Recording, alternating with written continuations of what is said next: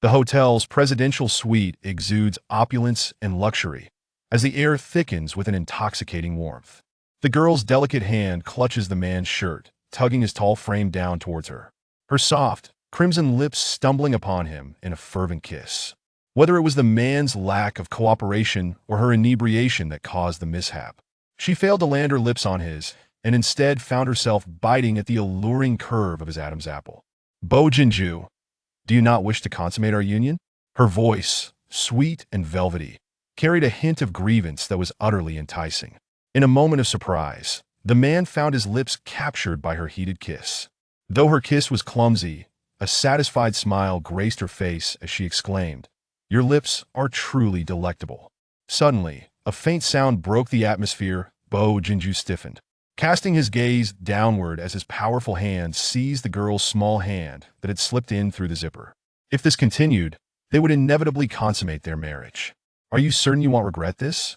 He studied her exquisite face, his voice hoarse, laden with restrained desire. "I do not regret, As dawn broke, Lin Yuxing awoke from her slumber, her eyes still closed as she reached for her phone on the bedside table, only to grasp a small, hard-covered notebook instead. Upon bringing it closer to her eyes, she sprang upright in bed. The next moment, catching sight of the peculiar state of her body, she flung the covers aside. With a gasp, she pulled the blanket over her head, burying herself for a few seconds, and finally, her dull, post-drunk brain began to clear. Emerging from the cocoon of blankets, she fixed her gaze intently on the 3 words marriage certificate embossed on the red cover. Flipping it open, a prominent line of text greeted her. Certificate holder, Lin Yuxing. To the right was a photograph of her and a man. Lin Yuxing rubbed her eyes vigorously and looked again. The man in the picture had striking, defined features and an air of distinguished elegance. Without mercy, she twisted her arm, eliciting a sharp pain that was far more intense than the moment in her dream when he had held her close. It dawned on her that last night, she had indeed dreamt of her youthful infatuation, the man of her fantasies, and the dream of acquiring a marriage certificate and consummating their union was all too real. Unable to quell her racing heart, she raised her hand to cover her mouth, her eyes darting around. "Lin Yuxing, you have truly outdone yourself. In novels, the heroines might indulge in a drunken escapade, perhaps a one-night stand. But you not only shared a bed with someone, but also obtained a certificate, and that someone is Bo Jinju." Her gaze inadvertently fell upon a note left on the bedside table by Bo Jinju, the bold handwriting reminiscent of the fervor with which he had held her waist the night before. "Your clothes have all been washed. I'm heading back to the hospital for work. Contact me via phone. Bo Jinju." She glanced to the side, where her shirt, jeans, and even her undergarments were neatly folded. How had he managed to wash them? Time rewound to the previous evening.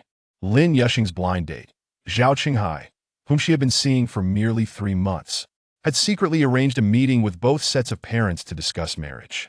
Before they could even begin their meal, Zhao's mother, wiping her mouth with a wet wipe, adopted the demeanor of a prospective mother-in-law and spoke up. "Yuxing, you should resign from your job at the end of this semester and focus on your writing as a side endeavor to support the household. As a woman, your primary role post-marriage is to manage the home." Lin Yuxing shot a surprised glance at her mother, Lin Shufen. The fact that she wrote novels was known only to her, and Lin Shufen, feeling guilty, averted her gaze. Lin Yuxing then turned to Zhao Qinghai. When he picked her up at the school gate, he only mentioned going out for a meal and nothing else. Zhao Qinghai remained engrossed in his phone, not once looking up. Just as Lin Yuxing was about to speak, Zhao's mother issued her next command. "Our family has a 5-generation lineage. You'd better have 2 boys and 2 girls. We do not favor sons over daughters."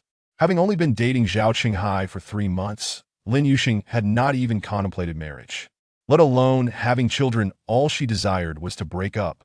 Bound by her upbringing to be obedient, she steadied her emotions. "And Zhao, I hadn't planned on marrying or having children anytime soon, and certainly not resigning from my job for marriage."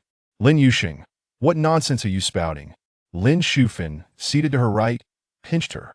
"I have already purchased parenting books for you, so you can study in advance and avoid chaos when the time comes, affecting Qinghai's life and work." Lin Yuxing's hand clenched beneath the table, a familiar dull ache throbbing in her heart as she glanced at Zhao Qinghai, who was preoccupied with his game. Her tone turned icy. Why didn't you mention anything before coming here? Zhao Chenghai glanced at her, then returned to his game. What's there to discuss? The elders will decide it saves us the trouble. She held no fondness for Zhao Chenghai. Yet Lin Shufan was enamored with him as if he were her own son, coercing Lin Yuxing into the relationship. If she resisted, Lin Shufan threatened self-harm. We have already purchased a new home, situated in the most bustling and upscale Yufu Garden. Close to Rongqing Hospital, 2 sets of 3-bedroom, 2 living room apartments measuring 136 square meters. The original total price was 4.4 million, but thanks to our connections, we secured it for only 4 million. We've already paid a down payment of 1.8 million. I'm currently suffering from back pain, unable to do much besides dance in the square. You'll be living across from them, making it convenient for you to manage household duties and save on hiring a nanny, allowing you to repay the mortgage sooner. Oh, and before getting the certificate, you and Chenghai should go for notarization. Notarization for what? The 2 new homes are Chenghai's property before marriage. Zhao's mother calculated meticulously. Chenghai will handle the mortgage, and he'll manage his bank card.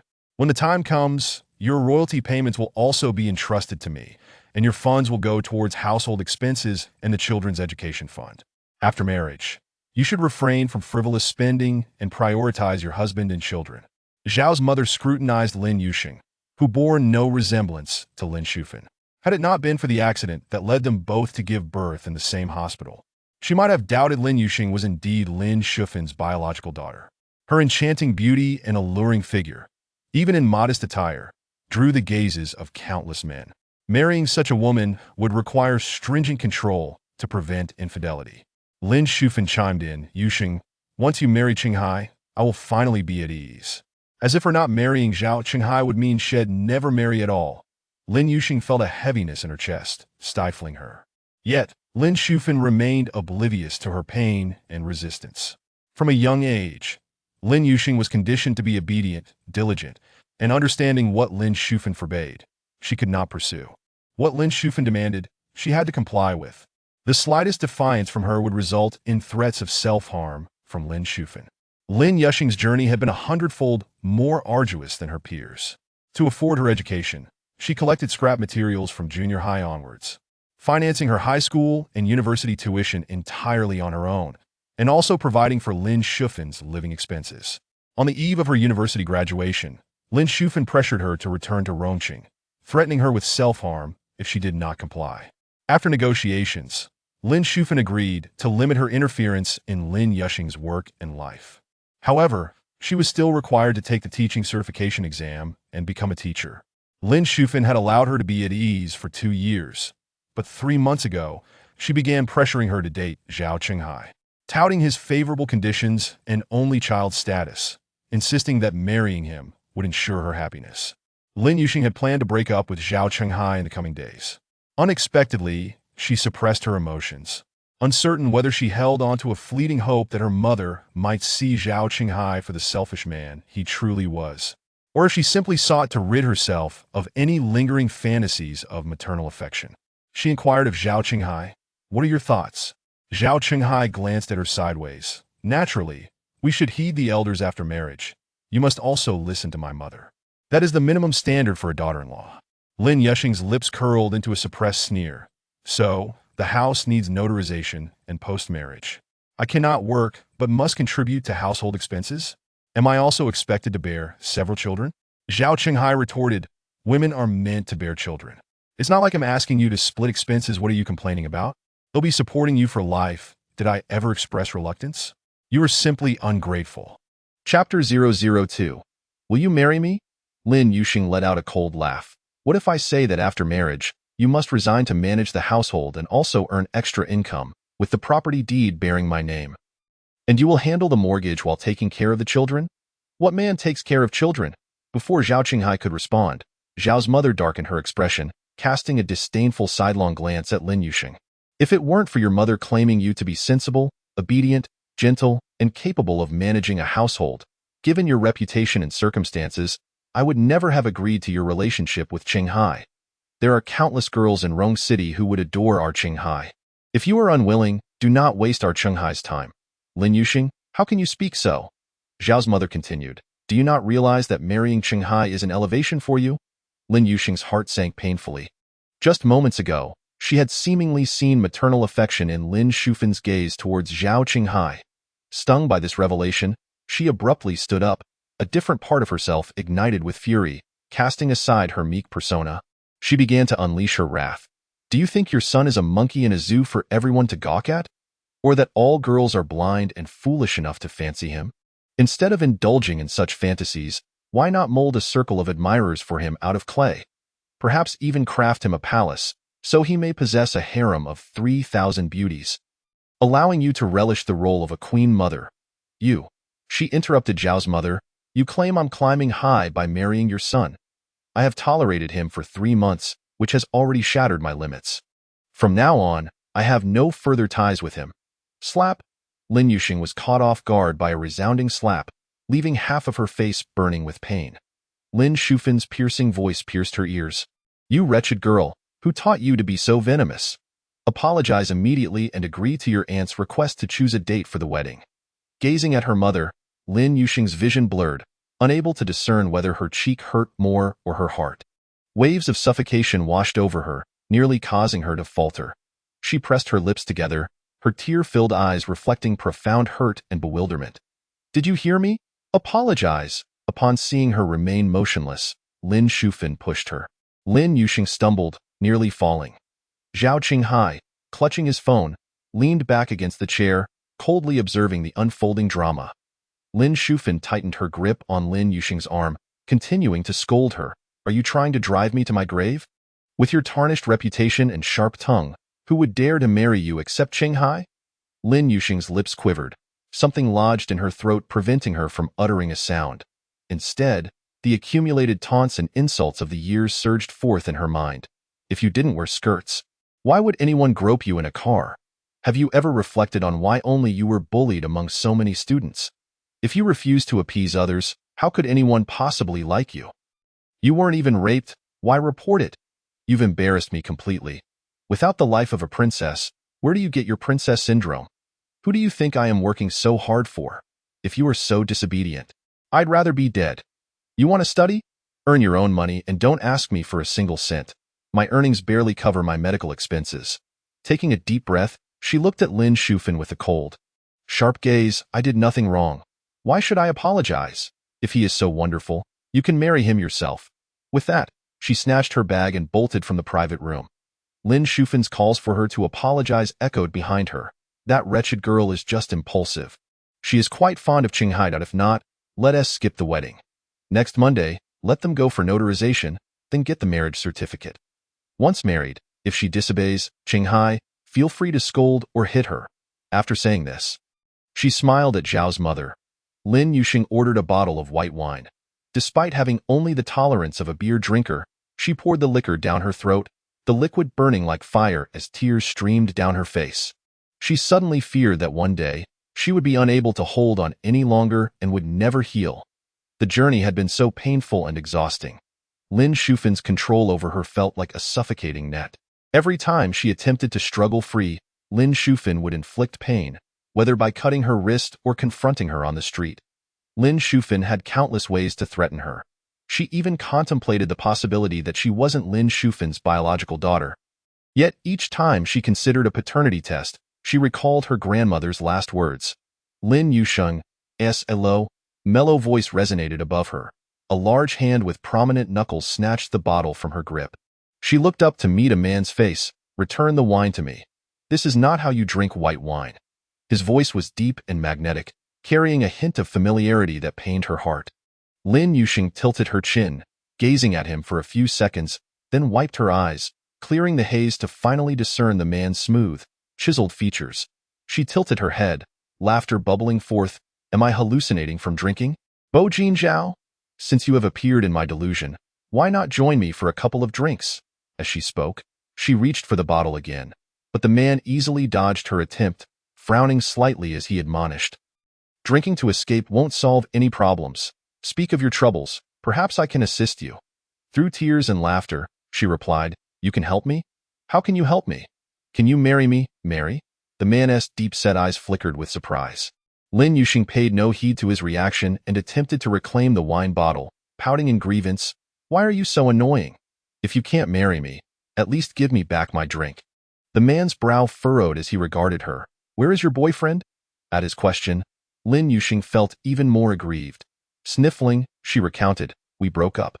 His family wants me to be a housewife, have a few children, and notarize the property, claiming my reputation is poor and that I am climbing too high. Bo Jinzhao said nothing, his eyes darkening. Unable to retrieve the wine, Lin Yuxing picked up a bottle cap from the table and licked it. Tipsy, her words became disjointed. As for that incident back then, I was clearly the victim. I reported it and had that beast arrested. But 2 parents of girls he assaulted refused to testify and even slandered me. Yet in the end, I still won. The judge sentenced that beast of a teacher to 9 years in prison. Tears mingled with her laughter as she gazed at the man before her. His handsome face carved like marble. Bo Jinzhao, to tell me, who should bear the shame? The bad reputation belongs to the villain or me. You are not at fault. Bo Jinzhao abruptly pulled her up from her seat. Changing the subject, do you have your ID? Chapter 003. Obtaining the certificate. Lin Yuxing was taken by surprise as he pulled her up, losing her balance and collapsing into his embrace. His strong arms instinctively caught her, enveloping her in warmth. Through the fabric, she felt the heat of his palm, causing her body to tremble slightly. She gazed up at him in bewilderment for a couple of seconds, then broke into a radiant smile. What should I bring? Bo Jinzhao patiently repeated. Did you bring your ID? After pondering for a moment, Lin Yuxing pouted, uncertainly replying, I think I did. As the car drove away, reality sank in. Where are we going? The man glanced at her before returning his focus to the road. Aren't we getting married? Of course, we are heading to the Civil Affairs Bureau. Lin Yuxing turned to look out the window. The sky had darkened. You liar.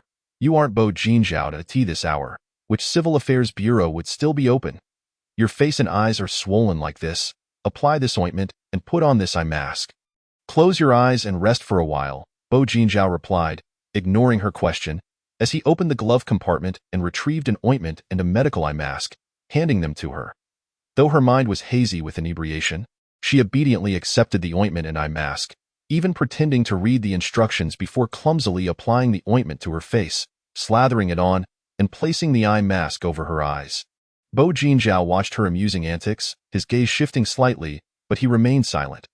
After applying the eye mask, Lin Yuxing asked once more, Are we really going to the Civil Affairs Bureau? Otherwise, should I take you to cell?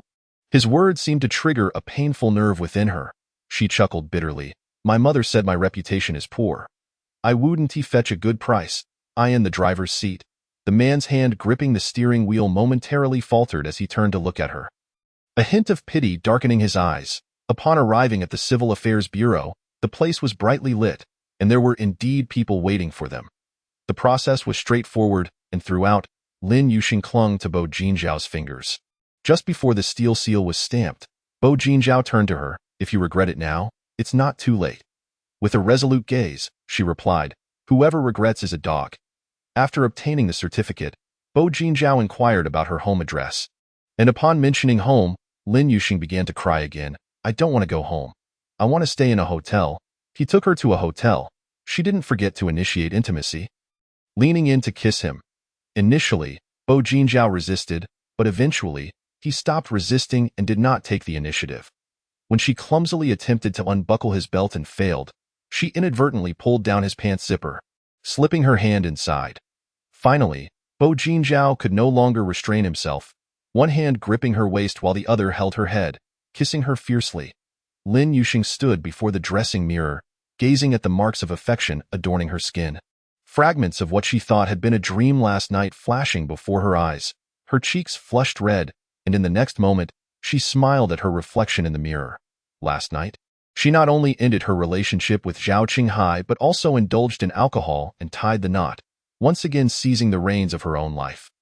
Even though she would have to face a tempest of wrath from her mother thereafter, she bore no regrets. Lin Yuxing had initially intended to extend her stay for 2 more days, but upon inquiry, she discovered that the entire floor was occupied by Supreme VIP suites, priced at an extravagant 39,999 yuan per night. Despite the fact that she could have easily booked a room, they insisted on offering a complimentary night's experience. Fortunately, she managed her emotions well, maintaining her composure as she discreetly withdrew her WeChat payment code.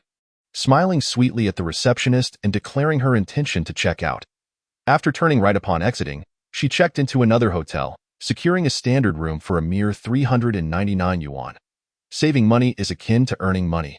With classes suspended on Saturday and Sunday, she powered down her phone, collapsed onto her bed, and fell into a deep slumber. Upon waking, Lin Shufan learned that Lin Yuxing had not returned home for the night. After attempting to call 3 times, all met with a shut-off tone. She erupted in fury, cursing, "You little wretch! Who knows where you've gone to disgrace yourself again? How dare you disregard my authority? When you come back, I shall see how I deal with you." From Saturday morning until Sunday noon, Lin Shufan made several attempts to reach Lin Yuxing. All to no avail. On Sunday afternoon, she called Zhao Qinghai and learned he was at Rongqing Hospital, prompting her to rush over. "If there is something to say, do it quickly. I only have 10 minutes. Zhao Qinghai regarded the humble Lin Shufan with disdain, showing no respect for his elder. Yet Lin Shufan wore a smile of obsequiousness, producing a bank card from her pocket and offering it to him with a motherly grin. "Qinghai, this card holds 300,000 yuan, saved up by that wretched girl over the years. Use it to pay off part of the mortgage. Rest assured, her earnings from writing novels are no less than a salary. Even if she ends up at home serving you, she won't be a freeloader." Zhao Qinghai looked at Lin Shufan as if she were mad. "You re-giving me money? This old woman must be out of her mind." Lin Shufan nodded with a smile, urging him to take it. "Just bring Lin Yuxing to the Civil Affairs Bureau tomorrow to get the certificate." "Can you even manage her?" Zhao Qinghai scoffed, accepting the bank card she offered. This old woman was so desperate to marry off her daughter that she was willing to pay.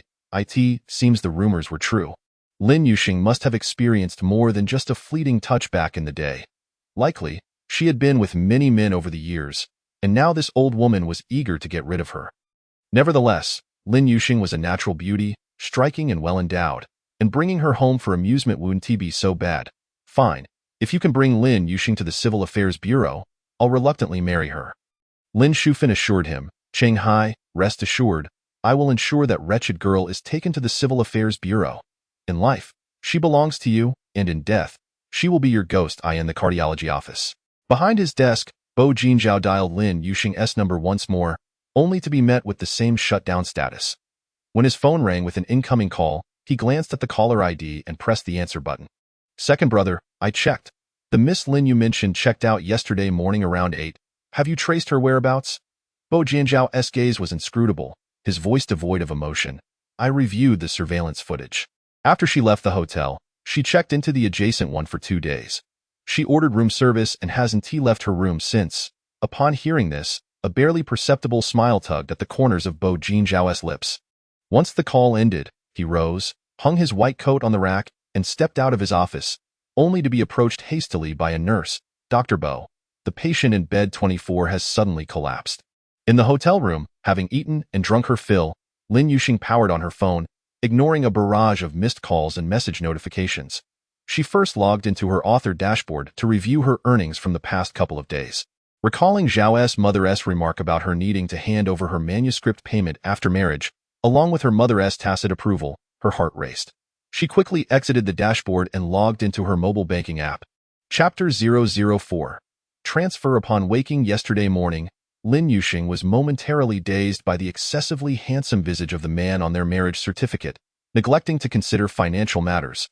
Given her mother's history of bizarre behavior, it was entirely possible that during her 2-day blackout, she might have transferred her savings, or even given Zhao Qinghai a significant sum to coerce her into marrying him. Fortunately, her substantial savings of 300,000 yuan remained intact. Lin Shufan had only withdrawn the 6,000 yuan of her manuscript earnings for the month from this card, leaving her fixed deposits untouched. Lin Yuxing stared at the figures, wavering on whether to transfer them. Just then, her phone rang. Lin Shufan was calling. Lin Yuxing did not answer nor hang up, allowing the call to ring out.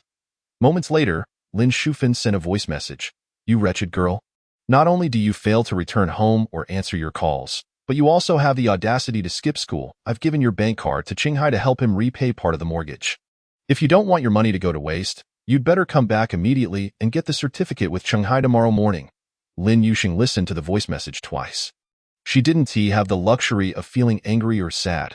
Without a moment's hesitation, she reopened her banking app and withdrew all her fixed deposits accumulated over the past 3 years. She discarded her 2 bank cards and temporarily placed her money in her Alipay balance. Just as she exited the app, a weather alert popped up on her phone, warning of a cold front approaching early next month.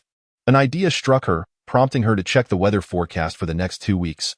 Winter in Rongqing was fast approaching. She set her phone aside, changed her clothes, and stepped out to browse a few stores selling windproof jackets. Ultimately, she settled on one from a familiar shop known for its excellent value. Upon exiting the store, she received a call from Lu Panpan. "Sheng, where are you? It's urgent." Lu Panpan's tone was frantic.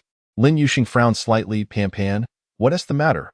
"My mother-in-law somehow found out that your boyfriend Zhao Qinghai's father is in Rongqing Hospital. She wants you to help arrange for her to be admitted for stent surgery." "Sheng, I know this puts you in a difficult position, but my in-laws have always been dissatisfied with me, and since she's brought it up, I can't refuse I've broken up with Zhao Qinghai," Lin Yuxing stated as she stood by the roadside, waiting for her ride beneath an advertisement board. Lu Panpan's voice rose several octaves. "You broke up? Why? Did Zhao Qinghai do something to hurt you?" A white Volkswagen pulled up, and Lin Yuxing got in. Tea was not something that could be explained in a few words. "Sheng, don't be upset. You're such a wonderful person and beautiful too.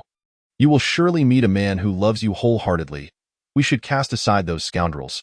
Lu Panpan comforted her for a few moments, then added, "I'll come find you another day so we can talk more. Right now, I need to figure out how to arrange my mother-in-law's surgery at Rongqing Hospital." Panpan, a flicker of hesitation crossed Lin Yuxing's eyes as she called out to Lu Panpan. Assuming she felt guilty, Lu Panpan laughed over the phone. "Don't worry. I have connections. I'll definitely make it happen." Lin Yuxing recalled her husband Bo Jinzhao, whom she had drunkenly married just a few nights prior. When she woke yesterday morning, all she found was a note he had left on the bedside table, stating he had gone back to work at the hospital and encouraging her to call him. Yet, she still hadn't figured out how to explain the bewildering marriage to him. Now, Lu Panpan had inadvertently provided her with a reason to contact Bo Jinzhao. "Panpan, you don't need to find someone else. I'll help you. You don't have to ask Zhao Qinghai on my behalf." Although she was unaware of the reasons behind Lin Yuxing's breakup, Lu Panpan firmly believed that it was due to Zhao Qinghai's wrongdoing. Lin Yuxing chuckled softly. "I know the most outstanding doctor in the cardiology department at Rongqing Hospital." "Really? You mean you know Bo Jinzhao? My idol Bo Jinzhao? Are you sure it's not just a coincidence of names?" Lu Panpan exclaimed excitedly, nearly stammering. Her admiration for Bo Jinzhao had begun in her first year of high school, not for his medical skills, but rather for his stunning looks and extraordinary intelligence. Throughout her high school years, Lu Panpan had faithfully paid homage to Bo Jinzhao's photo on the honor roll, more devoted than a worshipper at a shrine. Yes, it's him. It's not just a coincidence. As Lin Yuxing's words fell, Lu Panpan squealed with delight. "Sheng, you must call my idol right now, immediately. I'll take my mother-in-law to Rongqing Hospital tonight. I'll finally get to meet him." Lu Panpan was practically bursting with excitement. Lin Yuxing agreed with a smile. "All right, I'll call him right now." Even so, she took a full 2 minutes to mentally prepare herself before dialing Bo Jinzhao's number. As she waited for the call to connect, her heart raced uncontrollably, her fingers fidgeting nervously with the fabric of her pants. "Hello?" After 3 rings, the call was answered, and a low, calm voice came through the phone. Just that single, simple sound sent her heart racing. "Hello, this is Lin Yuxing." After a brief silence on the other end, punctuated by footsteps, about 10 seconds later, the man's voice returned. I was contemplating whether to report you for marriage fraud." Lin Yuxing felt her cheeks flush with embarrassment. "I didn't mean to commit fraud. I was just sleep-deprived and turned off my phone for 2 days to catch up on sleep." "Is that so?" The man sounded half-convinced. Lin Yuxing's tone grew resolute. "Of course, that night. I dreamt about doing that with you, drifting in and out of sleep for half the night." Lin Yuxing recounted her situation to Bo Jinzhao, and he responded with remarkable ease. Lu Panpan's notification pinged incessantly, the conversation revolving entirely around Bo Jinzhao. The memories of Lin Yuxing were also drawn back by her. In truth, Bo Jinzhao could hardly be considered their senior. Yet Lu Panpan referred to him as a top student, a senior, and a male deity with unwavering enthusiasm. The entire city of Rongqing buzzed with tales of Bo Jinzhao, who could diagnose at the tender age of 3 and independently perform a simple surgery by 6. Such prodigious talent had allowed him to leap through grades with ease. His photograph adorned the honor roll of their high school, a testament to his legendary status. It was said that the image was updated from when he was 12 to 18, and thereafter, it remained unchanged. Lin Yuxing hurried to the Rongqing hospital, only to find Lu Panpan waiting alone. Panpan, why are you here by yourself? She inquired. Lu Panpan chuckled. I came to handle my grandmother's admission procedures. She'll arrive tomorrow morning. And no sooner had she spoken than she seized Lin Yuxing's sleeve, her eyes widening in shock. Yuxing, is that Bo Jinju? She gasped. Help me, I feel like I might faint. Influenced by Lu Panpan's reaction, Lin Yuxing felt her heart skip a beat the moment her gaze met Bo Jinju's. Clad in a white coat, he stood tall and poised, his features strikingly handsome. Like a breath of fresh air after a storm, he was utterly disarming. A sudden voice from behind startled Lin Yuxing, causing her expression to shift. She turned to find Zhao Qinghai standing there, looking smug as if he had anticipated her turning back to seek his assistance. Your mother sent you to find me, didn't she? If I had known this would happen, I wouldn't have acted so hastily. Even if I forgive you now, my mother might not. Don't flatter yourself. Lu Panpan interjected, pushing him aside with force. It's over between you two. So stop haunting us like a ghost. Do you think you're some kind of tragic figure? Zhao Qinghai stumbled back a couple of steps, a flicker of menace in his eyes. Grinding his teeth, he retorted, this is a matter between Lin Yuxing and me. It has nothing to do with you. He then turned his attention back to Lin Yuxing. Your mother came to see me this afternoon, begging me to marry you. She even offered me your bank card and all your savings. Apologize to me now, and agree to my mother's requests, and I'll pretend nothing happened. I'll take you to get the marriage certificate tomorrow morning. It seemed he was blissfully unaware that she had already emptied her bank account. Leaving behind only 10 yuan, a smile played on Lin Yuxing's lips. As a teacher, she usually managed her emotions well in a public setting. She needed to maintain her composure. She pointed ahead calmly and asked, Do you see that over there? Zhao Qinghai followed her finger, frowning. What do you want me to look at the trash can for? Lin Yuxing smirked. The trash can is indeed where you belong. Don't linger here and pollute the air. Two young ladies passing by couldn't help but chuckle at her remark. Zhao Qinghai's face flushed with anger, the veins on his neck standing out. Take back what you just said and promise to behave after marriage, and I might let this go. Otherwise, even if your mother offered you to me, I wouldn't spare you a glance. Lin Yuxing cast a sidelong glance at him. Warning, I suggest you clean up your language. If someone records this and posts it online, you might find yourself becoming public enemy number 1. Zhao Qinghai was acutely aware of his own shortcomings. He quickly surveyed the surroundings, retracting his gaze to glare at Lin Yuxing. Once they were married, if he didn't subdue her, he would no longer be Zhao Qinghai. A disturbing glint flickered in his eyes as he contemplated this. Zhao representative, a cool, crisp voice interrupted. Zhao Qinghai looked up to see Bo Jinju striding toward them. His expression shifted from surprise to eager servility. Dr. Bo, hello. Lin Yuxing and Lu Panpan, their backs turned to Bo Jinju, immediately turned at the sound. The sight of their idol was enough to make Lu Panpan grip Lin Yuxing's hand tightly, her lips pressed together to suppress a scream. Lin Yuxing's gaze collided with the depths of Bo Jinju's mesmerizing eyes, sending her heart racing out of rhythm. Bo Jinju's gaze shifted downwards, lingering on her fair neck, evoking tantalizing memories from that one fateful night. Heat rushed to her cheeks as she hastily tucked a strand of hair behind her shoulder, her mind racing to recall if she had adequately concealed the remnants of that kiss before stepping out. Seeing Bo Jinju fixating on Lin Yuxing, Zhao Qinghai felt a pang of unease. Bo Jinju spoke coolly. I heard Zhao representative was promoted? As Mr. Zhao, his promotion was largely due to having a father who was the deputy director of the cardiology department at Rongqing Hospital. Zhao Qinghai, being the arrogant type, was not particularly courteous to every doctor in the hospital. His obsequiousness towards Bo Jinju stemmed from the fact that this hospital belonged to the Bo family. It was rumored that when the old director retired earlier in the year, he had originally intended for Bo Jinju to take over, but Bo Jinju declined, leaving the heavy burden to his cousin. Zhao Qinghai humbly extended an invitation. Dr. Bo, are you free tonight? I reserved a private room at Yelanshin. No.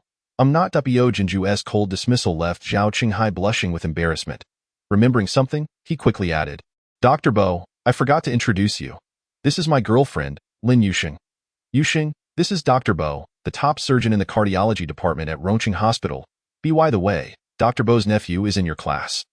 Teacher Lin. Bo Jinju did not acknowledge Zhao Qinghai, his demeanor softening as he turned to Lin Yuxing.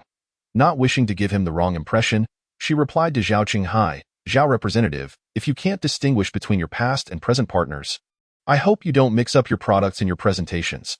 Zhao Qinghai was taken aback, realizing Lin Yuxing had not only put him in an awkward position but had also insinuated his lack of competence. Was she implying that he had relied on his father? Yet, in front of Bo Jinju, he could do nothing but swallow his pride, forcing a strained smile. Yuxing, I know you're just upset with me. Do you truly wish to end things with me? It's not a wish. It's already done. Lin Yuxing stated firmly, please act like a decent ex and don't rise from the dead. Zhao Qinghai had never felt such humiliation before. He needed to salvage some dignity. Fine. I respect your choice. I hope you aren't playing hard to get again, thinking a breakup will make me marry you sooner. Dr. Bo, I have some matters to attend to today. I'll invite you another time, no need. We're not that close. Zhao Qinghai, fearing that lingering any longer would lead to an uncontrolled outburst, attempted to make a polite exit. Ultimately, Bo Jinju's continued indifference left him feeling even more belittled. Unable to confront Bo Jinju directly, he could only awkwardly smile and mutter something about finding his father before hastily retreating from the scene. Once Zhao Qinghai left, Lu Panpan excitedly reached out to Bo Jinju. Dr. Bo, hello. I'm Lin Yuxing's best friend, Lu Panpan. I've been your die-hard fan since high school. Bo Jinju's lips curled slightly, his voice deep and resonant. Is that so? Indeed. You wouldn't believe it. We would worship your photos every day, rain or shine. For 3 years straight. Lin Yuxing interjected. Why are you dragging me into this? Bo Jinju's gaze subtly shifted towards Lin Yuxing, who managed a sheepish smile. In high school, she merely accompanied Lu Panpan in her fervent admiration. She herself had not dared to express such open adoration. Initially, she believed that one should rely on oneself, rendering idolization pointless. Yet, somewhere along the line, she found herself feeling guilty for her unacknowledged feelings, even hesitant to speak his name aloud. The more Lu Panpan enthused, the more Lin Yuxing withdrew into silence. In her eyes, Bo Jinju, with his privileged background, high intelligence, and striking looks, was as dazzling as the sun in the sky. While she struggled with feelings of inadequacy and self-doubt, her limited strength barely enough to suppress the budding feelings that should not have taken root in her heart. Lin Yuxing, yes, what you say is indeed so. Bo Jinju summoned a nurse nearby, instructing her to assist Lu Panpan with the hospitalization procedures. Yuxing, I'll take care of the admission formalities. You can converse with Senior Bo for now. Lu Panpan followed the nurse to the elevator, but turned back to glance at the lobby. Bo Jinju's earlier remark was directed for the nurse to accompany her, not for them both. Thus, he must have something to discuss with Yuxing. Bo Jinju's figure was exceedingly tall, clad in a white coat, completely obscuring Lin Yuxing from her view. Shall we retreat to my office, or would you prefer the CAF across the street? Bo Jinju observed the subtle action of Lin Yuxing clutching the hem of her garment. His voice was low and gentle as he sought her opinion. Despite the throngs in the hall, Lin Yuxing could not quell her nervousness, feeling embarrassed about her actions from that night. She had resolved on her way here to apologize. That evening, he might have acted out of compassion, impulsively agreeing to her unreasonable request. She could not morally bind him to a certificate that implied a lifelong commitment. She glanced at his white coat and replied, let's go to your office then. I wouldn't want to delay your work. Bo Jinju had his own office. He opened the door, gentlemanly allowing Lin Yuxing to enter first, then followed and closed the door behind him. In my office, we have only long jing and Zweiking tea. Which would you prefer? Lin Yuxing smiled and replied, I'll have Zweiking, please. Very well, please take a seat. He walked over, retrieving 2 glass cups from the sterilizer. Lin Yuxing settled onto the sofa, surveying the decor of his office as he approached with the tea. He placed 1 cup on the table before her and the other on his side, taking a seat opposite her. Their eyes met, and Lin Yuxing's gaze flickered. Dr. Bo, she said, biting her lip, thank you for that night. Bo Jinju raised an eyebrow slightly, his lips parting to reveal a low, rich tone. No need for thanks, it was your initiative. Realizing he misunderstood, Lin Yuxing's face instantly flushed crimson. Stammering in embarrassment, she clarified, that is not what I meant by that. I am grateful for your compassion as a healer, for comforting me, a heartbroken person, and agreeing to my unreasonable demand. Do you remember? Bo Jinju's gaze drifted from her flushed cheeks to her reddened ears. The memory of that night surfacing unbidden. Though she had been in pain, her arms had not released him, even as she consoled him. The contrast between her drunken sweetness and her current shyness was stark. Lin Yuxing replied apologetically, I don't recall everything, but I remember asking you to accompany me to get the certificate. That is sufficient. Bo Jinju lowered his gaze, his long fingers brushing the glass cup. Observing the upright tea leaves within, he heard Lin Yuxing assure him, Don't worry, I've taken the morning after pill. His fingers on the glass stirred slightly. When he looked up at her, his expression had cooled a fraction. Lin Yuxing, perceptive, sensed the abrupt shift in his demeanor. She wondered what had upset him. Did he think she was being irresponsible? There was a multi-car pileup on the highway yesterday morning, a bus carrying 20 people. With 6 seriously injured and 12 with minor injuries, I only finished at 3 this morning. Lin Yuxing's pupils constricted slightly as she stared at Bo Jinju. Was he explaining why he had left early on Saturday? I didn't expect you to take the morning after pill, he said, his brow furrowed with seriousness. That medication isn't good for your health. Please don't use it again. Lin Yuxing, feeling overwhelmed, thought it was reckless to have had indiscriminate relations while intoxicated. You needn't go into such detail, she retorted, her head spinning. It wasn't as if he was delivering a work report. Furthermore, how could he speak so nonchalantly about such a sensitive topic, given his age and experience? He must have been quite adept in romantic affairs. As these thoughts crossed her mind, Lin Yuxing lowered her gaze, attempting to dismiss the faint trace of disappointment within her. She raised her eyes again to thank Bo Jinju. Dr. Bo, I appreciate your consideration in that situation. When do you finish work? We should go change the certificate. I'm truly sorry for causing you the trouble of a hasty marriage and subsequent divorce. I am unsure how to compensate for your loss. Please, feel free to voice any requests, and I will do my utmost to fulfill them. Bo Jinju and she existed in entirely different realms. His assistance that night likely stemmed from both his compassion as a doctor and the circumstances surrounding their encounter. However, she had to be realistic. The Bo family was a prestigious lineage, far beyond her humble station. Chapter 007. Wishing for one more sober sleep. It had been 2 days since she had thought of a hasty marriage and divorce. Bo Jinju retracted his hand from the cup. Leaning slightly back against the sofa, his demeanor languid yet elusive, making it difficult to discern his thoughts. Yet, his striking looks and poised stature were undeniably alluring, if not for the rational constraints of reality. Lin Yuxing would have reconsidered her earlier words about divorce. Such a man was undoubtedly worth a fleeting encounter. However, now was not the time for fanciful thoughts. I didn't intend to delay for 2 days. She chuckled awkwardly. Didn't you just mention how busy the hospital was yesterday? I saw the news and guessed as much, so I hesitated to disturb you. Fabricating excuses was futile. Lin Yuxing felt her guilt mount. How about this? After the divorce, I'll agree to a quick marriage and divorce with you? Lin Yuxing. What nonsense are you spouting? No need for that. Bo Jinju declined firmly. Embarrassed, she nodded, pulling out her phone to feign checking messages. Had Lu Panpan still not completed her hospitalization procedures?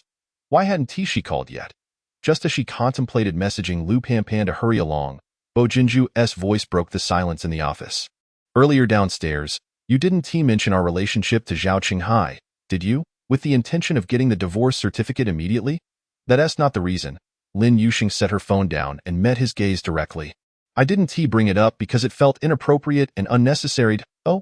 Bo Jinju raised an eyebrow, signaling her to continue. This is the truth. Without your consent, I was concerned that you might be displeased if I mentioned it. Furthermore, I ended things with him on Friday night. Today is only Sunday, and the Civil Affairs Bureau is closed. It wouldn't matter if he didn't believe me. If he did, I worry it might affect you.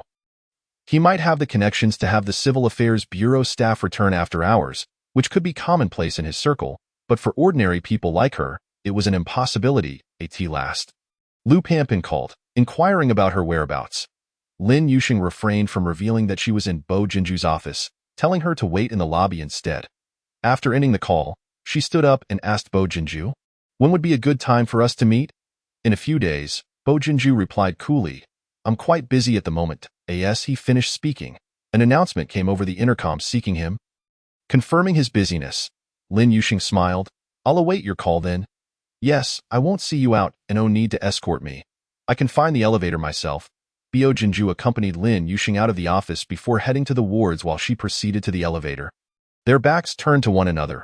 Upon exiting the elevator, Lin Yuxing spotted Lu Panpan waiting in the lobby. She approached her from behind and tapped her shoulder. Lu Panpan hesitated for a moment before turning around. Lin Yuxing noticed her red-rimmed eyes and furrowed her brow, asking, "Panpan, what's wrong?" Lu Panpan blinked and smiled, shaking her head. "It's nothing. I just saw a middle-aged man rushing in with his wife and felt quite moved." "Yuxing, since you've broken up with Zhao Qinghai, would you consider meeting my cousin? I can assure you he is a man worthy of lifelong commitment." Lin Yuxing looked at her with amusement. "Do you really think I am the kind of person who would entrust my life to a man?" Lu Panpan found herself at a loss for words. She had known Lin Yuxing since elementary school and was well aware of her family background and the hardships she had endured. If there were a man you could rely on for a lifetime, it would be perfectly acceptable to take it easy for a while, Lu Panpan suggested. Lin Yuxing chuckled, saying, "I would rather believe in winning the lottery than in someone being able to support me for a lifetime." "There are good men out there," Lu Panpan insisted. "Even so, one cannot guarantee that they will outlive me." That made sense. However, she had intended to introduce some potential suitors to Shangsheng before she could say anything further. A voice called from the doorway, "Teacher Lin." Lin Yuxing turned to see the elderly Madame Bo being assisted as she walked in. With a smile, she approached to greet her. "Grandma Bo, what brings you to the hospital?" The elderly lady regarded Lin Yuxing with a warm smile, growing fonder of her by the moment. "I specifically came to take you home for dinner." Lu Panpan raised her hand to her ear. Thinking she had misheard, Lin Yuxing was equally taken aback. Madame Bo cheerfully explained, "Jin Zhou told me." "Grandma Bo," Lin Yuxing interjected with a smile, "Panpan, why don't you head back first? I have some matters to discuss with Grandma Bo." Lu Panpan was an ardent admirer of Bo Jinzhou. At one point, she had been so obsessed that she sought out information not only about him but also about his family. The elderly Madame Bo, who had maintained a low profile for years, had not been seen in media or publications for a long time. Lu Panpan had somehow managed to collect her photos, so she recognized her immediately, though she refrained from asking too many questions. After sending Lu Panpan away, Lin Yuxing hesitantly asked Madame Bo, "Grandma Bo, what did Dr. Bo say to you?" Madame Bo took her hand, affection radiating from the wrinkles that time had etched upon her skin. "Jin Zhou told me that he has registered his marriage with you."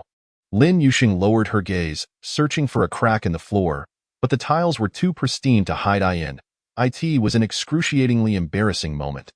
The thought that Bo Jinzhou had shared her drunken behavior from that night with Madame Bo, and that perhaps even more people were aware of it, made her cheeks flush with heat. "Grandma Bo, about that day I know. It's all Jinzhou's fault for drinking too much and losing control." Lin Yuxing felt a sense of dread. "Wait, did the narrative get tangled? Until now, you were calling me Teacher Lin, but now that you're married to Jinzhou, should I call you Shangsheng from now on?" It was surprising to think how Lin Yuxing had come to be connected with Madame Bo, not to mention the push from Lin Shufan, who had urged her to return to Rongqing to teach. The days leading up to the teacher qualification exam had been tumultuous. One morning, she found herself in the park, lecturing to the stray cats and dogs she had been feeding for several days, when she witnessed Madame Bo being knocked over by a 6 or 7-year-old boy. The boy's mother did not help Madame Bo up, but rather accused her of pushing her son. Madame Bo attempted to call for help, but the woman preemptively shouted, "Come and see. This old lady knocked down my child and pretended to fall to swindle money." The notion of elderly fraud was not unheard of in society, and she attempted to frame Madame Bo. Little did she know, Lin Yuxing had recorded the incident on her phone. She rushed over to assist Madame Bo, noticing her injured knee, and prepared to take her to the hospital. The woman obstructed their exit, insisting that Lin Yuxing and Madame Bo were in cahoots and demanded that she pay for her son's medical expenses. Lin Yuxing played the video for the crowd, and under their scrutiny, the woman reluctantly uttered an apology before storming off, grumbling. Lin Yuxing accompanied Madame Bo to the hospital, even covering her fees and facilitating her admission. Feeling somewhat out of place, Lin Yuxing smiled politely, saying, "Grandma Bo, you can call me whatever you'd like." Madame Bo returned to the earlier topic. "That incident was Jinzhou's fault, but I can assure you of one thing. Jinzhou is not like other men who indulge in casual relationships. He has devoted himself entirely to his surgical career for years, and having no serious girlfriend until now means he will be wholly dedicated to you after marrying." While Lin Yuxing felt a twinge of embarrassment, Her heart swelled with gratitude towards Bo Jinzhou for preserving her dignity as a drunkard. Not only had he refrained from publicizing that it was her idea to get married, but he had also taken the blame. Lin Yuxing was acutely aware from her fragmented memories that it had indeed been she who had kissed him and attempted to initiate intimacy. He had been such a gentleman. Should she not be more honest as well? However, this was not the place for such discussions. Lin Yuxing inquired with a smile, "Grandma Bo, may I find a more suitable place to speak with you?" Madame Bo beamed broadly. "Of course, let us head home and talk over dinner." "Grandma Bo, allow me to accompany you to the car first." Apart from those in the upper echelons of Rongqing society, very few hospital staff recognized Madame Bo each time she visited. She forbade her family from acknowledging her, stating that it was an opportunity to observe how patients were treated. The vehicle that conveyed Madame Bo was a humble black Volkswagen. Lin Yuxing was warmly ushered inside, and Madame Bo urged the driver to start moving promptly. "Grandma Bo, my marriage to Dr. Bo isn't as he described." Madame Bo's silver brows furrowed slightly, concern etched on her face as she asked, "Sheng, did Jin Zhou force you to get married?" "Not at all." Lin Yuxing inhaled deeply, speaking rapidly. "On Friday night, I had too much to drink and insisted that Dr. Bo marry me. He did nothing wrong." "Really?" The old lady's eyes sparkled with intrigue. "Did you push him to marry you without consummating the marriage?"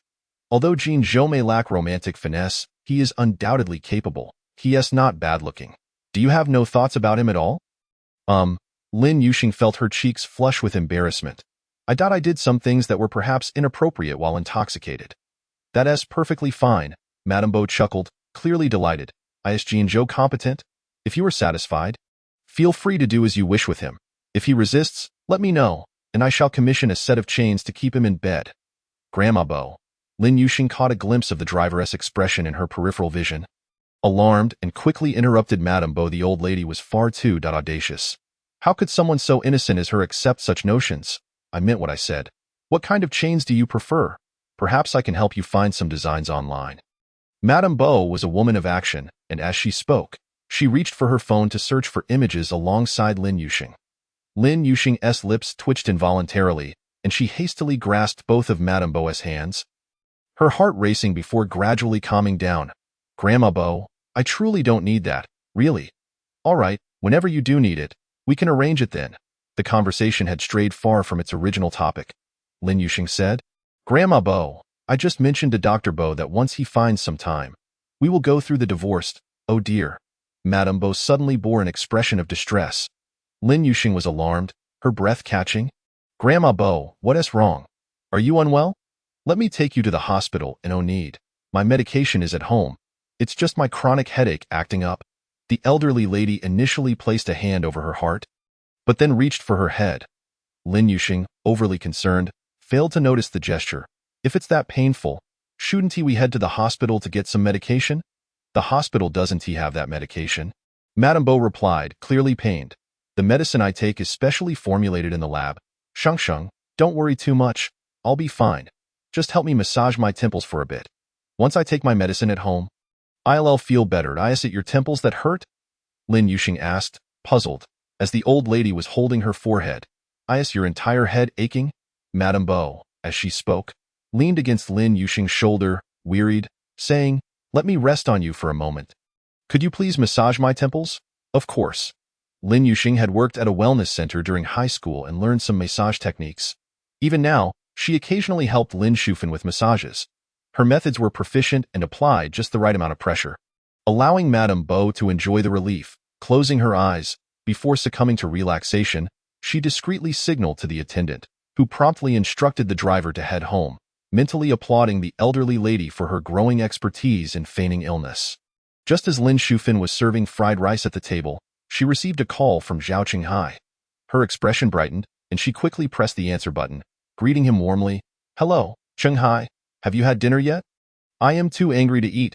What dinner is there for me?" Zhao Qinghai's voice crackled with fury. Lin Shufan's heart skipped a beat, and she hurriedly inquired, "Did Yuxing upset you again? Just tolerate her for one more night. After she registers the marriage tomorrow, she will behave." Over the years, Lin Shufan had convinced herself that she had successfully tamed Lin Yuxing into a compliant and obedient daughter. This recent rebellion was merely a futile struggle on the part of that stubborn girl. In the end, she would emerge victorious, just as she had when Lin Yuxing insisted on attending high school and university, compelling her to earn her own way. Otherwise, simply obediently go to the factory and tighten screws. In the end, Lin Yuxing must earn her own living. Upon graduating from university, she sought to escape her confines, refusing to return to Rongqing. She sought out her school, which compelled her to return to Rongqing. Not only that, but they also pressured her into becoming a teacher. Lin Yuxing questioned her at the time, asking why it was necessary for her to become a teacher. The response was that it was for her own stability and employment. In truth, she was deceiving her. Her ulterior motives were twofold. Firstly, as a teacher, Lin Yuxing would have to maintain a respectable image, thereby making it easier for her to control her. Secondly, it stemmed from an incident in her first year of high school when Lin Yuxing was molested by a male teacher, although she reported the incident and relentlessly ensured that the teacher was imprisoned. She believed that working in a school would forever remind Lin Yuxing of that event, subjecting her to a lifetime of self-torment, much like her own enduring hatred. She had provoked my anger. Zhao Qinghai seethed on the other end of the phone, but what infuriated him most was that old woman. Lin Shufan appeared bewildered. Qinghai, what have I done? She had given him all of Lin Yuxing's savings. What else could she have done wrong? Could it be that he had discovered she was his? Surely not. How can you still ask what's wrong? The bank card you gave me contains only 10 yuan. That's impossible, Lin Shufan gasped in disbelief. When did you check? Just a minute ago. Zhao Qinghai was infuriated, feeling that Lin Shufan and Lin Yuxing, those two wretched women, had played him for a fool. She, feeling guilty, thought, perhaps Yuxing found out and transferred the money away. With such a lack of sincerity, don't expect me to marry your daughter. Zhao Qinghai continued to issue threats, declaring that those who dared to toy with him, including her and her daughter, would not be let off easily. Qinghai, please don't be angry. I promised to deliver Yuxing and that 300,000 to you. This is what you said, Zhao Qinghai scoffed. If you fail to do so, not only will I ensure she can't teach, but I will also ruin her reputation. For two powerless women, dealing with them was a trivial matter. Rest assured, I will keep my word. Once the call ended, Lin Shufan's expression soured. Zhao Qinghai had become unruly and violent, showing no respect for his elders. By mere standards of character and excellence, he was utterly unworthy of the Lin Yuxing she had cultivated. Logically, Lin Yuxing deserved a better man. Yet precisely because Zhao Qinghai was unworthy of her, she intended to marry Lin Yuxing off to him, ensuring the Zhao family would regret it for life. With that thought, Lin Shufan retrieved Lin Yuxing's number and pressed the call button. That wretched girl was playing games with her, avoiding returning home. If she didn't deal with her, next time she might really go too far.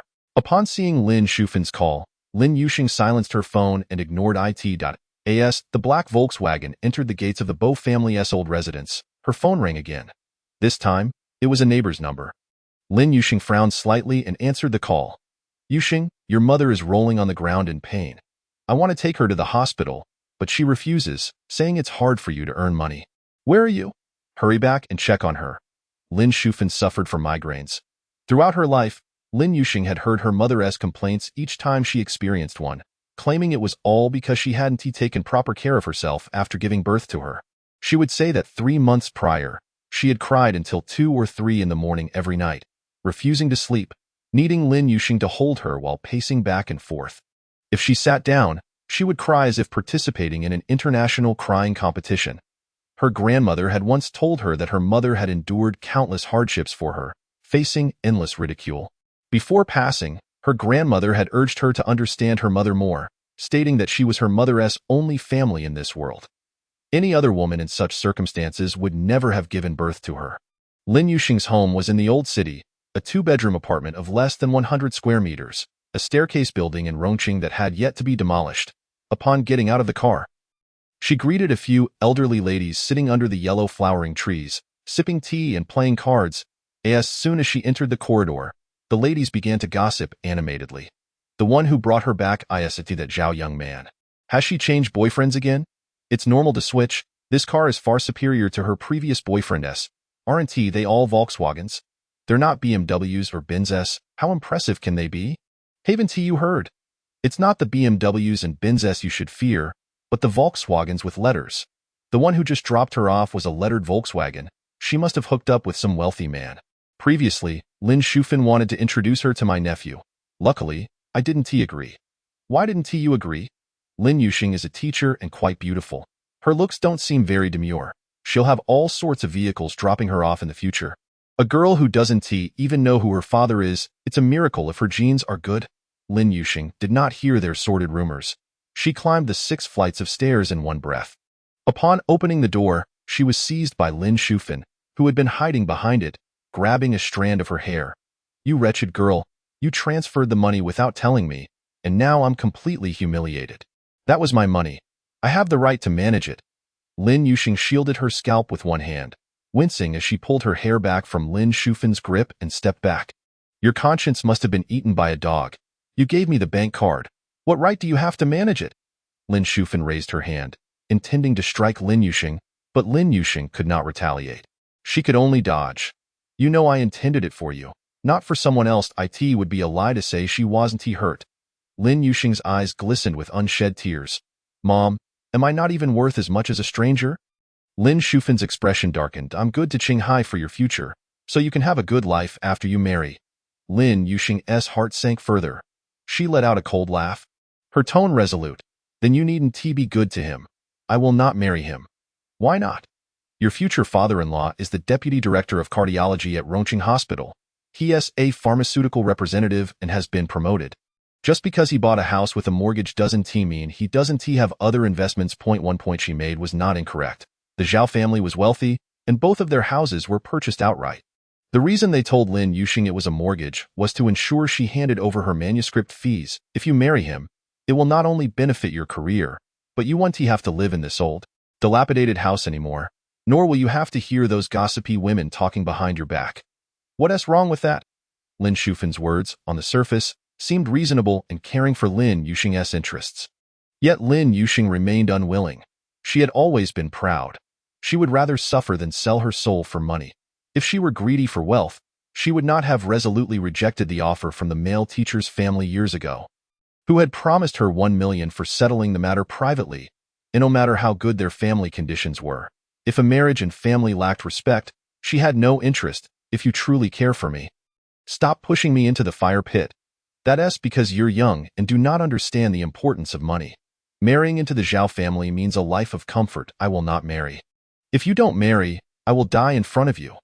Lin Shufan rushed into the kitchen, grabbing a kitchen knife and bringing it to her throat. Mom, do you find it amusing to threaten me like this? Lin Yuxing stood in the living room, watching Lin Shufan from a distance, feeling utterly exhausted and indifferent. After experiencing this once or twice, she would worry. But after several instances, she had grown numb. Seeing Lin Yuxing remain unresponsive, Lin Shufan cursed under her breath, ungrateful wretch. She pressed the knife closer to her throat, and in the next moment, she nicked her skin, a trickle of blood oozing out. Lin Yuxing was alarmed, taking a step forward but halting. Mom, I'll tell you the truth. I'm already married. Dio, you think I'm a 3-year-old child. The Civil Affairs Bureau is closed on weekends. Who did you marry? Lin Yuxing pulled her marriage certificate from her bag. Lin Shufan still did not believe her. A few yuan can buy a fake certificate. Lin Yuxing, you've really grown wings. You're determined to drive me to death today. Lin Yuxing took a deep breath and said, I am not lying. I've truly married someone else. If you believe me, put down the knife. If you don't, then end it today. You, unfilial daughter. Over the years, she had threatened her countless times, probably more than 100. Lin Yuxing's heart grew colder with each threat. If being unfilial is what you call it, so be it, and no matter how you threaten me, I will not marry Zhao Qinghai. Have you always hoped for my death? Feeling that I burden you? Lin Shufan's sharp voice pierced Lin Yuxing's heart like a knife, causing it to ache. She looked at the blood on Lin Shufan's neck, fully aware that she could no longer afford to be soft-hearted. This was a matter of marriage, not something trivial. Her voice was icy and clear. Mom, I have never wished for your death. You should know how I've treated you over the years. I will say this one last time. If you believe me, do not force me. If you insist on pushing me to the brink of death, she closed her eyes, forcing herself to be unfilial. 3 days from now, I will give you a grand send-off. After all, everyone must die eventually. You wretched girl. Suddenly, Lin Shufan hurled the kitchen knife toward Lin Yuxing, at a distance of only 5 meters. Lin Yuxing's heart stopped momentarily as she watched the knife fly toward her. The body instinctively recoiled to the side. The kitchen knife grazed her left shoulder, tearing through both fabric and skin, leaving behind a vivid scarlet stain that fell to the ground half a meter behind her. It bounced a few times on the floor before finally coming to rest. Why Yusheng? It was not intentional. Mama! Lin Shufan glanced at the knife on the ground, then turned her gaze to the gash on Lin Yusheng's shoulder, her heart sinking. She hurriedly approached her, her voice trembling with a hint of guilt. She reached out to touch Yusheng's shoulder, but Lin Yusheng coldly evaded her. Lin Shufan looked at the wound on her daughter's shoulder, her heart a tumult of conflicting emotions. The injury was a mere scratch from the knife's tip. Though shallow, the blood quickly soaked through the white fabric. She dared not contemplate what might have happened had she not dodged. Would she already be a lifeless body at her mother's hands? In truth, dying might not be such a terrible fate, at least. It would spare her from pain. Yusheng, you've lost so much blood. Let me tend to your wound, in no need. Just consider me dead at your hands. Lin Yusheng's gaze swept over Lin Shufan's neck with indifference as she spoke. You should tend to your own injury. With that, she turned and retreated into her room. Within 5 minutes, she emerged from the bedroom, dragging a suitcase behind her. Lin Shufan, now in the living room, immediately questioned, Are you running away from home? Lin Yusheng cast a glance at the medicine box on the coffee table. The wound on her neck had already been treated. I'm moving out for a few days. You should really think about what good can come from forcing me to marry into the Zhao family. I'll return once you stop pressuring me. Aren't you going to treat your wound? No, I won't. Chapter 010. Do you want to kiss me?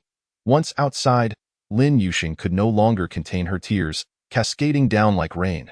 Though her shoulder ached, it was nothing compared to the pain in her heart. A mere fraction of its torment, a shoulder wound was but a trickle of blood. Her heart, however, was already gushing. She understood that Lin Shufan could never love her as other mothers cherish their children. She was not so greedy. She simply yearned for a modicum of maternal affection, a touch of tenderness. Lin Shufan had displayed kindness on rare occasions, particularly when in good spirits. However, ever since her grandmother's passing, Lin Shufan had resorted to an endless cycle of beatings and scoldings. One day, while scavenging for scrap, she stumbled upon Lin Shufan exiting the hospital.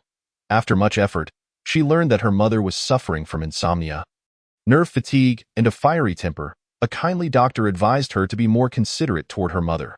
Since then, Lin Yusheng had devoted herself to finding various ways to earn money amidst her studies, collecting bottles, cardboard, selling small toys at night markets, running errands for classmates, and guiding tourists on weekends and holidays.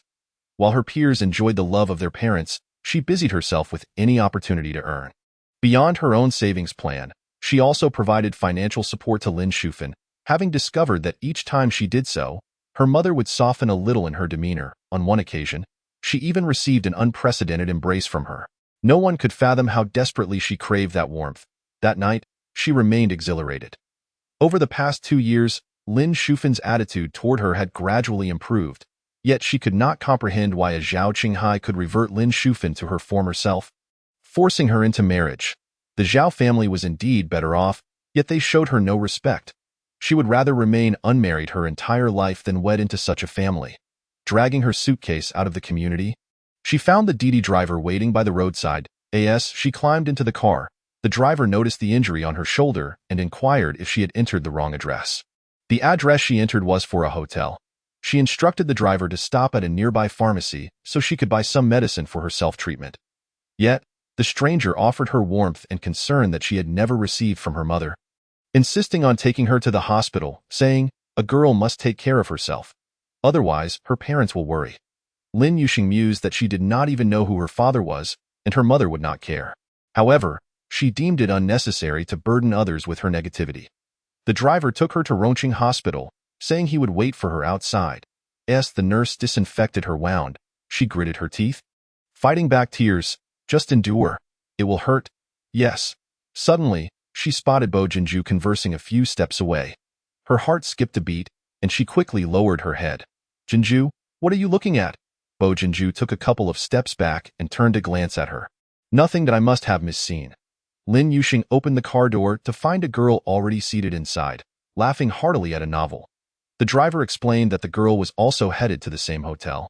Lin Yusheng was surprised to realize that the novel she was reading was the very one currently serialized by her. After finishing, the girl left a voice message urging for more. Author, please, can you update with 10,000 words every day? Lin Yuxing's lips twitched slightly. 10,000 words? Even if it killed her, she couldn't produce that much. Bo Jinju's call came through. Heard from grandma that your mother has a migraine. Which hospital are you in? We not at the hospital. She's fine now. Have you canceled the hotel room? I'll find you after work. I need to discuss something. Bo Jinju was direct about his purpose. Lin Yuxing assumed he wanted to talk about their divorce. Honestly, she replied, no, I haven't canceled. Then I'll go to the hotel to find you after work. He was genuinely busy. Even during their phone conversation, others were calling for him. Lin Yuxing urged him to focus on his work. Lin Yuxing discovered that she was on the same floor as the girl from the car, whose room was diagonally opposite hers. The girl was quite sociable, while Lin Yuxing was merely having a bad day. The girl enthusiastically recommended the novel she was currently following, expressing, I've relied on your stories to get through my preparation for the teaching qualification exam. They are my essential mental nourishment. Truly enjoyable. All right, I'll check it out later. Once again, a stranger helped alleviate Lin Yuxing's bad mood. Rongqing Hospital was not far from her hotel, just a half-hour drive. Lin Yuxing felt pain in her arm and lacked an appetite.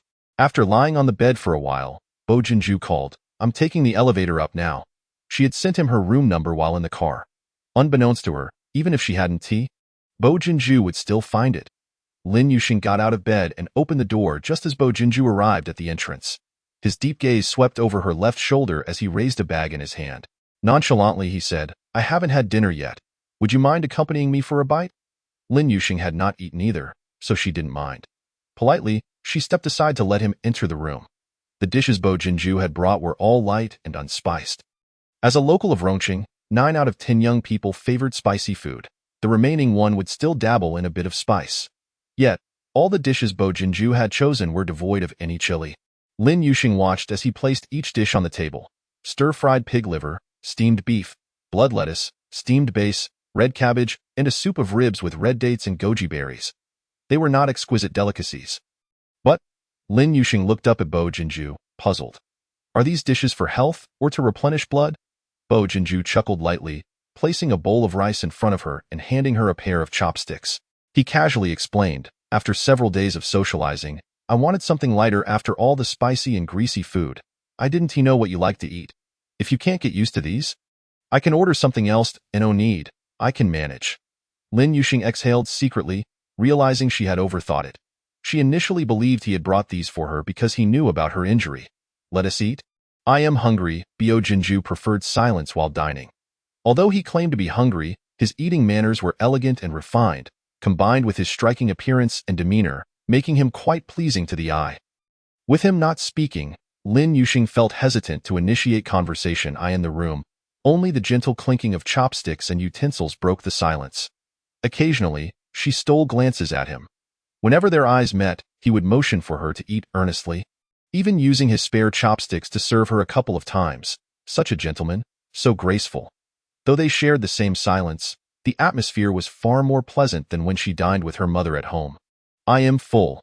After finishing a bowl of rice, Lin Yuxing contentedly set down her chopsticks and wiped her mouth with a tissue. Bo Jinju responded affirmatively. He cleared the remaining dishes with remarkable efficiency. Lin Yuxing, concerned that he had not eaten enough given his busy work schedule, asked, Are you full? Do you want to order anything else? Just right, nothing wasted. Bo Jinju stopped Lin Yuxing from helping to clear the table, telling her to stay seated. She felt a bit awkward. You bought all the food. I should do something. No, he smiled. These past 2 days have been exhausting with surgeries. I need to unwind by tidying up. Lin Yuxing was taken aback, having never heard of anyone needing to clean up to relieve stress after an exhausting day. Since that was the case, she refrained from insisting on helping and quietly appreciated the sight of this man cleaning up. Finding it pleasing and delightful as he lifted the dishes, the muscles in his forearms flexed, exuding a captivating allure. Lin Yuxing's mind flashed back to that night when he held her, his palm cradling her. Her cheeks flushed suddenly. Seizing the moment while Bo Jinju went to discard the trash, she slipped into the bathroom to wash her face. When there was a knock at the door, she hurriedly emerged to let him in, droplets of water cascading down her neck and disappearing into her collar, a sight that caught Bo Jinju. He swallowed hard. The sultry voice that spilled over her thin lips carried a hint of hoarseness. Next time you wash your face, remember to dry the water off? Huh? Lin Yuxing was momentarily taken aback as a sudden jolt coursed through her neck, electrifying her skin with a tingling sensation that radiated throughout her body. The man's warm fingertips brushed away the droplets from her neck, continuing their ascent to gently wipe the moisture from her face, ultimately caressing her delicate, soft red lips. A shiver unexpectedly coursed through Lin Yuxing, just as her CPU seemed on the verge of overheating from the unbearable tension. He teased her with a casual remark. Teacher Lin, are you perhaps thinking of kissing me again? Chapter 011. The Marriage Agreement. The more Lin Yuxing's mind froze, the faster her heart raced. The sensations of tingling on her lips intensified. As she parted her lips, her body jolted, and her pupils dilated from the warmth of his tongue's touch. It wasn't just her. Bo Jianzhou's heart also trembled violently. The moment her lips parted, his fingertips brushed against her warm, moist tongue. Yes, I'm sorry. Lin Yuxing stepped back in fright, causing his fingers to retreat from her lips. In the air, the tension erupted. Someone emerged from the elevator. He stepped into the room, shutting the door behind him while effortlessly pinning the blushing woman against the doorframe. What are you apologizing for? His breath disrupted her own. Lin Yuxing, I didn't mean to lick you just now. Oh, really? Bo Jianzhou's gaze deepened. She truly had no awareness of how captivating and alluring she was, daring to speak such words to a man. Just close your eyes.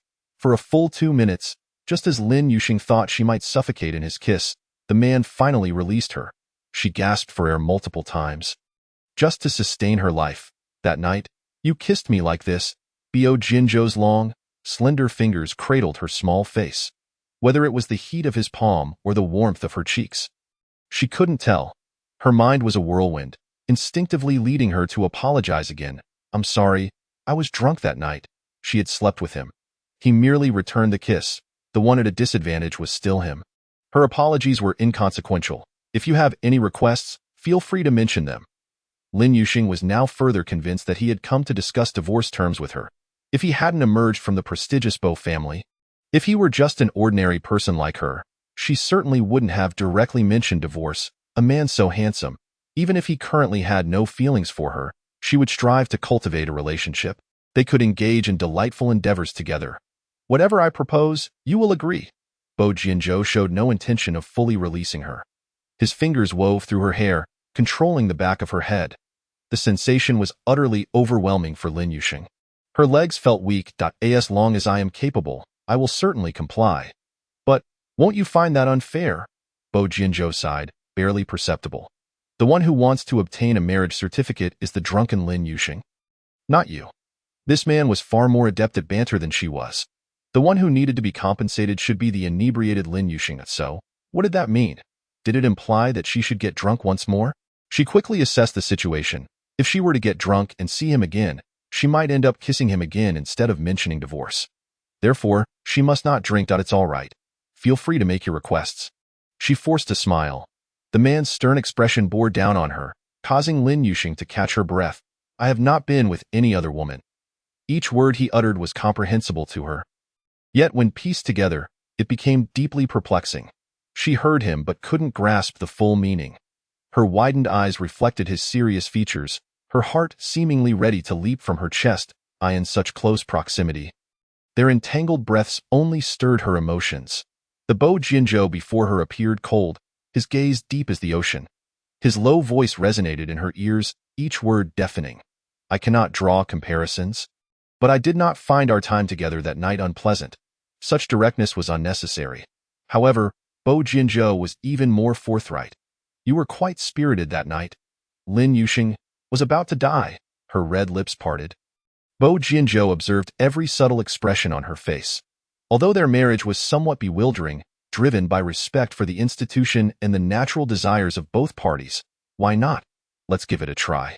Lin Yuxing thought she must be hallucinating. Where was she? Who was she? Teacher Lin. After waiting several seconds without a response from her, Bo Jianzhou called out again.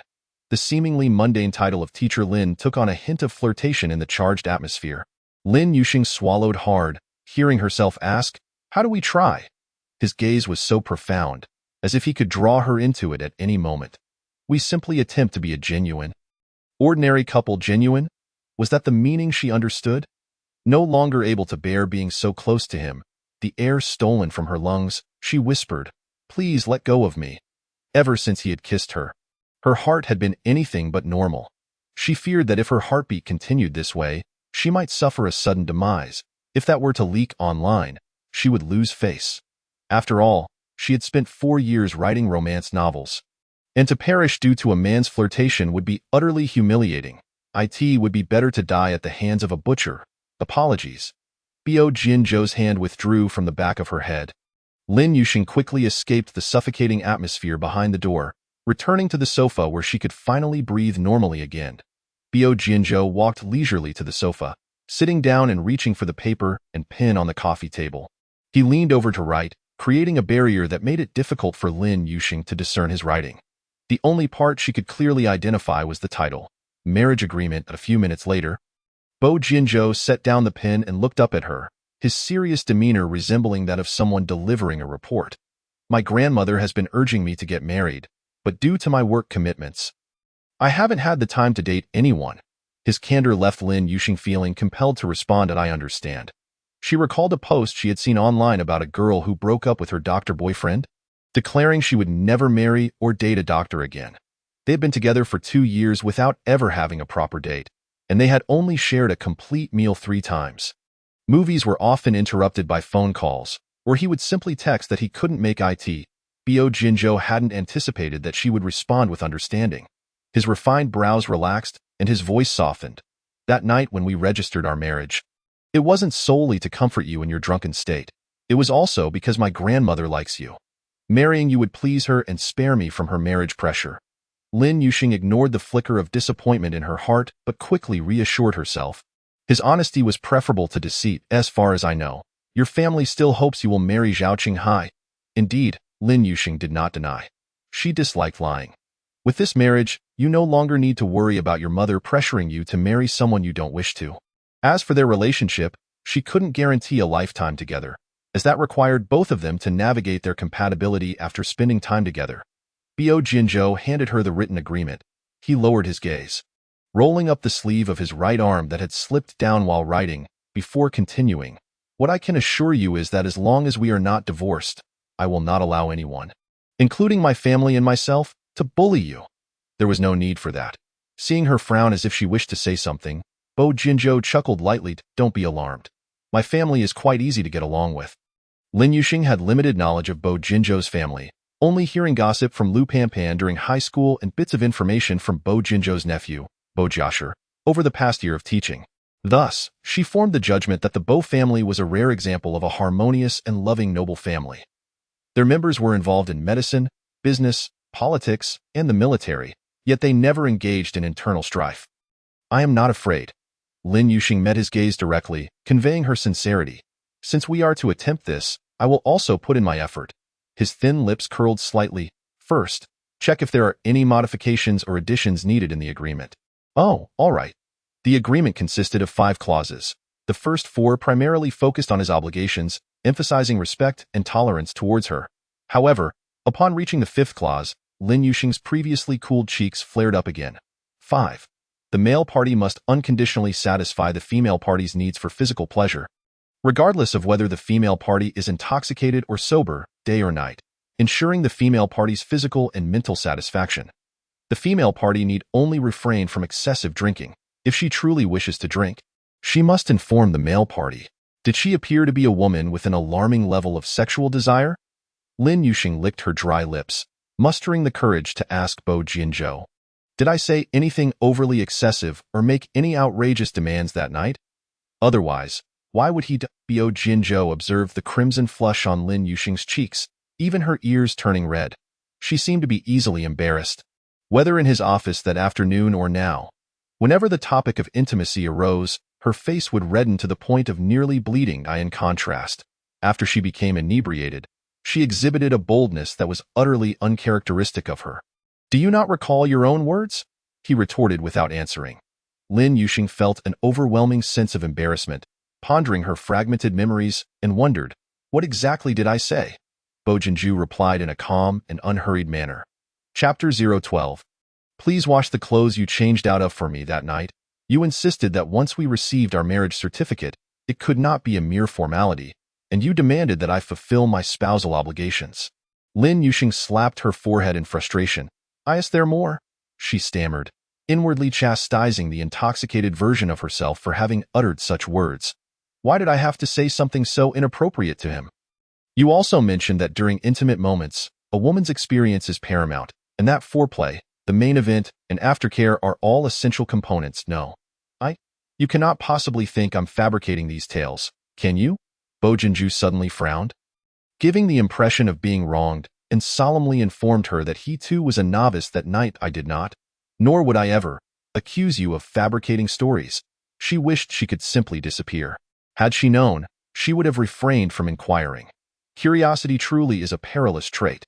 Why was it that after Lin Yuxing's drunken bravado, she had to face this humiliation? That's good to hear.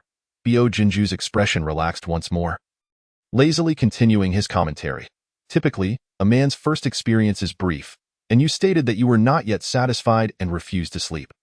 You insisted on another round, and those comments were merely your requests before the second encounter. Lin Yuxing's recollections were incomplete. She was genuinely curious about how pleasurable that night had been. Yet, she had to maintain some dignity. Bo Jinju's demeanor did not seem to suggest he was fabricating tales. Given her self-awareness, she might have indeed made those remarks. After all, when writing her novels, her lack of romantic experience and knowledge of relationships had left her uninformed. She had researched and found that women require more time than men to reach a state of physical and emotional ecstasy. Hence, he had clearly articulated this in the agreement. Truly, a gentleman. Lin Yuxing dared not meet Bo Jinju's gaze, turning her face aside. Thank you. If you have any questions or additions, please feel free to express them. Bo Jinju, noticing Lin Yuxing's desire to hide her face, found it somewhat amusing. Reluctantly, Lin Yuxing turned her face, which resembled a ripe shrimp, back towards him. May I propose the removal of the fifth clause? Are you certain? Bo Jinju's voice rose slightly, leaning forward, the sudden pressure causing Lin Yuxing's heart to flutter. She fabricated an excuse, asserting that since those were merely the ramblings of a drunken state, there was no need for him to take them to heart. This clause was inequitable for him. Considering his feelings, there was nothing wrong with her statement. A low chuckle escaped from the corner of Bo Jinju's lips. It is no trouble. As your husband for a day, ensuring your physical and emotional well-being is my responsibility and duty. You truly are a man of integrity. Very well then. She gazed at his handsome face, which naturally uplifted her spirits, and if he was willing to bear the burden, she would let him. After signing her name, she handed the agreement to him and casually remarked, since we are essentially in a trial marriage, during this period, might we keep our relationship undisclosed to the outside world? Bo Jinju respected her wishes, affirming, of course. Is there anything else? None. After Bo Jinju signed, he retained a copy for himself and provided one for her. Now that we have reached an agreement, please gather your belongings. We shall return home. Very well. Lin Yuxing held back her refusal, realizing that to be a genuine couple, they could not reside in a hotel indefinitely. Although she had been casually looking for a place recently, she had yet to find a suitable option and would have to stay at his home instead. Bo Jinju explained, you need not worry about facing my family all at once. I typically live alone at Yufu Garden for convenience. If you find it inconvenient, we could purchase a place near your school, but until then, we should temporarily stay at Yufu Garden or return to the Bo residence. There's no need for such complications. Their marriage likely wouldn't last long. Lin Yuxing did not wish to intrude upon his family. Yufu Garden is not far from our school. Living there would suffice. Asking him to buy another property was not her intention. She did not want him to accommodate her in every aspect, nor to find herself unknowingly becoming dependent on him. If such a habit were to form, and he were to withdraw, she would lose herself. It was crucial for her to remain ever vigilant as an independent individual, both economically and in terms of character, having relied on no one since childhood.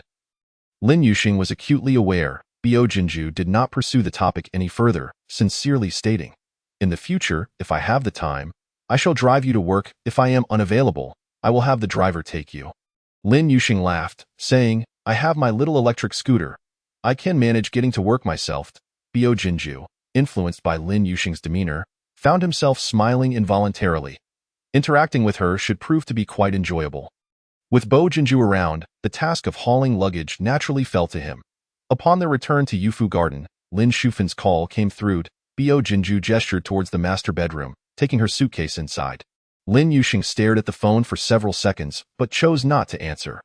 Upon entering the master bedroom, she found Bo Jinju had already placed the suitcase down and was standing by the open wardrobe. Selecting his clothes, hearing her approach, he turned to face her, his voice low and soothing. "I will sleep in the guest room tonight, so you can familiarize yourself with the surroundings." Lin Yuxing let out a silent sigh of relief. Although his physique was undeniably alluring, the sober version of her was not yet prepared to share a bed with him. She truly needed to acclimate to the environment first. As Bo Jinju reached the doorway, he turned back to Lin Yuxing, saying, "If you need anything, just call for me." Lin Yuxing nodded, then shook her head, saying nothing. His gaze lingered on her shoulder for a moment, and a brief silence ensued. A flicker of confusion crossed Lin Yuxing's eyes as she wondered what his silent scrutiny meant. Bo Jinju pressed his lips together slightly, stating, "We are now husband and wife. You can tell me anything. Regardless of how far our marriage may go, I wish to be more than just a mere ornament, a label." Lin Yuxing's heart, shielded by years of emotional barriers, was unexpectedly pierced by his words. Infused with a subtle warmth, in retrospect, she often recalled the image of Bo Jinju standing at the door, her heart swelling with warmth. She lowered her gaze to conceal her tumultuous emotions. A child without anyone to care for them often matures and strengthens more quickly than their peers. For years, Lin Yuxing had borne her burdens alone. Even tonight, while her shoulder bore the brunt of her injuries, the superficial wounds mattered little to her. "All right, good night." She flashed him a smile as Bo Jinju exited. He closed the door behind him. Lin Yuxing did not return to lock the door. She opened her suitcase, retrieving her nightgown and an outfit for the following day. Fortunately, the injury was on her left shoulder, not affecting her right arm. Showering with one hand took a bit longer than usual. Upon exiting the bathroom, she heard a knock at the door. "Teacher Lin." Bo Jinju's voice came through the door. Seemingly polite yet stirring an inexplicable, complex feeling within Lin Yuxing. She opened the door to find him standing outside in a bathrobe. Noticing her hair was dry and that she was dressed in her nightgown, his exquisitely beautiful face was tinged with a faint blush, rendering him unintentionally captivating. He swallowed hard before articulating his purpose. "I am washing clothes. Please hand me the garments you just changed out of so I can wash them together." "Oh, all right." Lin Yuxing turned to retrieve her clothes from the bathroom. Bo Jinju glanced at the clothes he received, then raised his eyes, locking his deep gaze onto hers, articulating each word clearly. "Please also give me the undergarments you changed out of." Chapter 13. The Blushing and Heart-Thumping Ambiguity. Lin Yuxing's cheeks, already tinged with a delicate blush, flushed an even deeper shade. In stark contrast to Bo Jinju's gentlemanly demeanor, she felt utterly embarrassed. "I will wash them by hand." Even if washed by hand, they still need to be dried. Leaving them in the bathroom overnight will breed bacteria, which is detrimental to your health. Bo Jinju displayed no hint of frivolity, responding, "I also wash by hand." "Go fetch them, and I will wash them together." Or, "Do you wish for me to take them, and you will wash them together?" As a man, Bo Jinju truly possessed the audacity and initiative when it came to matters of intimacy. He directly proposed a final arrangement. "Since we agreed to be genuine and ordinary couples, we cannot merely pay lip service. If you feel uncomfortable with me washing, we can alternate weeks. This week I wash. Next week you washed. I have a surgery scheduled for tomorrow morning. If you linger here for even a minute, it will cut into my rest time." Upon hearing his words, Lin Yuxing quickly returned to the bathroom and retrieved her undergarments. Ultimately, her modesty prevailed. She dared not meet Bo Jinju's gaze directly. Good night. Bo Jinju closed the door behind him as he left. Lin Yuxing climbed into bed, taking a full 2 minutes to compose herself. She reassured herself that this was simply the nature of married life, in the mundane realities of daily existence. There were not only the trivialities of life, but also the potential for heart-fluttering ambiguity. Despite being in an unfamiliar environment, she slept surprisingly well that night. The following morning, she opened her phone to find a message from Lin Shufin. Zhao Qinghai said that if you wish to break up, you must first settle the previous debts and return the money he has spent on you. Her previously cheerful mood was overshadowed by a cloud of dismay. Lin Yuxing rolled her eyes. Lin Shufin sent a detailed account of Zhao Qinghai's expenditures over the past 3 months, meticulously itemizing everything, even the 2 yuan spent on bottled water. He even calculated half of the fuel costs to charge her. Lin Shufan's call came through again. This time, Lin Yuxing answered. Cheng Hai has come to your home to find you. You should return and clarify things with him before heading to school. Lin Yuxing emerged from her room just as Bo Jinju was setting breakfast on the table. Though he only served himself a bowl of porridge, I just received a call from the hospital. I must hurry back. After you finish your breakfast, someone will come to take you to school. No need. I can take a taxi myself. Taking a taxi is inconvenient. Bo Jinju replied apologetically that I'm sorry that you have to eat breakfast alone on the very first meal. Aren't you eating anything at all? Lin Yuxing inquired, her brow furrowed in concern. Bo Jinju smiled lightly. In my profession, I must always be prepared to be summoned back to the hospital. I already cooked and ate 2 egg pancakes while preparing breakfast. And I have had my porridge as well. Lin Yuxing found it hard to believe his words, but chose not to call him out. Shortly after Bo Jinju left, Lin Yuxing received a call from Bo Jiasi, asking her to wait for him as he would arrive shortly. Bo Jiasi bore a resemblance to Bo Jinju, and at 12 years old, he had already grown into a tall and handsome young lad. Lin teacher, how did my second uncle manage to win you over? As soon as she got into the car, Bo Jiasi's gaze was fixed on her, as if he wished to gaze upon her like a flower. He spoke with an air of maturity. Our family says that my second uncle is always preoccupied with surgical knives and patients, appearing gentlemanly and respectful to women, yet he truly treats them without regard for gender. From my 80-year-old great-grandmother to my 3-year-old sister, everyone worries he will end up lonely and desolate. Lin Yuxing's lips twitched. Is it really that severe? Bo Jiasi's youthful face bore a serious expression. Lin teacher, every word I say is true, with not an ounce of exaggeration. You have no idea. If my second uncle hadn't intervened, you would be meeting not just me, but our entire family of dozens. Lin Yuxing's brow twitched. Must it be so exaggerated? You needn't be anxious, Lin teacher, Bo Jiasi said, recalling his uncle's instructions. My family members are all very easy to get along with. I assure you, no one would dislike you. Throughout the journey from the U residence to the school, Lin Yuxing was never neglected for even a second. Upon arriving, Bo Jiasi quickly ran to open the car door for her. Even if she wanted to stop him, she could not. However, this cheerful atmosphere was shattered by the appearance of Zhao Qinghai. Lin teacher, Bo Jiasi had seen Zhao Qinghai twice before, and upon recognizing him, he looked worriedly at Lin Yuxing. Lin Yuxing smiled. Jiasi, you go inside first. All right. Bo Jiasi nodded and followed the crowd into the school. Outside the school in the early morning, the crowd was bustling, and no one noticed Zhao Qinghai, rather ordinary figure, but he deliberately aimed to embarrass Lin Yuxing. Raising his voice, he proclaimed, Lin teacher, I waited at your house for you all morning, and you didn't dare to show up. I thought you didn't even dare to come to school. He emphasized the word dare heavily. The surrounding parents and students turned to look at them. Lin Yuxing's expression grew colder. Please mind your image. This is a school. We have already broken up and have no further relationship. Zhao Qinghai's behavior was truly beneath contempt. Mind my image? Zhao Qinghai sneered. You simply say we've broken up, yet these past few months, not a word about the money I've spent on you. Lin Yuxing, is this how you set an example for others? Am I just a fool to you? His voice grew louder with each statement, maliciously attempting to label her as a gold digger.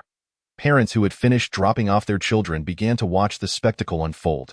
Some reacted quickly, pulling out their phones to record the incident, ready to share it online for the amusement of others. A few women whispered among themselves, which grade is she teaching?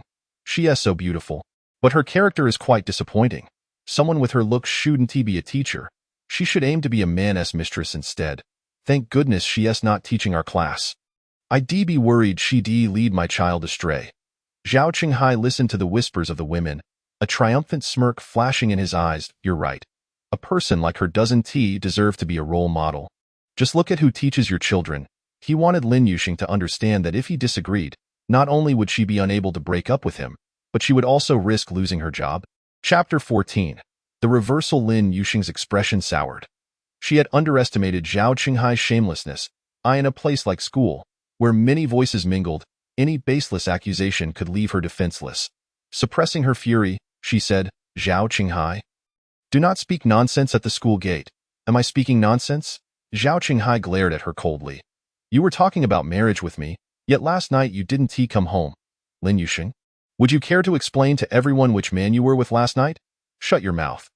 Lin Yuxing wished to avoid creating chaos at the school entrance and did not want others to point fingers at her.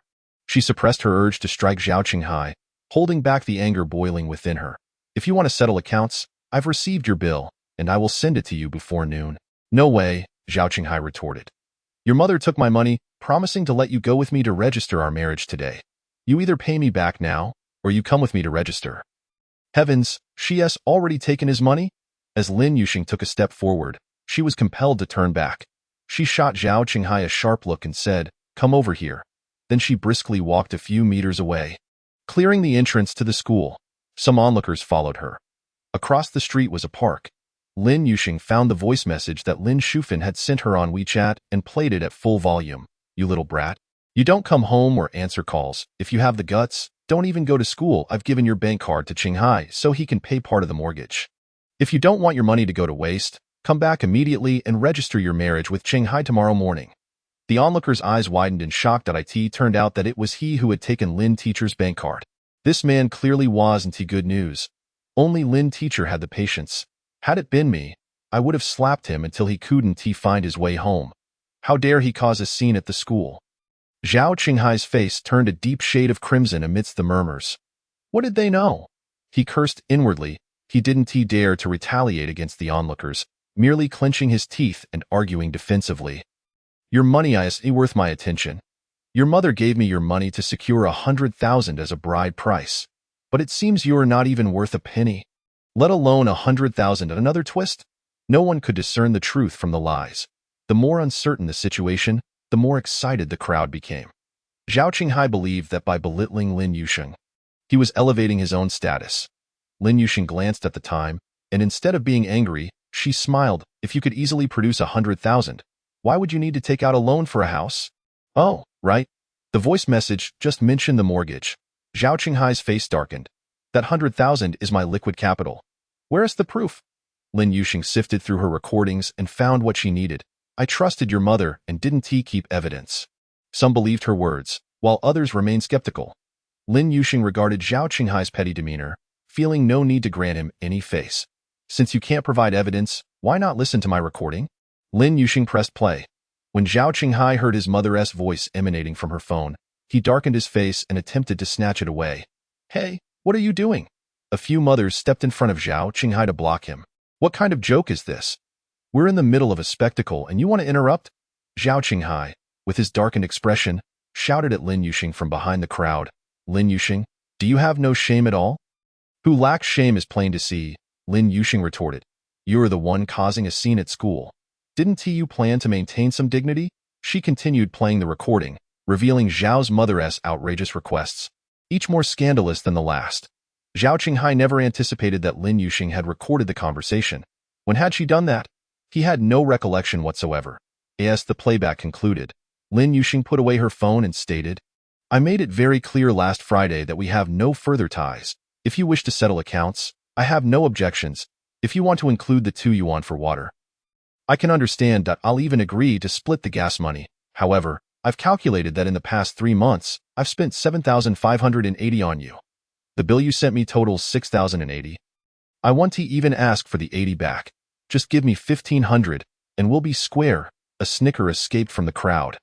Zhao Qinghai roared, How dare you speak such nonsense, you wretched woman?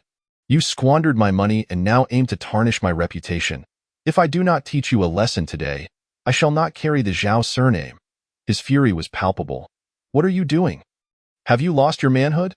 Zhao Qinghai's menacing demeanor sent those who had previously stood in his way retreating in fear.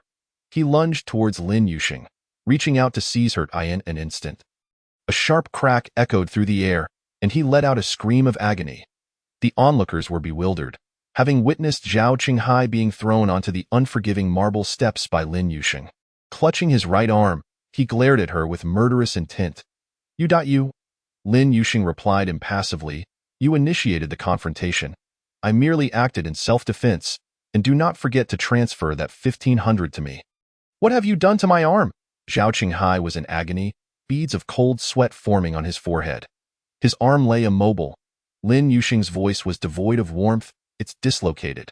Seek an orthopedic doctor to have it set. It won't interfere with your lunch. The ease with which she had dislocated his arm stemmed from his unguarded rage, unaware of her years of self-defense training since that incident in high school. Someone began to clap, exclaiming, "Ms. Lin was truly impressive just now. Wow, this makes me want my daughter to learn martial arts." Another chimed in, "Indeed, it's essential for girls to know some self-defense to protect themselves from scoundrels. Let us take a picture and post it on Douyin." "No pictures." Zhao Qinghai raised his hand to shield his face, but the more he tried to block, the more he was captured on camera. "Don't block. Let all the girls online remember your face, so they can steer clear of you." Once the crowd dispersed, Zhao Qinghai awkwardly picked himself up from the ground, dialing a number while grinding his teeth in fury. "Lin Yuxing? You wretched woman, just wait.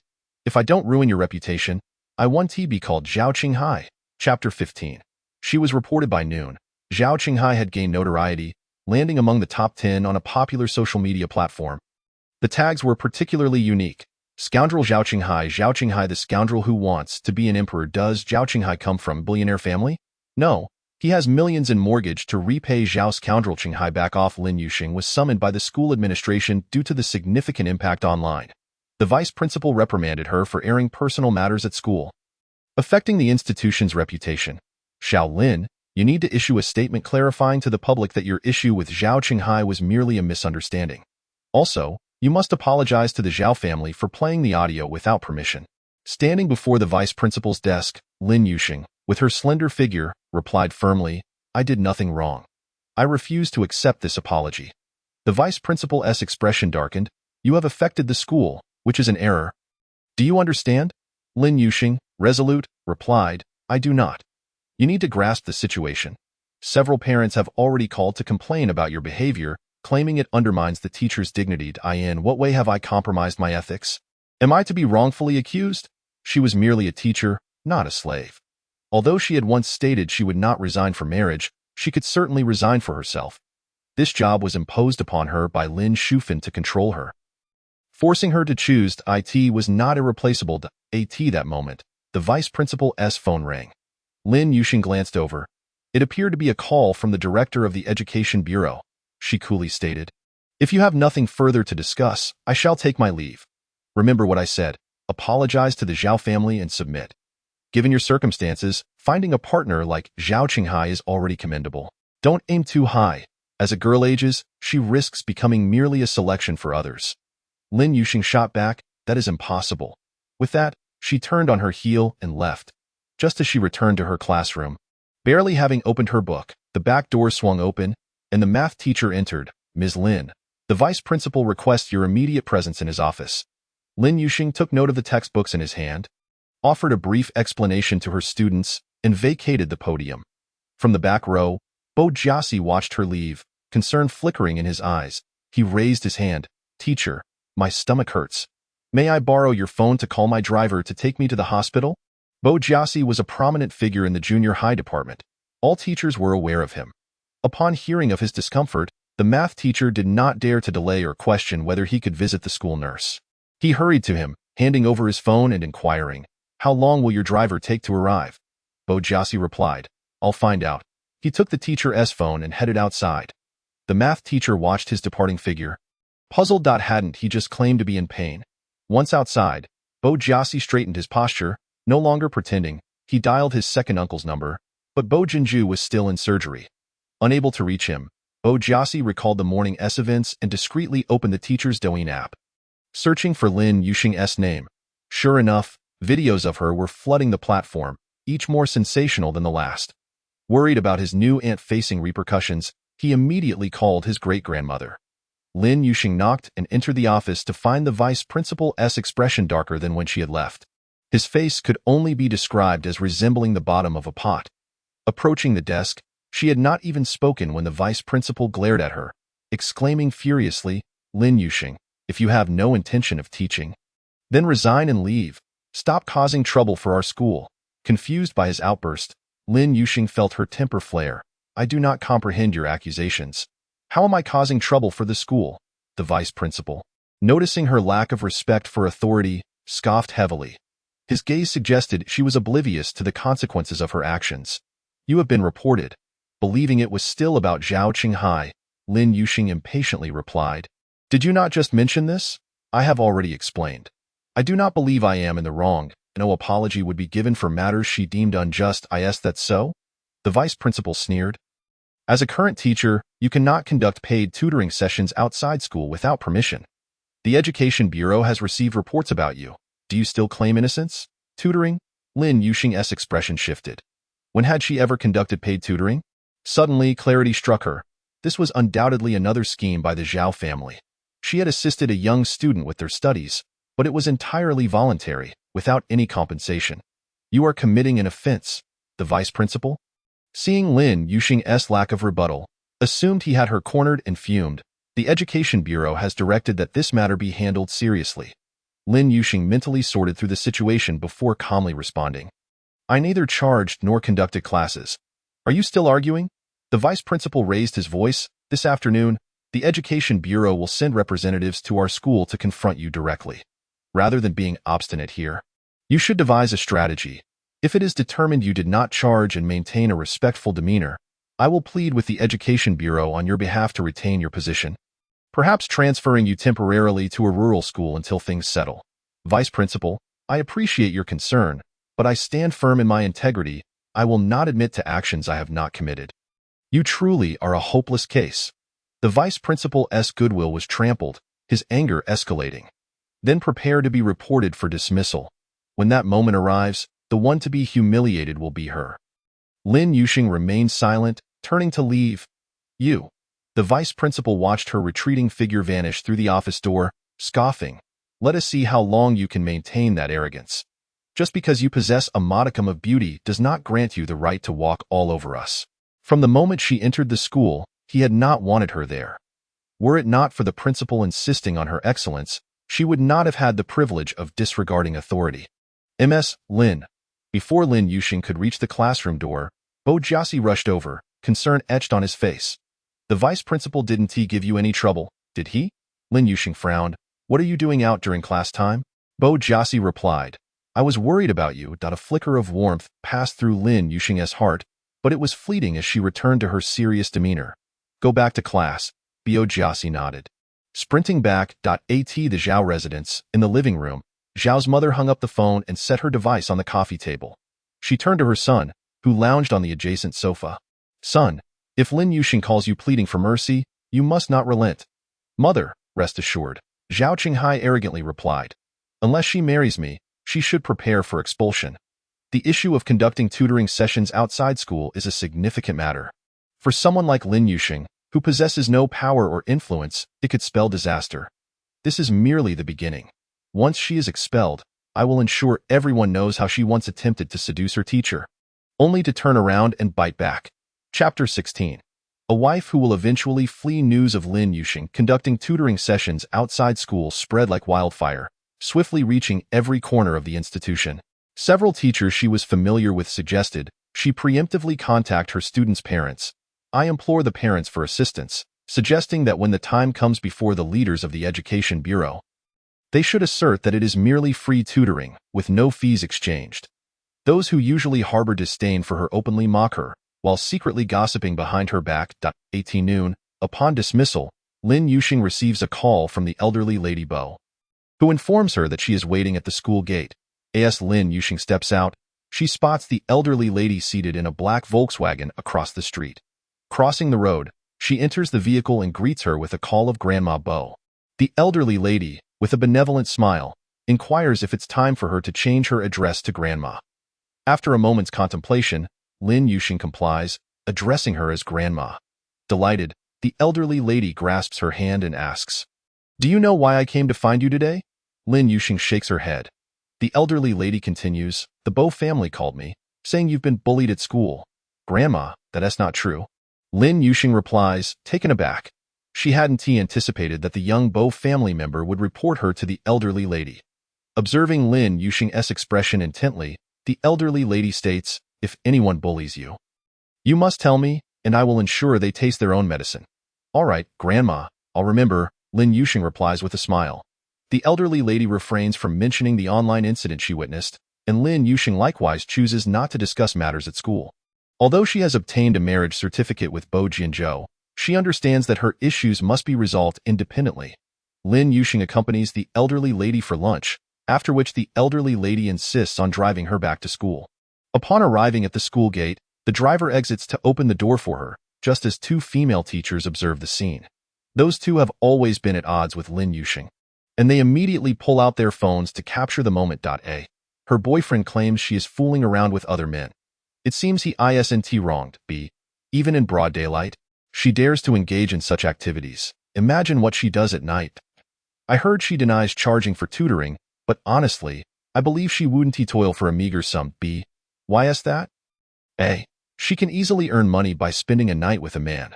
There's no need for her to earn a living like the rest of us. Moreover, her ambitions extend beyond this. B. What other ambitions does she have? A. She is particularly kind to that Bo family member. It seems she aims to leverage her connection to ascend the social ladder. B. Ha, are you joking? With her pitiful appearance, she aspires to climb the Bo family tree? She wouldn't even be deemed worthy of carrying their shoes. I in the car. The elderly lady watches Lin Yuxing enter the school grounds and dials a number. The person on the other end is not only respectful but also understands her immediately. With just a mention, they inform her of the events that transpired at the school today, including the report of Lin Yuxing conducting tutoring sessions off campus. Madam, do you need assistance in addressing this matter concerning Teacher Lin? No need. The elderly lady replies calmly. Let us observe the situation this afternoon before making any decisions. She has already gleaned information from Lin Yuxing, who has remained tight-lipped about the issue, not wishing to impose her assistance. Contemplating Bo Jianzhou, who has been in the operating room since morning and has yet to emerge, the elderly lady's furrowed brow deepens. This scoundrel is so preoccupied that he hasn't even been able to answer a call. His wife will inevitably need to intervene. The Education Bureau takes the report against Lin Yuxing very seriously. At 3:30 in the afternoon, representatives from the Education Bureau enter the principal's office. The principal is out of town, leaving it to the vice principal to inform Lin Yuxing. Her class is in progress. And after assigning homework to her students, she steps out of the classroom. Bo Jiasai follows her out, his youthful face clouded with concern. Teacher Lin, if they give you a hard time, just say you are. What am I supposed to say? That I'm a celestial being sent to undergo trials? Lin Yuxing interrupts. Return to your classroom and complete your assignments. Bo Jiasai bites his lip, unwilling to relent.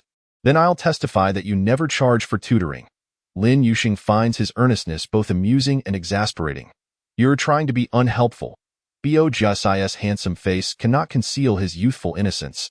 If I testify for you, how could that be unhelpful? Merely uttering the Bo family name would deter those individuals from troubling Lin Yuxing. If someone reports me for charging fees, and you claim I offer free tutoring, people will think I'm currying favor with the wealthy. Besides, you cannot fabricate stories. I've never tutored you. She is incapable of forcing a student to lie on her behalf. What should I do? Then? My uncle is truly taking too long. He has been in surgery for half the day. Bo Jiasai complains, frustrated with his uncle. Your wife has been bullied and he is still in surgery. He should rush over with that 8-meter-long knife to protect his aunt. Lin Yuxing, observing the youth's anxiety, recalls the call she received from her mother, Lin Shufan, after returning from lunch. Lin Shufan, without discerning right from wrong, unleashes a tirade of anger over the phone before demanding she immediately apologize to Zhao Qinghai and his mother. Lin Yuxing, you have no shame. I still have my dignity. You must apologize and seek their forgiveness. Aunt Zhao has stated that as long as you sincerely apologize and obtain a certificate with Qinghai, you may continue teaching. If you lose your job, how will you support yourself, let alone me? Family is less reliable than outsiders. As Lin Yuxing approaches the office door, she overhears Zhao's mother's voice. She charged my niece an exorbitant fee for tutoring. Considering her relationship with my son, I thought of it as pocket money. Who would have guessed she lacks both professional ethics and proper conduct? Leaders, how can someone with such poor character be a teacher and educate students? Lin Yuxing's knock interrupts Zhao's mother's tirade. Upon entering, she is met with the vice principal's piercing gaze. Her eyes briefly scan Zhao's mother before quickly shifting away after resting on a parent beside her. Initially, she had agreed to give Zhao Qinghai a chance, and Zhao's mother had suggested that she tutor her niece, offering payment. Naturally, she would not accept money. Well then, since everyone is here, let us begin. There are 3 representatives from the Education Bureau. The middle-aged leader speaks first. Zhao's mother nudges the woman beside her, who glances at Lin Yuxing and says, Leader, I was concerned about my child's poor English grades. So I sought a tutoring institution. However, Teacher Lin said she could tutor, and it would be cheaper than the institution's fees. I'm not after a bargain. I simply thought, since we will be relatives in the future, it would be nice to help each other out. As those words leave her lips, Zhao's mother casts Lin Yuxing a triumphant glance, a smirk gracing her lips. Teacher Lin, is that so? As the woman finishes speaking, Zhao's mother quickly adds, we should also mention that since we are family, the tutoring fees were paid in cash, without any transaction records. Thus, Lin Yuxing is left without evidence to prove she did not charge.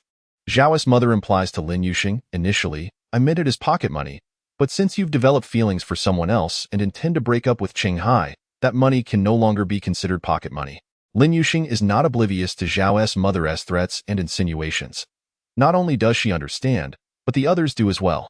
The vice principal glances at Lin Yuxing and states, with the leaders present, Teacher Lin, can you explain why our school has repeatedly emphasized that teachers must focus their efforts on their own students and are not permitted to tutor outside?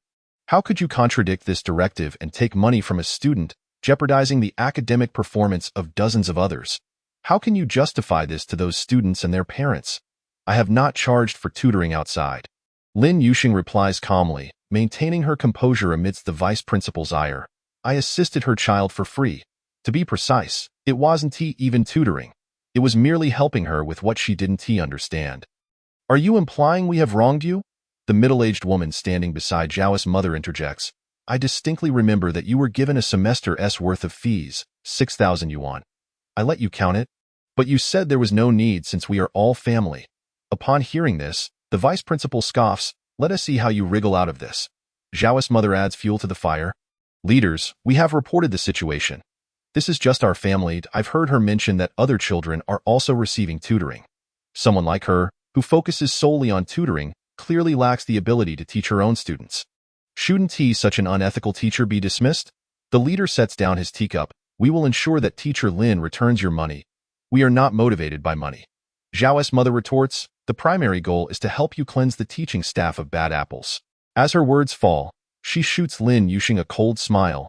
Teacher Lin, perhaps you should return the money in front of your leaders. If you are dismissed and refuse to acknowledge it, who will you turn to for the refund? Having reported her, they are now testifying against her.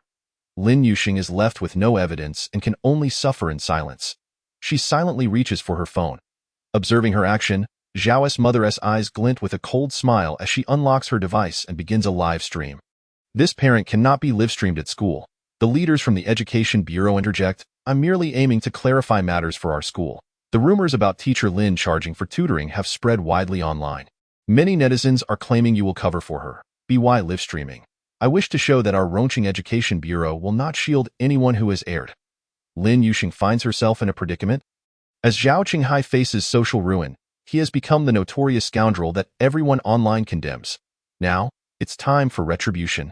Lin Yuxing has transformed into the heartless teacher that all decry. Lin, please transfer the money swiftly. Lin Yuxing glanced at her briefly, then lowered her gaze to continue her search. She had forgotten when she had developed the habit of recording audio at any given moment. It seemed to have begun after that incident in high school. She had come to fully understand the significance of evidence.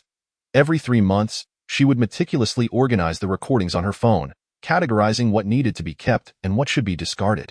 Lin, hurry up and transfer the money. Don't waste our time. The vice principal urged anxiously. Lin Yuxing suddenly recalled that this vice principal was not only related to the male teacher who had served time, but also had ties to the Zhao family. She replied, I will do it shortly, and then asked Zhao's mother if she could turn off the live stream. How could that be? Zhao's mother retorted, mockingly directing the camera towards Lin Yuxing's face. Family, please bear witness. Teacher Lin is refunding our tutoring fees. Although she had tutored their child for nearly 3 months, to be honest, there had been no improvement in the child's English grades. Is it necessary to be so vicious? You voluntarily sought tutoring, and now you're trying to ruin someone's livelihood. Hey, aren't you also earning extra money through tutoring? Such teachers deserve to be dismissed. Isn't that the beautiful teacher who broke up with the scoundrel this morning? The broadcaster certainly isn't afraid of her scoundrel son ending up single. The comments section was buzzing with opinions. After reading a few, Zhao's mother was seething with rage. At Rongqing Hospital, in the cardiology department, Bo Jinju had just completed surgery, Before returning to his office, he made a quick stop at the restroom, where he overheard two resident trainees conversing. When I just went to the office, Vice Director Zhao looked absolutely livid. You'd better be cautious when you see him. Is he that upset because his son is a scoundrel? Surely he wouldn't take it out on me. You're still too young and naive. His son has become a universally recognized scoundrel. He is likely to lash out at anyone associated with it, including us. His son hasn't suffered at all. It's Lin Yuxing who is truly pitiful. Having tutored for his family, she is now being reported for charging fees for off-campus lessons. That beautiful girl being humiliated on livestream by Vice Director Zhao's wife is just heartbreaking. Are you all too relaxed at work? Bo Jinju emerged from the cubicle, his cold voice causing the two trainees to turn pale. After a perfunctory greeting, they hurriedly exited. Just as they were leaving the restroom, Bo Jinju called them back. What were you discussing just now? They turned around, meeting his sharp, icy gaze, completely at a loss. They could only respond honestly. Dr. Bo, you didn't know? Vice Director Zhao's son broke up this morning and it's trending online. His family retaliated by reporting his girlfriend for running tutoring classes. Vice Director Zhao's wife is even live streaming from the school office. It's a shame for that female teacher. She clearly misjudged and ended up with someone like Zhao Qinghai. How do you know he's a scoundrel? Bo Jinju's lips curled into a slight smile, more akin to a sneer. Speaking of which, one must commend that teacher. She recorded the exact words of the Zhao family manipulating her into becoming a housewife and surrendering her bank card. And now it's gone viral online. Upon returning to his office, Bo Jinju opened his drawer and took out his phone. Several missed calls and a dozen unread messages awaited him, but not a single message or call was from her. He casually browsed the internet. The gossip surrounding her and Zhao Qinghai was rampant. A minute later, he stumbled upon Zhao's mother's live stream. The camera was focused on Lin Yuxing's delicate face. His expression turned frosty as he entered the live stream just in time to hear Zhao's mother impatiently urging Lin Yuxing to transfer the funds. Lin, if you can't afford the 6,000 yuan, we can waive it. Consider it the breakup fee for having slept with my son for 3 months. Unperturbed by her words, Lin Yuxing responded with a calm and cool demeanor. I have recorded your words. I will be suing you for defamation, so be prepared to receive a subpoena. As soon as she finished speaking, her slender, pale fingers tapped her phone twice. Suddenly, voices erupted in the live stream. Yuxing, could you assist my daughter with her English? We'll pay whatever it costs. I don't do tutoring, nor do I charge for it. Yuxing, just help my cousin out. How about this? Let us add each other as friends. And if Xiaoxue has any questions, she can always ask me. Isn't that going to cost anything? It's merely helping her with her queries, just like I do for all my students. Of course, it's free. Thank you so much. Xiaoxue quickly thanked Teacher Lin.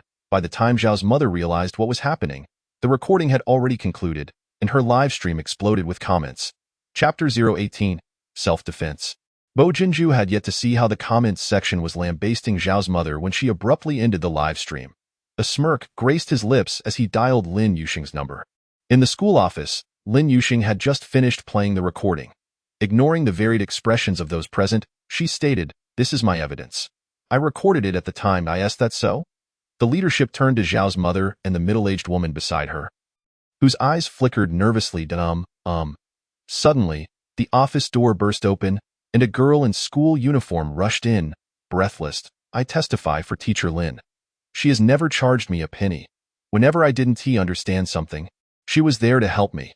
Teacher Lin, you have our chat records on WeChat. They can serve as evidence. The girl's eyes glistened with tears, guilt consuming her for putting Lin Yuxing in such a predicament. Upon hearing her daughter's words, the middle-aged woman who had just accused Lin Yuxing glared at Zhao's mother. It's all your fault. Zhao's mother's face turned ashen with rage. She had intended to humiliate Lin Yuxing, but ended up humiliating herself instead. She could no longer bear to stay, and shot a venomous glare at Lin Yuxing and the girl who had testified for her before storming out. Lin Yuxing stepped out of the office. She found her students waiting anxiously in the corridor, gazing at her with concern. Despite the distress she had endured in the office, her eyes remained dry. Hearing them say, "Teacher Lin, we believe in you," her nose suddenly tinged with warmth, and her eyes moistened. In the evening, as Lin Yuxing exited the school gates, she saw Bo Jinju leaning lazily against his car across the street. His features were chiseled, and his demeanor was cool. The shadow on the ground stretched long under the streetlight. The vice principal was bowing and scraping, seemingly trying to persuade him. Bio Jinju maintained an indifferent attitude. Lin Yuxing pulled out her phone to respond to a message. Once the vice principal's car drove away, she crossed the street to stand before him. He straightened up, casually assessing her with a glance before turning to open the car door for her. His large hand resting above the door. Unintentionally, he remarked, "Do you always finish work so late?" Lin Yuxing climbed into the car, thanking him. "You really don't have to go through all this trouble to pick me up." Just 10 minutes earlier, she had received his message saying he was at the school gate. Bio Jinju closed the door and made his way around to the driver's seat. Glancing over, he noted that Lin Yuxing had already fastened her seatbelt. He retrieved a bag of chocolates from the glove compartment, tore it open, and offered it to her. "Did you buy these for me?" Lin Yuxing blinked in surprise for a moment, then a smile blossomed in her eyes as she accepted the bag. Taking out 2 pieces of chocolate, one for him and one for herself. These were her favorite truffle chocolates, delectably smooth. "Oh, thank you," she said, almost having taken his kindness the wrong way. The smile at the corner of her mouth deepened as the taste of the melting chocolate filled her senses. "Your happiness is quite simple," Bio Jinju observed her smiling eyes, casually commenting. Lin Yuxing paused, blinking twice before meeting his gaze, her expression shifting thoughtfully. "You know about everything that happened online, don't you?" As the car drove on. Bo Jinju finally addressed her question. "Today's surgery didn't conclude until 3 in the afternoon, and I missed all the calls from my family and grandmother. However, I did catch your live stream just in time." Lin Yuxing found herself at a loss for words. The uproar surrounding her and Zhao Qinghai had become widespread, and she had been humiliated by Zhao's mother on live stream. Fortunately, no one seemed to know their connection. She had been so busy throughout the day that she hadn't had time to consider whether he would be angry now. Gazing at his sharply defined profile, she took the initiative to say, "If you want a divorce, we can go now. Are you afraid?" Bo Jinju lifted his eyelids to glance at her before returning his gaze to the road, his tone devoid of emotion. Lin Yuxing replied honestly, "I am not afraid. I just worry that you might be." Coincidentally, "I'm not afraid either." Bio Jinju removed one hand from the steering wheel, pausing briefly to consider reaching out to comfort her but then diverting the conversation. "What does your mother like?" "Huh?" Lin Yuxing struggled to follow his train of thought, momentarily stunned by his unexpected question. Bio Jinju chuckled at her bewildered expression. "Since we're already married, I should pay your family a visit." Lin Yuxing was taken aback. Her mother, Lin Shufan, had always wanted to marry her off to Zhao Qinghai, constantly praising the Zhao family's good fortune and claiming it was for her own benefit. She married a man whose circumstances far surpassed those of the Zhao family by 100-fold, or even 1,000-fold. Would she then be able to turn the page on the Zhao family's affairs? However, she must first give him a word of caution. "My mother might direct her ire towards you." Bio Jinjo replied with a light-hearted demeanor. "It's quite all right. Every son-in-law must eventually face his mother-in-law." Lin Yuxing's lips twitched. "You dare to claim you're unattractive with such a face? What of others?" Bo Jinjo purchased a set of skincare products and health supplements for Lin Shufan. When Madame Bo called, she requested he also bring a scarf that was trending in the high society circles this autumn. He declined. "If Grandma insists on me buying another scarf and I don't, would you have any thoughts on that?" he inquired after settling the bill and while descending in the elevator. Lin Yuxing met his earnest gaze and smiled. "Not at all. I believe acquiring both items is excessive." She understood her mother well. The more he provided, the more Lin Shufan would desire, exhibiting an insatiable greed. "As long as you don't think I'm being stingy, that's sufficient." A smile played at the corners of Bo Jinjo's mouth. He had taken the initiative to learn about Lin Yuxing's family situation and discovered that her mother was not particularly kind to her. The recordings circulating online also revealed her mother's inclination towards vanity. Bo Jinjo held a disdain for such individuals. Therefore, even regarding her mother, he would not overly indulge her whims. Aside from fulfilling the necessary courtesies, he would determine his actions based on the circumstances.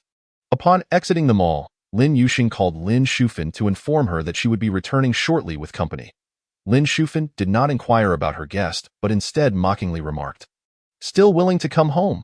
Upon returning home with Bo Jinjo, Lin Shufan was seated on the living room sofa, one hand cracking sunflower seeds while the other picked at her feet, laughing uproariously at a comedic variety show.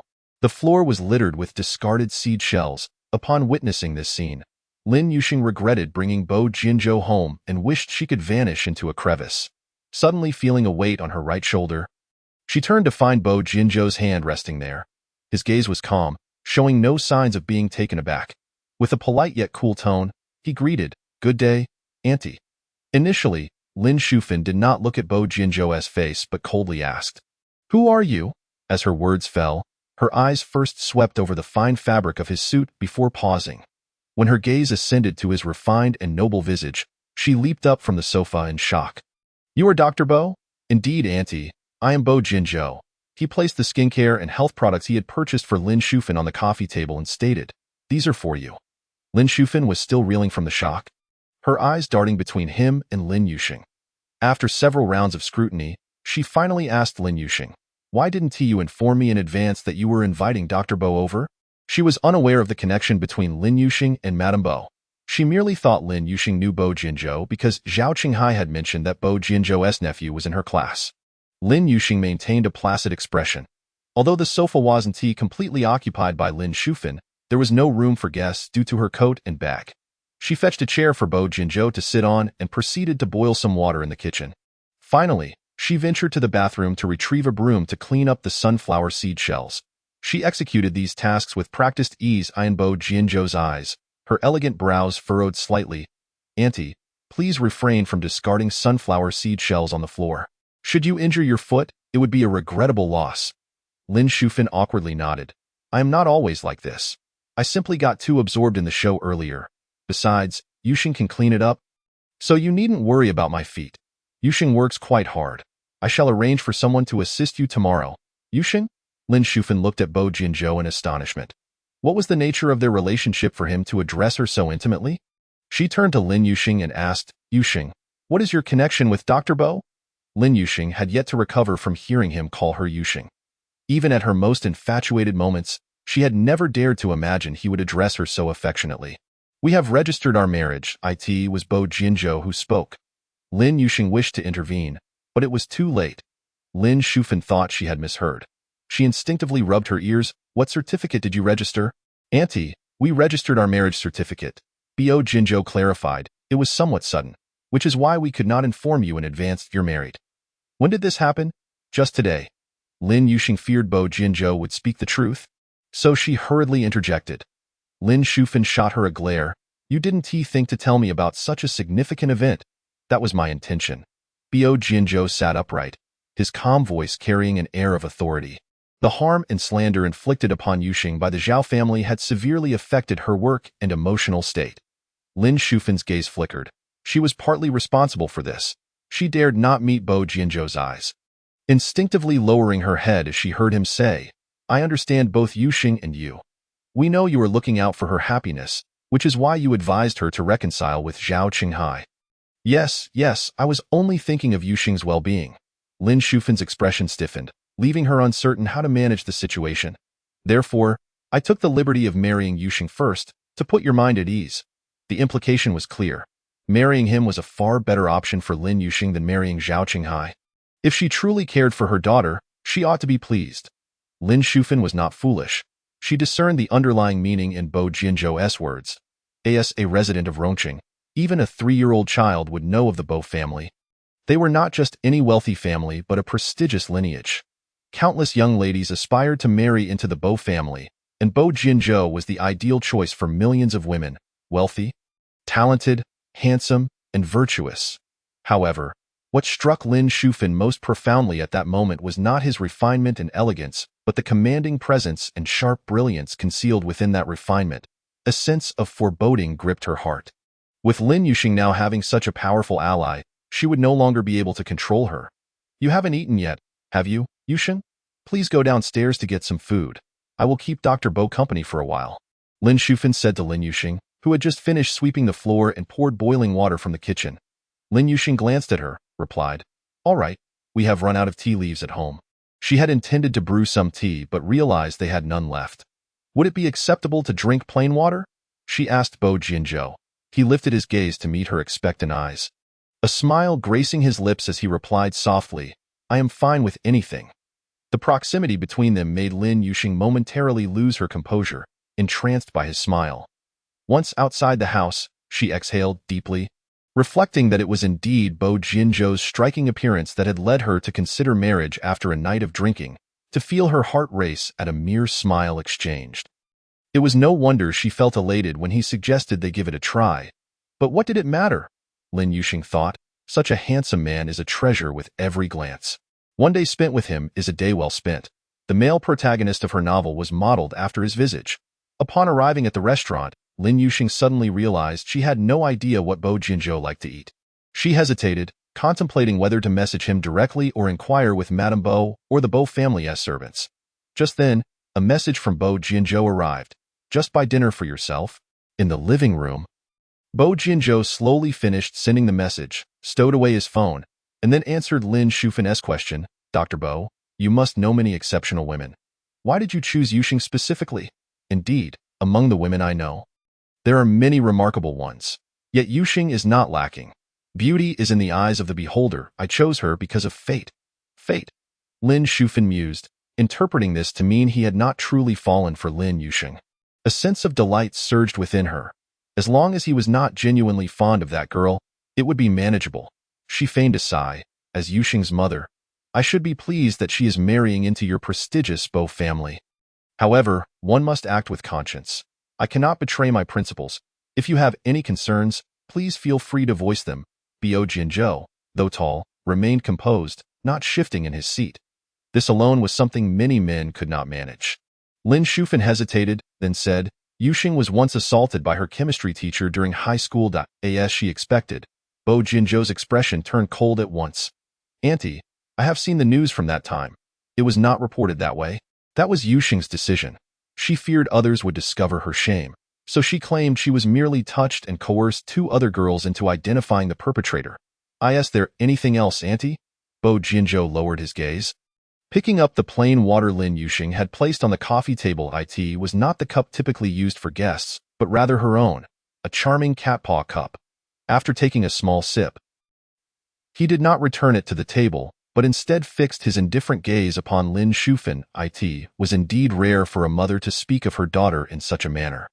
Lin Shufan hesitated. Dr. Bo, please do not be angry or blame Yuxing. All right. Go ahead. Bo Jinzhou squinted slightly, eager to hear just how poorly she would speak of her daughter. Lin Shufan wore an expression of utter determination, prompting her to speak in a high-pitched tone. She exclaimed. Chapter 020. He said he wants to divorce you. Lin Yuxing returned home with dinner, only to discover that Bo Jinzhou had already left. Lin Shufan glanced at the food and immediately seized it. Tossing it into the garbage bin, she scolded her. You ungrateful wretch. Do you think that now that you're married, you have someone to rely on? I haven't eaten all day, and you couldn't even spare a portion of meat for me. Are you trying to starve me to death? Lin Yuxing cast a fleeting glance at the discarded dinner, her face devoid of expression as she replied, If you don't want to eat, then don't. Where do you think you're going? Lin Shufan's voice sharpened as she saw her turn to leave. Without looking back, Lin Yuxing strode towards the door, declaring, I am married now. Of course, I am returning to my own home. After a few days of reflection, she would return. Behind her, Lin Shufan suddenly burst into laughter. Lin Yuxing, you can't go back. As Lin Yuxing's hand rested on the doorknob, Lin Shufan's voice rang out. I have already informed Bo Jinzhou that not only were you once violated by that teacher, but you have also been with countless men. She stood rigid at the door, disbelief washing over her as she turned to face Lin Shufan, who wore a triumphant expression. Lin Yuxing closed her eyes and asked, Why would you do this? Lin Shufan sneered. Do you think marrying into a wealthy family makes you special?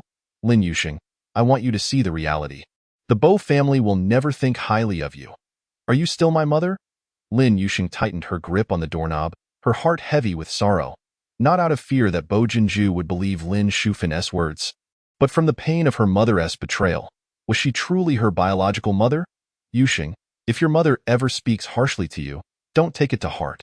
She was abandoned by the man she loved and was subjected to humiliation by his mother. When she gave birth to you, she faced a tragic accident and used all her courage and strength. She never intended to hurt you. She just couldn't accept her own suffering. Yuxing, after your grandmother passed, you became her only family. The words of her late grandmother echoed in her mind. Yet, Lin Yuxing found it increasingly difficult to endure. I have also told Bo Jinzhou about your background. Lin Shufan watched with satisfaction as Lin Yuxing's complexion drained of color. Her laughter was sharp and piercing. After hearing what I said, Bo Jinzhou simply declared he would divorce you and stormed out.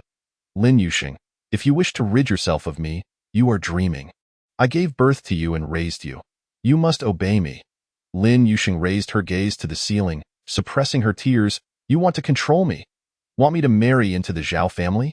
Indeed, Lin Shufan declared sharply, you must marry Zhao Qinghai. Only then will you find true happiness.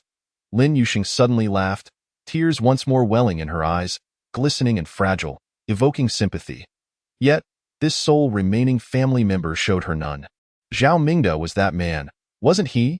You. Lin Shufan's face registered shock. This wretched girl, how did she know? Lin Yuxing wiped her eyes, her tear-streaked face appearing even more strikingly beautiful. Are you surprised that I know? Who told you? Lin Shufan's gaze grew increasingly sinister. That was her shame, a topic she would not allow anyone to mention, especially not Lin Yuxing. No one told me. I deduced it myself. Over the past 2 years, you introduced me to numerous suitors, yet never once did you pressure me to date anyone like you did with Zhao Qinghai, discussing marriage without my consent. Now that I have broken up with him and married another, you would risk ruining my marriage just to force me back to the Zhao family? Yes, I want you to marry into the Zhao family to exact my revenge on them.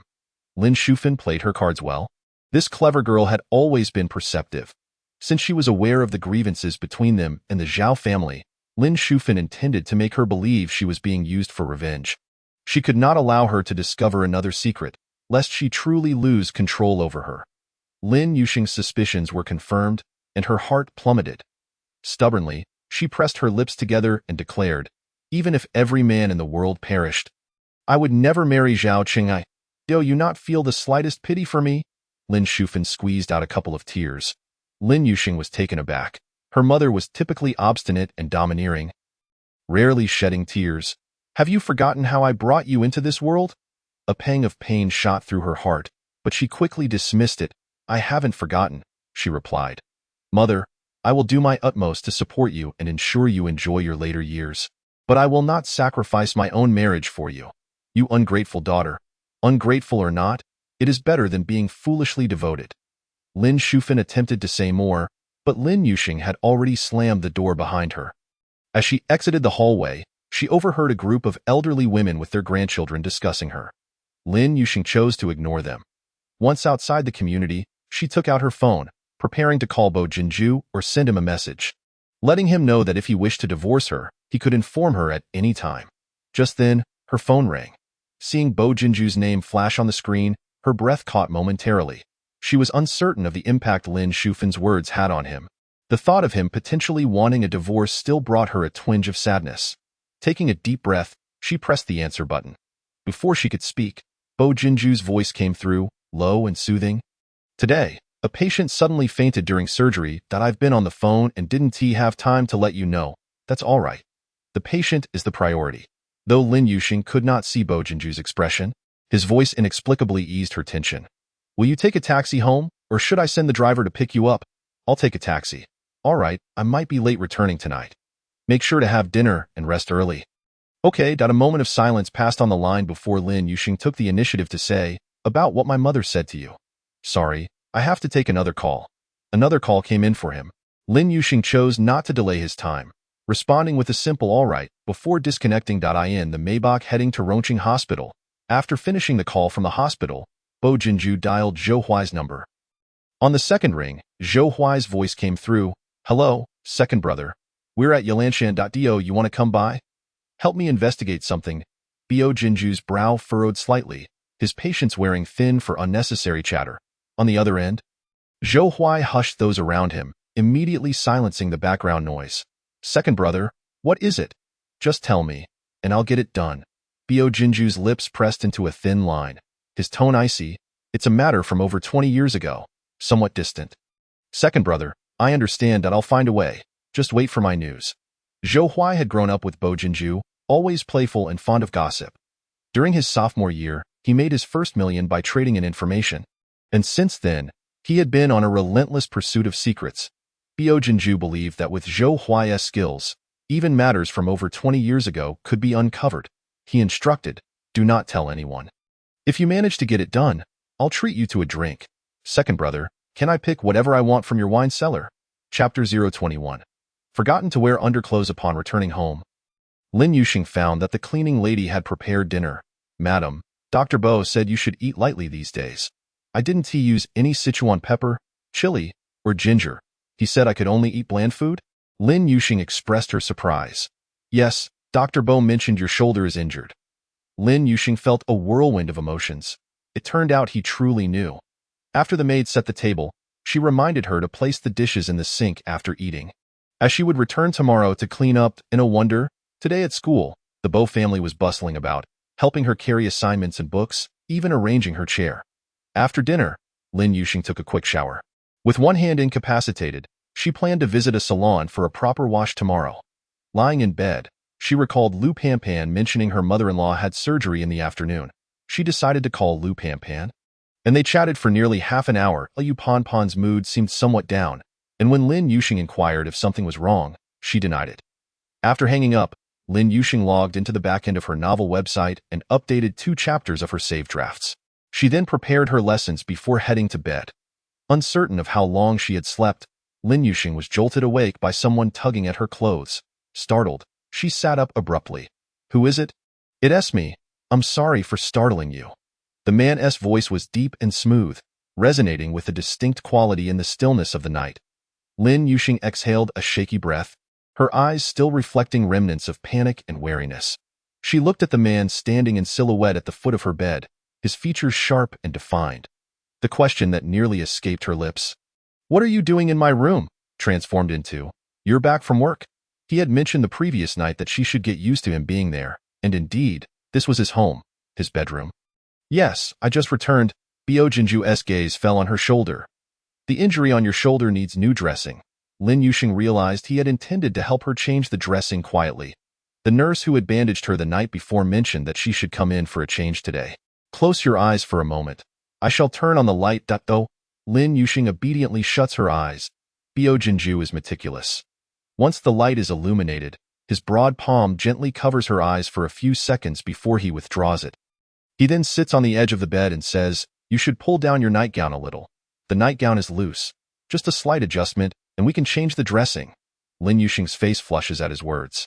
Earlier that evening, while bathing, she had been absent-minded and forgot to bring her undergarments, planning to wear them after she emerged. In the flurry of activity, she ended up forgetting altogether now. Recalling this, her cheeks burn with embarrassment, and her breath becomes irregular. Seeing her flushed face, Bo Jinju takes the initiative to assist her. His fingertips brush against her tender skin, and memories of that night suddenly flood his mind. His gaze darkens, and his voice, spilling from his slightly parted lips, becomes husky.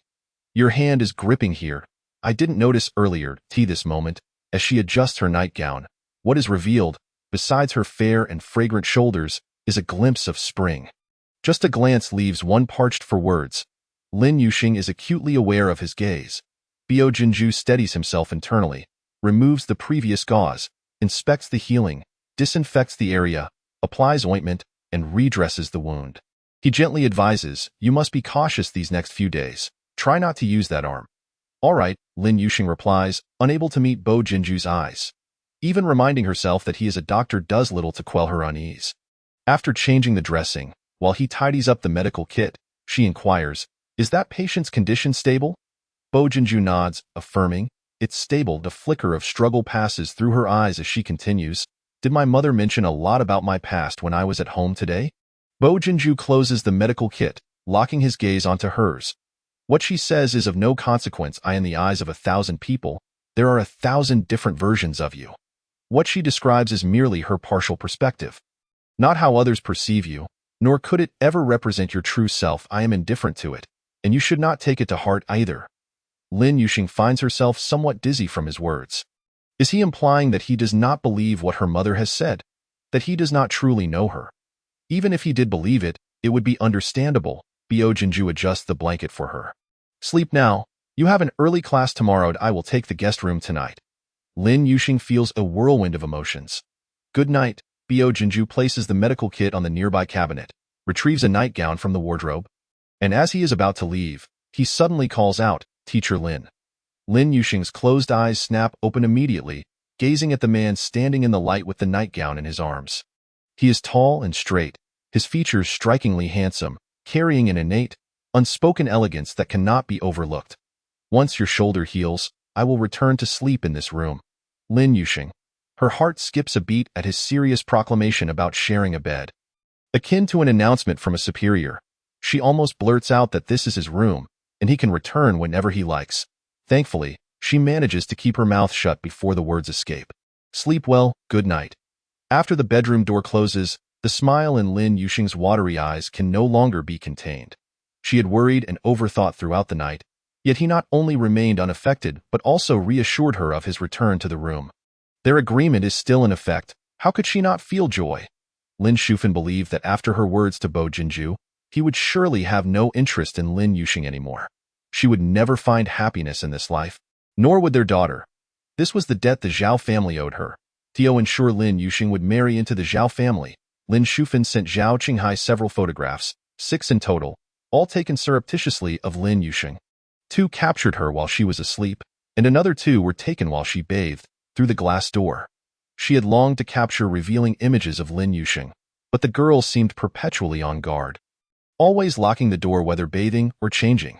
She had once set up a camera in the bathroom, but it had been discovered by Lin Yuxing, leading to a fierce argument where Lin Yuxing threatened to move out if she attempted to install cameras again. Lin Shufan's hold over Lin Yuxing and the household relied solely on the moral obligation of gratitude for her upbringing. Even so, she dared not be too excessive, for that girl was hardly filial. With this thought, Lin Shufan's anger flared anew. She absolutely could not allow Lin Yuxing to become the young mistress of the Bo family. She resolved to create a scene at the Bo residence the following day. After devising her plan, Lin Shufan set an alarm. The next morning, she rarely woke early, took a taxi, only to realize she had no idea where the Bo family resided. Should she head to the Bo Group or to Rongqing Hospital? She decided to go to Rongqing Hospital first. Upon arriving, as she stepped out of the taxi, she was knocked 2 meters away by a wild child riding a scooter. Chapter 022. Could it be that he has fallen for her at first sight? Lin Shufan fell hard, feeling stars in her eyes, her backside bruised as she lay on the ground, unable to rise for a while. The wild child who had knocked her down did not even stop to assist her, vanishing without a trace. Just as Lin Shufan was about to retrieve her phone to call Lin Yuxing, she spotted Zhao Mingda approaching from the parking lot. She called out to him, and after a moment of hesitation, he came over to help her up. Just as he was about to let go, she grasped his arm. Zhao Mingda furrowed his brow and asked, "What happened to you?" "I was knocked down by a wild child that came out of nowhere." Lin Shufan replied, her face a mask of pain. "Help me inside." "All right." Zhao Mingda assisted Lin Shufan into the hospital and stayed with her for the examination, helping her with the admission paperwork. After the nurse set up her four, the room was left with only Zhao Mingda and Lin Shufan. He said, "I need to return to my department. Call Yuxing and have her come to the hospital to take care of you." Upon mentioning Lin Yuxing, Lin Shufan's expression darkened. "She had a fierce argument with me over Qinghai and left home." Zhao Mingda recalled the videos circulating online from the previous day, his own expression souring. "I have already spoken to Zhu Qiong regarding the tutoring matter, but she is too proud to apologize for her mistakes. I will apologize to Yuxing when I see her next." A glimmer of mockery flickered in Lin Shufan's eyes. "He only cares for that proud woman. My daughter is destined to suffer injustice." Her sarcastic words made her turn her face away in anger. Zhao Mingda noticed the bruise on the left side of her face and awkwardly explained, "That's not what I meant. Yuxing is exceptional and understanding. You raised her well that I hope she becomes my daughter-in-law, but if she refuses, we cannot force her. If she refuses, can your wife slander her?" Lin Shufan retorted, her eyes glistening with tears. As she spoke, Zhao Mingda's heart softened a little. He softened his tone, saying, "Please do not be upset." He fished out a bank card from his pocket and handed it to Lin Shufan. "This card contains the savings I have accumulated over the years. With a password of your birth date, I always wanted to give it to you, but never found the right moment. Take it and please stop trying to pair Yuxing with Qinghai. Find her a good man who truly understands and cherishes her." His earlier comment about wanting Lin Yuxing to be his daughter-in-law was a lie. From the very beginning, he did not wish for that union to occur. He feared that the past with Lin Shufan would be discovered by Zhu Qiong. Lin Shufan glanced at the bank card he held, her tears flowing even faster. "Zhao Mingda, what do you take me for? Do you think I want your money?" "That's not what I meant," Zhao Mingda replied, guilt-ridden, "that I wronged you in the past." During the third period that morning, Lin Yuxing was once again called to the office by the vice principal. She thought he would continue to dwell on yesterday's matter, but to her surprise, he approached her with an apology. Teacher Lin, I misunderstood you yesterday, and I sincerely apologize. Lin Yuxing, accustomed to his tendency to create discord, found herself unprepared for his sudden humility. Since you are apologizing, I forgive you. The vice principal, he had expected her to say that yesterday's events were behind them or that she had not taken them to heart at all. How bold of her to actually forgive him. Internally, he scoffed, but outwardly, he plastered on a smile. Teacher Lin, if you encounter any difficulties in your work, please feel free to come to me. Lin Yuxing remained stoic. No, thank you. The vice principal gritted his teeth in frustration, but he had to endure. He smiled like a sycophant. No problem, no problem. Lin Yuxing was preoccupied with the test papers from the previous class. She said coolly, if you have no further matters, I will return to grade the papers. She would never learn to ingratiate herself with superiors, nor did she intend to. The vice principal replied. All right, but as Lin Yuxing turned to leave, he called out to her again. Lin Yuxing rolled her eyes and turned back, her expression indifferent. I asked, there's something else? Although she maintained a respectful tone, her cold demeanor revealed little genuine respect. The vice principal's smile faltered as he hesitantly asked, Teacher Lin, are you and Bo Xiao involved? Lin Yuxing blinked in surprise. No wonder he was acting strange today. No, her expression was calm, and her tone was cool, devoid of deceit. However, the vice principal recalled Bo Jinju picking her up the previous evening, along with the phone call he had received last night. Could it be that during his last visit, he fell head over heels for Lin Yuxing while attending the parent-teacher meeting on behalf of the Bo family? Otherwise, given Bo Jinzhou's status and temperament, he should not have come to the school to pick her up yesterday amidst the uproar surrounding her scandal. Although he drove away at that moment, he had been cautious enough not to miss the scene of Bo Jinzhou opening the car door for Lin Yuxing. 18 noon. After school, Lin Yuxing received a call from Lin Shufan, who claimed to have sustained an injury and was hospitalized. To dispel any doubts, Lin Shufan sent 2 pictures to her WeChat. On the phone, Lin Shufan said, Yuxing, if you're busy, there's no need to visit me. I can manage on my own. Lin Yuxing brought lunch to the hospital. Upon entering the ward, Lin Shufan immediately sat up from her hospital bed. Yuxing. Lin Yuxing placed the meal on the small table, serving it one by one. Although the dishes were all light, they were Lin Shufan's favorites. Yuxing, I'm sorry. Last night, it was my fault. After finishing a piece of rib, Lin Shufan awkwardly apologized. Despite visiting her, Lin Yuxing did not engage in conversation. Hearing this, she glanced at Lin Shufan before lowering her head to continue eating. Lin Shufan gazed at her delicate and cool visage, feeling a tumult of conflicting emotions. Lin Yuxing had always been beautiful. While she did not resemble Lin Shufan, she also did not resemble Zhao Mingde and Zhu Qiong. They must have accumulated some fortune over several generations to have such a lovely daughter. Over the years, regardless of the harm inflicted upon her due to her own misfortunes, Lin Shufan remained steadfast and did not truly abandon her. As these thoughts crossed Lin Shufan's mind, her nose tinged with a hint of sorrow. She proactively said, after you finish eating, I will go find Bo Jinzhou to clarify that what I said last night was nonsense. No need. Lin Yuxing coldly refused. Lin Shufan looked at her in surprise. Yuxing, did Bo Jinzhou believe my words and decide to divorce you? If that's the case, it suggests he never truly liked you. If he wants to leave, then let him. It only reveals his insincerity. You shouldn't feel sad. You should be relieved to see his true nature. Lin Yuxing scoffed. You slandered my reputation, and I should be grateful to you? Lin Shufan, that's not what I meant. Gritting her teeth, she continued, I promise not to pressure you into marrying Zhao Qinghai anymore. Is that all right?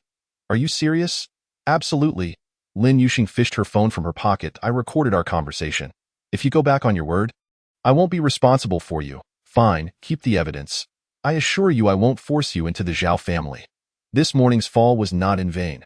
Her visit to the hospital was not wasted. Zhao Mingde had explicitly told her that he still had feelings for her. She had made up her mind to reclaim Zhao Mingde from Zhu Qiong. If Zhao Mingde could bring her happiness, she would treat Lin Yuxing as her own daughter from then on. Chapter 023. Perhaps the author favors my uncle. Lin Yuxing was perplexed by Lin Shufan's sudden clarity, filled with apologies and assurances. It wasn't until she encountered Zhao Mingde upon leaving that she realized the truth. He was carrying a bag of blood oranges and informed her that he had accompanied Lin Shufan for her checkup after her fall that morning. Your mother didn't want to delay your work, so she didn't notify you. Lin Yuxing thanked him. Zhao Mingda shook his head. Yuxing, the one who should apologize is me. I know what Xinghai and your aunt did to you. But none of them would listen to me. Lin Yuxing, clear about her grievances, replied, those matters have nothing to do with you. You needn't take them upon yourself. Zhao Mingda had indeed refrained from voicing his opinions regarding her situation with Zhao Qinghai. Even that night when discussing marriage, he did not echo Zhu Qiong's sentiments. While in the hospital on the first floor, Lin Yuxing encountered Bo Jinzhou and several medical staff wheeling in a patient. Upon seeing her, a flicker of surprise crossed Bo Jinzhou's eyes, but it was merely a glance before he returned his focus to the patient in distress. Lin Yuxing took a few steps back to look again, only to see the corner of his white coat disappearing from view. AS school was about to end. Lin Yuxing received a message from Bo Jinzhou stating that he had to take an impromptu business trip to the capital and was en route to the airport. If all went well, he would return tomorrow.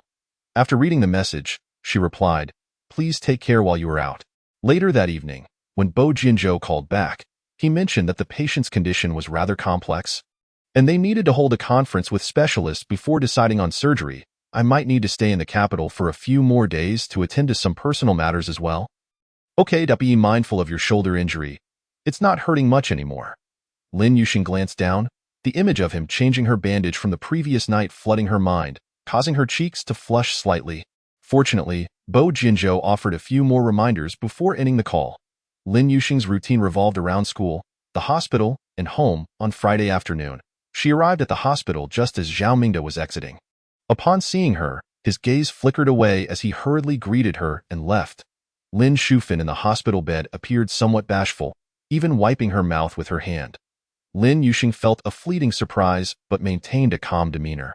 I'll go ask the doctor if you can be discharged tomorrow, she said while serving food on the small table, testing Lin Shufan's reaction. Lin Shufan responded emphatically, I still feel pain. I should stay a few more days. Realizing her overreaction, she quickly masked it with a smile. Yuxing, you've worked hard for the weekend. Don't come back to the hospital. Rest at home, write your stories, and save yourself from the rush to finish them during the weekdays. Can you manage alone? Lin Yuxing offered her a bowl of porridge. Lin Shufan nodded. Yes, I can manage here by myself. Lin Yuxing chose not to say anything further. During these few days of hospitalization, Lin Shufan had been more meticulously made up than usual, and her complexion seemed better. This was all due to Zhao Mingda's influence. Normally, she would have cautioned Lin Shufan that Zhao Mingda was a married man, but the words lingered on her tongue, ultimately swallowed back down. On Saturday morning, old Madame Bo called Lin Yuxing, stating that she had sent a driver to pick her up and that there was no one else at home. Just herself. Old Madame Bo was not deceiving her. She had prevented other younger relatives from returning to the old residence to avoid startling Lin Yuxing. After having lunch at the Bo residence, the old lady insisted on practicing a new massage technique she had learned on Lin Yuxing. Unable to refuse, Lin Yuxing complied. The old lady lit incense and began to massage her. Before long, Lin Yuxing drifted off to sleep. When she awoke, it was already evening. After reluctantly having dinner, she was driven home. As she watched the car disappear from sight, old Madame Bo cheerfully took out her phone, opened WeChat, and sent a voice message to Bo Jinzhou. Jinzhou, I must tell you, I'm growing quite fond of Shangsheng. Don't get too distracted out there. Once your work is done, hurry back. If one day my granddaughter-in-law decides to abandon you, I will break your legs. Nearby, a servant, having overheard the old lady's message, chuckled, Old Madam, Miss Lin is truly a pure-hearted person. The old lady turned to give her a mock stern look. Are you implying that I am not pure? The servant replied candidly, if you were pure, you wouldn't have deceived Miss Lin, saying that you just learned a massage technique to practice on her. In truth, you simply wanted her to relax and have a good sleep. The old lady chuckled softly, then expressed her concern. Such a kind and gentle girl.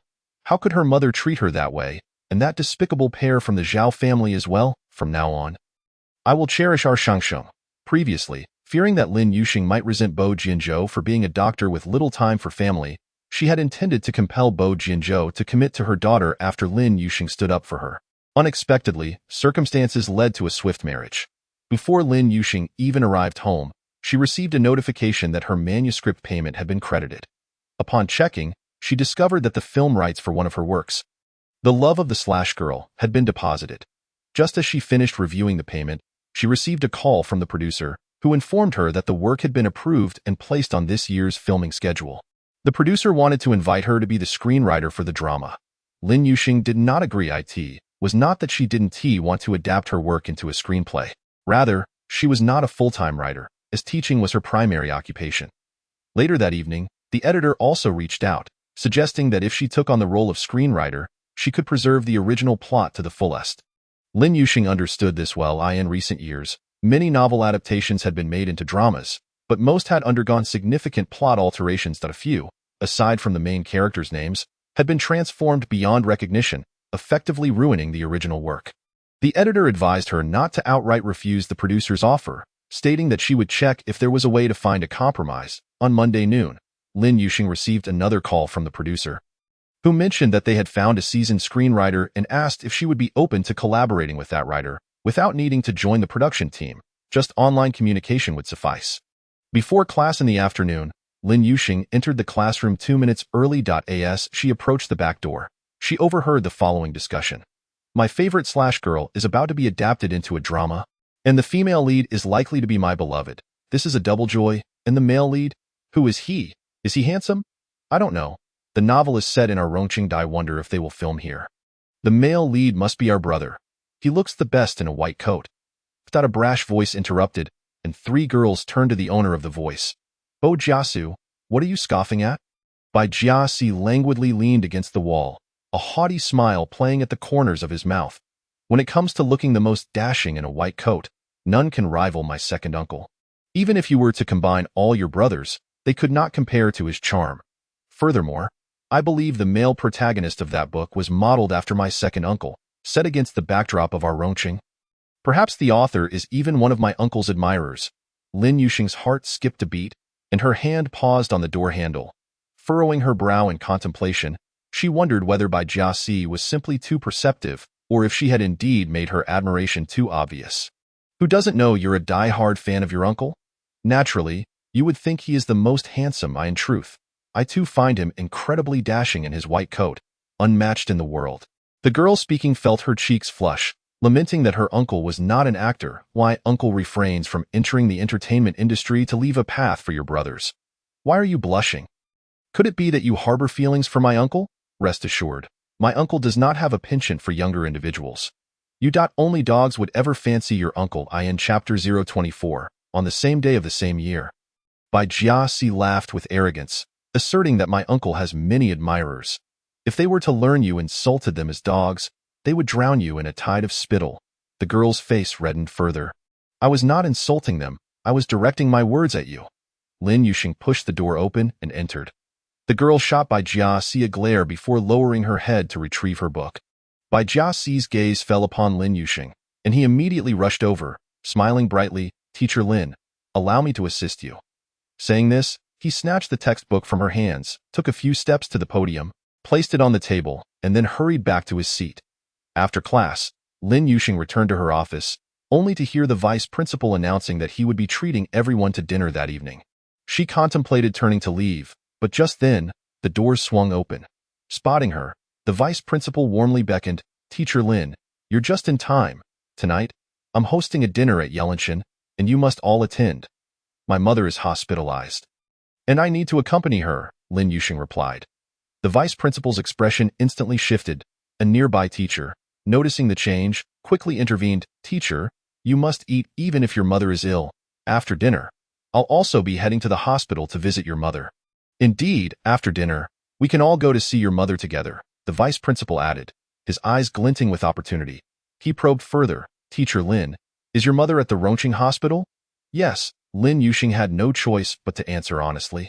The vice principal's smile returned, and he repeated, the Rongqing hospital is excellent. Indeed, after dinner, we can buy some gifts and visit your mother together, letting her know you are getting along well with your colleagues and that nothing has affected or isolated you.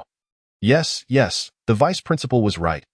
Lin Yuxing disliked pandering to authority figures, yet there are always those who manage to charm the vice principal into a good mood. Consequently, she felt compelled to attend the evening meal. Over the past 2 days at work, she had been driven to and from by Jia's chauffeur. Although it was not a clandestine affair, she preferred not to become a topic of gossip. She always alighted one intersection early, unbeknownst to others. However, the observant vice principal had encountered her 2 or 3 times. Therefore, as soon as work ended, he called out to Lin Yuxing to ride in his car. "I can take a taxi," she replied, wishing to avoid the vice principal's car, as his intentions were too obvious. "Teacher Lin, did you not ride your bike today? Why not take my car?" chimed in math teacher Chen Song with a smile. "Vice principal, Teacher Lin usually leaves the latest. I can give her a ride," he offered. The vice principal shot a meaningful glance at Chen Song, smilingly conceding, "Very well, Teacher Lin. You may ride with Teacher Chen." Unable to decline, Lin Yuxing called the chauffeur to inform him not to pick her up. Chen Song had stepped out a few minutes early to buy a cup of milk tea from a nearby shop. As Lin Yuxing approached the car, Chen Song handed her the milk tea. "Teacher Lin, I remember you mentioned you liked strawberry flavor, so I bought this. I hope it's to your liking." A flicker of surprise passed through Lin Yuxing's eyes. "Thank you, Teacher Chen." She glanced at the open passenger door and chuckled. "I'll sit in the back. The front seat is reserved for your girlfriend." Chen Song's demeanor faltered for a brief moment. "I don't have a girlfriend. It's just the two of us. If you sit in the front, I'll feel like a chauffeur." Lin Yuxing was at a loss for words. It seemed rather inappropriate to occupy the front seat and treat him like a driver. Just as she was caught in this dilemma, a voice from behind came to her rescue. "Teacher Chen, Teacher Lin, how fortunate you haven't left yet. My car is in for maintenance, and I heard Teacher Lin is riding with Teacher Chen. I hurried out to ask for a ride as well. Is that all right?" The newcomer was Hu Meili, the homeroom teacher of Class 3, known for her sarcastic remarks. Chen Song glanced at Lin Yuxing before responding with a smile. "Of course, no problem." Hu Meili flashed a charming smile, bending slightly to squeeze into the passenger seat beneath Chen Song's arm. Chen Song's smile faltered as he turned back to Lin Yuxing, his expression filled with apology. Lin Yuxing offered a faint smile, opened the back door, and climbed in. Turning back from the front seat, Hu Meili's gaze landed on the milk tea in Lin Yuxing's hands. "Teacher Lin, is this milk tea that Teacher Chen bought for you?" "Teacher Chen, I'm thirsty too. I want strawberry flavor as well." She truly did not treat herself as an outsider. Chen Song was about to refuse, but Lin Yuxing handed over her milk tea. "This was a favor from Teacher Chen. Since you're thirsty, you may have it." Her tone was casual, her demeanor natural, giving no hint of deceit. Hu Meili thanked Lin Yuxing, declaring, "Then I won tea stand on ceremony." She took the milk tea, punctured a straw, and happily began to drink. Throughout the journey, Hu Meili sought topics to engage Chen Song in conversation, but inevitably, their discussions veered towards his background and views on love. Regardless of her attempts to be disinterested, Lin Yuxing understood. It was evident that Hu Meili harbored feelings for Chen Song, while Chen Song appeared indifferent to her advances. Sitting quietly in the back seat, Lin Yuxing chose not to involve herself in their dialogue, opting instead to rest her eyes. Such gatherings among colleagues were the most tedious. Differing temperaments among individuals made it impossible for everyone to connect deeply. There were always a couple of people who indulged in sarcasm or incessantly gossiped, or joked without any consideration of the boundaries. Midway through the journey, Lin Yuxing's phone rang. She seized the opportunity to answer the call and stepped out of the private room. It was Lu Panpan on the line. "Shang, I have some juicy gossip for you." "What gossip?" Lin Yuxing chuckled at Lu Panpan's exaggerated tone. On the other end, Lu Panpan exclaimed, "Our male idol, Bo Jinzhou, has made it onto the trending gossip list." Lin Yuxing halted in her tracks, feigning nonchalance as she inquired, "Oh really? What gossip has he stirred?" Previously, she had only mentioned to Lu Panpan that she knew Bo Jinzhou, without divulging the fact that they had hastily married. Deep down, Lin Yuxing was someone who felt particularly insecure. Her relationship with Bo Jinzhou was merely an experiment. She feared that if they did not end up together, there would be no reason to share. Lu Panpan was brimming with excitement, as if she were the one in love. Shang, you won't believe it. Senior Bo showed up at the Chui family in the capital." "Do you know the Chui family?" "No." Lin Yuxing exited the call interface and opened a video app. Typing in Bo Jinzhou's name, as-related videos began to populate. Lu Panpan's voice continued, "Do you know the first-line star Chui Jiren? She is actually a heiress of the Chui family in the capital. Today is her birthday, and Senior Bo was present at the event." Lin Yuxing watched the video, seeing Chui Jiren adorned in an elegant princess gown, making a wish in front of a towering cake. Shang, Chui Jiren not only shares the same birthday as you, but she is also your age." Lin Yuxing's ID card bore her Gregorian birthday, yet very few knew that her lunar birthday fell on this day. Just past midnight last night, Lu Panpan had sent her birthday wishes, having been dispatched on a business trip last Friday. She had promised to celebrate with Lin Yuxing upon her return. Lin Yuxing laughed. Many people share the same birthday. Lu Panpan chimed in. Right? You previously mentioned that Zhao Qinghai, that scoundrel, shares the same birthday as you? Right? Lin Yuxing walked towards the restroom, replying, you can forget about him. He has no bearing on my life anymore. In Chapter 025, I have your shower photo. Lu Panpan quickly realized she had mentioned an unpleasant person and gave herself a resounding slap. Lin Yuxing could hear the sound even through the phone. I slapped myself. Shang. I promise I won't mention that scoundrel ever again. Lin Yuxing chuckled. You don't need to hit yourself. If your husband hears, he might think I'm bullying you. Mention of her husband rendered Lu Panpan silent for a few seconds before she resumed discussing their mutual idol. Shang, I must tell you, this is the first time Senior Bo has been photographed with an unrelated female. Did you see the way Cui Jiaren looked at him? It was filled with admiration. Do you think Senior Bo might end up with Cui Jiaren? He is a doctor, marrying a starlet from the entertainment industry. It seems like a mismatch. Lin Yuxing's mood soured. Bo Jinzhou standing beside Cui Jiaren. Such a pair, indeed, seemed well-matched. However, he was legally her husband at this moment. Pan actually, Bo Jinzhou. I know. You think as long as Bo Jinzhou likes Cui Jiaren, it's fine. Lin Yuxing's words were abruptly interrupted by Lu Panpan. What she intended to convey was about her impromptu marriage with Bo Jinzhou. However, the loquacious Lu Panpan offered her no opportunity to speak, chattering incessantly. Once Lin Yuxing entered her cubicle, her colleague called for Lu Panpan, prompting her to end the call. Alone in her cubicle, Lin Yuxing revisited the video of Bo Jinzhou celebrating Cui Jiaren's birthday. The midday footage had already garnered over 100,000 likes. The comments section was awash with voices fervently shipping the couple. Who was this prominent figure? My goodness. No wonder Jiaren doesn't spread rumors with male celebrities. She's keeping such a top-tier man hidden. Honestly, I find him more handsome than those male stars. If he entered the entertainment industry, he would undoubtedly captivate a multitude. Make way, make way. The class representative has arrived. The man in the video is not just a celebrity but an angel, a legendary figure in the medical field, the foremost surgeon in the cardiology department of Rongqing Hospital. Someone even global medical organizations cannot invite. While you were playing in the mud, he was already skillfully performing surgeries. Moreover, he boasts a flawless record in operations, and he has a multitude of fans. How is it that none of you recognize him? I'm studying medicine, and Bo Jinzhou is my idol. Clearly, he could rely on his looks, yet he chooses to depend on his skills. No wonder many enchanting ladies are unaware of my idol. Frankly, I wish to keep him hidden so that I can admire him alone. Having a doctor boyfriend is splendid. Jiaren won't have to worry about injuries while filming anymore. Amidst the sea of comments fervently shipping the couple, a particularly audacious netizen emerged, their comment jarringly out of place. Dear fairies, do not harbor delusions. Dr. Bo is already taken. Beneath this comment, a flurry of curious admirers inquired whether it was true or false, questioning the identity of the commenter. Yet, only he was privy to that knowledge. The other fans of Bo Jinzhou remained oblivious to the fact that he was already in a relationship. Those who dared to speak were merely individuals whose focus lay solely on scalpels and experiments. Emerging from the restroom, Lin Yuxing dialed Bo Jinzhou's number. Moments later, a voice resonated in her ear. Sorry. The number you have dialed is currently unreachable. Her gaze dimmed, and she tucked her phone away as she turned the corner. A man approached, his face smeared with cream from the cake. It was none other than Zhao Qinghai. The cad that Lu Panpan had disparaged. Lin Yuxing, are you here to celebrate my birthday? Zhao Qinghai's eyes glinted with a hint of triumph upon seeing her. Moments earlier, in the private room, his friends had inquired about her absence, even making snide remarks suggesting that Lin Yuxing had moved on to greener pastures after their breakup. He had intended to wash the cake off his face before calling her, but she arrived first. Moreover, after a few days apart, she seemed even more beautiful. Her features were exquisite, radiantly captivating. You arrived just in time.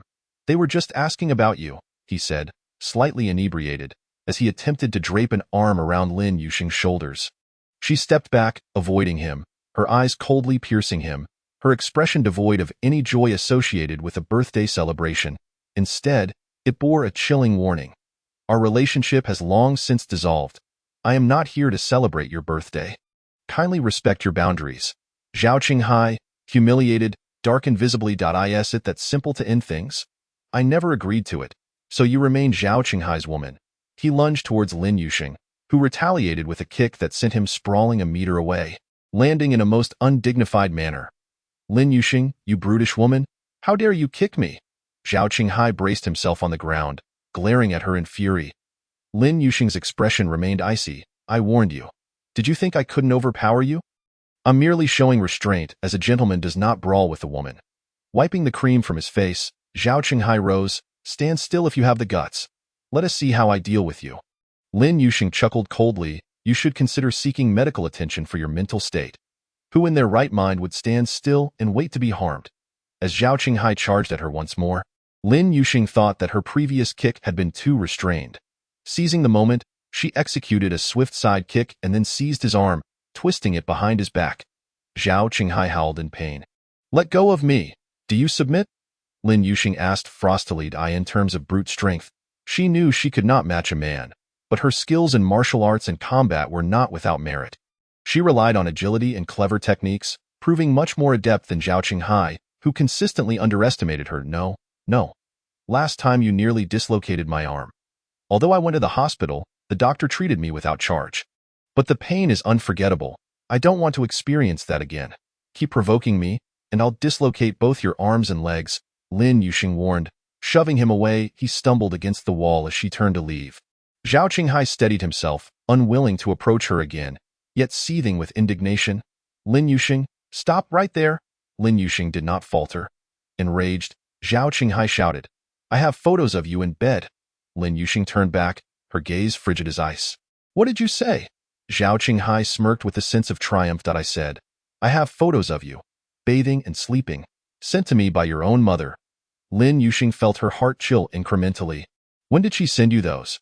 Her mother, Lin Shufan, had promised her days ago that she would not pressure her into a relationship with Zhao Qinghai. How could she go back on her word? Zhao Qinghai, believing himself to be charming, tossed his hair back, but the motion tugged at his injured arm from when Lin Yuxing had thrown him earlier, causing him to grimace. Just an hour ago. You coming with me to the private room to play the perfect girlfriend, or I'll post your photos online. Don't believe me? I'll send you a preview. As he spoke, he pulled out his phone and attempted to send Lin Yuxing a picture. Chapter 26. When she seeks him, Lin Yuxing had long deleted Zhao Qinghai from her contacts. He rummaged for the photo but found he could not send it. Add me back, he called out. Lin Yuxing hesitated, wanting to see what kind of photos Lin Shufan had sent to Zhao Qinghai. She accepted his friend request. I'll send you a conservative one. Seeing that Lin Yuxing was now under his thumb, Zhao Qinghai felt elated, dismissing the earlier incident. He was plotting to sleep with Lin Yuxing that night. After dating her for 3 months, he had assumed she would inevitably become his woman. He had been patient, never even touching her. Little did he know, beneath her seemingly docile exterior lay an indomitable spirit. She hadn't even listened to her mother's words. What infuriated him the most was that during their 3-month relationship, she had never mentioned her martial arts background. Lin Shufan had described her as gentle and compliant, neglecting to mention her martial prowess. When Zhao Qinghai had confronted Lin Shufan after Lin Yuxing had dislocated his arm, she had said she was unaware. What a farce! Lin Yuxing was her daughter. How could she not know? Lin Yuxing was blissfully unaware of Zhao Qinghai's twisted plans. She examined the photo he sent, a candid shot of her sleeping, clad in a simple floral nightgown and covered with a light summer blanket. It was innocuous. Yet the thought of Zhao Qinghai possessing such a photo disgusted her. He claimed it was the most conservative one he had. She had no faith in that assertion. She had always kept her guard up against Lin Shufan, locking her door at night. She wondered when Lin Shufan had taken the photo, but she was confident there were no more revealing ones. Are you planning to remain single forever, holding on to your ex-girlfriend's photos? What would your future girlfriend think? Lin Yuxing retorted. Besides, those photos are worthless to you. Aren't you afraid I'll expose them? You'll have a hard time finding a boyfriend. Go ahead and try, Lin Yuxing replied, unperturbed by the threat. Zhao Qinghai pressed her. Lin Yuxing, did you ever intend to marry me? Or were you merely toying with me? Lin Yuxing was taken aback by his sudden inquiry. Indeed, she had never contemplated marrying him from the start. Upon first glance, she knew he was not someone she could ever love. He stood in stark contrast to the person she admired. She had only consented due to Lin Shufan's coercion, who had promised her that if she found the relationship unsatisfactory after some time, she could end it. I am not inferior to you in education. My family is better off, and I earn more than you. Why do you look down on me? Zhao Qinghai regarded his willingness to marry Lin Yuxing as her stroke of luck, as if he were doing her a favor. Isn't she just pretty? Beauty fades with age. Wrinkles will come eventually. Lin Yuxing fell silent for a few seconds. The tumultuous state of her relationship with Zhao Qinghai after 3 months was not what she had desired. She bit her lip and replied, I approached our relationship sincerely, but you deceived me first. Your mother's demands were not for a daughter-in-law but for a servant, since you just claimed you are as educated as I am, from a better family, and earn more than I do. You should understand the concept of parting amicably. Additionally, let me offer you a piece of advice. If you ever meet a girl you genuinely like, don't let your mother treat her that way. Zhao Qinghai scoffed dismissively. What is wrong with what my mother said? Isn't a woman supposed to bear children and manage the household? Do you think marrying another man will allow you to live like a princess? His upbringing had instilled in him the belief that men should dominate and women ought to obey. As for love, it was an intangible concept to him. He saw marriage as merely a means to have children and serve him. If one day they feel annoyed, they can simply raise a few more outside. Thus, he perceives everything as a matter of course. Lin Yuxing felt speechless. Why should I play the role of a distant relative? There should be mutual respect among individuals, not a constant power struggle. Seeing his indifferent expression, she rolled her eyes and remarked, People like you will never understand. So why am I even wasting my breath? Just then, her phone rang. Noticing it was a call from Bo Jinzu, she walked while pressing the answer button. Behind her, Zhao Qinghai scoffed, a naive and foolish woman. There will come a day when you regret this. That kind of woman, who was toyed with by teachers during her school days, would certainly not find anyone better than him. Zhao Qinghai point one day, she would return to beg him. Where are you? A deep voice penetrated her ear through the phone. Lin Yuxing slowed her pace. The leadership is treating us to dinner at Night Lanshan. Is it your vice principal? The man's questioning tone already hinted at a positive answer. Lin Yuxing, she replied. In the corridor ahead, her colleague Hu Meili, who had shared a ride with Lin Yuxing, emerged from a private room and unwittingly greeted her from a few steps away.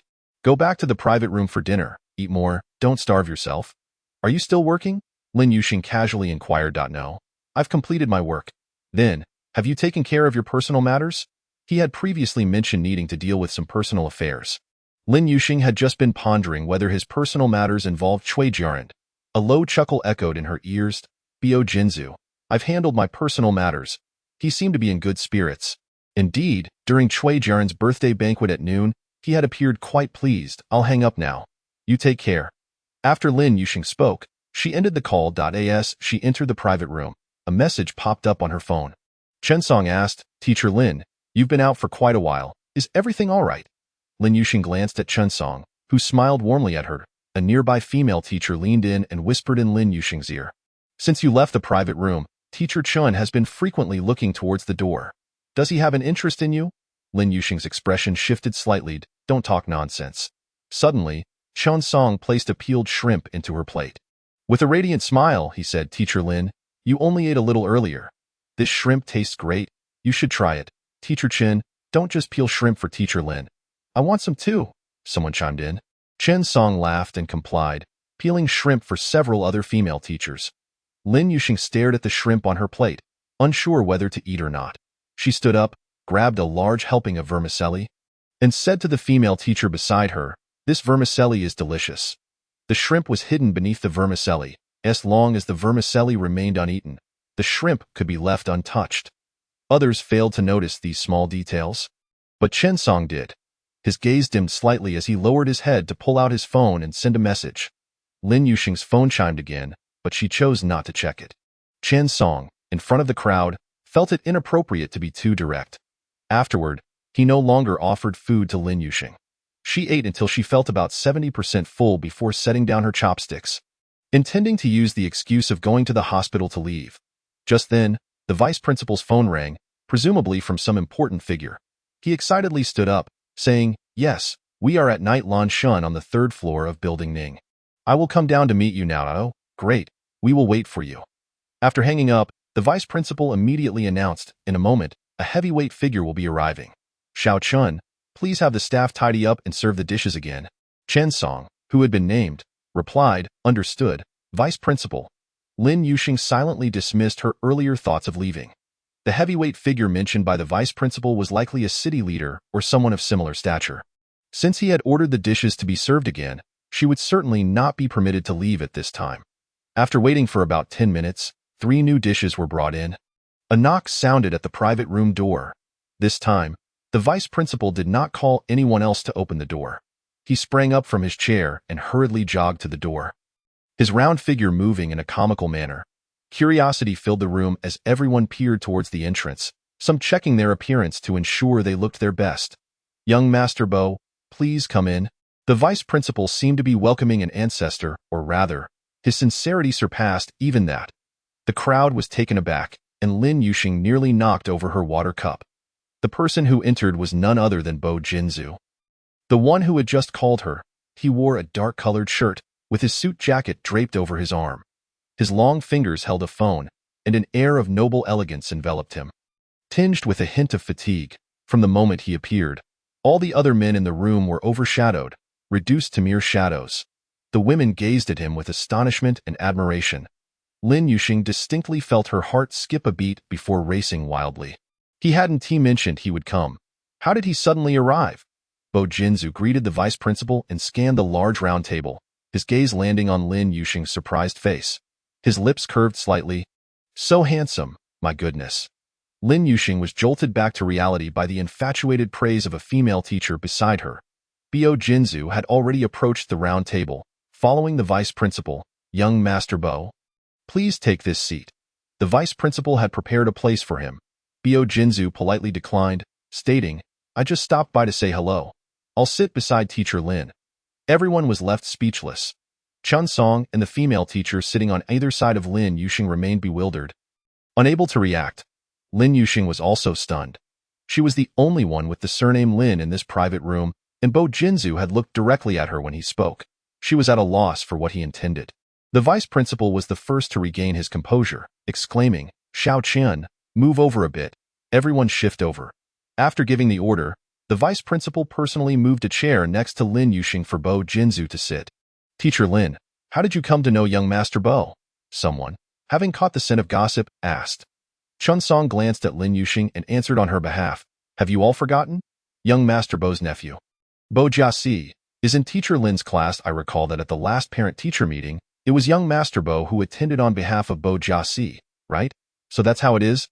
They thought, having assumed there was some ambiguous relationship between Lin Yuxing and Bo Jinzu. Yes, Bo Jinzu's nephew just happens to be in my class, Lin Yuxing explained with a smile.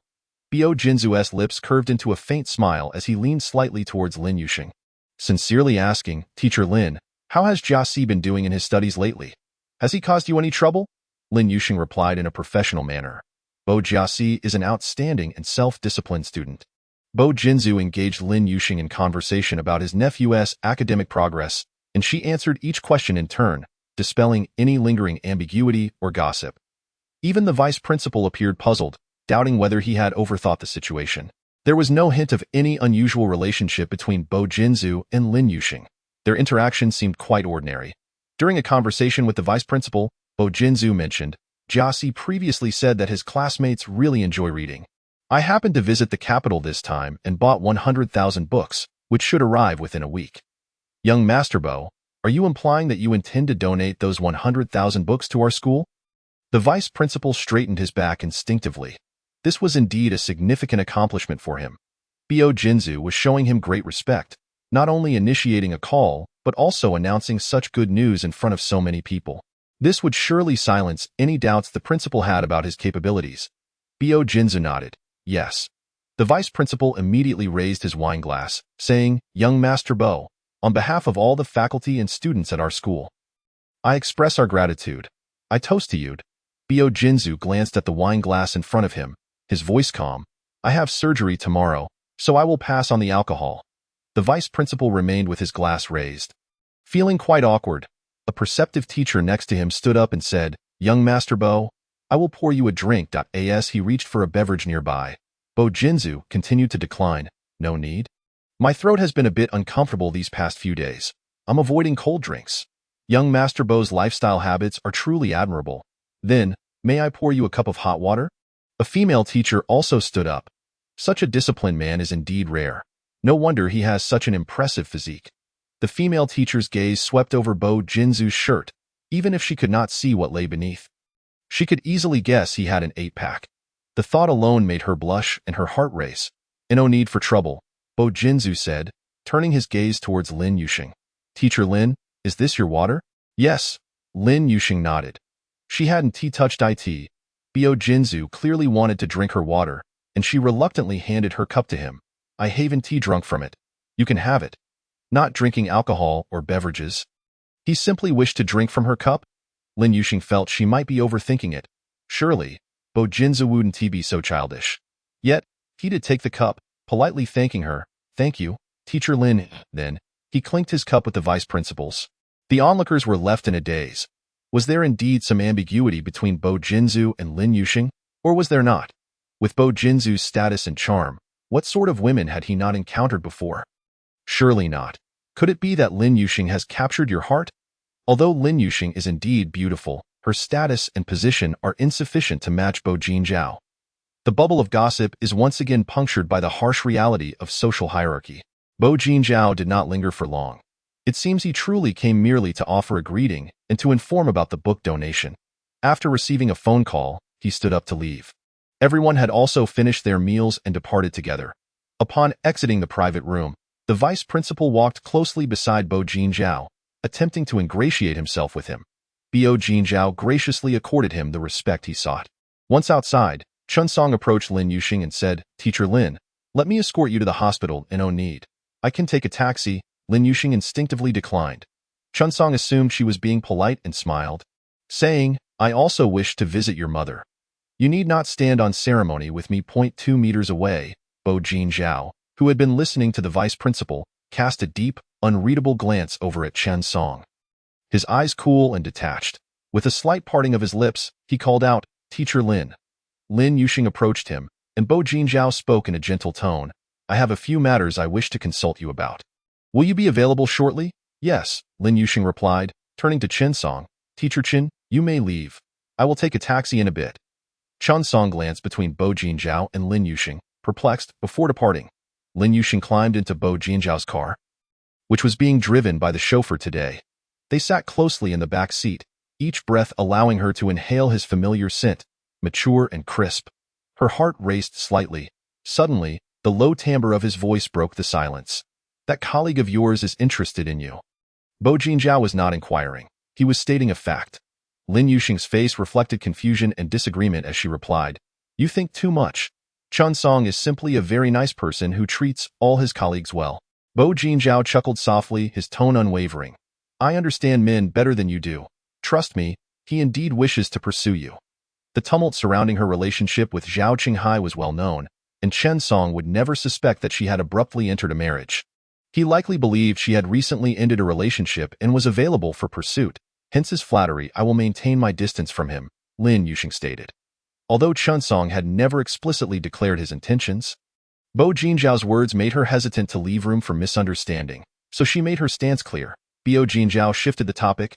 Your colleague mentioned wanting to visit your mother? Lin Yuxing suddenly recalled that she had not mentioned her mother's hospitalization to Bo Jinzhao and briefly explained the situation. After listening, he asked, Will you be going to the hospital tonight? Lin Yuxing hesitated. She desired to go but also did not, feeling conflicted and somewhat stifled, particularly after witnessing the video of Cui Jiran making a wish over a cake and encountering Zhao Qinghai with cream smeared on his face.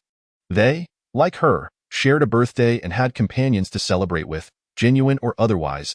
At least they received blessings. Yet, she had none. Since her grandmother's passing, Lin Shufan had not celebrated her birthday. She could understand Lin Shufan's reasons, as she was born from a shameful past involving several ruffians. Every year on her birthday, Lin Shufan's demeanor towards her became even more hostile than usual, a pattern Lin Yuxing had grown accustomed to over the years. It's too late today. I will go tomorrow, Bo Jinzhao sensed the emotional turbulence within Lin Yuxing. He gently placed his large hand on her head, soothingly ruffling her hair before withdrawing. Lin Yuxing stiffened, her cheeks flushing crimson. In her gaze, complex emotions shimmered. She could not articulate the feelings evoked by his comforting gesture. In that moment, her heart fluttered, her nose tinged with a bittersweet sensation, not for any other reason than that he was Bo Jinzhao, the object of her youthful infatuation. From the moment he entered the room, her heart brimmed with joy. "All right, I will go tomorrow." At that moment, Bo Jinzhao's phone rang. He used his other hand to answer. Placing the phone to his ear, Lin Yuxing's phone buzzed as well, a message from Lu Panpan reading, "Shang, latest news. Someone revealed that Senior Bo is already taken." Accompanying the text was a screenshot she had seen before. A comment from a netizen named Si Wangwei. "Babe, do you think this is true? I'm so curious. If my idol has a girlfriend, what kind of socialite would she be? Could it be a fellow doctor from his hospital? Babe, I will return to Rongqing tomorrow.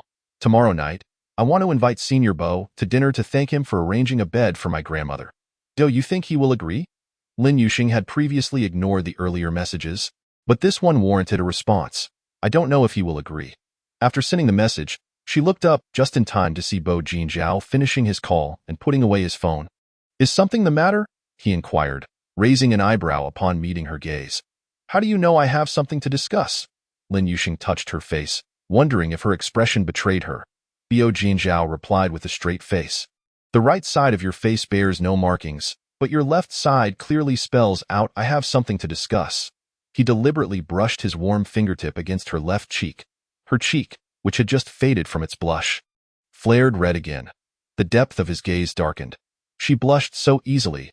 He couldn't help but wonder how shy she would be during more intimate moments. The thought of their previous enchanting encounter sent a shiver down his throat as he softly asked, "You haven't mentioned what the matter is?" Lin Yuxing's phone chimed again. As she checked her messages, she instinctively angled her phone screen away, wary of him catching a glimpse.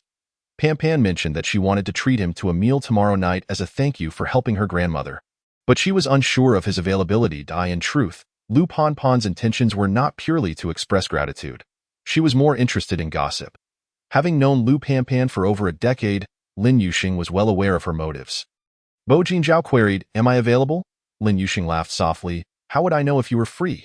Bo Jinzhao pressed further, "What about you? Are you available?" She considered it and realized she would likely be free tomorrow evening.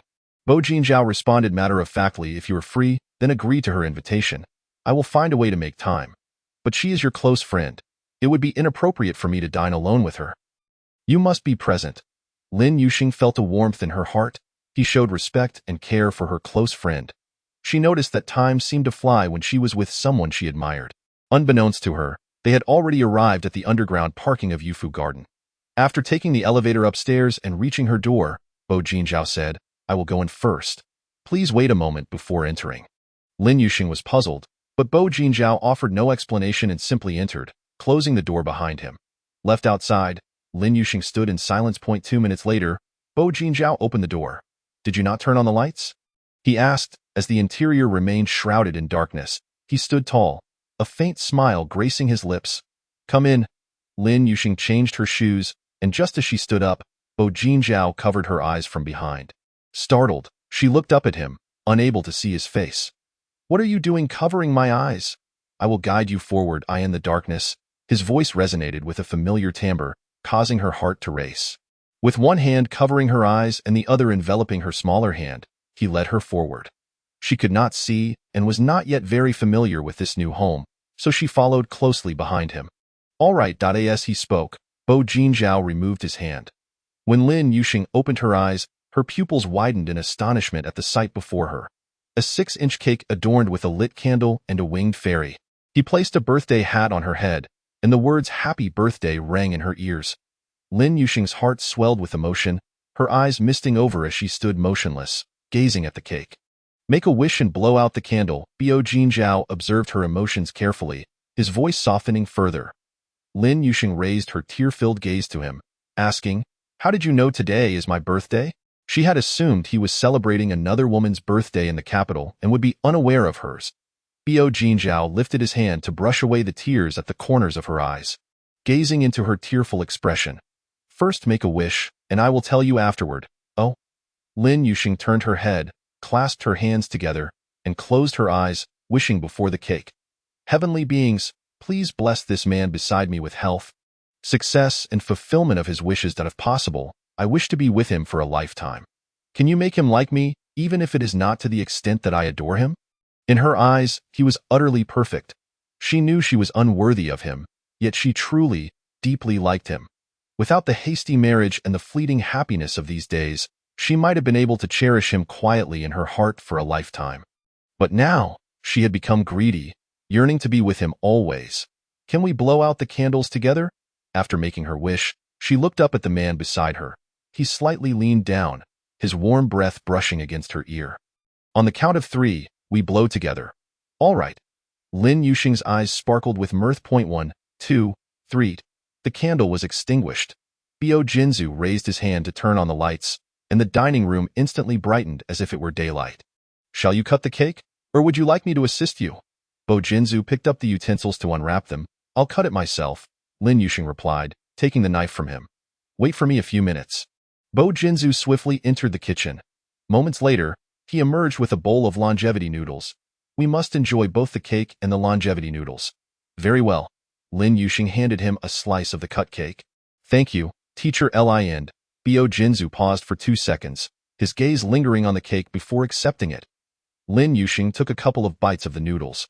Glancing up, she noticed Bo Jinzu had yet to taste the cake. She fed herself a spoonful of cream before urging him, "Go on. Why aren't you eating?" A fleeting shadow of hesitation crossed Bo Jinzu's eyes as he gently replied, "This birthday celebration for you feels somewhat hasty. Primarily due to time constraints. Next year, I shall prepare in advance for a more splendid occasion." Lin Yuxing felt a pang of emotion in her nose. "You remembering my birthday is already deeply touching. This is wonderful. If it were too extravagant, I would feel out of place. Do you not enjoy cake?" Noticing he still hadn't taken a bite, Lin Yuxing voiced her confusion. Bio Jinzu smiled faintly. "It's not that I dislike it." With that, he took a spoonful of cream into his mouth, the sweetness overwhelming. He subtly furrowed his brow, saying, "You are the birthday star. You should indulge a bit more." Lin Yuxing had a penchant for sweets, particularly when she was feeling down. She often craved pastries or candies. This evening, she felt particularly joyous, devouring nearly half a slice of cake in one go. Just then, Bo Jinzu received a phone call. He quickly set down the cake, throwing out a remark, "I'll take an important call in my room. Please continue eating." He turned and strode out of the dining room. After he ascended the stairs, Lin Yuxing placed the remaining small piece of cake on the table. She picked up her phone to take a picture and posted it on her social media, setting it to be visible only to herself. An unexpected surprise. "I seem to like him even more." Just as she finished sharing her post, Lu Panpan's call came through. Lin Yuxing answered. Her mood buoyant. "Hello?" Lu Panpan's excited voice echoed. "Babe, are you asleep yet?" "Not yet." "Then don't sleep just yet.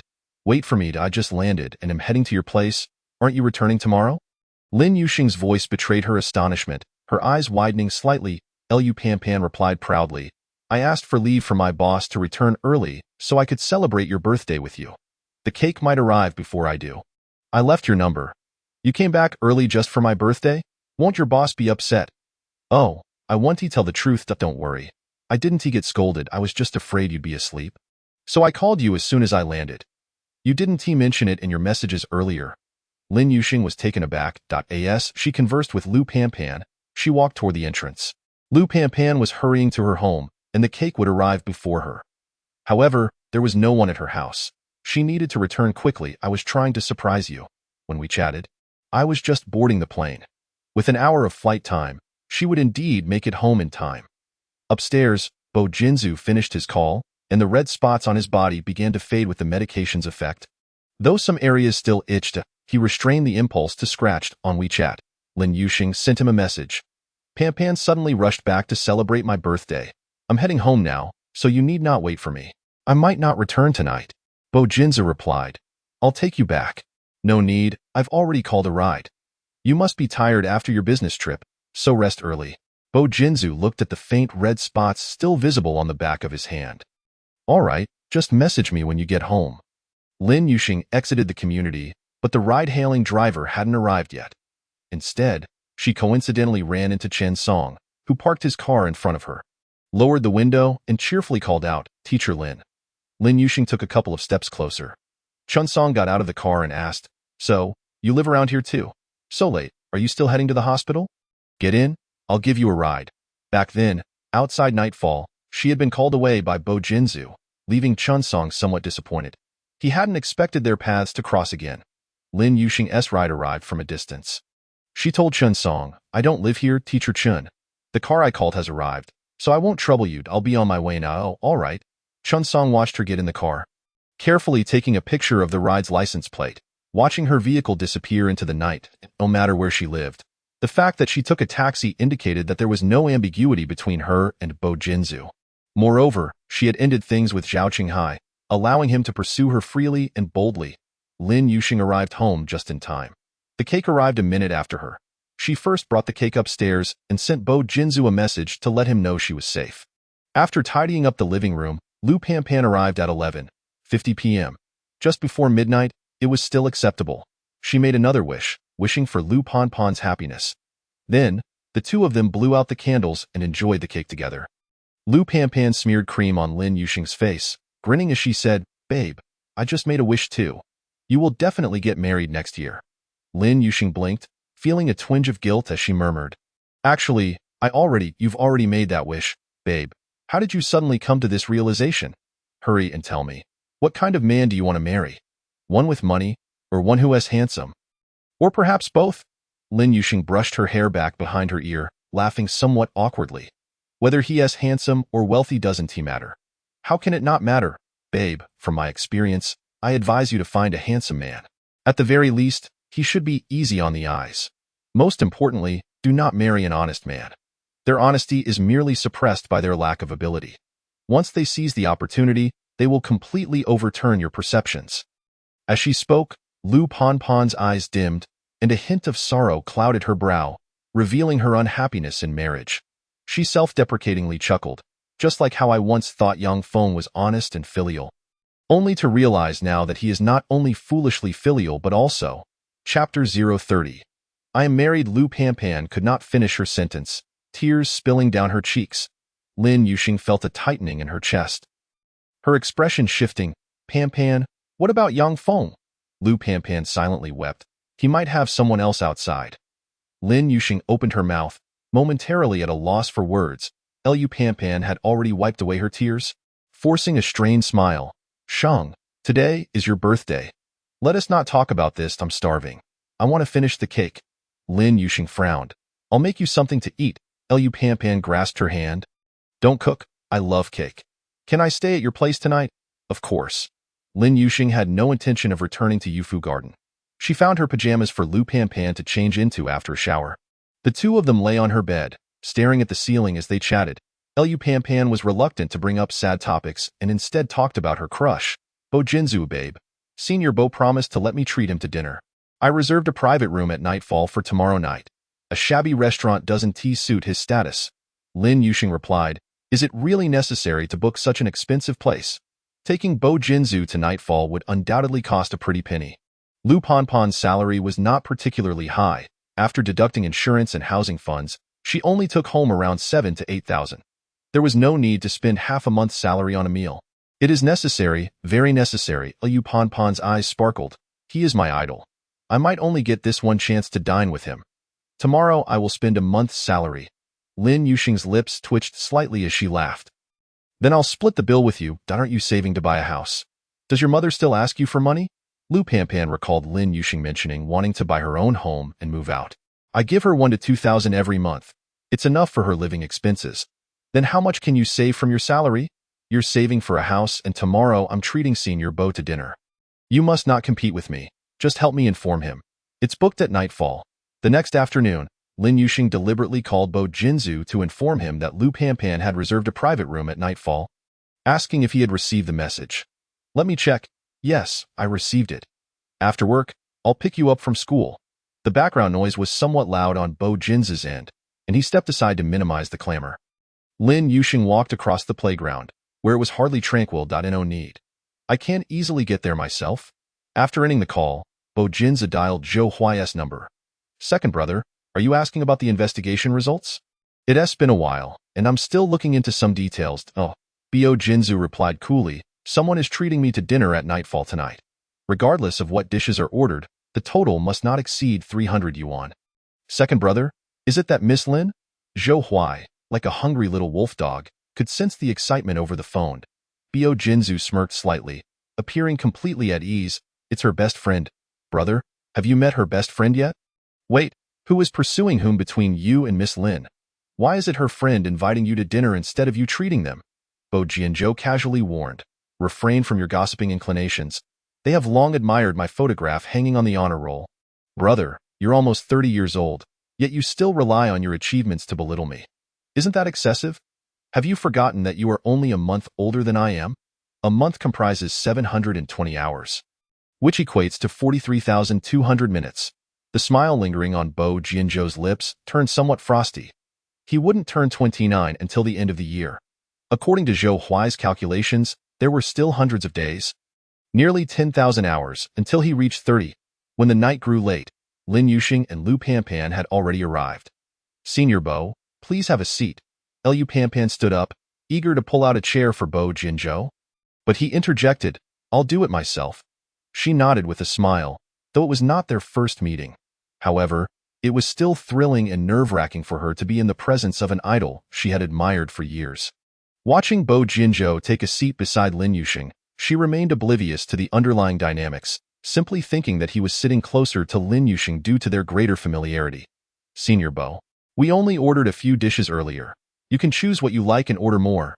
Bo Jianzhou glanced at Lin Yuxing, who replied, we are unaware of your preferences. This was indeed the truth. Although Lu Panpan was his devoted fan, she had never considered the possibility of dining with him, nor had she inquired about his culinary likes. Bo Jianzhou ordered 2 dishes. Before the food arrived, Lu Panpan could no longer contain her excitement, saying, Senior Bo, I saw you trending yesterday. I never expected you to be acquainted with the popular star Cui Jiaran. She is the sister of a friend of mine. Bo Jianzhou was perpetually busy and had no time to scroll through his phone, thus unaware of his trending status or that netizens had paired him with Cui Jiaran. The sister of a friend? Lu Panpan glanced at Lin Yuxing. Their eyes met, and Lin Yuxing understood the curiosity in Lu Panpan's gaze. Darling, is it that my brother's friend has taken a liking to me? Or have I developed feelings for my brother's friend? Lin Yuxing chose not to engage in the gossip, lowering her gaze to sip water. Today had been a bit overwhelming with classes, and the pickled fish she had for lunch was somewhat salty. She quickly finished a glass of water. Teacher Lin, just as she set down her cup, Bo Jianzhou poured her a refill. Lin Yuxing expressed her gratitude. Thank you, Dr. Bo Jianzhou smiled gently and replied, no need to thank me. Lu Panpan observed their interaction and suddenly had an epiphany. Senior Bo, may I ask you a personal question? Bo Jianzhou, ever amiable, responded. What question? Lu Panpan inquired with a grin. What type of girl do you like?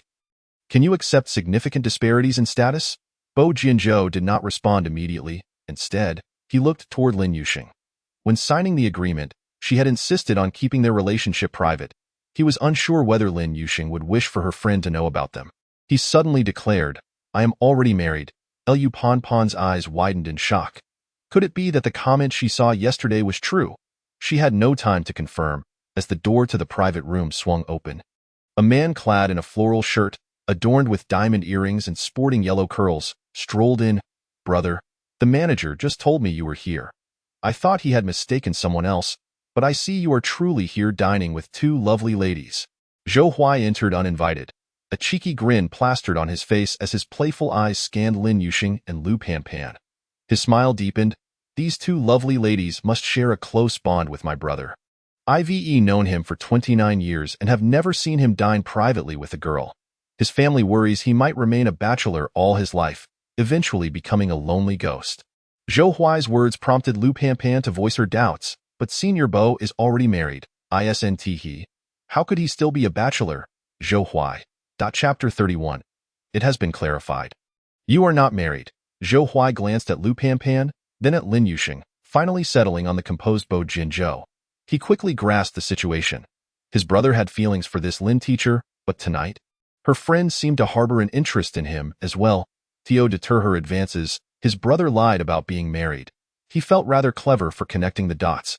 Since his brother had fabricated a story, he naturally had to assist in maintaining the ruse, promptly adding, what I meant was, before my brother got married, he never dined privately with a girl.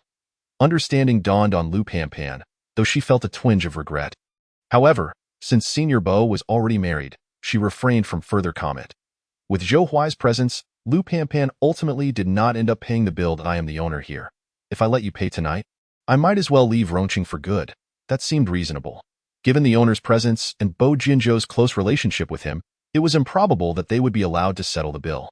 Lin Yuxing assumed that Bo Jinzhou had facilitated Zhou Huai's arrival to prevent Lu Panpan from paying. After the gathering concluded, Lu Panpan offered to escort Lin Yuxing home. Zhou Huai, aware of his brother's intentions, interjected, Miss Lu, since you dined at my establishment, it is only right that I arrange for teacher Lin's transportation home. Do you also provide rides for customers? Lu Panpan pondered. Despite Zhou Huai's seemingly frivolous demeanor, he did not exude the same sense of security as Bo Jinzhou. Nevertheless, he was quite handsome and wealthy. A man who is both charming and affluent already scores an 80. Since Shang was currently single, what harm could come from a little spark? Zhou Huai, fiddling with his right earring, declared, I will personally ensure teacher Lin gets home safely, not a single hair out of place. He initially intended to suggest that his brother drive Lin Yuxing home, but recalling that he had just assisted his brother in fabricating a story, he deemed it inappropriate.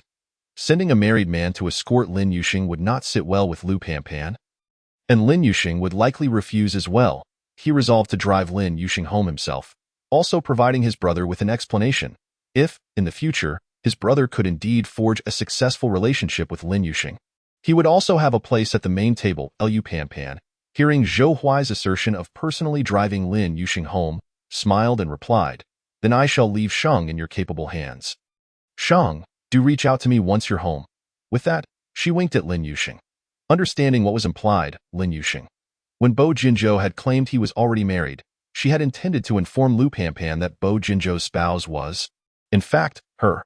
However, Zhou Huai's sudden appearance, coupled with both him and Lu Panpan being chatterboxes, left her with no opportunity to speak. Now, mistakenly perceived by Lu Panpan, she decided to send a message to clarify once she got home. Brother, I am taking teacher Lin home now. All right, go ahead. Bo Jinzhou smiled faintly. Teacher Lin, please share your address so I can set the navigation. Once in the car, Zhou Huai politely inquired. Lin Yuxing provided her address. After setting up the navigation, he began driving. Stealing a glance at Lin Yuxing in the rearview mirror, he opened the conversation with, Teacher Lin, how is Jiaxi doing at school? Is everything all right? Lin Yuxing smiled, replying, Jiaxi is doing exceptionally well. Zhou Huai beamed with pride as if being praised for his own child. Why brother's teachings ensure that he cannot possibly be lacking. Lin Yuxing was somewhat surprised. Jiaxi was taught by your second uncle? Zhou Huai's pride swelled even further.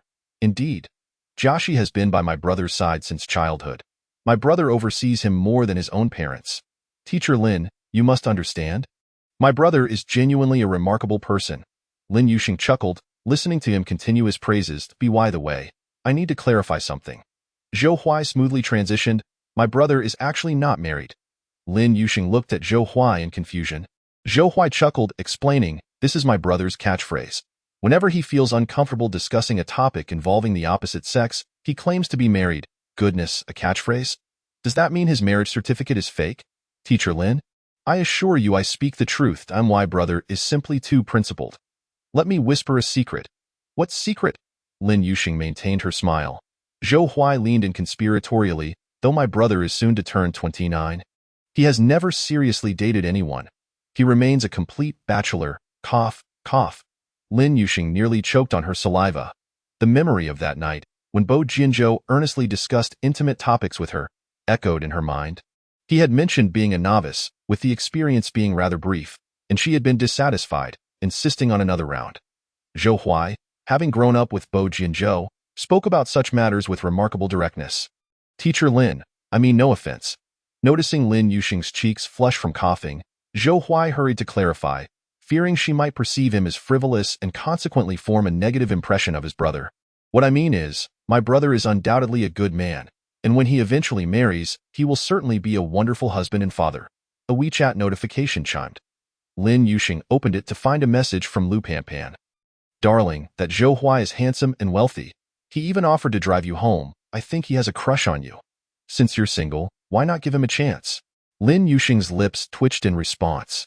Immediately reply to Lu Panpan. Drive carefully, send me a message when you get home. I have something important to tell you. She cannot be informed before she arrives home. Safety must come first. Lu Panpan sent a kissing emoji of a man and woman.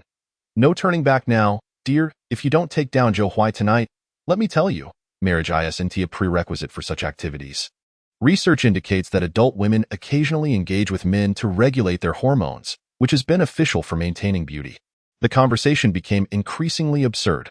Lin Yuxing replied, "Let me be honest with you. I am already married. You are not allowed to call me right now. Focus on driving home, and I will video chat with you later, or I will block you."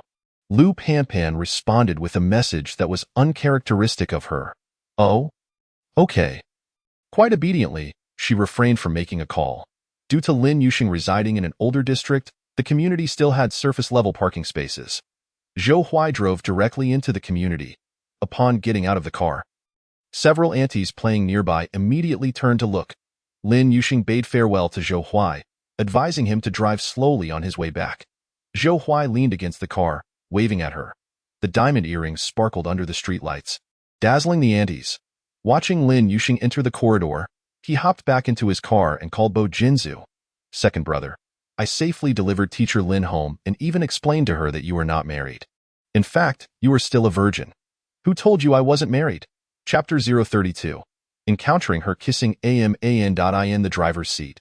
Zhou Huai held the steering wheel with one hand, while the other clutched his phone, laughing uncontrollably. Who needed to tell him? It's not like he was meeting him for the first time.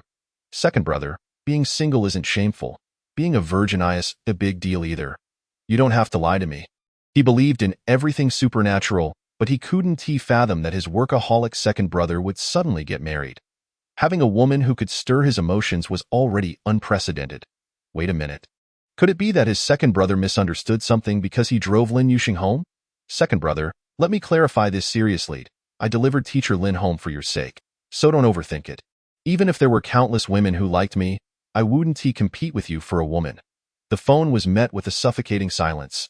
Zhou Huai whimpered, "Second brother, I truly don't like teacher Lin. Think about it. I've been a poor student since childhood. How could I possibly like a teacher? If it weren't for the people, I would instinctively want to escape upon seeing her." "I understand." Bo Jinzu's voice was cool and indifferent. It was evident he didn't wish to continue the conversation. Zhou Huai couldn't decipher whether Bo Jinzu believed him in his phone. Bo Jinzu sent another message. "It's getting late. You should head home quickly and drive slowly." Although his tone remained cold, his second brother was showing concern for him. Zhou Huai's smile returned. "All right, I'll head back first." "Second brother, why don't you call teacher Lin to explain personally? I feel like she genuinely believes you are married." Outside the community, in a car across the street, Bo Jinzu rubbed his forehead in exasperation. Was it really that hard to believe he was married? He needed to find a day to open up Zhou Huai's mind and see what nonsense was inside. A few minutes later, Zhou Huai's car exited the community. Bo Jinzu dialed Lin Yuxing's number. The phone rang several times, but no one answered. He pondered for a moment before hanging up. In a room upstairs, Lin Yuxing was video chatting with Lu Panpan. Lu Panpan couldn't believe the fact that Lin Yuxing was married. "Dear, unless you show me your marriage certificate, I would never believe it, even if it killed me. How could you possibly have a flash marriage with Bo Shuizhong? He is the type to rush into marriage. Moreover, you just broke up with Zhao Qinghai a few days ago. How could you possibly marry so quickly? You must have fabricated this lie about a flash marriage just to deceive me after I suggested you try with Zhou Huai. If you had chosen any other man for a flash marriage, I would have believed you. For 3 years in high school, every time I dragged you to visit Bo Shuizhong, you thought I was insane.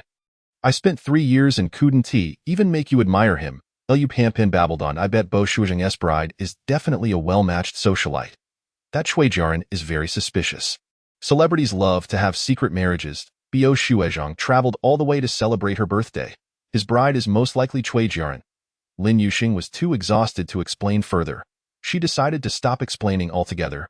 Her marriage certificate was at the Yu family estate and couldn't be retrieved right now. She even felt that even if she produced the marriage certificate, Lu Panpan would think it was a $10 fake. The fairy tale of Cinderella marrying into a wealthy family was something Lu Panpan only believed existed in novels. "Dear, if you don't fancy Zhou Huai, let us ignore him. Although he is handsome and wealthy, he clearly seems like a playboy who has been with countless women, thus tarnishing himself." After finishing the video chat with Lu Panpan, Lin Yuxing returned Bo Jinzu's call. "I was just checking if you got home." Bo Jinzu had just entered the hospital lobby when someone greeted him, and he nodded in response. Lin Yuxing heard this and asked, "Did you return to the hospital to work?" On the other end of the phone came a low chuckle. "Yes, I just arrived." Lin Yuxing frowned slightly, anxiously asking, "Is having dinner with Pan Pan tonight going to interfere with your work?" "Not at all. I just got a call. A colleague has something to attend to and asked me to cover for him." Originally, he hadn't gone home but headed directly to the area where Lin Yuxing lived, intending to pick her up. However, upon finding that his call to her didn't go through, he was in the midst of composing a message when he received the colleague's call. "Don't overthink it. Rest early." Bo Jinzu reassured her again. Lin Yuxing smiled. "All right, I'll go to sleep now. Good night." After hanging up, Lin Yuxing took her sleepwear from the wardrobe and hummed a tune as she went to the bathroom to take a shower. At Rongqing Hospital, as Bo Jinzu stepped into the elevator and pressed the floor button, he recalled that Lin Yuxing's mother was still hospitalized. He changed his mind and decided to check if she was asleep. The hospital corridor was quiet at night. At this hour, most patients had already gone to sleep. Approaching the patient's room, Bo Jinzu didn't knock first but peered through the small glass window on the door. This glance left him utterly stunned. Lin Shufin was entwined with a man on the hospital bed, sharing a passionate kiss. The man had his back to the door, but Bo Jinzu recognized him at first glance. It was Zhao Mingde. He could no longer enter. The next afternoon, as Bo Jinzu entered the cafeteria, he spotted Zhao Mingde leaving with a meal. He glanced at the food Zhao Mingde had purchased and called out to him, "Deputy Director Zhao, who is this meal for?" Although Zhao Mingde was a deputy director, he didn't dare show any arrogance in front of Bo Jinzu. He greeted politely, "Dr. Bo, I'm bringing this to a patient." "Ah, I see. Deputy Director Zhao, you truly are a good doctor." Zhao Mingde felt a bit guilty. "This isn't my patient. It's a friend of mine, not a friend." "A friend of Deputy Director Zhao's is in our hospital? Which department?" Bo Jinzu asked lazily, not particularly enthusiastic or curious, yet his tall figure made it hard for Zhao Mingde to leave. Even though the noodles he was carrying would become unappetizing over time. "She is in the general surgery department." "General surgery?" Bo Jinzu casually remarked. "My nephew mentioned that his teacher's mother is also hospitalized in our hospital's general surgery department. His teacher happens to be your son's ex-girlfriend." Zhao Mingde knew that the Bo family had connections in Lin Yuxing's class. Hearing Bo Jinzu mention it now, he felt a spark of realization, sensing he was implying something. His heart grew more uneasy. Remembering the kiss he shared with Lin Shufin on the hospital bed the night before, he couldn't bring himself to meet Bo Jinzu's gaze. "Is that so?" Zhao Mingde replied, his expression awkward. Bo Jinzu nodded, showing no signs of intentionality on his face. Yet his words sent a shiver down Zhao Mingde's spine. "I only heard that kid mention it last night while I was covering for someone. I intended to take a look, but she wasn't in her room." Seemingly just recalling the noodles he was carrying, Bo Jinzu quietly reminded him, "The noodles will spoil and become unappetizing, Deputy Director Zhao. I won't take up any more of your time." Zhao Mingde, that reminder was far too blatant. Yet what did it matter to Bo Jinzu? Why was he meddling? Troubled, Zhao Mingde left, and as soon as he entered the patient's room, he recounted his encounter with Bo Jinzu to Lin Shufin. "Shufin, Dr. Bo must already know about our affair, but I can't understand why he would care it just because his nephew is in Yuxing's class?" Chapter 033. This is something she cannot allow. Lin Shufin observed Zhao Mingde's shock and pondered for a moment. Instead of answering his question immediately, she asked, "What do you think Dr. Bo meant by saying those things? What does he want a medal for?" Zhao Mingde furrowed his brow. "You may not know, but our hospital is under the Bo Group. One of the rules of the Bo family is about ethics and morals. I have family matters, and our relationship falls under marital infidelity. Even if I'm not dismissed, I could still be demoted." However, Bo Jinzu has never been one to meddle in others' affairs. He even finds managing the hospital troublesome. So it doesn't make sense for him to interfere in my trivial matters. Plus, Bo Jinzu has always treated me with respect. Is that so? Then that's indeed a bit troublesome. Lin Shufin furrowed her brow. If Bo Jinzu was determined to intervene, your job might be in jeopardy. Why? Please clarify, she demanded. Zhao Mingde's face went pale. He had painstakingly climbed to the position of deputy director, and the benefits at Rongqing Hospital were considerable. If he were dismissed, it would spell the end of his latter years. Lin Shufin stated, "He is my son-in-law." What? Zhao Mingde thought he had misheard. How long had it been since Lin Yuxing had broken up with his son? How could Lin Yuxing possibly have remarried? Even if, For the sake of argument, Lin Yuxing had hastily married. It was inconceivable that she could wed Bo Jinju. A triumphant smile crept across Lin Shufan's face as she continued. My daughter, after being mistreated by your wife, promptly married Bo Jinju right after breaking up with Cheng Hai. Zhao Mingda's mouth fell open, his eyes wide with disbelief. It was too surreal. He needed 3 seconds to digest this. Shufan? Are you serious? Lin Shufan smiled at him. What reason would I have to deceive you? Now that we are together, Bo Jinju's earlier remarks should serve as a reminder for you to hurry and get a divorce. Perfectly, she could utilize Bo Jinju to expedite Zhao Mingda's divorce. Lin Shufan silently rejoiced that Bo Jinju had not ended his marriage with that wretched girl due to her words in the afternoon. Before school was out, Lin Yuxing received a call from Lin Shufan. Yuxing, are you free today? Lin Shufan's gentle inquiry caused Lin Yuxing to frown. She recalled the photos Zhao Qinghai had sent her that night. Along with his words, without answering, she countered. What do you want? Lin Shufan chuckled on the other end. I didn't celebrate your birthday the day before yesterday, so I specially ordered a cake for you. Come to the hospital after work, and I'll celebrate it with you. Lin Yuxing halted her grating. It seemed that the man named Zhao Mingda truly brought her joy, enough for her to remember to make amends for her own birthday. She coldly rejected, You don't need to make up for my birthday, Yuxing. I know you've always blamed me for never celebrating your birthday. Lin Shufan's tone shifted from maternal warmth to guilt. You re so clever. I want to deceive you that it was your uncle Zhao who told me I shouldn't have been so indifferent to you in the past. Mom, I genuinely understand now. I want to lose my temper at you again. Everything I owe you, I will repay in the future. As she spoke, Lin Shufan's low sobs could be heard through the phone. Lin Yuxing's fingers tightened around the red pin, the ache in her heart spreading. For years, she had yearned for her mother's affection, akin to that of other mothers towards their children. Yet, it was never to be. Occasionally, her kindness lasted no more than 3 days. Such repetitive cycles left her wary and hesitant to trust again, fearing a greater deception awaited her. Just like before, when they pushed her into a relationship with Zhao Qinghai, promising they would part ways if it didn't suit her. Only to secretly discuss marriage and pressure her into marrying Zhao Qinghai by handing him her savings. No need. Just as long as you are happy. Yuxing, do you not trust your mother? Hearing the sorrow in Lin Shufan's voice, Lin Yuxing's heart softened slightly. I don't distrust you, so will you come tonight? I've already ordered the cake. It will be delivered soon. Bring Bo Jinju along. I want to apologize to him in front of you. I also want to clarify that night's events to prevent any misunderstandings. Yuxing, if you feel happy with Bo Jinju, I will support your relationship. All right, I'll come after work. After weighing her options, Lin Yuxing acquiesced. She texted Bo Jinju to inquire whether he would be working late. He replied that he would be home a bit later. Lin Yuxing then shared Lin Shufan's invitation to the hospital. Bo Jinju showed no sign of discomfort. Call me when you arrive, and I will come to the ward. As Lin Yuxing exited the elevator, she spotted Zhao Mingda leaving Lin Shufan's room. He approached her with quick steps. Smiling amiably, Yuxing, you're here. I was just about to head downstairs to check on your mother. She has been mentioning you. Lin Yuxing responded with a distant smile. Thank you, Deputy Director Zhao, for taking care of my mother these past few days. Zhao Mingda replied, It's only right. Your mother and I are old friends, and since she is in the hospital I work at, it's my duty to look after her. Yuxing, Lin Shufan's voice called from the room. Zhao Mingda eagerly opened the door for her. Upon entering, Lin Yuxing immediately noticed the large cake on the small table. It appeared to be 10 inches.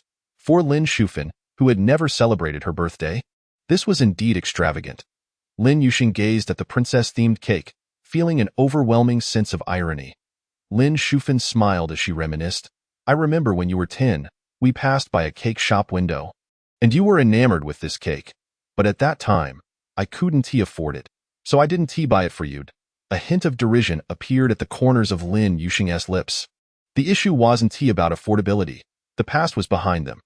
Zhao Mingda interjected, Yuxing, your mother told me that she previously didn't show enough concern for you, and she wishes to make it up to you. Footsteps echoed in the corridor, followed by a voice. Teacher Lin, off work? Lin Yuxing turned to see Bo Jinju strolling in with his hands tucked into the pockets of his lab coat, his presence captivating. Zhao Mingda greeted him warmly. Dr. Bo, you're here. Bo Jinju nodded at Zhao Mingda, his gaze sweeping over the cake on the table with a slight raise of his eyebrows. Is someone celebrating a birthday today? Lin Yuxing remained silent, knowing he was feigning ignorance.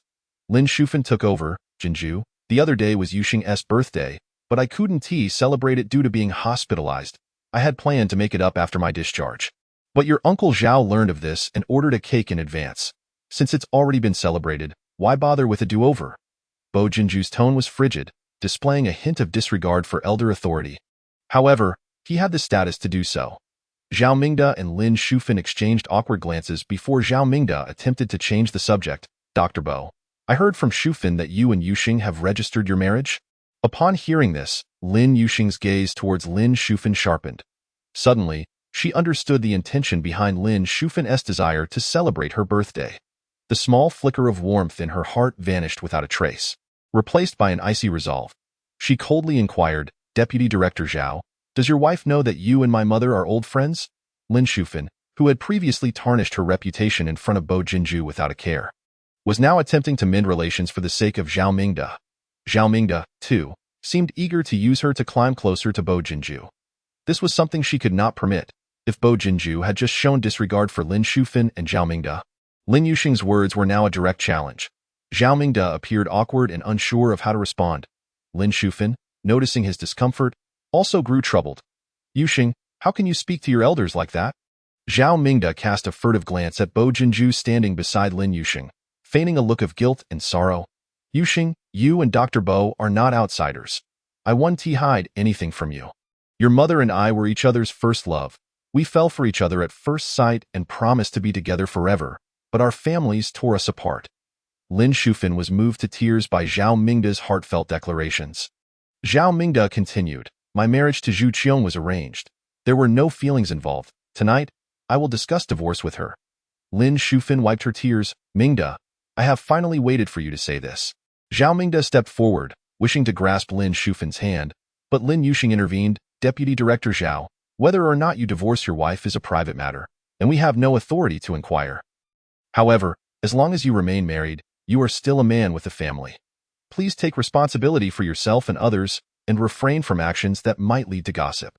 Yuxing, Lin Shufan received a meaningful glance from Zhao Mingde and dared not be harsh with her. Please don't say such things about your uncle Zhao. He is also in a difficult position. Suddenly, Bo Jinju let out a laugh, his lips parting as he coldly retorted, Deputy Director Zhao, since you are still married, you ought to respect the law of marriage. Indeed, you are correct.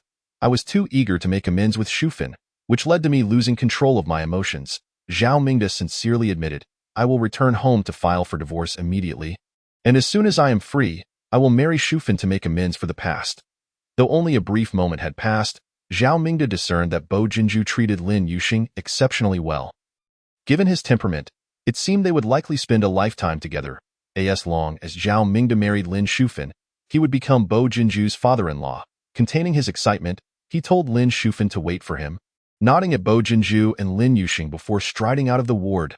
Go home and get divorced. Lin Yuxing pressed her lips together, looking up at Bo Jinju. She softly asked, what time will you finish work? I need to check on a patient again. If everything is fine, I can leave soon. He was staying late due to a patient from this afternoon's surgery who had a special condition. Sensing what she wanted to say, he preemptively added, wait for me for a bit. We'll go home together. The simplicity of those 4 words filled her with warmth. She smiled and replied, go ahead. I'll wait for you here. After Bo Jinju departed, Lin Yuxing cut straight to the chase and inquired of Lin Shufan, do you truly still harbor feelings for Zhao Mingde? Lin Shufan's gaze flickered momentarily, evading the question as she retorted, Yuxing, you haven't had dinner yet. You must be famished. Let's cut the cake first. The corners of Lin Yuxing's lips curled into a sardonic smile. Is this cake merely a ticket for you and Zhao Mingde to board the grand ship of Bo Jinju? How could you think that? You completely misunderstand your mother, Lin Shufan vehemently denied. Along with your uncle Zhao, genuinely wish to celebrate your birthday. Isn't it only meaningful if the celebration is made up for? Lin Yuxing offered no quarter. Lin Shufan's composure faltered, yet recalling her ties with Zhao Qinghai, she endured. She had to leverage Bo Jinju to compel Zhao Qinghai to divorce. From next year onwards, we shall celebrate on the actual day. Every year, I will ensure your birthday is grandly celebrated. That's unnecessary. Lin Yuxing replied coldly, as long as you refrain from stabbing me in the back time and again, I would be immensely grateful. Yuxing, I am your mother, not your enemy. How could I betray you? It's good you acknowledge that you're my mother and not my foe. Then explain how the photographs in Zhao Qinghai's possession found their way from your phone to his? Lin Shufan had forgotten this matter entirely. Suddenly reminded, her expression froze. Yuxing, that was a mistake on my part. A mistake. Lin Yuxing could scarcely believe her ears. Zhao Qinghai claimed you sent them to him on my birthday. That's not true. Lin Shufan's complexion shifted dramatically. Yuxing, if you don't believe me, you can check my phone. As she spoke, she promptly retrieved the messages of the photographs sent to Zhao Qinghai and forwarded them to Lin Yuxing's phone. I regretted sending them the moment I did. If you don't believe me, I swear that if I ever harm you again, I will step outside and be struck by a vehicle. Lin Yuxing made no attempt to stop her. At times, she genuinely wished for one of them to simply vanish. In the underground parking lot, Bo Jinzhou stood before his car, observing Lin Yuxing as she approached. With a subtle smirk, he asked, "Did you have cake?" "I had a couple of bites," she replied. Having messaged him to wait for her in the parking lot, he had not gone to the hospital room. Bo Jinzhou discreetly scrutinized the slightest changes in her expression. "Now, think about what you would like to eat tonight. We can dine out before returning." Lin Yuxing's eyes darted mischievously. "I want to eat hot and sour noodles." Bo Jinzhou chuckled and nodded. "Very well. I shall take you for hot and sour noodles." There was no need to inquire. After all these days, her shoulder injury had undoubtedly healed. To her surprise, Bo Jinzhou led her to the hot and sour noodle shop beside their former high school. Although it had since transformed into a middle school, the owner remained the same as a decade ago. Upon entering, the owner immediately recognized them, greeting them with astonishment. The hot and sour noodles retained their original flavor. However, the person seated across from her had transitioned from Lu Panpan to her unattainable idol. The noodles Lin Yuxing consumed now possessed an added sweetness. "I used to sit here almost every time I came." She reminisced. Bo Jinzhou produced a tissue, reaching across the table to wipe the red oil from the corner of Lin Yuxing's mouth. When she met his deep, mesmerizing gaze, her heart momentarily stilled before racing uncontrollably. "I can manage on my own," she stammered, attempting to retrieve the tissue from his hand. In such a public setting, it felt far too embarrassing. Her fair complexion was tinged with a delicate blush, rendering her irresistibly charming, particularly her luscious red lips, which seemed to invite temptation. Bo Jinzhou observed her lips parting and closing, his throat involuntarily tightening. The warmth of her delicate fingers brushed against his before retreating. His gaze deepened as he watched her finish wiping her lips before she instinctively licked them. Truly, she was alluringly captivating yet blissfully unaware of it. With a slight tightening of his lips, he inquired nonchalantly, "Lu Panpan won't be seeking you out tonight, will she?" Lin Yuxing was taken aback, perplexed by his question. "She shouldn't." "Why do you ask? Did Panpan reach out to you?" Bo Jinzhou locked his gaze onto hers and, with a calm demeanor, asked, "Do you remember what I said to you that night?" "What did you say?" Lin Yuxing was utterly confused. He couldn't have merely uttered a single sentence, could he? Thus, she truly did not understand. Bo Jinzhou earnestly informed her, "Once your injury heals, we shall sleep together." Lin Yuxing's mind went blank, endlessly repeating the phrase, "Sleep together, to sleep." Chapter 035. You need not purchase this. I can take it from the hospital. How was he able to broach such a topic with such earnestness? His audacity was astounding. "I merely wish to inform you that we shall sleep together tonight.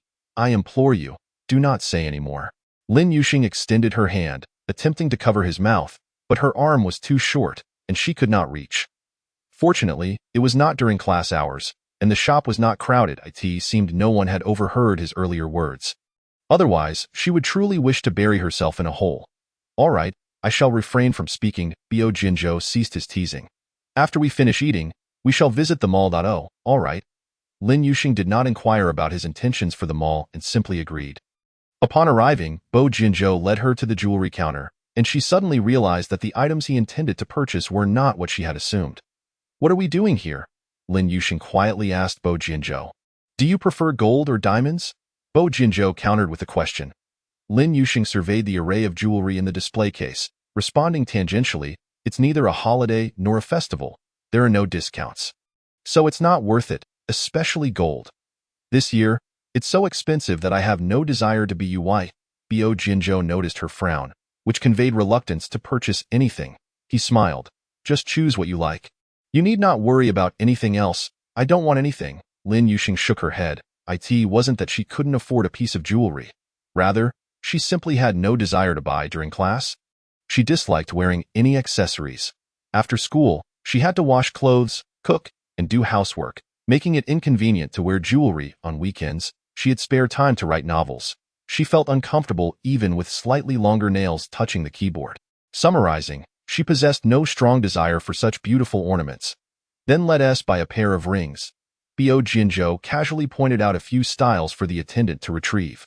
Lin Yuxing found herself unable to refute this.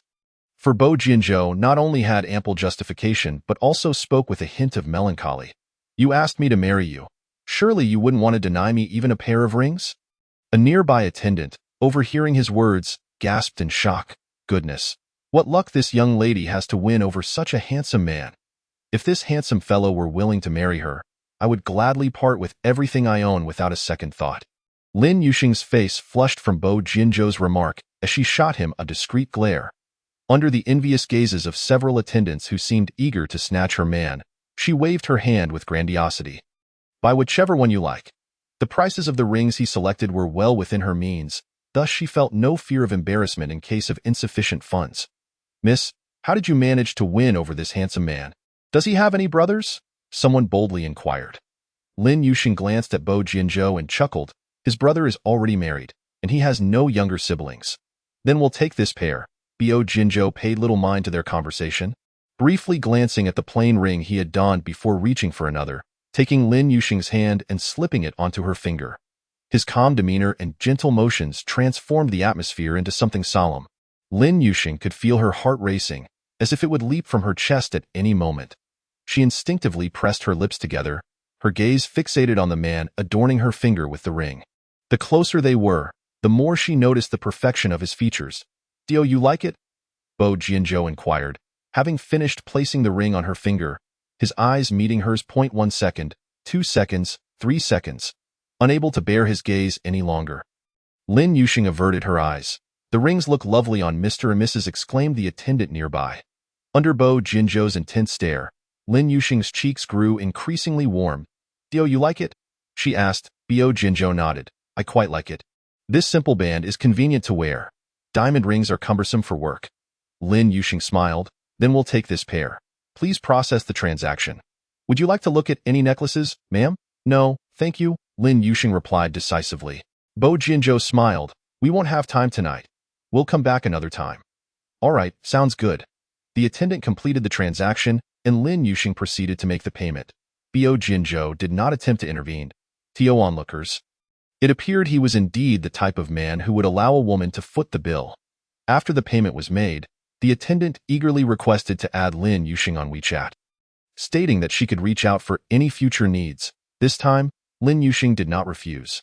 Once they left the counter, several attendants began to whisper among themselves. That man is undeniably handsome. But for him to let a woman pay, poverty has doomed me to a life where I could never afford such a charming man. I find it hard to believe. He is adorned from head to toe in bespoke attire, devoid of any logo, which does not seem like something that girl could afford. Perhaps it was purchased by someone else. Nonetheless, that girl appears familiar to me. Your mention has jogged my memory. She is the teacher named Lin Yuxing, who recently garnered attention for confronting a scoundrel online. And no wonder she is indeed the one. In person, she is even more striking than in the video. She is my idol. Having cast off a worthless man, she swiftly ensnared a paragon of beauty. After purchasing the ring, Bo Jinzhou led Lin Yuxing into the elevator. Pushing a shopping cart, he remarked, I don't particularly enjoy snacks, and there's nothing at home, so buy whatever you like. All right, Lin Yuxing replied. Although she typically indulged in snacks, her childhood was marked by poverty, struggling on the brink of survival. Besides a lack of affection, she also yearned for material comforts.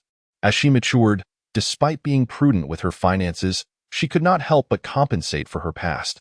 She would purchase candies, snacks, dolls, and new clothes. In her heart, she harbored a conviction that regardless of marriage, she must bear a daughter to provide her with a joyous and fulfilling childhood, as a means to relive her own. Lin Yuxing was efficient in her shopping, with a clear objective. Before long, the cart was brimming with goods. Gazing at her haul, she smiled brightly. All right, with this plethora of snacks, we'll have enough to last a while.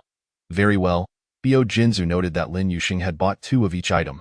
When he did not inquire further, she explained, Pan Pan has been feeling down lately, so I'll give her a portion tomorrow.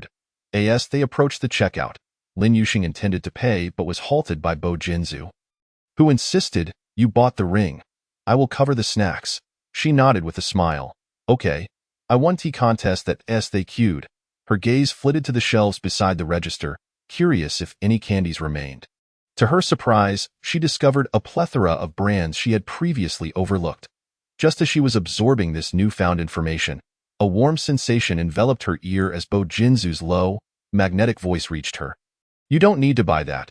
I have plenty from the hospital." Lin Yuxing. If she were to claim she was merely curious and not intending to purchase, would he believe her? Chapter 36. The enhanced experience is not so pleasurable.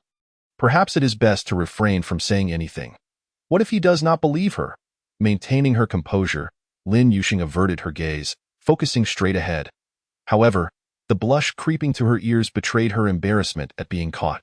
Upon returning home, Lin Yuxing organized the snacks and snapped a photo to send to Lu Panpan, indicating she would deliver them at noon the following day. Lu Panpan, perhaps busy, had yet to respond. Suddenly, a voice called out, "Teacher Lin." Lin Yuxing looked up to see Bo Jinzu emerging from the master bedroom, carrying several boxes. Had she not seen him at the checkout just hours earlier, she might not have recognized the boxes he held, all of which were products she had previously overlooked. Yet, she recognized them, her eyes widening in surprise as a faint flush crept across her cheeks. "I wasn't sure which one you preferred, so I brought a few brands," he explained, causing Lin Yuxing's mind to momentarily short-circuit. Hearing him say, "This box is ultra-thin, this one is double enhanced, and this one," she interrupted, pointing decisively, "I'll take this one." Bo Jinzu raised an eyebrow. "You prefer enhanced? The experience is presumably not as good as the ultra-thin." Lin Yuxing's thoughts were in disarray, yet she asserted, "The enhanced is more reliable. The thin ones are prone to tearing." Noticing Bo Jinzu's peculiar expression, a fleeting clarity broke through her confusion. Realizing what she had just said, her cheeks flared crimson. Her mouth moved ahead of her mind. "What I meant was, you mentioned that taking post-coital medication is not good for one's health, right? A thicker option would be more foolproof. Even if it is potent, it should not break easily." "Then this one it is," she declared, snatching the thicker box from him. Her thoughts had indeed lagged behind her words. Bo Jinzu couldn't suppress a smile at her flustered demeanor. "You don't need to grab it. Just tell me which one you prefer." Lin Yuxing lowered her gaze to the box in her hands before meeting his amused gaze. At long last, her mind caught up with her mouth. Embarrassed, she stared at the floor. "What are you looking down for?" Bo Jinzu waited for several seconds, but she did not raise her head. Concerned, he asked, "Is there something wrong?" Mortified, Lin Yuxing replied, "I'm just looking for a crack in the floor to hide in." A light chuckle escaped him. "You needn't be shy. We are legally married, and everything we do is permissible. Moreover, I am pleased that you are willing to express your thoughts. It allows us to discover a mutually enjoyable way of coexisting." The phrase mutually enjoyable lingered in the air with significant weight, and Lin Yuxing understood its implications, her cheeks aflame. She abruptly stood, tossing the box of products into his arms, attempting to maintain her composure. "You hold on to it for now.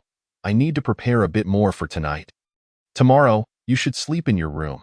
Before Bo Jinzu could protest, she dashed into the master bedroom, locking the door for the first time. Tonight, she simply could not face him again. Leaning against the door, she lamented whether Bo Jinzu might think she was too knowledgeable, or worse, that she possessed too much experience in such matters. That night, after drinking too much, she had woken up to find the sheets completely unsoiled. She pondered whether he had changed them or if they had been clean from the start. Should she find a moment to ask him? After showering, Lin Yuxing applied a face mask and lay on her bed. Crafting a message for Bo Jinzu, she deleted and rewrote it multiple times before finally mustering the courage to hit send. Watching the message successfully deliver, her heart raced with uncertainty about how he would react. With a long breath, she reminded herself not to be anxious, treating it as though nothing had been sent. Logging into her Writer.s account, she checked her data from the past few days before opening her notebook, eliminating all distractions to write for an hour. Just as she reached for her phone to check for messages, a knock interrupted her. Lin Yuxing's breath hitched, her gaze darting to the door. Outside, a deep and pleasant voice called, Teacher Lin. Lin Yuxing licked her lips, awkwardly inquiring, "Is there something you need?" "Nothing much, just wanted to see if you were asleep." After a brief pause, Bo Jinzu added, "I have already replied to your message." "Oh, I was just busy writing and didn't check my messages. I'm about asleep now. Good night." "Good night," he replied, not indicating he would enter. Lin Yuxing noticed he did not leave, prompting her to open the door slightly. Bo Jinzu had already begun to enter the adjacent room. Hearing her voice, he turned to look at her, his brows raised. "Is there something else?" Lin Yuxing froze, shaking her head in response, her gaze lingering on his robe, which revealed a lean, muscular chest, exuding an intoxicating aura of masculinity. She swallowed hard. "Nothing, good night." After uttering those words, he stepped into his room, closing the door behind him. Lin Yuxing stared at the closed door, her mind swirling with questions. Did he fear she would leap upon him? She did not consider herself so lascivious. Returning to her bed, she finally picked up her phone to review Bo Jinzu's response. "Yes, I washed the sheets and clothes." She had asked, "Did you change the sheets that night?" His answer confirmed he had washed them, but a wave of relief washed over her. No wonder he dismissed her mother's words. Lin Yuxing's concern stemmed from an incident during his middle school years when he fell off his bicycle, causing her to shed tears from worry. Later, she read in a medical journal that a girl's first time might not always involve blood. After Lin Shufin's reckless insinuations about Bo Jinzu, she had been anxious about the issue. Now that she had asked, and he had responded, she felt utterly reassured. The next morning, as Lin Yuxing emerged from her room, she noticed the ring adorning Bo Jinzu's finger and immediately retreated. A flicker of confusion crossed Bo Jinzu's eyes. Moments later, Lin Yuxing reappeared, a ring now gracing her own finger. After breakfast, Bo Jinzu offered to drive her to school. After a moment's hesitation, she accepted, considering the morning rush hour and the heavy traffic. At the nearest intersection to the school, Lin Yuxing urged Bo Jinzu to stop, explaining that it would delay his work if they got caught in the traffic. Her genuine concern for Bo Jinzu was evident. As his gaze swept over the ring on her finger, his lips curved into a smile. "All right," he pulled over, bringing the car to a halt. Lin Yuxing exited and waved goodbye, reminding him, "Drive slowly and be safe." Sure. As the car door closed, the sleek black Maybach glided into the street, merging with the flow of traffic. Lin Yuxing walked toward the school, carrying the snacks for Lu Panpan, unaware that in a BMW behind her, Zhao's mother, Zhu Qiong, had captured her descent from the car. A look of disdain flickered in Zhu Qiong's eyes. The daughter of a mistress, indeed, knows how to entice men. She instructed the driver, "Follow her to the school gate." Last time, Lin Yuxing had tarnished her son's reputation and shared the recording with the public. Today, she intends to make it known to all that Lin Yuxing's mother is a homewrecker, a mistress who has disrupted other families. She is the daughter of this mistress, a mere object played with by men. Chapter 037. The truth of the past. Last night, upon returning home, Zhao Mingda confronted Zhu Qiong about divorce. Initially, Zhu Qiong was utterly bewildered. Once she regained her senses, she interrogated Zhao Mingda, questioning whether the reason for their divorce was his infidelity with a vixen. Naturally, Zhao Mingda denied it, merely stating that he felt no affection for her anymore and did not wish to prolong their stagnant relationship. Zhu Qiong proposed conditions. If he wanted a divorce, he must leave with nothing, and he would have to share half his salary with her each month, as well as his pension upon retirement, until the day he dies. Zhao Mingda agreed to leave with nothing but refused the latter conditions, slamming the door as he departed. Zhu Qiong stealthily followed him to the hospital and saw Zhao Mingda entering Lin Shufin's ward. After some effort to gather information, she learned that Zhao Mingda had been getting quite close to Lin Shufin over the past few days, with witnesses claiming they had left the hospital together in the dead of night, only returning in the morning. Zhu Qiong happened to have a cousin who was the head of the local police station. After checking the surveillance footage, she discovered that Zhao Mingda had taken Lin Shufin to a hotel. With her cousin's assistance, she obtained photographs of Zhao Mingda and Lin Shufin at the hotel. This morning, she had come to the school to confront Lin Yusheng. As Lin Yusheng approached the school gate, she felt the presence of a BMW following closely behind. Turning to look, she saw the window slowly descending, revealing Zhu Qiong's ostentatious face. Lin Yusheng's expression shifted slightly. Zhu Qiong coldly called out, "Lin Yusheng." A flicker of hesitation crossed Lin Yusheng's eyes, yet she took 2 steps forward. The car stopped, and Zhu Qiong, adopting an air of superiority, declared, "I have something to discuss with you. Will you come into the car?" Or shall I step out? As she spoke, she glanced at the throngs of people ahead, the threat implicit. Lin Yuxing opened the car door and took a seat inside, her gaze icy and indifferent. What is it, Mrs. Zhao? Please speak plainly. Upon hearing Lin Yuxing address her as Mrs. Zhao, Zhu Qiong scoffed in disdain. At least you have the self-awareness to know you are unworthy of my son Qinghai. Lin Yuxing, uninterested in engaging in a war of words, replied with a smile. As long as you are pleased, if she deemed her unworthy, so be it.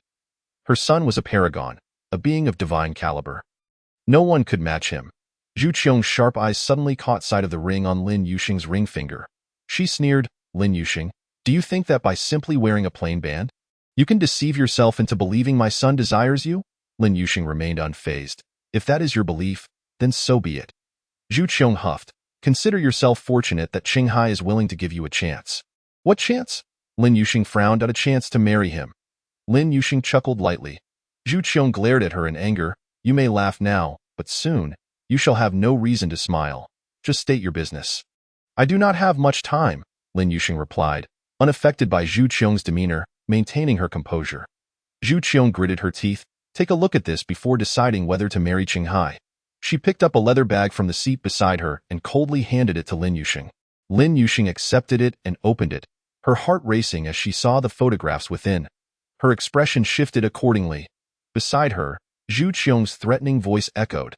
If you do not want everyone at your school to know that your mother is a mistress, you will obediently marry my son, notarize the marriage, resign from your job, hand over your bank cards, and return home to bear children.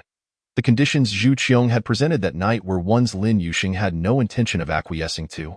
She was defiant, acting as if she could marry into wealth. Zhu Qiong now desired to force Lin Yuxing to swallow her pride and wed her son, only to then take her time in dismantling her. Avenging the humiliation brought upon her by Lin Shufan for seducing her husband. Lin Yuxing tightened her grip on the leather bag. The photographs depicted Lin Shufan and Zhao Mingde, hand in hand, against the backdrop of a hotel. Adults understand the implications of such images. She had assumed Lin Shufan and Zhao Mingde were merely entangled in an ambiguous relationship, perhaps sharing a kiss at most. To her shock, they had actually booked a room together. Regardless of Lin Shufan's past entanglements with Zhao Mingde, Zhu Qiong remained his legitimate wife. Until their divorce was finalized, Lin Shufan's actions branded her a mistress. Unless Lin Shufan could produce evidence that Zhu Qiong had a hand in her being assaulted. How am I to know if these photographs are genuine? Give me a day to ascertain the facts, and I shall provide you with a response. Lin Yuxing forced herself to remain calm, focusing on stabilizing Zhu Qiong before devising a plan. Zhu Qiong, seeing Lin Yuxing's demeanor, felt a surge of triumph. By this time tomorrow, if you do not comply with my demands, I shall plaster these photographs all over Rongqing and share them online. The truth of Lin Shufan's entanglement with her husband was undeniable. Lin Yuxing would do well to clarify matters, for she envisioned the moment when Zhu Qiong would be groveling before her, begging for mercy. Zhu Qiong reveled in the thought. After attending the second public lecture of the morning, Lin Yuxing took leave from school and rushed to the hospital, where she found Zhao Mingde in Lin Shufan's ward, peeling grapes for her. Lin Shufan wore an expression of bliss typical of a woman in love, which caused Lin Yuxing's heart to constrict. She pushed the door open, and both turned to face her. Zhao Mingde greeted her with a sycophantic smile. Yuxing, what brings you here at this hour? Lin Shufan chimed in. Yuxing, your uncle Zhao just mentioned you, and look, you've arrived. Lin Yuxing suppressed her emotions and spoke coldly. Deputy Director Zhao, I need to speak with my mother privately. Please excuse us. Noticing her displeasure, Zhao Mingde nodded immediately. Then I shall return to work. Shufan, I will bring you lunch. No need, Deputy Director Zhao. You have a family. Please keep your distance from my mother in the future. Yuxing, my feelings for your mother are genuine. I have never forgotten her over these years, Zhao Mingde asserted. Is that so? Lin Yuxing replied with a hint of mockery. I recall you stating last night that your love for my mother was a first love that was torn apart by family. Did Zhu Qiong know you had affections for someone else? Zhao Mingde nodded. She has always known. I made it clear back then that I had a girl I cared for. Yet you still married her. Lin Yuxing said, her gaze sharp and scrutinizing. Lin Shufan attempted to interject, but a single cold glance from Lin Yuxing silenced her. She drugged me treacherously, Zhao Mingde proclaimed indignantly. Only a few years ago did I learn that she not only drugged me but also orchestrated the assault on your mother. Lin Yuxing was taken aback. You mean the thugs who assaulted my mother were sent by Zhu Qiong? Zhao Mingda nodded fervently. Yes, it was her doing. Lin Yuxing inhaled deeply. Do you have any evidence? Chapter 038. Suddenly, her lips were covered by a man's hand. Zhao Mingda's face was filled with guilt. I have no evidence. Lin Yuxing let out a cold laugh. Without evidence, such claims could easily be dismissed as fabrications. Perhaps Zhu Qiong would counter that you were the one who orchestrated the assault on my mother. Yuxing, you mustn't speak of your uncle Zhao in such a manner. Lin Shufan interjected anxiously. Lin Yuxing turned her gaze to her, having overlooked the flicker of panic in Zhao Mingda's eyes as he pretended to scratch his nose, the truth being far from pleasant. Lin Yuxing's eyes were frosted with disdain. Without evidence, he accused Zhu Qiong, yet it would not be surprising if she retaliated with accusations against him. Yuxing, has Zhu Qiong approached you? Lin Shufan, understanding Lin Yuxing's intent, realized she would not raise such a matter without cause. Indeed, this morning Zhu Qiong confronted me with photographs of your rendezvous, Lin Yuxing stated plainly. Upon hearing this, both Zhao Mingda and Lin Shufan appeared visibly uncomfortable. Lin Yuxing's gaze swept over them. Zhu Qiong threatened to disseminate these photographs throughout Rongqing, seeking to ruin your reputations. That vile woman. Zhao Mingda's expression shifted multiple times, clearly flustered. How did she find out? Lin Yuxing had previously thought little of Zhao Mingda, but after learning of his relationship with Lin Shufan, she scrutinized him more closely, finding him to be a man devoid of moral fortitude and accountability. To avoid being discovered, one must refrain from wrongdoing. The sarcasm in her tone was unmistakable, causing Zhao Mingda to lose face. Yet, given her current standing, he could not display his displeasure, instead attempting to cast himself as the victim. Yuxing, my love for your mother is sincere. I have proposed divorce to Zhu Qiong and am willing to leave everything behind. She does not merely wish to destroy me. She aims to ruin your mother and perhaps even you. Her malice knows no bounds. Zhao Mingda shifted the blame entirely onto Zhu Qiong. I understand Zhu Qiong all too well. If she has made such threats, it is likely she has approached you with demands, correct? Lin Yuxing remained silent. Zhao Mingda's eyes flickered momentarily. As for my reputation, it matters little. My concern lies with your mother being entangled in this mess, and the implications for Dr. Bo if your relationship were to become public. It would reflect poorly on him as well. Suddenly, Lin Yuxing laughed, her expression laced with derision. What does Bo Jianzhou have to do with this?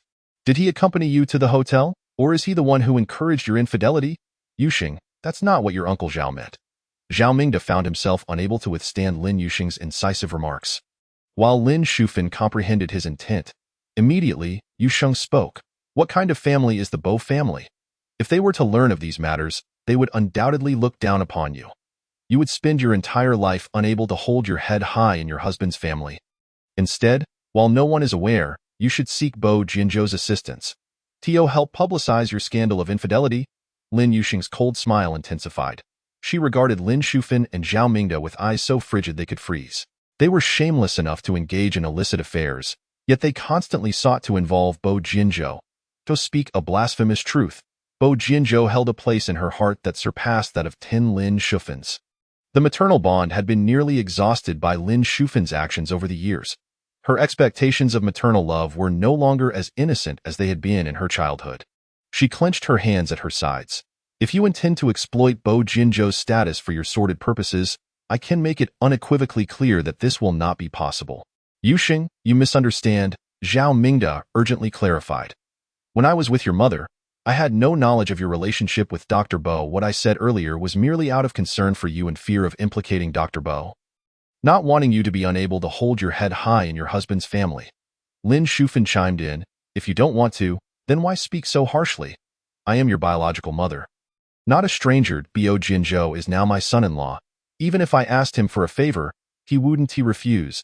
You've been married for so long, and I haven't even asked him for a penny of bride price. Lin Yuxing retorted, why would your daughter need a bride price when you've already given him your bank card? When they were attempting to marry her off to Zhao Qinghai, Lin Shufan not only did not ask for a bride price, but even provided him with her bank card. Lin Shufan stiffly defended herself. Is it the same? You and Qinghai had a foundation of feelings. He took out a loan to marry you to buy a house, which is why I helped him repay it. You certainly have a way with words. If someone didn't know better, they might think you were Zhao Qinghai's mother. Lin Yuxing shot back. He was born to that woman, Zhu Qiong. How could you claim to be his mother? Are you intentionally trying to hurt me? He took out a loan to buy a house, and you helped him repay it, treating him as if you were his true mother. Seeing the argument between mother and daughter escalate, Zhao Mingda hurriedly attempted to mediate. Shufan, perhaps you should say less. Yuxing, your mother and I will handle this matter ourselves. Please do not inform Dr. Bo, so as not to affect your relationship. Not tell me what?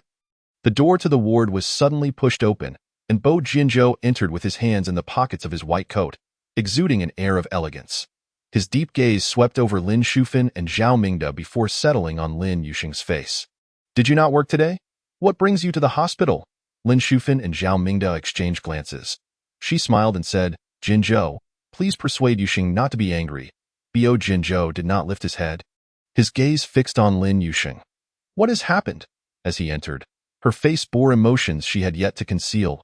At this moment, her presence in the hospital undoubtedly indicated something was amiss, and a fleeting suspicion crossed his mind. Lin Shufan rushed to respond, It's nothing significant. I merely asked if you could assist with a small favor, and she became upset. Don't listen to her. Let's step outside. Lin Yuxing, unwilling for him to be tainted by their chaotic affairs, pushed Bo Jinzhou towards the exit.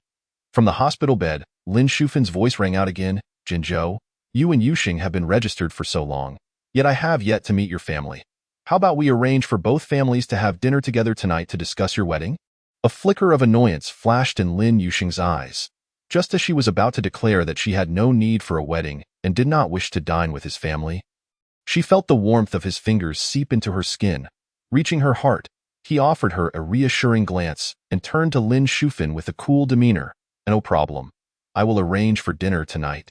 You needn't. Lin Yuxing's words were cut off as the man's large palm covered her lips. Chapter 39. The truth. Bo Jinzhou's gaze softened as he spoke in a low, soothing tone. Do not worry. Lin Yuxing regarded him with a complex mix of emotions.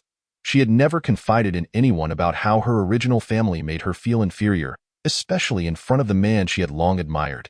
She wished for him to see her better side, including that of her family. However, the reality was starkly different. Her mother consistently embarrassed her in front of Bo Jinzhou. Yuxing, look at Bo Jinzhou. He doesn't disdain me as your mother-in-law? Yet you do. What does that say about you? As the saying goes, a dog cannot change its habit of eating excrement. Lin Shufan had long been accustomed to reprimanding Lin Yuxing. Within 3 minutes, she would revert to her old self, even in front of Bo Jinzhou. Lin Yuxing suppressed her urge to retort against Lin Shufan. She calmly replied, Let us wait a while. I need to handle some matters in the next few days. What matters? Bo Jinzhou could now ascertain that Lin Yuxing was aware of the two engaging in an affair. Some personal issues. Just as her words fell, Lin Shufan interjected rapidly, fearing Lin Yuxing would interrupt. Jinzhou, your uncle Zhao proposed divorce to his wife, but was refused. That woman sought out Yuxing today, Ms. Lin. Lin Yuxing's delicate face turned pale, and a wave of barely contained anger washed over her. In her words, she would rather be shameless than have her dignity trampled. What did you call me, Ms. Lin? Lin Yuxing squeezed her eyes shut and replied, Have some self-respect. Do you think you and Zhao Mingda are 3-year-old children? The shameful things you have done. What face do you have to announce them to the world? Don't be angry. Let's go to my office. Bo Jinzhou grasped Lin Yuxing's hand and pulled her out of the ward. Lin Yuxing was still contemplating how to explain Lin Shufan and Zhao Mingda's scandal when she heard Bo Jinzhou say, I learned of their affair yesterday. Her eyes quivered slightly. I'm sorry for you having to know about such messy affairs. Bo Jinzhou narrowed his eyes, his voice deepening. We are husband and wife. As someone approached them, Lin Yuxing did not respond. Once they entered the office, she finally looked up at Bo Jinzhou. Dr. Bo, shall we get a divorce? Bo Jinzhou furrowed his brow as he regarded her. Do you truly not trust me? Lin Yuxing shook her head, her nose tinged with a hint of acidity. She did not wish for the impression she left on him to be solely negative due to her mother's actions. It's not that I don't trust you. She lowered her gaze, her long eyelashes concealing her emotions. Her voice softened. I do not wish for you to be affected by these chaotic matters. Lin Yuxing, Bo Jinzhou firmly grasped her shoulders, his expression serious and earnest. The decisions I make are not easily altered or abandoned. Whether it is registering our marriage or trial marriage, it is not a trivial matter. Do you understand? Lin Yuxing's heart raced at his words. She opened her mouth, wanting to say something, but the words caught in her throat. We are now husband and wife. bound to share both joys and hardships. Not just the joys without the sorrows, correct? Lin Yuxing was at a loss for words. Her intuition told her that she could not persuade Bo Jianzhou. Rather, she would be the one swayed. She was not without her own opinions. Yet each of his words was flawless, especially when he asked, "If something were to happen to my family and I needed your help, would you divorce me immediately?" She instinctively shook her head. No. The man before her smiled lightly, his voice deep and pleasant. You see, even you, a young woman, wouldn't run away. How could you expect me, as a man, to flee in the face of adversity? If my grandmother were to find out, she would surely break my legs. Lin Yuxing's lips twitched slightly. To speak of having one's legs broken with such cheerfulness was a rarity indeed. She inhaled deeply, responding calmly, "You do not understand. My mother is not only meticulous but also materialistic and vain." "It's all right," Bo Jianzhou replied with a smile. "You have managed on your own for so many years. Now that we are together, no matter how difficult it may be, it will never compare to the hardships you endured in the past." A sudden pang shot through Lin Yuxing's heart. For reasons unknown, perhaps it was the relief of finally having someone acknowledge her struggles. She made an effort to dismiss the feeling of grievance and forced a strained smile. "Since you are so resolute, I shall not treat you as an outsider. I will give you one more minute to reconsider." "It is not too late. I do not regret it, Lin Yuxing. Just give the word, and I will do whatever is needed. There is nothing much. Zhu Qiong came to see you." "What did she say?" Bo Jianzhou asked directly. Lin Yuxing had no choice but to recount Zhu Qiong's threatening words. After listening, a flicker of coldness passed through Bo Jianzhou's gaze, but it was brief before he returned to normal. "Lin Yuxing, there is something I must tell you." "What is it?" Lin Yuxing inquired, puzzled. Bo Jianzhou continued. "After I returned from your home last time, I asked Zhou Huai to investigate the incident from years ago when your mother was violated." Lin Yuxing's expression shifted slightly. Bo Jianzhou explained, "I have no ulterior motives. I merely wish to ascertain who was responsible for that incident. Those who commit wrongdoing should be held accountable. So, did you find out the results?" "Just before I came to the ward, I obtained the results." Lin Yuxing's pupils widened. "Who did it? If this result is accurate, the individuals who orchestrated the humiliation of your mother all those years ago are none other than Zhao Mingde and his mother." Lin Yuxing's complexion changed dramatically. Zhao Mingde? The very man who professed to still love Lin Shufan. Lin Yuxing's worldview was profoundly shaken. She would rather believe that the one who harmed her mother was Zhu Qiong than accept that it was Zhao Mingde. Why would he act in such a manner? To seek out someone to violate the girl he fancied. Zhao Mingde is even lower than scum. Bo Jianzhou sighed softly and remarked, "Everything is done for power and profit." Lin Yuxing pressed her lips together tightly and asked, "Can you share everything you have uncovered with me?" "Of course," he replied, releasing her and moving to his desk to retrieve a file. Inside were the results of Zhou Huai's investigation, printed on A4 paper, spanning 3 pages. Lin Yuxing held those 3 pages, reading each word with care. The investigation was thorough, detailing the acquaintance and romance between Lin Shufan and Zhao Mingde. Both were born in the 1970s.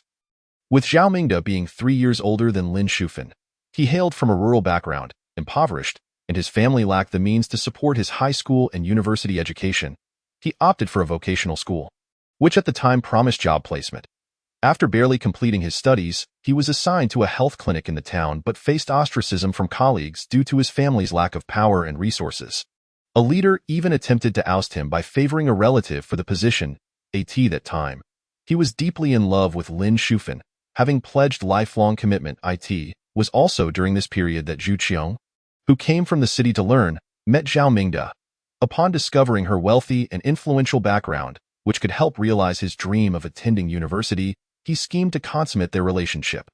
Subsequently, he had his mother intervene to sever ties with Lin Shufan, fearing her attachment and the potential fallout with Zhu Qiong if she learned of his past with Lin Shufan, which could jeopardize his future. He then enlisted the help of several local ruffians to violate Lin Shufan. Chapter 40. Proving she does not love her husband. Lin Yuxing read through the 3 pages of investigative results without missing a single word, remaining silent for a long time, unable to utter a single syllable. Zhao Mingde was indeed such a despicable individual. This was utterly unbelievable. Taking a deep breath, she looked up at Bo Jianzhou and asked, "Is this investigation credible?" Bo Jianzhou explained, "Zhou Huai relies on this line of work for his living. He wouldn't jeopardize his own livelihood." Although Lin Yuxing sometimes resented Lin Shufan for bringing her into the world without love or care, she felt a pang of sympathy upon seeing her plight. "Can I have this investigation result?" she inquired. Duo Jinzhao nodded. Of course. A moment later, he asked, "What do you plan to do?" "I want my mother and Zhu Qiong to see Zhao Mingda's true colors. Such a revolting man, deceiving two women, he deserves to face retribution." "They may not believe you," Bo Jinzhao cautioned. "Your mother's relationship with Zhao Mingda mirrors the past. Zhu Qiong might think you are merely trying to create discord and spread rumors." Lin Yuxing's delicate brows furrowed. "Zhu Qiong only gave me 1 day," she stated. "I can't concern myself with that.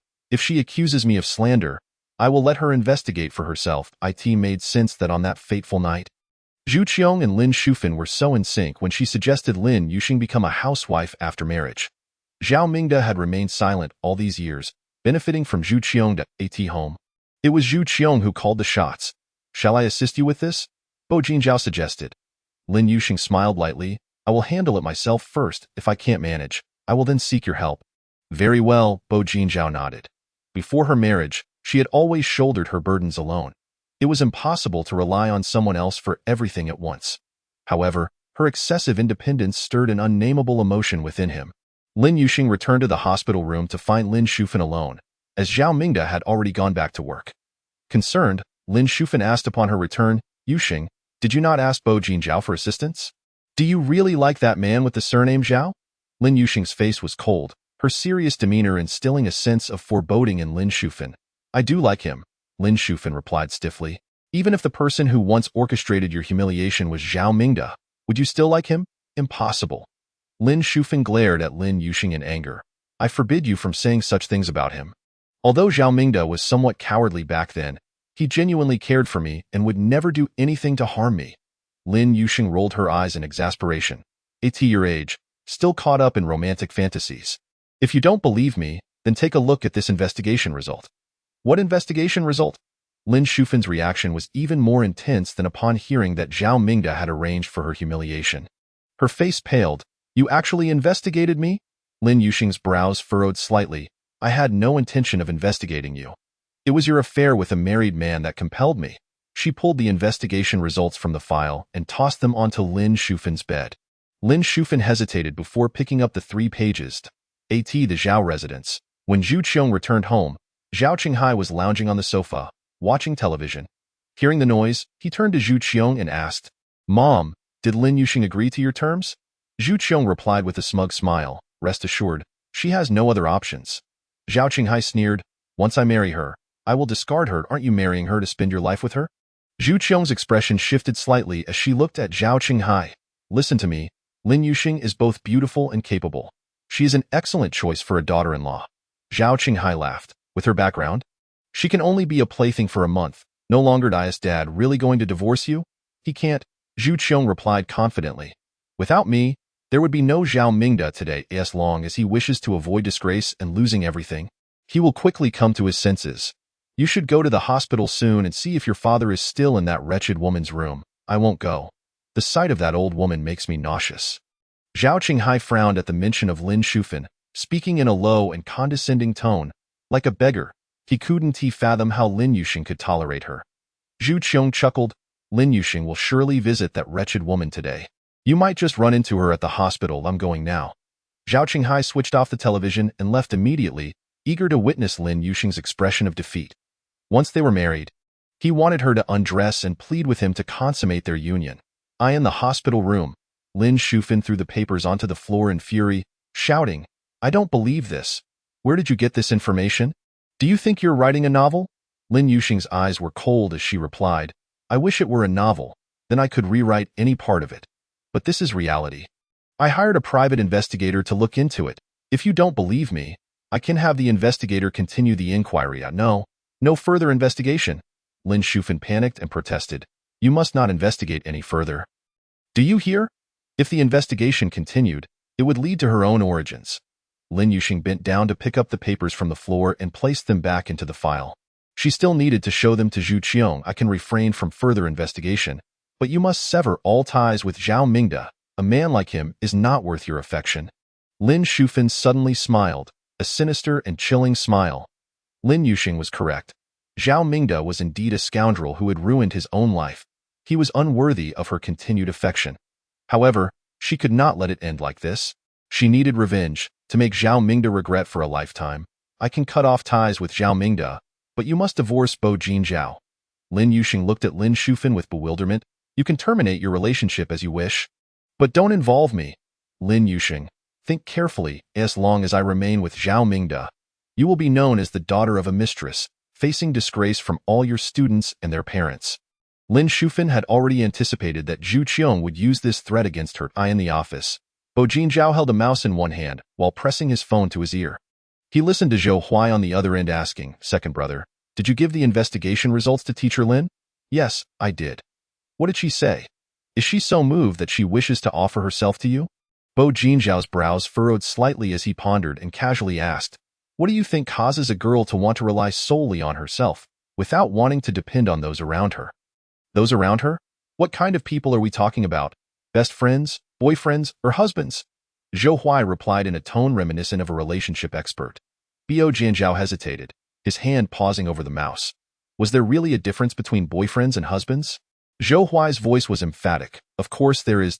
Bo Jinzhao lowered his gaze and asked calmly, "What is the difference?" Zhou Huai laughed. "Second brother, although you are a doctor, you can only heal your patients' bodies. For matters of the heart, you should consult me. If a woman does not wish to rely on her husband, there are only two possibilities. Either he is useless or she despises him. Either way, it indicates she does not love him." The call fell into a heavy silence. Zhou Huai called out, "Second brother, are you listening? What about if it's a boyfriend? Then it means she looks down on her boyfriend." "Second brother, were you asking about Teacher Lin?" Bo Jinzhao's lips pressed into a cold, unyielding line. Zhou Huai offered his consolation, saying, "Second brother, do not lose heart. Although Teacher Lin may not currently hold you in high regard, you have me as your strategist. I shall provide you with guidance that will ensure within a year, she will willingly become your girlfriend." Chapter 041. Dr. Bo certainly wants to marry. Bo Jinzhao's tone was somewhat frosty. "You should find yourself a girlfriend first. Within a year, I guarantee she will be your girlfriend. She is already legally my wife." Zhou Huai boasted over the phone, "Second brother, you know I am not like you. Just a word from me, and not only will I find a girlfriend for you, but there will also be many vying for a marriage certificate." Bo Jinzhao scoffed and ended the call. Reflecting on Zhou Huai's earlier remark that Lin Yuxing did not rely on him because she did not like him, his expression darkened. He picked up his phone and took a close-up shot of the ring on his ring finger. Sending the image to Zhou Huai, "Second brother, you've taken a photo editing as well? Are there very few patients at your hospital lately?" Bo Jinzhao thought of Zhou Huai as somewhat foolish. A knock on the door interrupted him. A male doctor from the same department entered and asked, "Dr. Bo, shall we go to the cafeteria together?" "You go ahead. I won't be eating in the cafeteria today." Bo Jinzhao glanced at the time. Lin Yuxing should be finishing her conversation with her mother soon. He had wished to accompany her, but she had insisted he wait in the office. After changing his clothes, he intended to visit Lin Yuxing in her ward, only to receive a message from her. "Sorry, I can't have lunch with you today. I have an appointment with Zhu Qiong." She did not wish to prolong such matters. Bo Jinzhao replied, "If you need anything, just call me." After sending the message, he contemplated his profession, realizing he could not always be at her beck and call. "If you cannot reach me, contact Zhou Huai. Here is his number, 15088. After sending the message, Bo Jinzhao called Lin Yuxing and then headed to the cafeteria. The doctor who had previously invited him was surprised to see him there. "Dr. Bo, why are you in the cafeteria? Didn't you say you weren't eating here today?" Bo Jinzhao smiled and replied, "My wife has matters to attend to at noon and cannot join me." "Oh, haha, understood. Your wife is busy." The doctor glanced knowingly at the ring on Bo Jinzhao's ring finger, a simple and unremarkable band worth no more than 8,000 yuan, utterly mismatched with anything else he owned. How could it possibly be a wedding ring? This conversation reached the ears of several nearby female nurses, sparking fresh gossip. They whispered among themselves, "Do you think Dr. Bo is really married?" "I believe so. Why else would he suddenly wear a ring? This is different. Dr. Bo might be wearing it to deter women who confess their feelings for him. Look at that ring, just a plain gold band. For someone of his stature, if he were truly married, wouldn't he wear a ring worth hundreds of thousands?" "That's a fair point. But I saw Dr. Bo with a young lady returning to his office this morning." "What was she like?" "Beautiful. Is she his wife?" I don't know. I only caught a glimpse of her back. Why perspective differs from yours, chimed in a little nurse who had been silent until now. Swallowing her food with a smile, the others turned to her, curious. How so? With a gleeful demeanor, the little nurse declared, Dr. Bo's ring is certainly not a wedding band, yet he wears it on his ring finger, which indicates he is contemplating marriage. Ah? What do you mean, ah? My cousin's university classmate's sister-in-law's aunt knows Dr. Bo's grandmother. I heard that the old matriarch has been urging Dr. Bo to marry. This is a signal to all his admirers. He wants to marry. If you have feelings for Dr. Bo, you should confess quickly. The first one to seize the opportunity will undoubtedly become Mrs. Bo. Don't forget to thank me.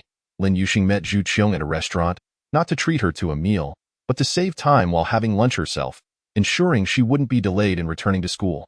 With midterm exams approaching, she was concerned about her students.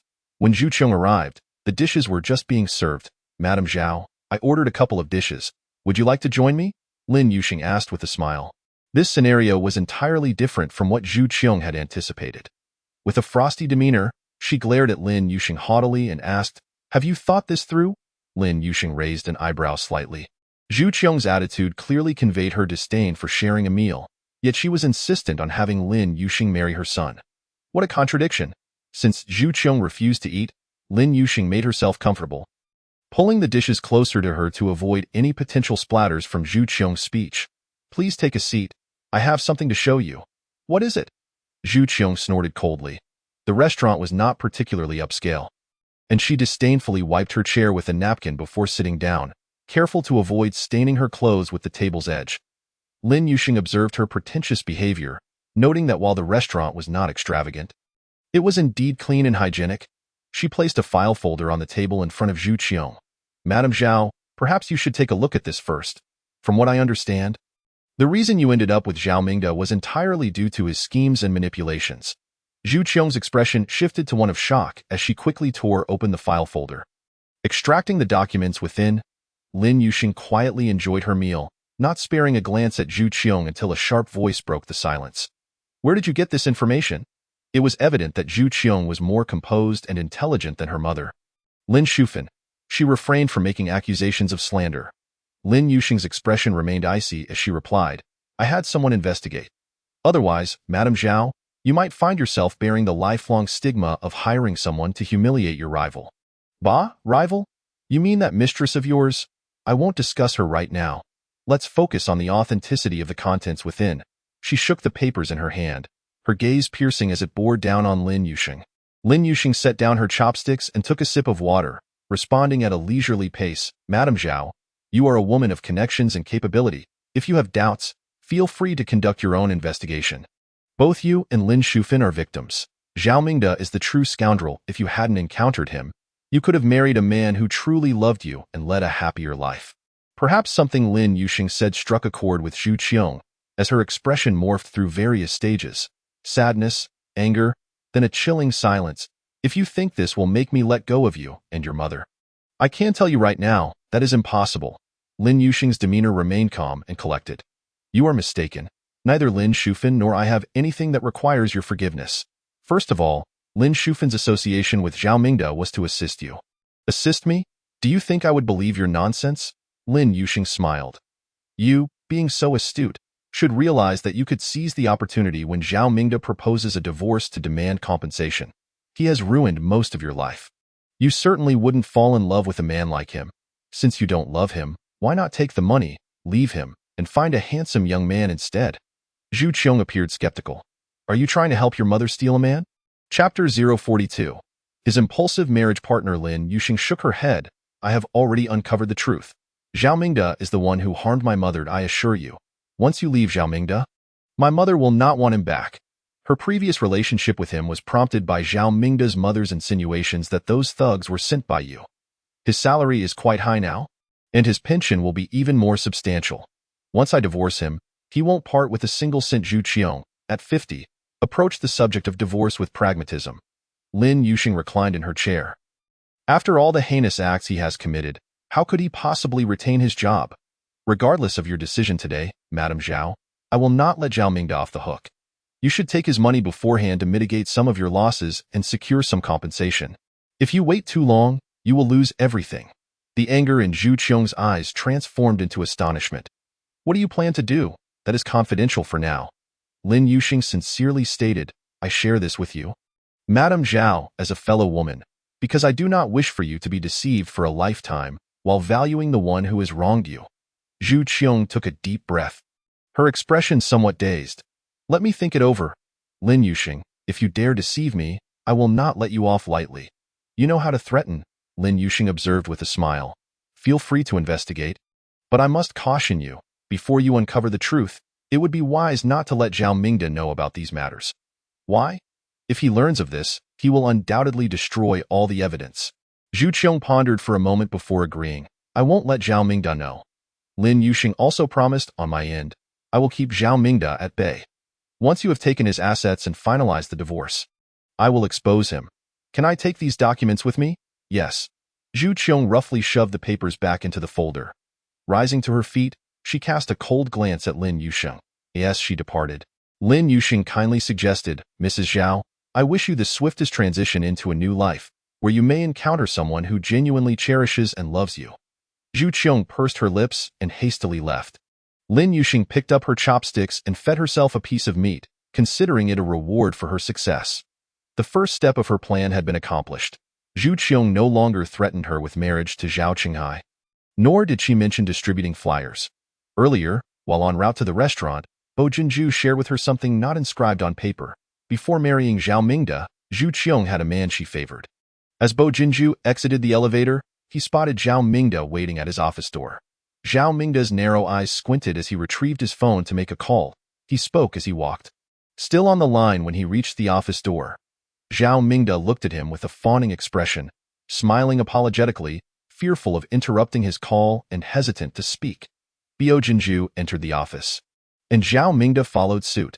Turning his head sharply, Bo Jinju regarded him with a piercing gaze. Zhao Mingde awkwardly forced a smile, gesturing to himself and then to Bo Jinju, indicating that he sought his attention for an important matter. Bo Jinju donned his white coat, still on the phone. Zhao Mingde patiently waited for several minutes until a nurse summoned Bo Jinju, reporting that a patient in bed number so-and-so was vomiting after eating and experiencing chest pain. Bo Jinju ended the call and strode out of the office without uttering a single word to Zhao Mingde. Dejected, Zhao Mingde exited the office, only to have his phone ring. Seeing that it was Zhu Qiong calling, he furrowed his brows tightly. Having missed the opportunity to speak with Bo Jinju and ask for his assistance, he worried that Zhu Qiong might turn hostile, creating a scene at the hospital. After several rings, he reluctantly answered, Hello, Qiong. Didn't he want a divorce? Come back now to sign the divorce agreement, and we'll head to the Civil Affairs Bureau. You've agreed to the divorce? Is it on the terms I previously mentioned? Zhao Mingde asked, elated. Yes, according to your earlier conditions, I agree to the divorce, but don't celebrate too soon. There's still a 1-month cooling-off period. Come back and sign the agreement first. And then we can get a number at the Civil Affairs Bureau. 1 month would be ample time for her to clarify certain matters. Zhao Mingde readily consented. All right, I'll return now. Before heading back, Zhao Mingde made a trip to Lin Shufin's hospital room to share the good news that Zhu Qiong was willing to divorce. He also hinted that there would be an opportunity to study at a global medical organization early next year, which he was eager to pursue. Lin Shufin smiled. You've seen for yourself how sincere Bo Jinju is towards our Yuxing. Once we become a family, he will undoubtedly support you. Zhao Mingde could hardly contain his excitement, already envisioning himself studying at the global medical organization. Grasping Lin Shufin's hand, he declared, Shufin, once I'm divorced, I will marry you immediately. I promise to make it up to you for the rest of my life. Reflecting on past decisions, he felt regret. Had he not allowed those thugs to humiliate Lin Shufin, but instead offered to support her in private, she might have been willing. He realized he had momentarily been blinded by reality. Though it wasn't entirely his fault, it was the fault of reality. Thus, the last time, he had given Lin Shufin a bank card containing not in excess of his private funds, but merely 5,000 yuan, which he occasionally deposited. Lin Shufin nodded gently, I will wait for you. After embracing her once more, Zhao Mingde turned to leave, mind-eat. Just as he reached the door, Lin Shufin called him back. Whatever Zhu Qiong demands, you must agree to it. Zhao Mingde looked perplexed. But she wants me to leave with nothing and to give her half of my salary every month, including my future pension. Lin Shufin smiled warmly. I took her husband. I should offer her some compensation. Besides, with Qinghai involved, her requests are likely for the sake of the child. Shufan, you are truly the kindest woman I have ever met. I never expected you to be so good to Qinghai. Zhao Mingda pondered, concluding that Lin Shufan's kindness towards his son was likely a means to ensure he would treat her daughter well in return. In truth, she need not act so. As long as Lin Yuxing remained married to Bo Jinju, he would be too eager to curry favor with her to ever treat her poorly. The topic of Bo Jinju wearing a ring on his ring finger spread throughout the various departments of Rongqing Hospital, becoming the sole topic of gossip. Whenever two or more individuals gathered, the discussion would inevitably turn to it. Not only the medical staff but also patients and their families speculated about Bo Jinju's sudden marriage to a low-profile heiress. Likely the same one he had traveled a great distance to celebrate a birthday for just days prior. Cui Jiaran, rising star in the entertainment industry. Meanwhile, while everyone was busy gossiping, the new intern in the cardiology department, Fan Xiaoning, rushed to confess her feelings to Bo Jinju. Chapter 043. Thank you. Fan Xiaoning had known Bo Jinju since childhood, having pursued medicine to follow in his footsteps. Unbeknownst to her, someone had leaked the news. When Fan Xiaoning arrived outside Bo Jinju's office with a pet hamster in tow, she found a crowd of medical personnel waiting for her. She raised her chin confidently and announced, "If I successfully confess, I'll treat you all to dinner at Yilanjian tonight. You will definitely succeed. Xiaoning, Dr. Fan, go for it." Inside the office, Bo Jinju was on a call. "Brother Jinju, I'll be in Rongqing next weekend to shoot an advertisement. Can we schedule dinner in advance?"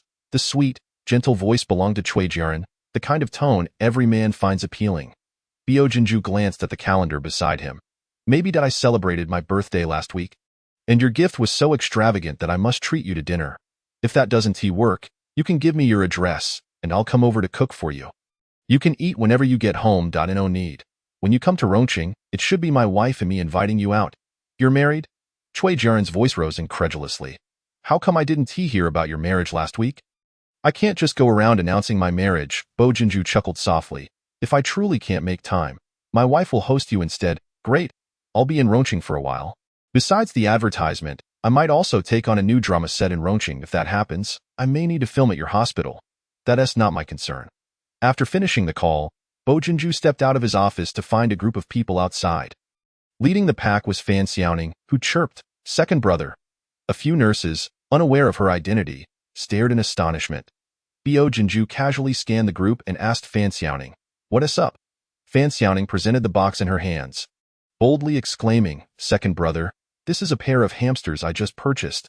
Is that for an experiment?" Bo Jinju did not reach out to take it, merely glancing at it. The surrounding medical staff erupted in laughter. Fan Xiaoning stomped her foot in frustration and quickly hid the box behind her back. "Second brother, don't say such things. My baby hamsters will be frightened. I brought them home to raise and breed." With that, she brought the box back into view. "Everyone says you're wearing a ring because Grandma Bo is urging you to get married, and you're sending a signal to the outside world. I could compromise a bit and bring my baby hamsters to marry you, comparing who can have more babies." Bo Jinju only caught the latter half of her statement.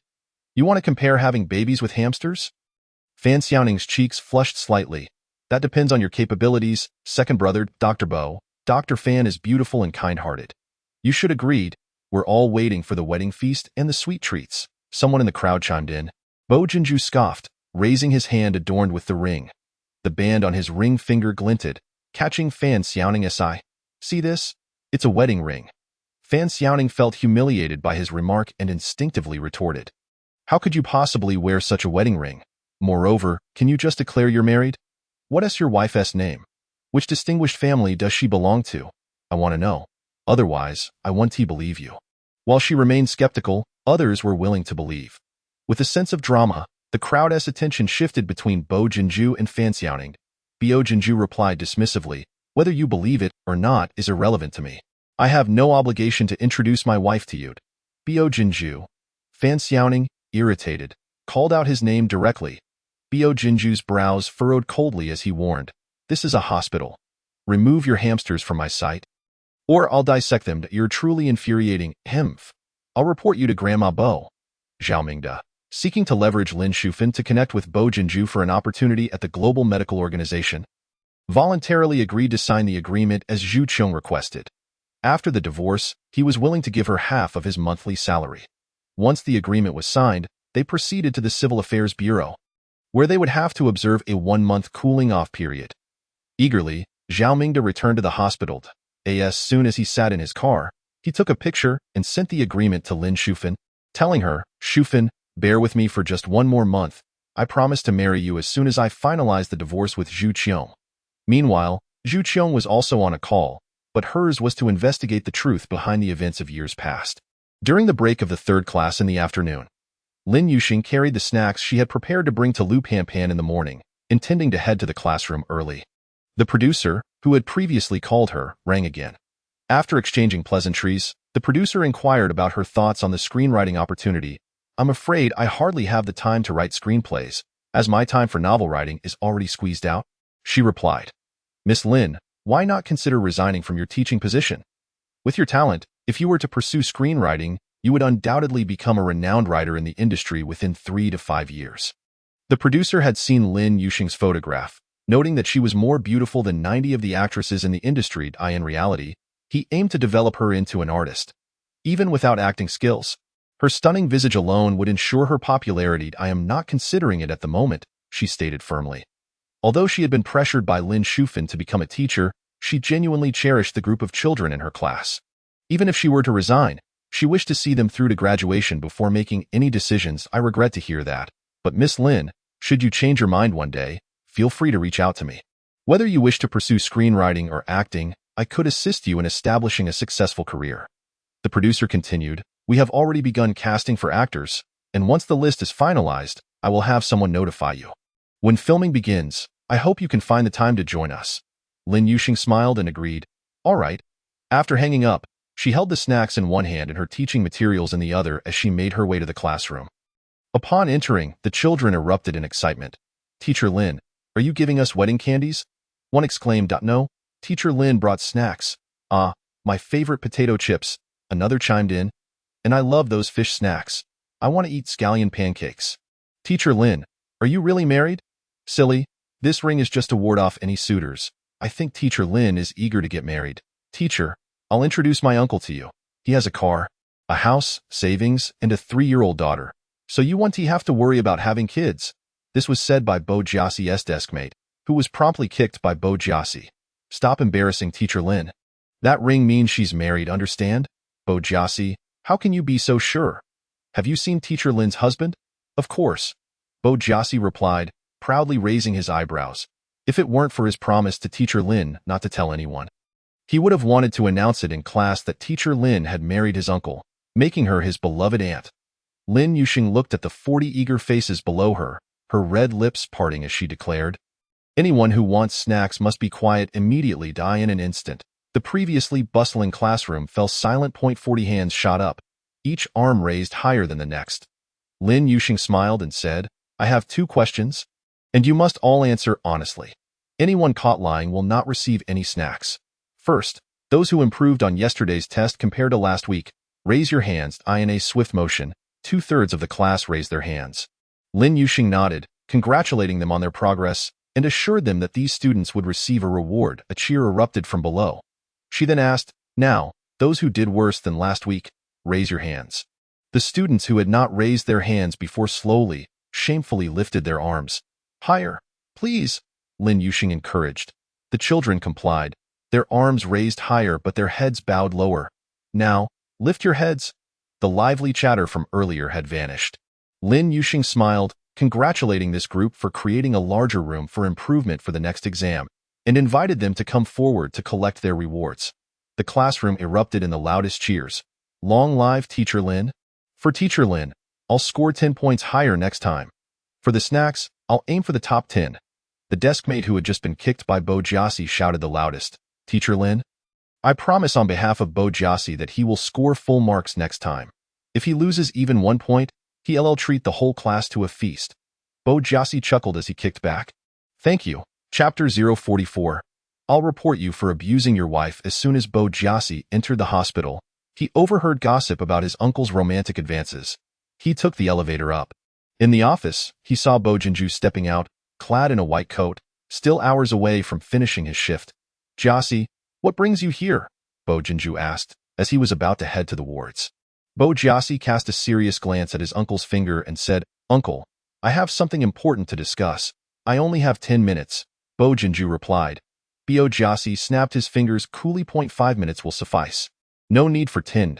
When Bo Jinju saw him enter the office, he followed. Bo Jiasi sat down on the couch and pulled out a bank card, slapping it on the coffee table. Bo Jinju looked at him, puzzled. What are you doing? Bo Jiasi gazed at his uncle's not-so-young face and said with a hint of compassion, "Uncle, this is for you." "For me?" Bo Jinju chuckled. "You can earn money now? A few hundred? Or a few thousand? Little brat, save it for your own spending." "Who are you calling a little brat?" Bo Jiasi pouted defiantly, straightening his back and looking at Bo Jinju challengingly. "I've grown up. Don't underestimate me. This is the prize money I've earned from competitions throughout my childhood. 100,000 in total. Not too shabby, right?" Bo Jinju stuffed his hands into his lab coat pockets, looking down at Bo Jiasi. "Bribing me with your bank card? What have you done that's so outrageous? If you've truly done something wrong, bribing me won't help. You'll still face the consequences." Bo Jiasi rolled his eyes. "Uncle, I think the one who'll be facing consequences is you. You're a 30-year-old man. Yet you don't appreciate your wife and are not afraid of me telling Auntie that other men might pursue her. Keep talking nonsense, and I'll drag you out of here." Bo Jinju pulled one hand from his pocket, mimicking lifting Bo Jiasi to throw him out. Bo Jiasi raised his chin defiantly. "I'm not talking nonsense. I've asked Auntie, and all the rings you wear were bought by her. Uncle, you say you're so poor you can't buy a ring, yet you're too proud to admit it." He pushed the bank card forward dramatically. "I'll give you 10,000 now, and tonight. I'll crowdfund 100,000 to buy Auntie a pigeon EGG'd. Bo Jinju was both amused and annoyed. "You're still a little brat, and you won't admit it." He took the bank card and stuffed it into Bo Jiasi's school uniform pocket, grabbing his collar and lifting him off the couch, dragging him toward the door. "Take your bank card home. I have money to buy rings. You don't need to crowdsource. It's embarrassing. But you have to promise to buy Auntie a pigeon egg. Otherwise, I'll report you to Grandma for abusing your wife." Bo Jiasi clung to the doorframe, staring defiantly at Bo Jinju. Bo Jinju scoffed and released him. "Do as you wish, Uncle. If you treat Teacher Lin poorly, you'll regret it." Bo Jiasi felt that his uncle was being irresponsible. If he didn't like Teacher Lin, why marry her? Once married, he didn't even buy her a ring and wanted to deceive Teacher Lin into buying one for him. Too much. As he walked away, he took out his phone and dialed the old lady's number. Lin Yuxing reached the school gate when Chen Song called out to her. She turned around. Chen Song jogged up to her, beaming as he asked, "Teacher Lin, why are you leaving so late?" Lin Yuxing smiled faintly. "Teacher Chen, you're also leaving late." Chen Song sighed. "I lost track of time grading papers." "Teacher Lin, I heard something this afternoon." "What is it?" Chen Song glanced around cautiously, lowering his voice as if afraid of being overheard. Lin Yuxing raised an eyebrow in suspicion. Once they exited the school gate, Chen Song continued, "I heard Meili from Class 3 reported you to the vice principal, saying your students take too long during lunchtime, disrupting their class." Lin Yuxing raised her eyebrows. "Our class is light years away from Class 3. How could it affect them?" She meant that their students envy yours for being able to eat leisurely. Some protested, saying it's truly a blessing to be in your class. She also claimed that the snacks you buy for the children are bad for their health. Class 3 was known for being the top class. Back in the first year, Meili had held a grudge against Lin Yuxing because of Bo Jiasi. She believed Bo Jiasi should have been placed in her class. However, Bo Jiasi ended up in Lin Yuxing's class. At that time, Meili had dismissed Lin Yuxing, the new teacher, because she was backed by the vice principal, her uncle. She suggested to the principal that Bo Jiasi be transferred to her class but was outright rejected. Undeterred, she found Bo Jiasi's guardian's phone number from his records and called them. After a lengthy tirade, she was met with the response that Bo Jiasi would not be transferring classes. And that was that. Lin Yuxing appeared nonchalant, her lips naturally forming words. A phone call came in, and she answered it. Chen Song stood nearby, patiently waiting for her to finish the call, showing no inclination to leave. Upon hanging up, he immediately inquired with concern, "Teacher Lin, what do you need the windproof cotton for? Is it for your electric vehicle?" Lin Yuxing chuckled and shook her head. With a drop in temperature expected next week, the weather would turn increasingly frigid, subjecting the children seated by the front and back doors to discomfort. "So, you intend to use it as a curtain for the door?" "Indeed. Teacher Lin, it is truly a blessing to be your student." Chen Song's gaze towards Lin Yuxing grew ever more fervent. She was not only beautiful but also kind-hearted. That scoundrel surnamed Zhao must have been out of his mind to hurt her. His gaze fell upon the ring adorning her ring finger, and Chen Song realized just how deeply he cherished her. Teacher Lin, Mr. Chen, my family driver has arrived.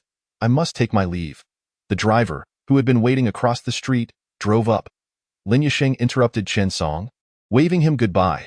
She took a few steps forward, opened the car door, and slipped inside. Chen Song watched this scene in astonishment, pulling out his phone to capture the license plate number of the sleek, black Bentley. A smile creeping onto his lips. Teacher Lin was quite the performer, not only wearing a ring but also hiring a driver. Now, whether it be Zhao Qinghai or his mother causing a commotion at school, she could confidently claim that she was already married. Chapter 045. He bent down and kissed her soft lips. Lin Yisheng was oblivious to Chen Song's thoughts. Once in the car, she received a call from the esteemed matriarch of the Bo family, who awaited her at Yufu Garden. Upon arriving home, Lin Yisheng discovered that the matriarch had not only come to visit, but had also brought a sumptuous spread of dishes. Sheng, these dishes were prepared by the chef at my request. Do indulge. Lin Yisheng smiled and replied, I am waiting for Dr. Bo Jinzhou to return to dine together. She nearly uttered the name Bo Jinzhou but quickly corrected herself. The matriarch served her a portion, stating, This is for you. It is nourishing for the skin. Jianzhou's portion is in the kitchen. You needn't wait for him. Begin your meal.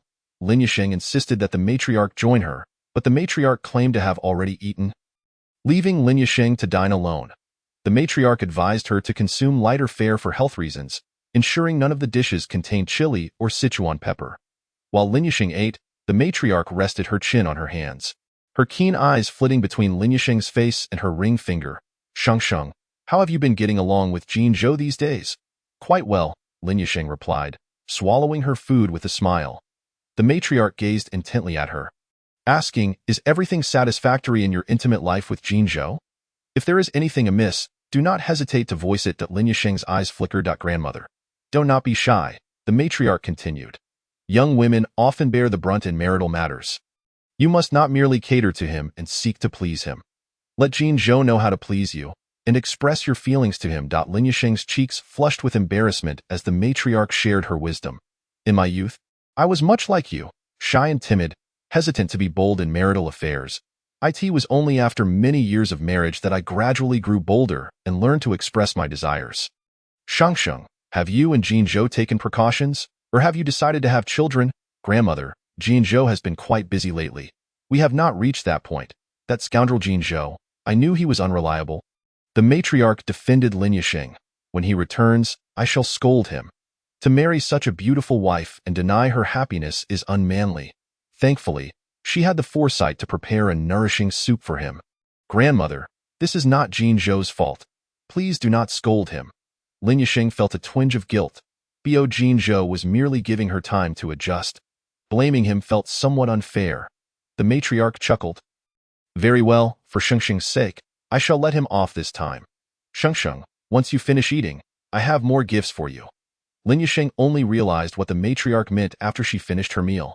The so-called gift was an embarrassingly revealing set of intimate sleepwear, the kind that would incite primal desires at a mere glance. Lin Yisheng nearly tossed the garments aside, her face flushed crimson. Grandmother, I cannot accept your gift, Atto. You are simply too conservative. Did you forget what I just told you? While you are young, learn to enjoy life. Do not wait until my age when you may have the desires but lack the energy. The matriarch laid out several sets of Risku sleepwear before Lin Yisheng. Do you not wish to see how Jinzhou would react to you in such attire? Lin Yisheng felt that if she were to wear them, she would surely lose her mind. The first set was a men's shirt, sheer and transparent. The second consisted of a small piece of fabric above, with a thin string and a minuscule patch below.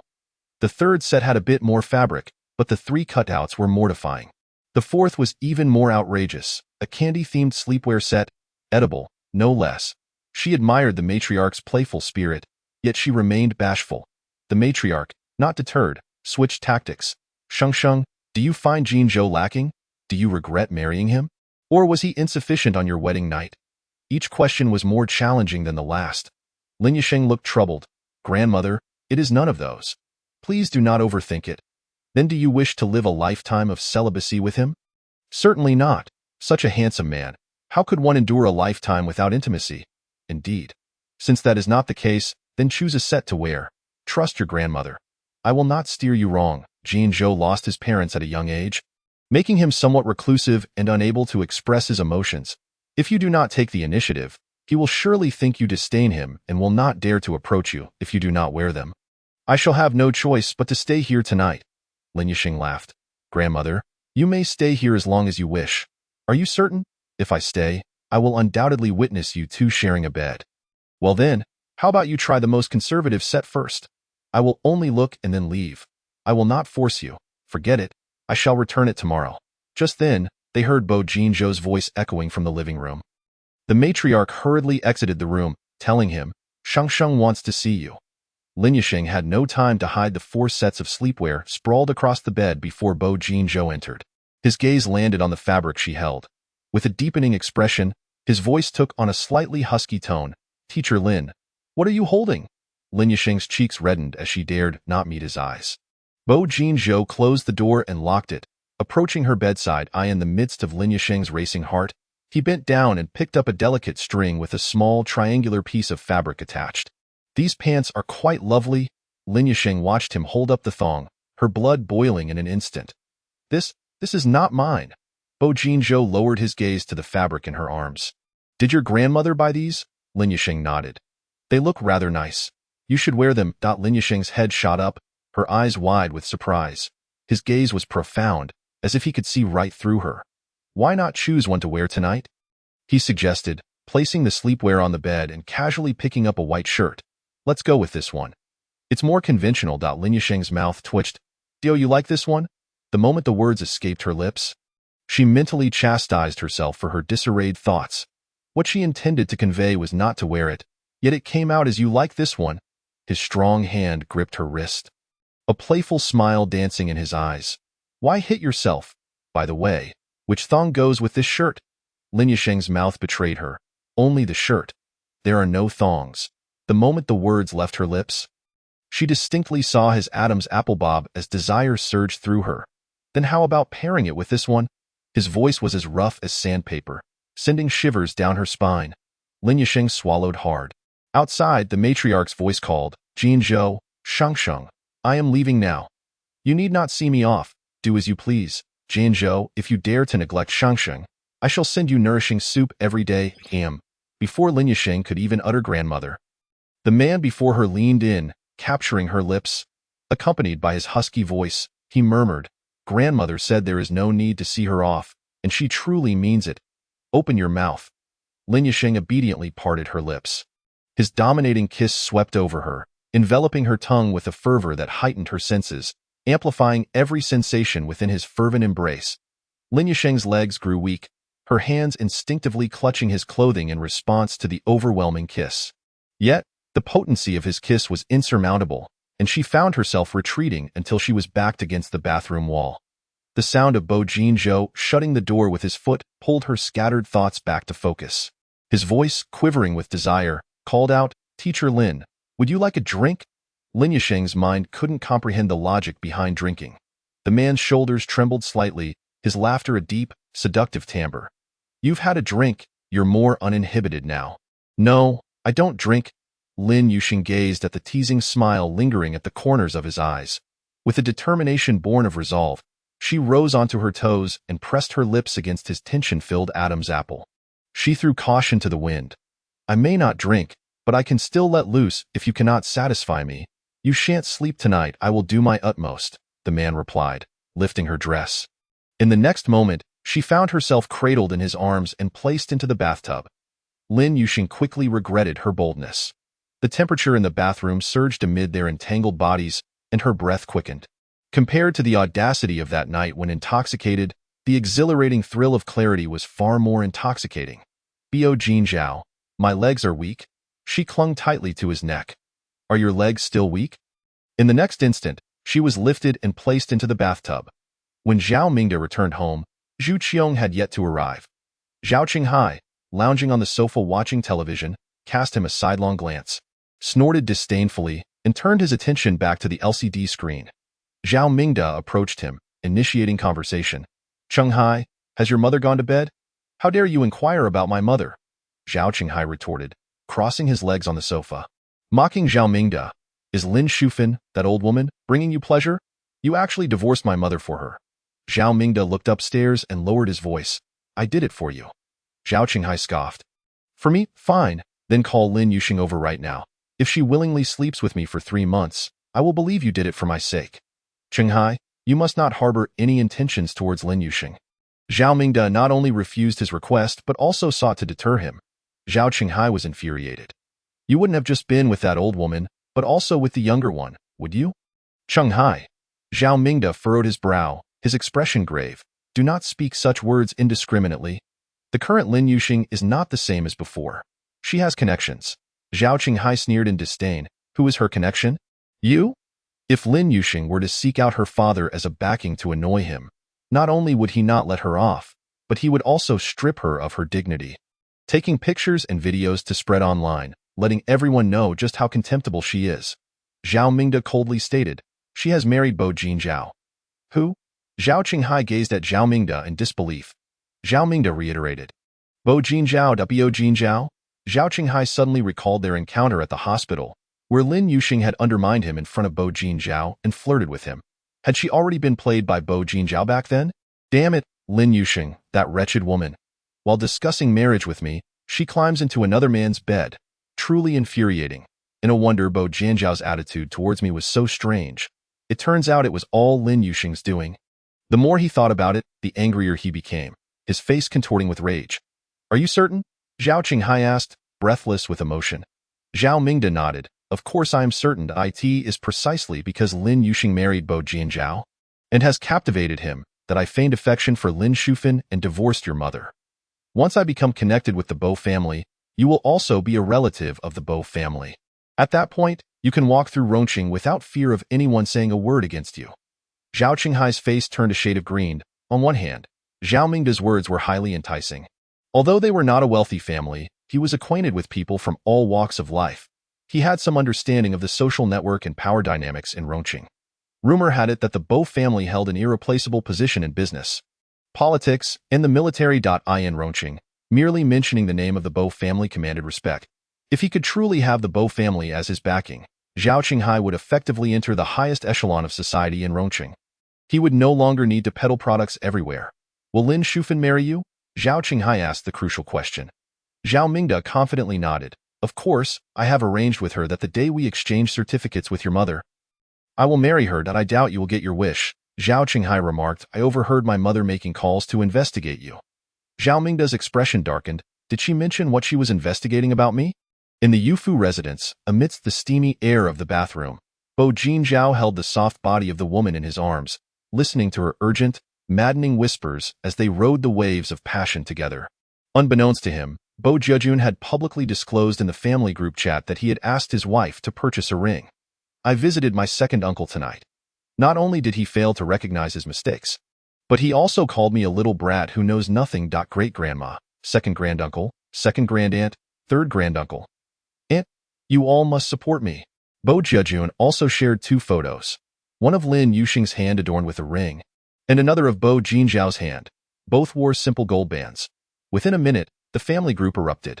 The group owner was Bo Jejun's father, Bo Jinzhao's cousin, and the director of Rongqing Hospital, Bo Xingzhou. I have already kicked Jinzhao out of the group. Everyone can discuss freely. Bo Jejun leaned against the headboard, confidently declaring, perhaps my second uncle is too poor. I propose we crowdfund to buy my second aunt a diamond the size of a pigeon's egg. I will contribute 100,000. Teacher Lin is not only his second aunt, but also his favorite teacher. He must support and protect her, ensuring that his second uncle does not bully her. He focused on his phone screen as his second grandaunt quickly chimed in. Jinzhao is a straightforward man who does not understand love. Although he is married, he merely went through the motions and does not know how to care for and cherish his wife. Third granduncle, Xingzhou, you need to find an opportunity to talk to Jinzhao. If he has not moved past the shadows of the past, he is not fit for marriage, lest he harm the girl. Aunt, I would like to interject. Jejun, you mentioned your second aunt is your homeroom teacher, correct? Bo Jejun promptly replied, yes, aunt. Aunt, could it be that Jinzhao does not like her? Which is why he cannot even spare a ring for her. How did they end up in a flash marriage? Great-grandmother. Shengsheng is the benefactor I mentioned to you all. Hearing you say this, it seems that Jin Zhao married Shengsheng perhaps because she saved me. I just returned from their home, and Shengsheng mentioned that despite being married for so long, they still sleep in separate rooms. Perhaps Jin Zhao truly has no feelings for Shengsheng, but since he married her, he must be responsible for her.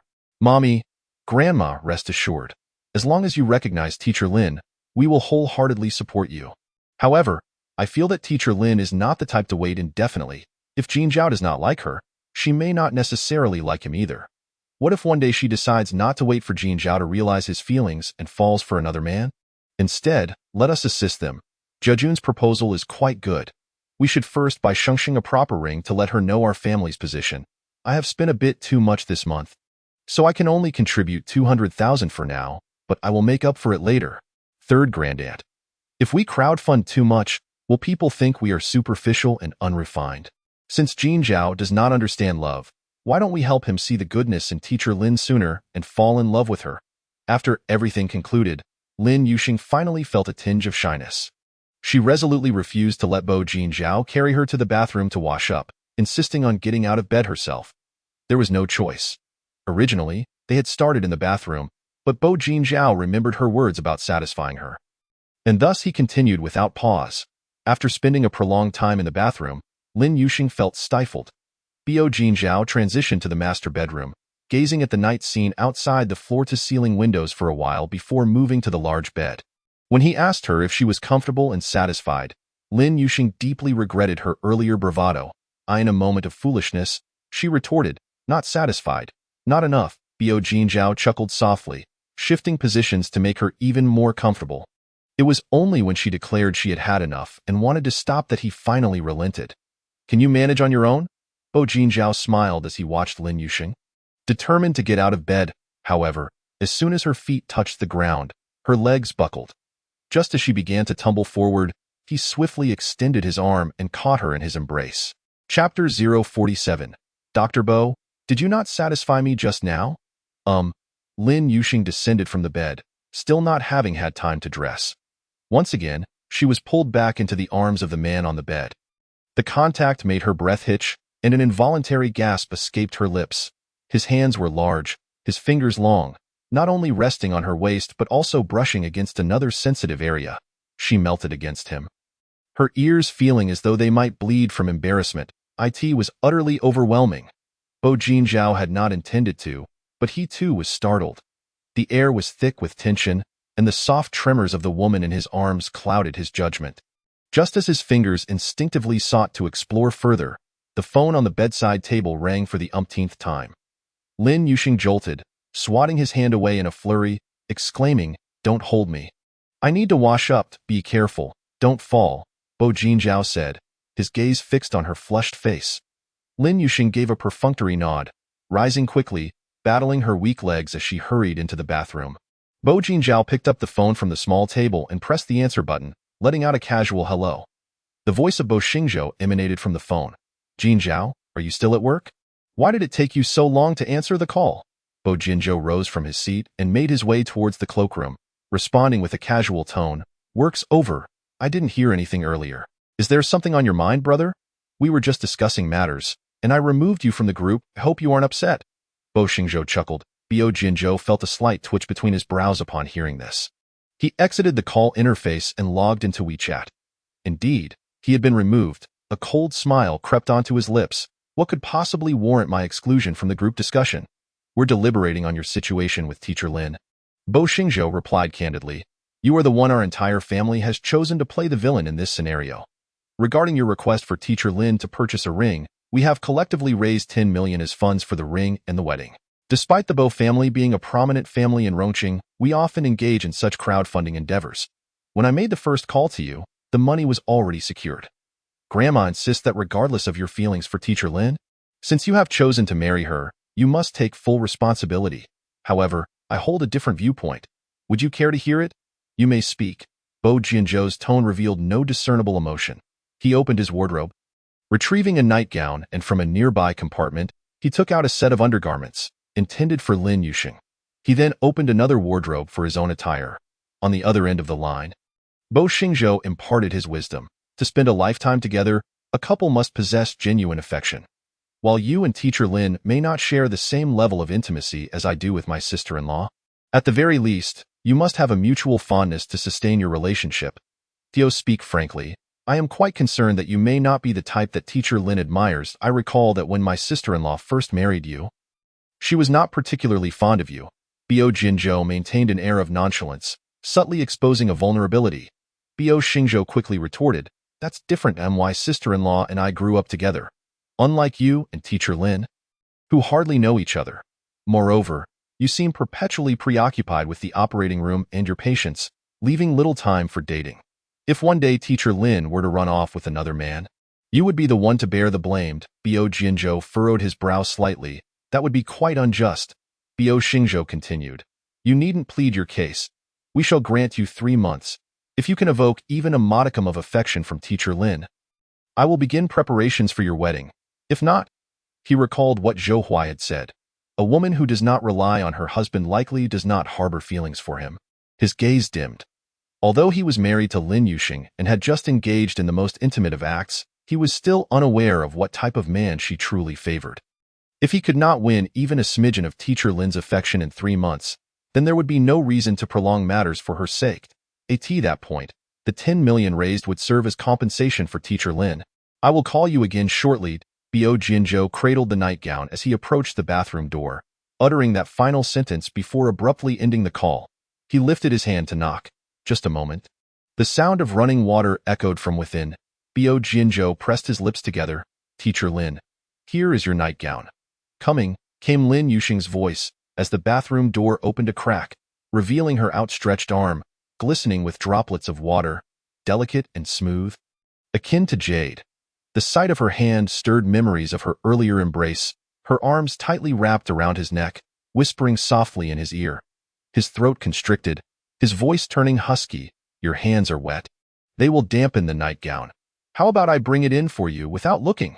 The last 3 words felt more like a reminder to himself. He was not a man given to indulgence. As his family had often remarked, all his energy was dedicated to his career, and he had always exercised remarkable self-control regarding romantic affairs. However, ever since that night spent with her at the hotel, images of her curled beneath him, crying out in pain yet stubbornly urging him to continue, had been haunting him. "It's fine. Just pass it to me." Lin Yuxing's voice floated from the bathroom, warm and gentle, reminiscent of her earlier entanglement with him. Bo Jinzhou suppressed his inner desires as he handed her the nightgown. After she received it, she murmured a soft thank you before the door closed before him. Inside the bathroom, Lin Yuxing held the nightgown and undergarments, her heart racing in disarray. This very set of undergarments had been washed by Bo Jinzhou on her first night in his home. To avoid any awkwardness, she had taken to washing her undergarments each night during her showers, tossing them directly into the dryer. While Bo Jinzhou bathed, Lin Yuxing lay in bed, listening to the sound of running water, her heart unable to calm. After what had transpired between them, it was only natural for her to share the same bed with him. She wished to lull herself to sleep before he emerged, hoping to mitigate any embarrassment or tension. Yet, the thought of sharing a bed with him filled her with excitement. Upon hearing the bathroom door open, she hurriedly turned her back to the wall. Bo Jinzhou exited the bedroom, only to return shortly thereafter. The sound of his footsteps approached the bed, and suddenly, the mattress sank, causing her heart to skip a beat. Before she could regain her composure, she felt his strong arms encircle her waist. Her body, which had been relaxed just a moment ago, stiffened at once. Breathing unevenly, she stammered, I'm not accustomed to being held while I sleep." Being embraced in such a manner made her feel as though she were bound by ropes.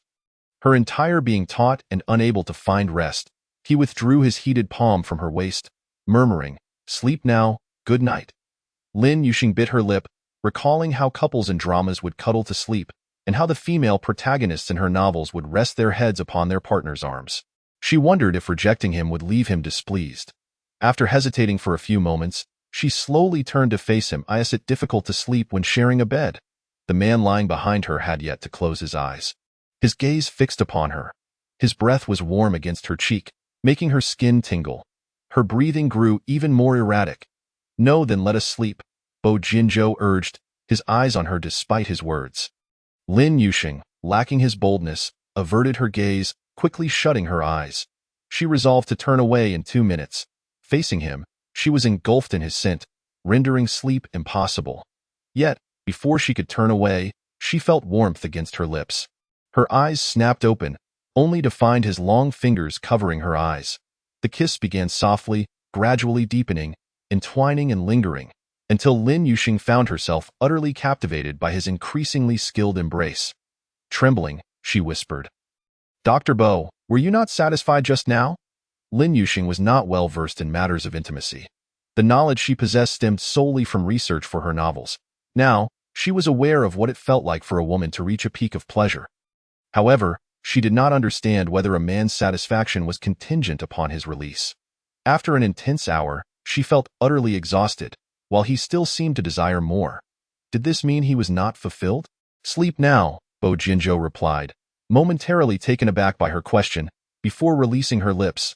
Lin Yuxing decided it was safer to turn away, muttering, "Then I shall sleep first." She rolled over, facing away from him. As dawn broke, Lin Yuxing awoke to find the space beside her empty. The air in the bedroom, with its tightly drawn curtains, still carried the remnants of their passionate night.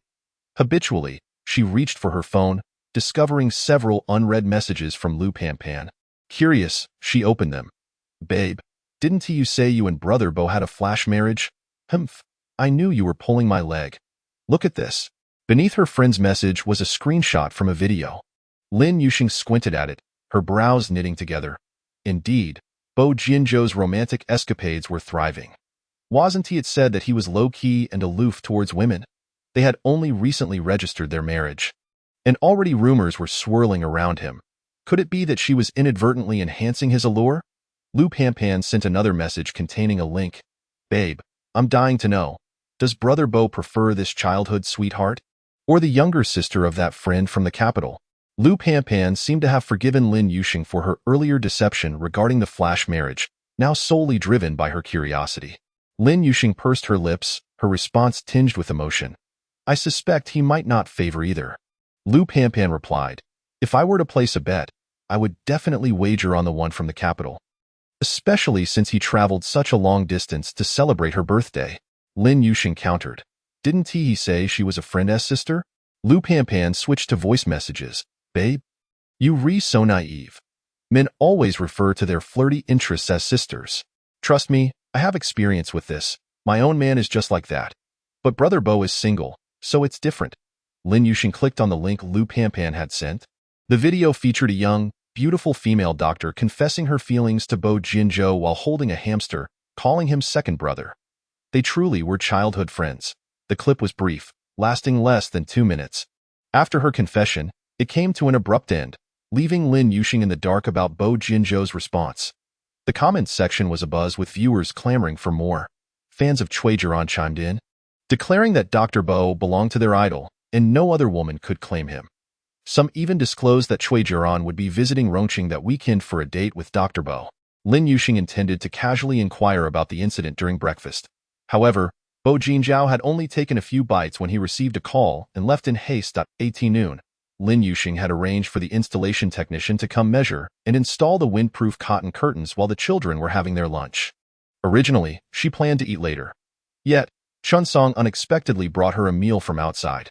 "Teacher Lin, you should eat while it's hot. It won't taste good once it cools down." Lin Yuxing recognized this was from a popular rice bowl place. She took the meal and smiled, saying, "Thank you, Teacher Chun, I'll transfer the money to you later." Chun Song's expression shifted slightly. "This amount of money is something I can afford. That won't do?" "I am already very grateful that you brought it for me," Lin Yuxing replied, as she disliked owing others favors. Moreover, Chun Song had been exceedingly kind to her lately. "If you truly feel uncomfortable, how about you treat me to dinner tonight?" Chun Song gestured towards a nearby table. "You can eat over there. I'll assist the technician to finish the installation quickly so that the children can return without affecting their studies." Bo Jiasi was the first to return to the classroom. Upon entering, he saw Chun Song and the technician busy at work, while Lin Yuxing was seated nearby eating. When Chen Song turned to glance at her, the affection in his eyes was unmistakable. Bo Jiasi's heart raced with alarm. He first glanced at the ring on Lin Yuxing's finger, then at Chen Song, who wore a playful smile. "Teacher Lin, Why are you eating in the classroom? Surely, your husband didn't prepare a bento for you. Lin Yuxing shot him a glare. What nonsense are you spouting? This is the meal bought by Teacher Chun. Ah, Teacher Chen bought it? Teacher Lin, you've been married for quite some time now. Shouldn't your husband be treating us to some wedding candies? Or perhaps come to school for a stroll so we can meet him? You think this is walking a dog? Lin Yuxing laughed. My husband has been extremely busy lately. Once he finishes his work, I'll have him buy some candies for everyone. The more Chansong listened, the broader his smile became. He interjected, Bo Jiasi, you are quite gullible. Bo Jiasi, puzzled, responded, How am I gullible? Teacher, are you deceiving me? You have no intention of buying candies. Does your husband happen to be a miser who won't part with a cent? He mentioned that his uncle even made his wife purchase her own ring. Chansong waved him over, signaling to speak privately. Bo Jiasi glanced at the technician at the door before stepping closer. Chansong spoke in a voice only they could hear. Your teacher Lin just broke up less than half a month ago. How could she possibly have married someone else? Are you implying that teacher Lin's ring is fake? Bo Jiasi looked at Chansong in surprise. Chansong glanced at Lin Yuxing and replied, It's not fake. She must have bought it herself. You've made a good point, Bo Jiasi remarked. My second aunt's ring was indeed purchased by herself. As students gradually returned to the classroom, the technician had not only installed the windproof curtains at both the front and back doors, but also placed windproof covers on the desks near the doors. After Lin Yuxing inquired about the total cost, Chansong swiftly scanned the payment QR code pinned to the technician's chest. I'll pay. Lin Yuxing didn't wish for him to cover the expense, but his speed was remarkable and she couldn't stop him. Chansong found an excuse and left first. Bo Jiasi suggested, Teacher Lin, I'll return the money to Teacher Chun. All right. Although it was the age of smartphones, Lin Yuxing maintained the habit of carrying cash. She counted out the money for Bo Jiasi, who found Chansong in the office. Teacher Chun, Teacher Lin asked me to bring you the payment for the windproof curtains. Tell Teacher Lin that this amount is inconsequential. Anyone can pay it. Chansong waved him off, signaling him to return. Bo Jiasi frowned. Teacher Chun, while that may be true, my uncle is quite stingy. If he finds out that you paid for our class, he will surely be displeased. Chansong's heart sank at this remark. What does this have to do with your uncle? Bo Jiasi surveyed the other teachers in the office, then leaned closer to whisper in Chansong's ear. Teacher Lin is my second aunt. The ring she wears matches the one my uncle has. This is a secret. Don't tell anyone. Chapter 49. Consequences of one's actions. The group of children was determined to secure first place in the midterm exam. Feasting on pot-roasted goose. After lunch, they returned to the classroom to study fervently, urging Lin Yuxing to rest in the office without needing to supervise them. Seeing their diligence warmed her heart. Back in the office, Hu Meili remarked sarcastically, Teacher Lin, I heard you installed windproof curtains at both the front and back doors of your class. Lin Yuxing replied nonchalantly, Yes. Did you pay for it yourself, or is the school reimbursing you? Of course, I paid for my own students. Teacher Lin, you're quite wealthy. Why not install windproof curtains for our class as well? The kids in our class have been praising you too. Lin Yuxing settled into her chair, opening her lesson preparation book. Are you only installing curtains for your class, or are you planning to cover the entire grade? Haha, Teacher Lin, you're so thoughtful. It's because we're installing them for the entire grade. I'll call the technician right away to come after school. Sounds good, Lin Yuxing replied with a smile. Hu Meili immediately made the call, arranging for the technician to come after school to install the windproof curtains. At this moment, only she, Hu Meili, and Chansong were present in the office. Noticing Hu Meili on the phone, Chansong's eyes flashed with suspicion, but he said nothing. During the second break of the afternoon, 2 trucks of books were delivered to the school gate, with the head of the teaching department chasing after them along with several teachers. The principal exited the school with a few colleagues. Shortly thereafter, 2 young men walked in. The one in front had curly blonde hair and a pink suit, while the man a couple of steps behind, dressed in a dark suit, exuded an air of cold elegance. Even from a distance, Lin Yuxing recognized him at once. It was Bo Jinzhao. It seemed he sensed her gaze, for he turned his head towards the teaching building, where he spotted the woman standing there. Although the distance was significant, his eyesight was exceptional, and he instantly recognized her. A smile unconsciously crept across his lips. Lin Yuxing was summoned to the principal's office, where Zhou Huai, the conspicuous one in charge, greeted her in an overly familiar tone. Teacher Lin, come sit over here. Lin Yuxing scanned the room but didn't see Bo Jinzhao. Zhou Huai quickly explained, Teacher Lin, My second brother had an urgent matter at the hospital and had to leave. He asked me to find out how Bo Jiasi has been performing at school. Lin Yuxing responded. Why don't you check in every day? After 2 minutes of pleasantries, Lin Yuxing planned to leave. But Zhou Huai added, Teacher Lin, are you free this evening? Let us have dinner together. The principal, sipping tea, watched their conversation with amusement. The vice principal interjected, Teacher Lin, since Zhou Xiao has extended an invitation, you mustn't refuse. Don't worry, Teacher Lin. My second brother will join us too. He said he wanted to know about Jiasi. That boy seems to have something on his mind these days. Nonsense, Lin Yuxing thought, not bothering to expose him. That evening, Zhou Huai drove her home, relentlessly explaining himself and praising Bo Jinzhao. If she wasn't mistaken, Zhou Huai probably still didn't believe that Bo Jinzhao had married her, thinking himself a matchmaker. Nonetheless, his navette was somewhat endearing. After hesitating, she agreed. Zhou Huai was particularly excited and proud that as soon as Lin Yuxing left, he picked up his phone and messaged Bo Jinzhao. Second brother, I've arranged dinner with Teacher Lin tonight. No matter how busy you are, you must attend. I can only help you so much. Once the message was sent, he silently reveled in self-admiration. With a childhood friend like me, second brother must have saved the galaxy in his past life. When he marries Teacher Lin, I shall undoubtedly sit at the main table. Not just second brother, but all of Bo's family will owe me their gratitude. Without me, he would have been a lonely ghost in this lifetime. Bo Jinzhao exited the meeting room just as he opened Zhou Huai's message. Behind him, Zhao Mingde hurried to catch up. Dr. Bo, are you free tonight? Bo Jinzhao turned, his gaze coolly resting on Zhao Mingde. What is it, Deputy Director Zhao? Just speak plainly. Zhao Mingde smiled awkwardly. Well, Dr. Bo, Shufan discussed with me, and she mentioned that since you and Yuxing have been married for so long, you haven't had us over for dinner yet. She was wondering if we could all have a meal together tonight. I'm not available tonight. Bo Jinzhao's refusal left Zhao Mingde feeling even more uncomfortable. Oh, I see. Then, let me know when you're free. I can reserve a restaurant ahead of time. A thin smile appeared on Bo Jinzhao's lips as he replied, Deputy Director Zhao, being a doctor yourself, you should understand that our schedules are unpredictable. Let us wait until there is a suitable time. Zhao Mingde sensed a veiled mockery in Bo Jinzhao's words, as if he were ridiculing Zhao Mingde for not grasping the situation. He forced a smile. Agreeing, you're right.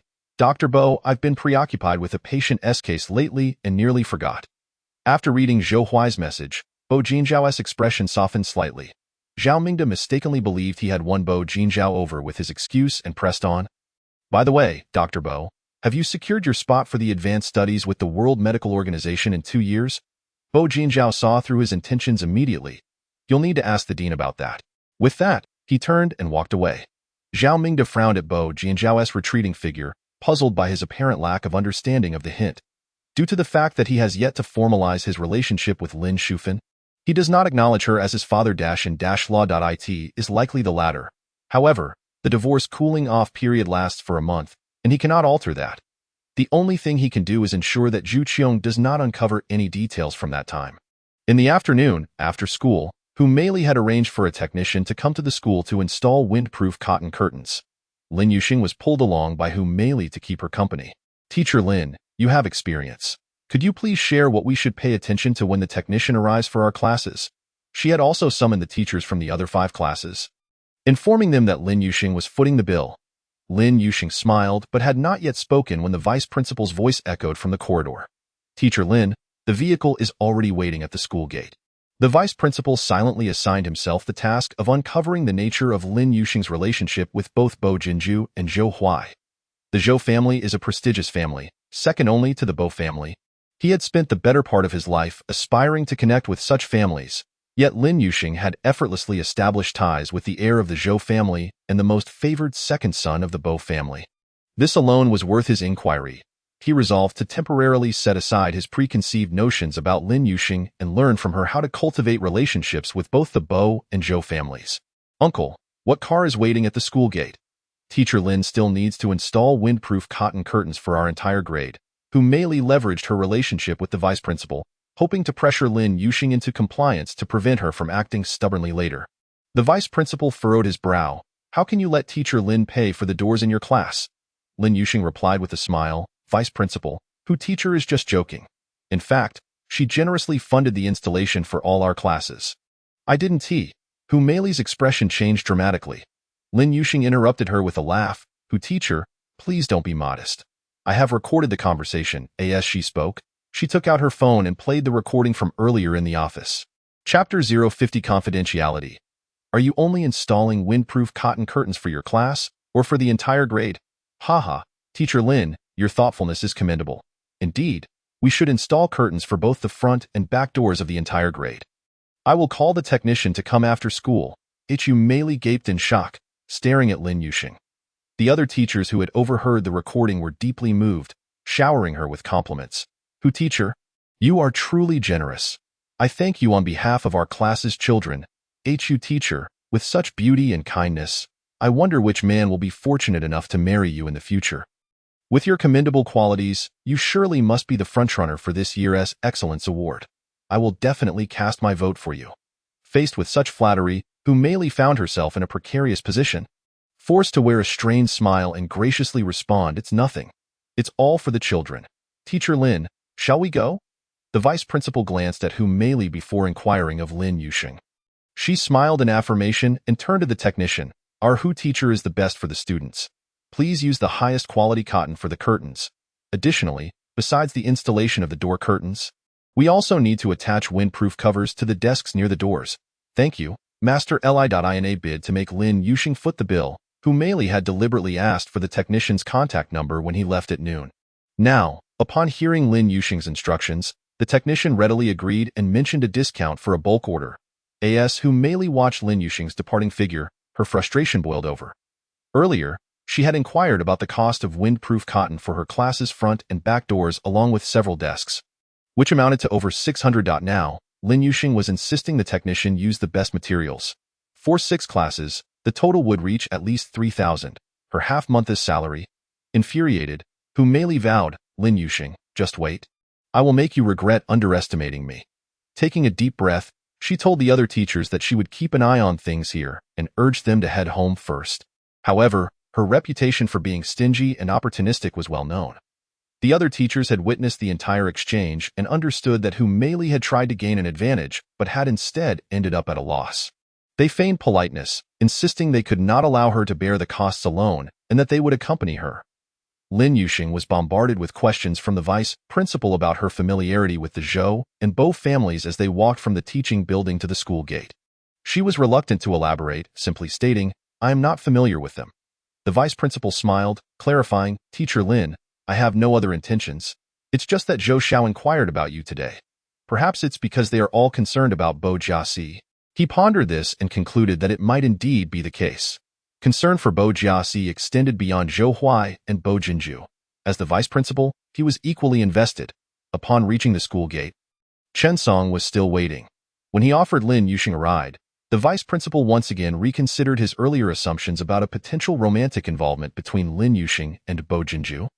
For Lin Yuxing chose to ride with Chen Song. If she were truly involved with Bo Jinju, it would be unwise to accept a ride from Chen Song. But then, what about the times Bo Jinju had driven her to and from work? Did this mean that Bo Jinju had feelings for Lin Yuxing while she, in turn, was infatuated with Chen Song? If that were the case, Bo Jinju would eventually lose patience, leading to jealousy and resentment. The vice principal shivered at the thought, realizing that Lin Yuxing was a harbinger of trouble. Fortunately, he had exercised caution. Otherwise, he might have foolishly sought her favor.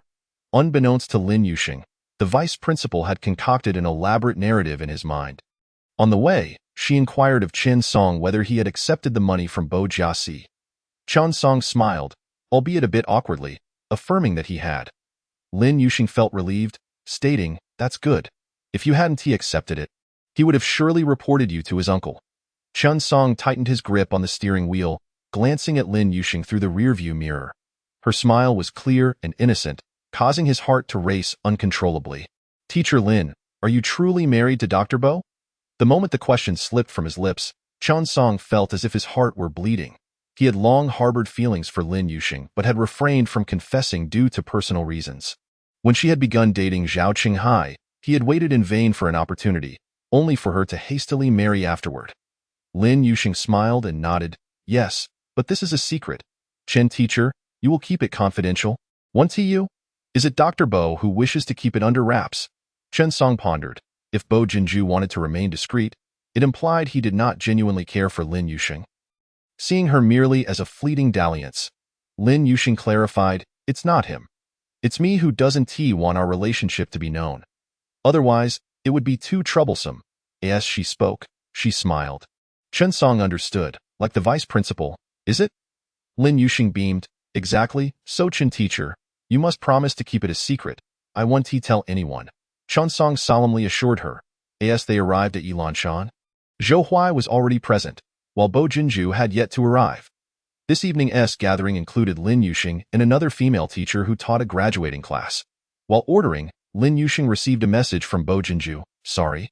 I have an urgent matter and cannot attend the dinner." She glanced at Zhou Huai, who was also just reading a message and looking back at her.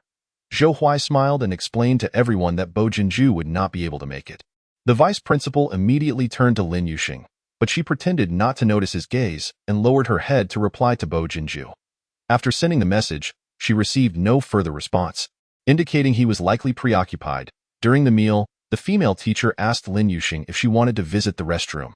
Lin Yuxing accompanied her. Upon returning, she heard a somewhat familiar voice coming from behind the safety door. She paused to listen.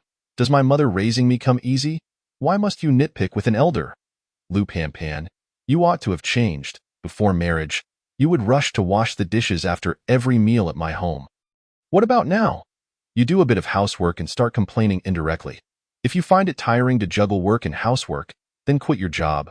Better to stay at home, raise a couple of children, and take care of my mother while I support you."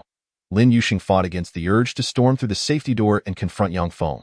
She recalled Lu Panpan's previous remark about Yang Feng possibly having someone else outside. Excusing herself to make a phone call, she asked the female teacher to return to the private room first. Lin Yuxing retreated to a nearby window. Within minutes, Yang Feng emerged from the safety door, and Lin Yuxing caught sight of a young woman exiting the nearby private room, affectionately calling out, "Darling," as she linked arms with Yang Feng. Yang Feng chuckled, playfully pinching her cheek, and together they entered the private room. Lin Yuxing muttered a curse under her breath. What a scoundrel, capturing the video on her phone for safekeeping. Chapter 051. Do you like her? Upon returning to the private room, Lin Yuxing received a message from Hu Meili, accompanied by a screenshot of the payment. The installation of the curtains had cost her over 4,000 yuan. "Teacher Lin, I've covered the expense for you. When will you reimburse me?" Lin Yuxing chuckled softly, finding it quite a feat to make Hu Meili spend such an amount. As the dinner concluded, Chen Song inquired if she needed a ride home. Zhou Huai chimed in cheerfully. At Yilanshan, we launched a new customer transport service. Since Teacher Lin hasn't driven here, I will arrange for a driver to take you. Lin Yuxing graciously accepted. "Thank you, Zhou Xiao." Zhou Huai, with a hint of formality, inquired of the vice principal and two other teachers whether they required a ride. Since they had, of course, driven themselves, the answer was a resounding no. "Teacher Lin, my elder brother will be arriving shortly," Lin Yuxing remarked. Unfazed, she continued, "I am aware." In response to Zhou Huai's astonished gaze, she added, "Zhou Xiao, I would like to ask for your assistance." Zhou Huai, with an air of charm, tousled his curly hair and readily replied, "What would you have me do?" Speak freely. For the sake of her elder brother's happiness, she would have consented to anything, even relocating the Civil Affairs Bureau. Lin Yuxing sent Zhou Huai the video she had just recorded on her phone. "Could you please help me investigate the woman in this video?" After watching, Zhou Huai raised an eyebrow and asked, "May I pose a question, Teacher Lin?" She anticipated his inquiry and replied coolly, "The man in the video is my best friend's husband, Lu Panpan. The one you met that night." Zhou Huai was taken aback. "Lu Panpan is married? Then why did my elder brother lie about being married? Your best friend is already married?" Zhou Huai smiled as he asked. Lin Yuxing nodded, explaining that her friend had tied the knot in her third year of university. "Rest assured, Teacher Lin, I will thoroughly investigate how many times this woman and man have been intimate. If your friend is considering divorce, my elder brother knows the best divorce lawyer who will ensure she does not suffer any losses. I appreciate your help, Zhou Xiao." Whether or not to divorce was not her decision to make. However, after encountering Lu Panpan that evening, she could not feign ignorance. Panpan had mentioned that Yang Feng seemed to have someone else in his life. Lin Yuxing suspected that Panpan lacked definitive proof. Hence, she intended to clarify the situation before informing her friend, leaving the decision to her. After their conversation, they noticed Bo Jinju's car approaching. As the rear window descended, a strikingly beautiful face appeared. The woman glanced at Lin Yuxing before waving at Zhou Huai. Zhou Huai. Zhou Huai observed the woman in the vehicle before quickly turning to Lin Yuxing and finally to Bo Jinju, who was in the driver's seat. Has my elder brother lost his senses? He has brought the woman who confessed to him yesterday to meet teacher Lin. Is his intelligence so high that his emotional quotient has plummeted to zero? It seems the heavens are fair. They granted my elder brother a window of intellect while nailing shut any semblance of emotional awareness, leaving not a single crack. Elder brother, why did you bring her along? Zhou Huai questioned. What do you mean? Zhou Huai, is it permissible for you to be with my elder brother but not for me? Fan Xiaoning retorted, stretching her neck defiantly before returning her gaze to Lin Yuxing. She scrutinized Lin Yuxing through the car window, concluding, she's just an ordinary woman, dressed plainly and of unremarkable appearance. I refuse to acknowledge that Lin Yuxing is more beautiful than me. Her profession is ordinary as well, lacking the greatness of saving lives as a doctor. Such a mundane woman, from head to toe, does not deserve to be with my elder brother. Therefore, he must be lying. Just as Fan Xiaoning averted her gaze, she suddenly paused, having spotted the ring on Lin Yuxing's ring finger. It was indeed a matching pair with her elder brother's. A pang of realization struck her heart. So, you are Lin Yuxing? Fan Xiaoning asked, her tone haughty. Mind your manners, Bo Jinju, who had just exited the car, warned her. Fan Xiaoning scoffed. Bo Jinju stepped forward to stand before Lin Yuxing and Zhou Huai, casually explaining, she is my colleague, who impulsively confessed to me yesterday. Upon learning that I was here to pick you up, she insisted on coming to meet you to find closure. I am not being impulsive. I am serious. Elder brother, you may reject me, but you cannot disregard my feelings, Fan Xiaoning insisted, slamming the car door shut and confronting them. Are you truly married to my elder brother? Under her scrutinizing gaze, Lin Yuxing remained calm and composed, replying, is there any doubt regarding marriage? Zhou Huai opened his mouth, intending to speak, but found himself at a loss for words. Unable to comprehend their conversation, you and my elder brother are not from the same world. You are unworthy of him, Fan Xiaoning declared coldly. Fan Xiaoning. Bo Jinju's voice remained steady, yet the warning within it sent an inexplicable chill down her spine. Fan Xiaoning looked at him with a sense of grievance. He replied, if you wish to see my wife, I have shown you. Now you may leave. The nonchalant dismissal shattered Fan Xiaoning's heart. How can I return? You brought me here. You must take me back to the hospital. You insisted on coming along, Bo Jinju replied, his gaze cutting through the night air with an icy demeanor. How you return is your own concern. Fan Xiaoning turned to Lin Yuxing, asking, what do you say? Get in the car. Do not mind her, Bo Jinju instructed, opening the passenger door for Lin Yuxing. Lin Yuxing chose to ignore Fan Xiaoning entirely, treating her as though she were invisible. Frustrated, Fan Xiaoning stomped her foot, exclaiming, Lin Yuxing, you are such a petty woman. You do not deserve to be the young mistress of the Bo family. Upon entering the car, Lin Yuxing looked up and asked Bo Jinju, do you like her? At the sound of her voice, both Fan Xiaoning and Zhou Huai turned to Bo Jinju. With his back to them, Bo Jinju's eyes, dark as ink and deep as an ancient well, fixed on Lin Yuxing as he replied, I do not. Fan Xiaoning's eyes immediately welled with tears. Lin Yuxing smiled lightly, her eyes crinkling with amusement. If you do not like her, then let her ride along. Give her a lift.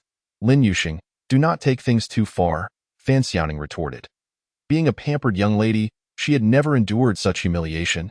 Lin Yuxing raised an eyebrow, her eyes sparkling with laughter. I am conversing with my husband. How is that disrespectful to you? If you do not wish to get in the car, then do not. Why would I not want to? Fan Xiaoning hastily climbed into the back seat, provocatively stating, although my elder brother does not harbor romantic feelings for me, we have known each other since childhood. I am his childhood sweetheart. Unlike you, who married him in a flash, he has no feelings for you, I am aware, Lin Yuxing replied, unfazed and unperturbed. Marriage requires nurturing. We may lack affection but fulfill the duties of husband and wife. Even if you have known him your whole life, it cannot compare. You are truly shameless. What marital duties? Is it merely having shared a bed and made love? This woman dares to equate shamelessness with honor. If she were as unashamed as she claims, she would have been with Bo Jinju countless times by now. With gritted teeth, she sneered, what? I shared a bed with him when I was 5 years old and slept in his arms every night. Chapter 52. What does it mean when a man takes the initiative to use protection?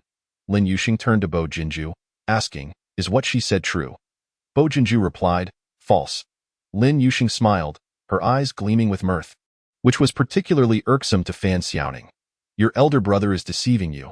He has not only slept with me but with many other women as well, all of whom I introduced him to. Once, I placed a group of dolls on my bed, but in the end, I tossed them all out. As the car sped along, Bo Jinju said to Lin Yuxing, you need not believe a single word she says. Not even punctuation. Lin Yuxing burst into laughter, unrestrained. This only served to humiliate Fan Xiaoning further. Enraged, she retorted, though nothing happened between us, he has been with my sister. Fan Xiaoning, either get out of the car or be quiet. Choose one, Bo Jinju warned, his tone icy and stern. Fan Xiaoning's chest heaved with anger, yet she dared not challenge Bo Jinju's authority any further. She then provocatively remarked, Lin Yuxing, do you see this? Today he dares to throw me out of the car. Tomorrow he will surely do the same to you. Lin Yuxing, I will heed your warning and avoid provoking him, she replied. Are you so enchanted by his looks that you wish to please him forever? Have you forgotten what it means to be a modern woman? How can you be so love-struck? Lin Yuxing frowned. If you keep talking nonsense, I might just throw you out. Fan Xiaoning glanced between her and Bo Jinju, muttering, I curse you both to remain locked together forever and not harm others. Two detestable individuals. It was cruel and despicable that they would consider abandoning her, such a beautiful and charming woman. Beneath the dim streetlights outside, Zhou Huai remained in a state of bewilderment. The words exchanged between Bo Jinju and Lin Yuxing echoed relentlessly in his mind. They were truly married? Married? Thus, he had been desperately trying to speak well of his elder brother, insisting he was unmarried and a lifelong bachelor. What a joke. How utterly embarrassing. Lin Yuxing and Bo Jinju first dropped Fan Xiaoning off at her home before returning to Yu Mansion. Upon exiting the vehicle, they noticed Zhao Qinghai in a nearby black BMW, engrossed in a video game. Upon spotting Lin Yuxing and Bo Jinju, he straightened up, pulling out his phone to record them. So, Bo Jinju resided here. In the same neighborhood as him, Zhao Qinghai recalled Zhao Mingda's words about Lin Yuxing's marriage to Bo Jinju. Imagining Lin Yuxing entwined with Bo Jinju, gasping and moaning, sent him spiraling into jealousy. He had dated her for 3 months without even holding her hand, while she moved on to another man's bed so swiftly. The notion of being traditional and reserved was merely a facade. She was nothing more than a promiscuous woman. He needed to devise a plan to possess her, even if just once. The Bo family was a prestigious household, and Lin Yuxing had managed to climb that social ladder. Even if she were played with, she would certainly not dare to utter a word, lest she be cast out. The thought of having Lin Yuxing beneath him ignited a frenzy within him. Upon entering his home, Lin Yuxing finally remembered to ask Bo Jinju if he had eaten dinner. Bo Jinju casually remarked, I'll just cook a bowl of noodles later. Let me do it for you. You've been working hard, he added, urging her to take a break. After their marriage, Lin Yuxing found that it was mostly he who took care of her, whether it was doing laundry, preparing breakfast, or picking her up and dropping her off. She felt a pang of guilt for not having done anything for him in return. A faint smile graced Bo Jinju's lips as he said, Then I must trouble you, Teacher Lin. His polite and courteous words always left Lin Yuxing with an inexplicable sense of ambiguity. As Lin Yuxing expressed her gratitude for the noodles, Bo Jinju was being bombarded by Zhou Huai on the phone. Brother, how could you be so ungracious? You married Teacher Lin and didn't he even inform me properly? Zhou Huai exclaimed, Do you want me to come to the hospital tomorrow and help you check your brain? In the study, Bo Jinju lounged lazily in the chair behind his desk, one hand clutching his phone while the other pulled a professional book from the shelf. Zhou Huai chuckled awkwardly, No need for that. My brain is perfectly fine, I'll hang up then. Wait a moment, brother, Zhou Huai continued. You got married without a ceremony or even inviting the brothers for a gathering to publicly acknowledge Teacher Lin? Bo Jinju flipped through the pages of the book, searching for the content he needed. There's no need for that. Why not? He furrowed his brow slightly. The moment of silence ensued before he muttered. Didn't you say she doesn't like me? On the other end of the line, Zhou Huai felt wronged. When did I ever say Teacher Lin doesn't like you? Are you trying to blame me because she told you that? He retorted, If Teacher Lin truly didn't like you, how could she marry you? It's just a trial. Who knows when it might end? Lin Yuxing brought the noodles to the dining table and approached the study. Preparing to knock, she overheard Bo Jinju's words. Her raised hand froze in midair. After a couple of seconds, she heard him say from inside, "You talk too much." She could only hear Bo Jinjo speaking, unable to discern what the person on the other end of the phone was saying. But it was clear that the revelation of their marriage's true nature would not come from his family, but most likely from his close friend. Zhou Huai. Lin Yuxing paused for 2 seconds, just about to knock, when the study doors swung open. She blinked and said, "The noodles are ready." Bo Jinzhou's gaze lingered on her face for a second before he replied, "All right." Lin Yuxing's culinary skills were exceptional, and the noodles smelled delightful. After tasting a bite, Bo Jinzhou looked up and said, "Delicious. Would you like to have a bit more?" Lin Yuxing shook her head. "I'm heading back to my room now. Please wash the bowl after you finish. I've already cleaned the pot. Go ahead," he replied. Lin Yuxing turned and left, while Bo Jinzhou held his chopsticks, his gaze tracking her silhouette until she disappeared into the room, before finally withdrawing his eyes with a hint of contemplation in his expression. Lin Yuxing returned to her room and took a shower, then opened her notebook to write. An hour passed swiftly. She closed her notebook, noticing that Bo Jinzhou had yet to enter the room. Uncertain if he had gone to the guest room, her mind drifted back to his earlier comment about not knowing when it might end. Ignoring the faint sense of disappointment within her, Lin Yuxing reminded herself to stay grounded. This marriage was, after all, an accident. He had made it quite clear from the beginning that it was a trial. And if it proved unsuitable, it would naturally come to an end. She had unwittingly fallen into it. Glancing at the TT box on her bedside table, she pursed her lips and opened her social media app. Typing in the search bar, "What does it mean when a man actively avoids pregnancy during intercourse?" A quick search yielded a myriad of answers on the screen. It indicates that the man is responsible and does not wish for the woman to bear the consequences of an unwanted pregnancy. "I know this. My ex-husband always insisted on using protection during our intimate moments. Initially, I felt touched, thinking he was looking out for me. But one day, I saw him accompanying his first love to a prenatal checkup. And it dawned on me that he didn't love me and didn't want to have children with me, which is why he took contraception more seriously than his own job." Suddenly, the bedroom door swung open. Lin Yuxing's heart skipped a beat as she quickly shut her notebook with a snap. She looked up at the man entering. "I was just checking some information in the study," he explained as he stepped inside. Lin Yuxing replied, "Oh, I was about to sleep. Good night." After placing her notebook on the side table, she lay down and pulled the blanket up to her neck. Bo Jinzhou remained silent. She heard him enter the walk-in closet, then the bathroom. Lying in bed, she found herself lost in thought, warning herself against overthinking. Minutes passed quickly. When the bathroom door opened, she tightly closed her eyes, controlling her breathing to feign sleep. The bed suddenly dipped behind her as the man's deep, sensual voice, accompanied by warm breath, whispered in her ear, "Teacher Lin, are you asleep?" Her mouth betrayed her thoughts as she responded, "I am." Chapter 053. The TT on the bedside. Behind her, the man let out a low chuckle.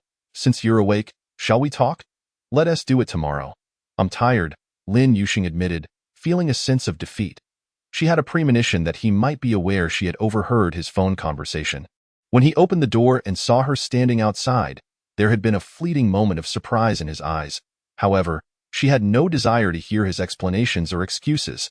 She feared sinking deeper into this situation. Bo Jinzhou gazed at her back, saying, "All right, sleep well, good night." That night, Lin Yuxing lay with her back to Bo Jinzhou. Though he slept beside her, he did not touch her. They shared the same bed, coexisting peacefully. The TT on the bedside waited until dawn without being used. The next morning, Lin Yuxing woke up early. At 6 o'clock. The sky over Rongqing had yet to brighten. The man beside her was still sound asleep. She quietly got out of bed, changed her clothes, washed up, and left. As she took a taxi back home, Bo Jinzhou's call came through. "Teacher Lin, you're out so early?" His voice, slightly hoarse, was particularly alluring. "I'm just going home to grab something," Lin Yuxing lied. It wasn't to fetch something. She was going home to ride her little electric scooter. After being driven around these past few days, she was almost accustomed to the life of a pampered wife. Thankfully, Bo Jinzhou's words jolted her back to reality. "I'll ride my electric scooter directly to school, so you can make yourself some breakfast before heading to work." There was a brief silence on the other end before Bo Jinzhou replied, "All right." His tone revealed no unusual emotions. Lin Yuxing rode her electric scooter to school and coincidentally ran into the vice principal. "Teacher Lin, you didn't have a car to take you today?" The vice principal asked with a smile. Lin Yuxing replied calmly, "No, riding a bike is quite convenient." The vice principal recalled that Bo Jianzhou had not appeared at the dinner gathering the previous night. Perhaps he was tired of Lin Yuxing. A hint of mockery crept into his smile as he remarked, "Winter is approaching. It's warmer to take a car. Teacher Lin, I heard you broke up with Zhao Qinghai and don't have a boyfriend yet. My nephew is divorced and still single. Would you like?" "Vice principal, thank you for your kindness, but I'm already married," Lin Yuxing interjected, raising her hand to show her ring. "Teacher Lin," Chen Song called from a distance.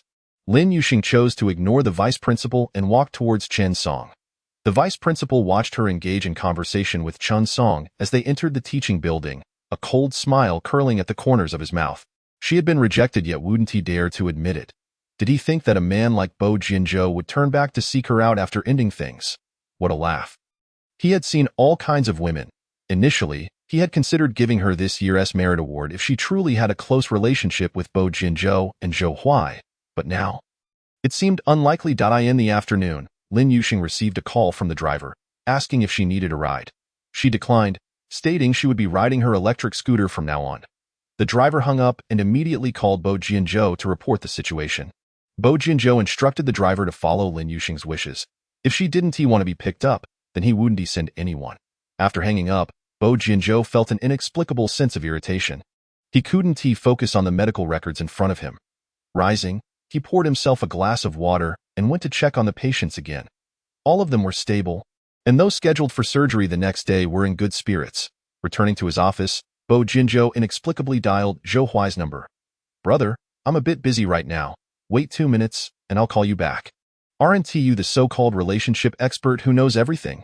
Zhou Huai teased. Of course, brother. What do you want to consult about?" "Is it about your wife, Teacher Lin?" Bo Jianzhou's lips tightened slightly, his voice tinged with rare confusion. Why was she suddenly riding her electric scooter to work and refusing the driver? "Brother, I'll say this, but don't be too upset." Zhou Huai's tone turned serious. "Teacher Lin may genuinely not like you." Bo Jianzhou tightened his grip on the phone, his refined features shadowed with a hint of coldness. Explain further. Zhou Huai changed girlfriends more frequently than he changed clothes. He was experienced in matters of the heart. Yet his words unsettled Bo Jianzhou. "It's quite clear. Teacher Lin doesn't rely on you for anything, and there are only 2 reasons for that." "What are the 2 reasons?" "First, she feels nothing for you. In fact, she might find you bothersome and wishes to avoid interactions with you and anything related to you." Bo Jianzhou inhaled deeply, leaning back in his chair. He didn't fully believe Zhou Huai's words. If she truly despised him, how could she be willing to share a bed with him? Even in his presence, she often blushed. The second reason may be that Teacher Lin has not contemplated a long-term commitment with you. Thus she refrains from allowing herself to depend on you, preparing to withdraw at any moment. Is that so? Bo Jianzhou's voice was notably low, more akin to an inquiry directed at himself. When had Zhou Huai ever encountered such a tone from Bo Jianzhou? He immediately sought to console him. "Second brother, do not despair. It might not be as grave as I suggest. Teacher Lin is different from other girls. She has been independent since childhood. For her to rely on you, it will require a process, and moreover, you must provide her with a sense of security. Therefore, is it that he has failed to offer her a sense of security, or has she misunderstood upon overhearing his phone call?" Bo Jianzhou's brow furrowed tightly, feeling as though this dilemma was more challenging than undergoing heart surgery. "Second brother, do not invest too many emotions," Zhou Huai advised. "Your profession affords you little time to accompany Teacher Lin, making it arduous to cultivate feelings that would endear her to you. If you become too deeply enmeshed, when Teacher Lin decides to leave, the anguish will be profound." "I understand," Bo Jianzhou replied tersely. Indeed, he had scant time to spend with Lin Yuxing. On Saturday, he was scheduled to fly abroad. There was a heart transplant patient requiring his expertise at the World Medical Organization. The situation was exceedingly complex, and he had been inundated with requests for assistance over the past 2 days. He could not even accompany her over the weekend. What grounds did he have to expect her to depend on him? During the weekend, Lin Yuxing was far from idle. She was busy preparing her manuscripts for the midterm assessments and also brought Lin Shufan back home. Hu Meili challenged her via WeChat, claiming that if their class could surpass her class in the midterm comprehensive scores, she would return the money Lin Yuxing had previously lent for the windbreak curtains. "Teacher Lin, surely you do not believe your students are incapable of defeating ours." If Meili had accused her of being timid and ineffectual, Lin Yuxing would have dismissed it entirely. However, Hu Meili's remarks pertained to her own Class S students, which she could not tolerate. Thus, she acquiesced to the challenge. On Monday morning, the moment Lin Yuxing stepped through the school gates, she was intercepted by Hu Meili, who had adorned herself with exquisite care, donning an entirely new outfit to herald good fortune. She strutted past Lin Yuxing with an air of confidence. She declared, "Teacher Lin, I await your transfer of funds." That money was a necessity for her to reclaim. Additionally, she was determined to triumph over Lin Yuxing, ensuring that everyone recognized her as merely a beautiful vase, incapable of matching Hu Meili's capabilities even by a finger's measure. Once the 2 days of midterm testing concluded, the students were granted a holiday. Hu Meili was more elated than the students themselves. For soon, the several thousand yuan she had advanced would be returned. Chapter 054. Health is more important than grades. Chen Song learned of Lin Yuxing's wager with Hu Meili and expressed his concerns. "Teacher, you should not have agreed to bet with Hu Meili. Her class comprises top-tier students, inherently superior to ours." Lin Yuxing chuckled. "This year, our class's children have made significant progress, have they not? They have indeed improved greatly. But to surpass Class 3, that seems implausible.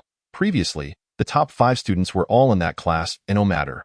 Lin Yuxing replied nonchalantly, viewing it as a means to alleviate Hu Meili's frustration. After all, she could not allow a few thousand yuan to incite hatred or permit Hu Meili to belittle her students. Knowing Hu Meili's character, had Lin Yuxing declined the wager, who could tell what schemes she might have concocted behind her back? Barely had she finished speaking when the vice principal summoned her to the office. "Teacher Lin, numerous teachers and students have reported that your class's dining duration is excessively long, severely impacting other classes."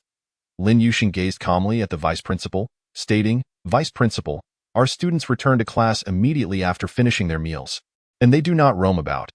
How could this possibly affect others? Other classes have only half an hour, while yours enjoys an hour.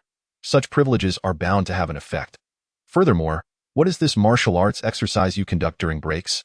It is chaotic and disorderly." Lin Yuxing pressed her lips together, her tone growing more subdued. "We do not seek privileges. I merely hope for my students to maintain good health. With half an hour, they must queue, serve themselves, and eat. Would you care to join us in line for a month and see if you leave satisfied?" "Humph, this is a school policy. They are at an age for acquiring knowledge, not for idling about." The vice principal's expression darkened. "Do not think that just because you've ridden in luxury for a few days, you've forgotten your true self." Lin Yuxing found this accusation bewildering. Regarding him with a look of incredulity, "It is because I have not forgotten who I am that I firmly believe the health of the children is far more important than that half hour." The vice principal scoffed. "Without grades, no matter how healthy they are, they won't gain admission to university." Lin Yuxing stood her ground. "If they lack a healthy body, what good is attending university? Besides, they already study for over 10 hours a day. Extending their lunchtime by half an hour allows them to rest their minds, enabling better focus in the afternoon. So you think you are special? Your class is the only one receiving such treatment?" The vice principal issued a directive. "If your class indulges in special privileges next week, you need not return to school. Just stay home and eat until you're full before returning. Teacher Lin, your individual efforts cannot alter the current situation." Chen Song had overheard the latter part of the conversation and, upon Lin Yuxing's emergence, urged her, "This is a common occurrence. You need not jeopardize your job over it." Lin Yuxing smiled at him. "The Education Bureau has mandated reductions. I will not lose my job over this." Chen Hai sighed. "The Education Bureau may advocate for reductions, but someone must implement them. If you offend the vice principal, he will find ways to make things difficult for you. I will remain true to my conscience. Let him do as he wishes. The worst that could happen is losing my job." Lin Yuxing reassured Chen Song briefly before departing with an air of nonchalance. While Chen Song grew increasingly anxious, when Bo Jiaxi received Chen Song's call, he was beneath the yellow tree in the Bo family's old courtyard, giving the matriarch a massage. The matriarch reclined in a rattan chair, eyes closed, thoroughly enjoying the moment. "Hello, Teacher Chund." Bo Jiaxi set his phone to speaker mode and placed it on a nearby table. "Bo Jiaxi, I wish to inquire about your second uncle's phone number." Hearing that Chen Song was seeking his second uncle, Bo Jiaxi raised an eyebrow, a playful smile gracing his lips. "Teacher Chun, is there something of great importance that necessitates contacting my second uncle?" "It is indeed a matter of significance. Please provide me with your second uncle's phone number." Very well. Bo Jiasi recited the number, and after Chun Song noted it down and expressed his gratitude, he ended the call. At that moment, the matriarch spoke up. What does your teacher want with your second uncle? I am not certain. Perhaps Teacher Chun has feelings for my second aunt. Is he seeking a duel with my second uncle? The matriarch frowned and sat upright. I shall call your second uncle right away. Great-grandmother. My second uncle will not lose.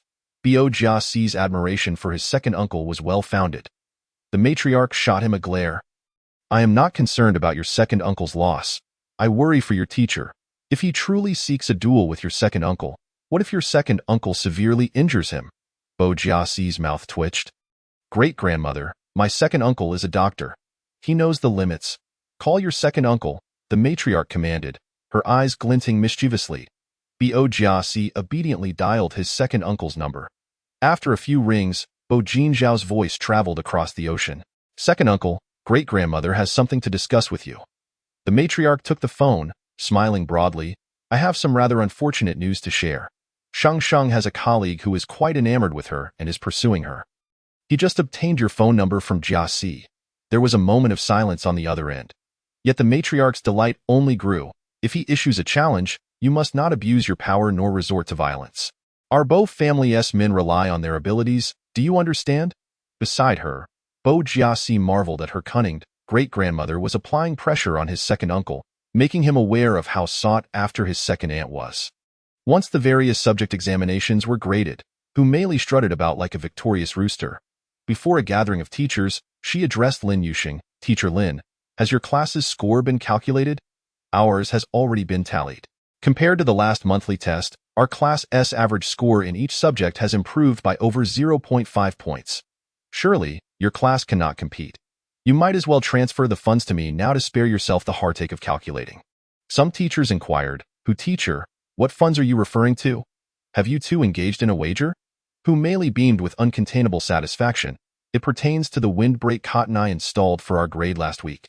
Teacher Lin claimed that if her class lost to ours in this exam, she would cover that cost. She had recorded the conversation that day, ensuring Lin Yuxing could not attempt any deceit this time. Is that true, Teacher Lin? Several teachers regarded Lin Yuxing with sympathetic expressions. Although not all top students resided in Class 3, it was a well-known fact that Class 3 boasted a cadre of exceptional students. Lin Yuxing brushed a strand of hair behind her ear, responding with nonchalance, I have calculated the results, not just for our class, but also for yours. She printed a copy and handed it to Hu Meili. Aside from physics and Chinese, where our class's average score is 0.7 and 1 point lower than yours respectively, in other subjects, our average exceeds yours by 0.3 to 1 point. Teacher Lin, you truly have a sense of humor. Hu Meili scoffed derisively. 5 of the top 10 students in the grade are from our class. Although the top position in the grade was snatched away by the Bo family, the second, 4th, 5th, 8th, and 9th places were all in her class. Lin Yuxing wore an expression of regret. Indeed, it seemed that several students in your class had inflated their average scores. Those few who did so were connected individuals, some of whom were connections that Hu Meili herself had sought. Hu Meili's complexion changed slightly as she stubbornly seized the printed comparison of results from Lin Yuxing. Then, in a sharp tone, she questioned Lin Yuxing, did you assist your students in cheating? As her words fell, the vice principal entered through the door, accompanied by a man dressed in a suit, exuding an air of nobility. Chapter 055. Director Liu advocates for dual reduction. Hu teacher, what nonsense are you spouting? The vice principal reproached Hu Meili with a stern expression. Upon seeing the man who entered behind the vice principal, Hu Meili felt it was the perfect opportunity to expose Lin Yuxing and stood up to reiterate her earlier statement. I am not speaking nonsense. Class 3 scores in the last monthly exam were just a few points behind ours. Suddenly, they surpassed us. I have reason to suspect that Teacher Lin has cheated. The vice principal shot a glance at Hu Meili, but she ignored it. He turned stiffly to Bo Jinju and said, Young Master Bo, I would like to ask. Bo Jinju interrupted the vice principal, his expression frosty, his gaze landing coldly on Hu Meili. Was the midterm exam paper set by your school? Hu Meili's face shifted slightly. No, Bo Jinju's lips curled in a chilling smile, the temperature in the room dropping a notch. Since it was not set by the school, were the exam questions shown to the teachers beforehand? The other teachers in the office shook their heads. No, Bo Jinju let out a cold scoff, his eyes towards Hu Meili sharp as a blade. Your surname is Hu, is it not? Hu teacher? You just accused Teacher Lin of cheating. Do you have any evidence? Hu Meili did not expect Bo Jinju to defend Lin Yuxing. Instinctively, she turned to the vice principal, who had previously scoffed at Lin Yuxing for being discarded by Bo Jinju, claiming that Bo Jinju was merely toying with her, and once he grew tired, she would be nothing. The vice principal pretended not to see Hu Meili's gaze. She lowered her head and stiffly replied, "No." Bo Jinju sneered, as an educator, making baseless accusations without evidence. Shouldn't you, Hu teacher, publicly apologize to Teacher Lin? Teacher Lin, I'm sorry. Hu Meili was intimidated by Bo Jinju's formidable presence, quickly succumbing. Lin Yuxing remained silent, watching Hu Meili embarrass herself in front of everyone in the office. She looked pleadingly at the vice principal, but he continued to ignore her. Bo Jinju's expression was cold, his attitude unmistakable. Hu Meili gritted her teeth and uttered again, "Teacher Lin, I'm sorry. Please forgive me. If I were to slap you and then say I'm sorry, would you forgive me?" Lin Yuxing finally spoke up. However, Hu Meili would have preferred her silence. "Teacher Lin, please don't go too far." She was not someone who could easily endure humiliation. Lin Yuxing smiled slightly, her expression a stark contrast to Hu Meili's flushed face. "What do you consider excessive, after spreading rumors?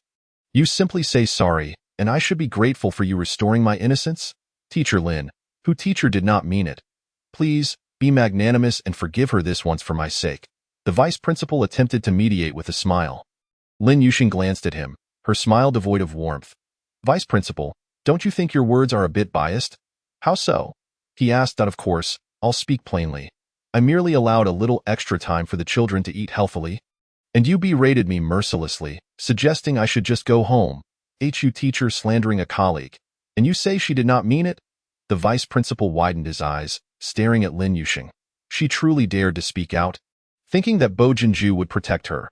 "Does it constitute a crime to line up for an hour to eat?" Bo Jinju's voice was devoid of emotion. "The Bo family has gastrointestinal issues.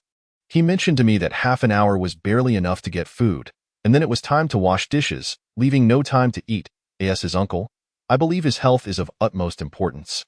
I also hope your school does not sacrifice students' health for the sake of grades. After all, Director Liu previously mentioned advocating for dual reduction." "Young Master Bo, that was a misunderstanding. Teacher Lin, your class does not need to change the schedule. It can remain as you suggested, for 1 hour. When did you return?" Once in the car, Lin Yuxing turned to ask Bo Jinju. The man leaned back against the seat, a faint layer of fatigue shadowing his brow. "After disembarking from the plane, I came directly to your school." Lin Yuxing's brow furrowed slightly in confusion. "Why? Aren't you supposed to return to the hospital or home?" Bo Jinju replied smoothly, "I had to handle a bit of personal business."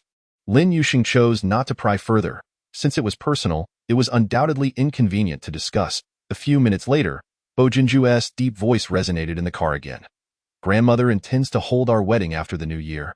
She asked me to inquire about your opinion." "Wedding?" Lin Yuxing's eyes flickered. He had previously mentioned trying, without specifying a timeline. But normally, within 3 to 6 months, one could ascertain compatibility, right? If you find the date too far off, we can move it closer. However, grandmother believes that a nearer date would make everything feel rushed. "No, I didn't mean that," Lin Yuxing replied, meeting his profound gaze. "To be honest, whether we hold a wedding or not, I think it's not that important. A wedding is merely for others to see. It's better to cherish our time together." Bo Jinju watched her for 2 seconds before suggesting, "If you dislike traditional weddings, I can arrange for us to take a trip for a few days instead. To accompany her on her honeymoon." Lin Yuxing's eyes brightened with curiosity. "Can you find the time for that? Given how busy you are, traveling with such a handsome man stirred her heart." Bo Jinju chuckled lightly. "And no matter how busy I am still human, and humans need rest." Lin Yuxing's eyes sparkled with joy. "If you can arrange the timing, could it be during my holiday? That way, I wouldn't need to take additional leave." Bo Jinju gazed at her radiant smile, his eyes deepening. "Of course, if you cannot go. What sort of trip would it be for me alone?" "That makes sense. Oh, you prefer traveling in winter or summer?" That night, after an exhilarating encounter, as Bo Jinju placed Lin Yuxing into the misty bath, he asked, "Do you prefer traveling in winter or summer?" Her cheeks flushed, still not fully recovered from the previous wave of passion. She gazed at him, her eyes slightly dazed, innocent and alluring in a soft voice. She replied, "Winter is too cold." Bio Jinju's long fingers dipped into the bath, pouring water over her. Then it shall be summer, she murmured in agreement, reminiscent of her restrained yet fervent whispers earlier. Bio Jinju's gaze swept over her slightly parted red lips. And with an empty hand, he grasped the back of her head, leaning down to kiss her again. Bio Jinju. She was suddenly taken by surprise, her dazed eyes widening in astonishment as her hand, resting on the edge of the bath, hurriedly grasped his shoulder, still wanting more. He paused momentarily, gazing deeply into her eyes, filled with warmth and intensity. Lin Yusheng, caught in a moment of daze, felt her heart racing. Her breath uneven as she extended her tongue to lick her lips, still tinged with his essence. Suddenly recalling his previous remark in the study about potentially divorcing at any time, she pondered how long she could hold onto such a handsome man. A thought escaped her lips, and taking advantage of his strength, she initiated the kiss. Chapter 056, The Flow of People. The next day, at noon. Teacher Lin, your phone has been ringing incessantly. A female teacher from the adjacent table pulled Lin Yusheng back from her wandering thoughts. Oh, thank you. Lin Yusheng set down her red pen and picked up her phone. It was a call from Zhou Huai. Teacher Lin, I have found out about the woman you asked me to investigate last time. Should I have someone deliver the results to the school, or should I have my second brother hand them to you? Just tell me the address. I will go and pick it up myself. Thank you. That was a personal matter concerning Lu Panpan. She sought Zhou Huai to investigate the woman, intending to inform Bo Jinju, as she feared Lu Panpan might be unwilling. Teacher, how about I deliver it to you? I live nearby and will call you when I arrive. All right. Given the circumstances, Lin Yusheng decided not to be overly polite. After she hung up, the female teacher at the desk inquired again. Teacher Lin, what were you thinking about so deeply just now? Lin Yusheng blinked at. Oh, nothing much. I was just contemplating how to reward those children. Are you really going to treat them to the iron pot stewed goose? Lin Yusheng nodded with a smile, affirming her promise. Yes. The female teacher responded, taking dozens of children out to eat could be quite troublesome. If the vice principal finds out, he might accuse you of favoritism. I want to take them out to eat. She had given it considerable thought. Taking the entire class out to dine was not ideal. However, they needed to eat, so it would be in the school cafeteria. Yet, her moment of distraction was not due to this consideration. Rather, she was reflecting on the events of the previous night. The second time Bo Jinju had desired her in the bath, it all transpired within the confines of the bathroom, leaving no opportunity to fetch protection. She had assumed he would not engage in any contraceptive measures, yet unexpectedly, he had ended up on the floor. His approach to contraception was indeed commendable. Zhou Huai arrived swiftly, reaching the school within 10 minutes and coming directly to the office to find her. As Lin Yusheng accepted the file bag from his hands, who merely happened to pass by. Seeing Lin Yusheng conversing with Zhou Huai, her jealousy threatened to overflow. Unable to voice her anger, she silently cursed. Seductress, wretched creature. Just a thing meant to entice men. Teacher Lin, should you require any assistance in the future, please do not hesitate to inform me. Zhou Huai's enthusiasm rivaled the brilliance of the diamond stud in his ear. Lin Yusheng smiled and nodded. Zhou Huai's usefulness was immense. She could not guarantee that she would not seek his help again. When the class bell rang, Zhou Huai departed. After completing a class, Lin Yusheng returned to her office and messaged Lu Panpan. Panpan, do you have time tonight? Let's have dinner. I have something to discuss with you. I also have something to tell you, but I can't eat Sichuan cuisine today. How about steamed dishes? I have no objections. Lin Yusheng arrived at the restaurant first and had ordered the dishes by the time Lu Panpan arrived. She poured a cup of hot water and handed it over. Did your relatives arrive early? Lu Panpan shook her head. That moment, Lin Yusheng sensed something was amiss with her mood. Concerned, she asked, is your gastroenteritis acting up again? If it were not for the days when her relatives visited each month and the times when she refrained from spicy food due to gastroenteritis, Lu Panpan would never have considered anything other than spicy cuisine. Water-boiled sliced pork, husband and wife lung slices, spicy rabbit heads, and dry pot frog legs were among her favorites. Lu Panpan furrowed her brows and said glumly, I'm pregnant. Lin Yusheng paused mid-sip, instinctively glancing at the table. Thankfully, she had not placed the file bag on the table. It remained in her bag. Lin Yusheng asked, does Yang Feng know? I haven't decided whether to tell him yet. Lu Panpan masked her sadness by drinking water, but Lin Yusheng saw through her facade. Tentatively, she probed, Panpan, Did you mention before that Yang Feng might be seeing someone else? Upon hearing this, Lu Ponpon's eyes reddened. Her voice choked as she admitted, it's true. I saw his chat records. What do you plan to do? Lin Yuxing inquired calmly. Lu Panpan was somewhat taken aback by her composure. Divorce him. I cannot take back a man who has sullied himself. Only then did Lin Yuxing retrieve the findings she had asked Zhou Huai to investigate. Panpan, that day at Yilushan, I accidentally saw Yang Feng with another woman. I had someone look into it. And this is the result along with some photographs. After reviewing the evidence, Lu Panpan couldn't hold back her tears. Lin Yuxing compassionately offered her a tissue. As she wiped away her tears, she remarked, these cannot be used as evidence in court. I have another idea. We can expose them publicly, Lin Yuxing suggested. Expose them publicly? Lu Panpan was puzzled. Lin Yuxing pointed to the stack of photographs in her hand. Yang Feng is a civil servant, not a wealthy tycoon. The number of times he has booked a room with his mistress is fewer than the number of times he's had car sex. Understanding dawned on Lu Panpan. All right, let's do it this way. Yang Feng betrayed his vows. She would not hesitate to deliver a grand gift in return. Did you hire a private detective for this? Lu Panpan asked. Not a private detective. You know the person, Lin Yuxing replied. Who? Lu Panpan inquired, just as the waiter arrived with the dishes, prompting Lin Yuxing to pause the conversation. Once the waiter had left, she revealed a name. Zhou Huai, that flamboyant peacock of a man. Lu Panpan was taken aback. Lin Yuxing elaborated. His associates are professionals. If you want to deal with Yang Feng, he is the best option. All right, but I need to go to the hospital in the next few days, Lin. Please tell Zhou Huai how much I owe him afterward. And what about your parents? Do they know you're pregnant? When are you going to the hospital, and who will accompany you? Previously, Lu Panpan had been utterly infatuated with Yang Feng, disregarding her parents' and brother's objections to be with him. Now, faced with his betrayal of their once sacred vows, she dared not share the news with her family. She feigned nonchalance. It's just a minor procedure. I can go alone. Lin Yuxing's expression turned serious. Who said you can go alone? Just tell me the date, and I will accompany you. I haven't scheduled it yet. Lin, I won't lie to you. I'm a bit scared. Her voice trailed off. Lin Yuxing's heart tightened. She reached across the table to hold Lu Panpan's hand. Her tone gentle yet resolute. Do not be afraid. Let's plan for this weekend. I will be there with you. Weekends are crowded. We might not make it in time. How about you ask Bo Shuozhang for help? Lu Panpan suggested. All right, I'll inquire, Lin Yuxing replied, pulling out her phone to call Bo Jinzhou. After a few rings, his voice came through. Hello. Lin Yuxing glanced at Lu Panpan and asked, It's me. Can you help me schedule a weekend procedure? On the other end, Bo Jinzhou paused for a second before asking, Are you seeking an abortion? Are you sure you're pregnant? In the hospital corridor, he suddenly halted, nearly colliding with the doctor behind him.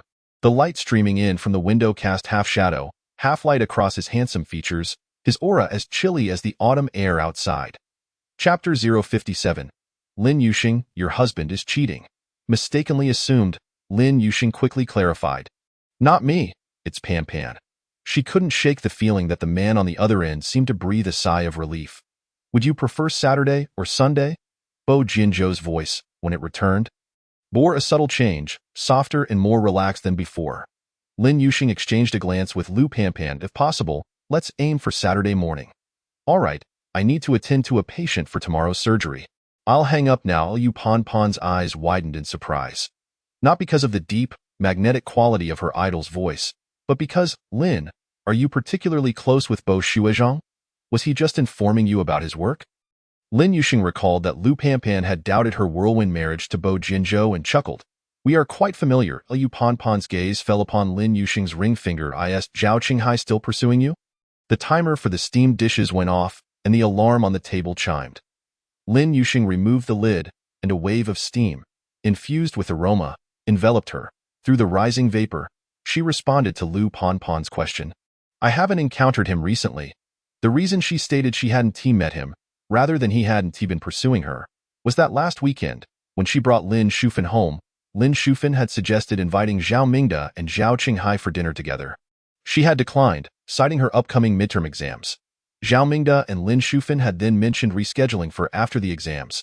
That evening, after finishing her lesson preparations and article deadlines, Lin Yuxing was ready for bed when Bo Jinzhou returned home. Upon learning that he had only eaten a few bites of dinner, She took the opportunity to cook him a bowl of beef noodles while he showered. Dressed in her sleepwear, she sat cross-legged on the sofa, keeping him company as he ate. I heard you want to treat your class to iron pot stewed goose. A piece of beef slid down her throat as Bo Jinzhou raised his gaze to Lin Yuxing. Her naturally fair skin and exquisite features glowed under the crystal light, while the kiss mark visible above her sleepwear beckoned him to take some action. Tilting her head slightly, she smiled and nodded. Did he tell you? Have you decided where to eat? Bo Jinzhou inquired. Lin Yuxing shared her concerns. I plan to prepare it in the cafeteria. Bo Jinzhou agreed. Cooking in the school cafeteria is a good idea. However, if it's just your class, won't that breed resentment? He was concerned that she might be ostracized or targeted by her colleagues because of this. Although he could easily alleviate her of such troubles with a word, he understood that Lin Yuxing preferred not to rely on him. Zhou Huai had aptly noted that she had been independent since childhood, and she was not accustomed to depending on others. Ultimately, in her eyes, he was still not someone she could fully trust. This was a gradual process that required patience. However, it was evident that Lin Yuxing was bolder than Bo Jinzhou had anticipated.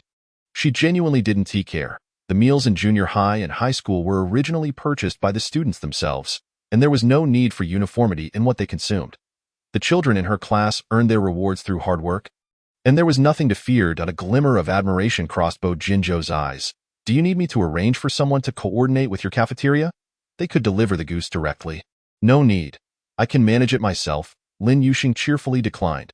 She constantly reminded herself to avoid burdening him with matters she could handle. With 40 children in her class, plus the cafeteria staff, they would total just over 50 people. 10 large geese would suffice. As Bo Jinzhou ate his noodles, he engaged Lin Yuxing in conversation. After finishing his meal and rising to wash the dishes, Lin Yuxing followed suit. You go shower. I'll take care of the washing. Her words were interrupted as her expression suddenly shifted, her body stiffening before the sofa. Bo Jinzhou's gaze flickered to her face, which betrayed a hint of embarrassment. His eyes softened as he gently suggested, you should go to the restroom first. I'll get you some sanitary pads. Lin Yuxing's eyes widened in surprise. How did you know? Bo Jinzhou's expression was a mix of amusement and understanding, as she instinctively touched her face. She heard the sound of his chest vibrating with laughter.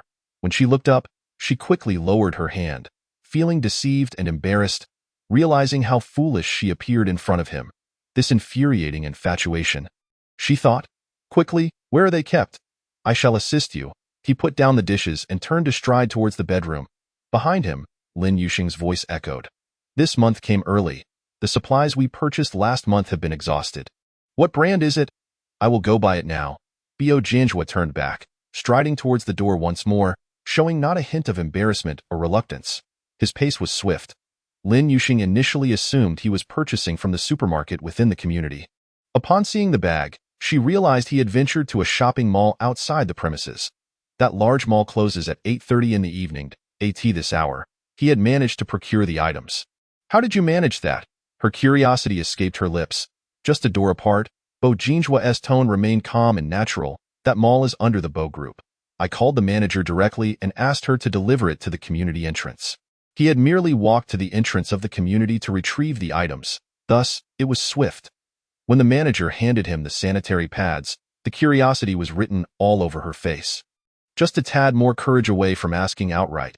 He feared she would spend a sleepless night, so he kindly informed her, my wife's cycle arrived early this month, and I was unable to prepare in time. I apologize for the inconvenience. He took a few steps back to glance at her. She was still standing there, seemingly unable to recover from her shock. Bo Jinzhou also found it perplexing. Was his marriage truly such a shocking revelation to all? Lin Yuxing thought he had merely bought her sanitary pads. To her surprise, as she emerged from the bathroom and lay down on the bed, Bo Jinzhou appeared with a bowl of brown sugar water. Encouraging her to drink, he even opened a box of warming patches, handing one to her to apply. Lin Yuxing, you've never been in a relationship, how do you know so much? Bo Jinzhou replied earnestly. I am a doctor. Lin Yuxing, skeptical, countered. Are you an obstetrician? No, he replied, looking at her as if she were naive, letting out a mocking chuckle. Having a brain is a wonderful thing, teacher Lin. Lin Yuxing, was it to imply she lacked intellect? Yet, suddenly a memory flashed in her mind of that evening when Fan Xiaoning had mentioned, Bo Jinzhou once had it. The rest was interrupted. She speculated it was a past romance or relationship. However, Lin Yuxing pondered, who among us is devoid of a history? Hadn't she herself been involved with a scoundrel like Zhao Qinghai for 3 months? She promptly felt a sense of release. On Saturday morning, Lin Yuxing accompanied Lu Panpan for an abortion. Bio Jianzhua personally came downstairs to meet them. As they exited the elevator, Lin Yuxing suddenly felt discomfort in her abdomen and hurried to the restroom, instructing Bo Jianzhua to take Lu Panpan ahead. Upon leaving the stall, she received a friend request on WeChat that I am Fan Xiaoning. Accept me, and I shall tell you something significant. Lin Yuxing was bewildered as to how Fan Xiaoning had acquired her WeChat ID. Considering her acceptance would not come at a cost, she clicked to accept. The next moment, Fan Xiaoning sent another message. Lin Yuxing, your husband is cheating. Ha ha ha ha. Chapter 058. Let me take you to catch the cheater. Lin Yuxing furrowed her brows slightly. Are you out of your mind? Just as she sent the message, Fan Xiaoning followed with, I saw it with my own eyes. I told you, you are unworthy of second brother. Now I understand. He married you because you once saved old Madame Bo. How intriguing. She seemed to know quite a bit. Lin Yuxing decided to ignore her. Exiting the restroom, she unexpectedly encountered Fan Xiaoning. Was it fate? Fan Xiaoning was in high spirits. Lin Yuxing, come, I will take you to catch him in the act. Saying this, she reached to pull Lin Yuxing along.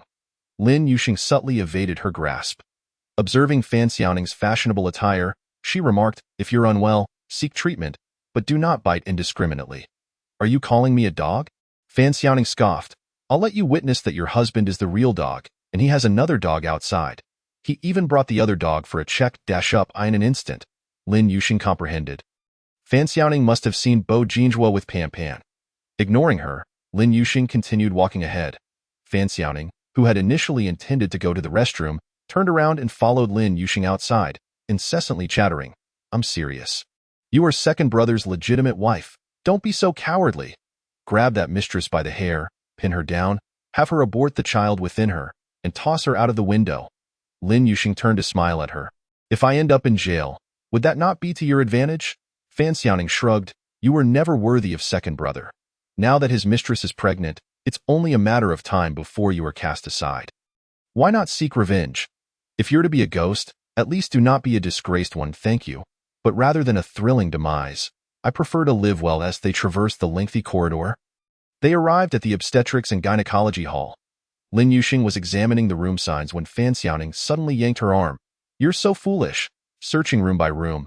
By now the mistress has probably given birth. I'll take you there. Lin Yuxing moved her other hand but then changed her mind, allowing Fan Xiaoning to lead her to confront the cheater.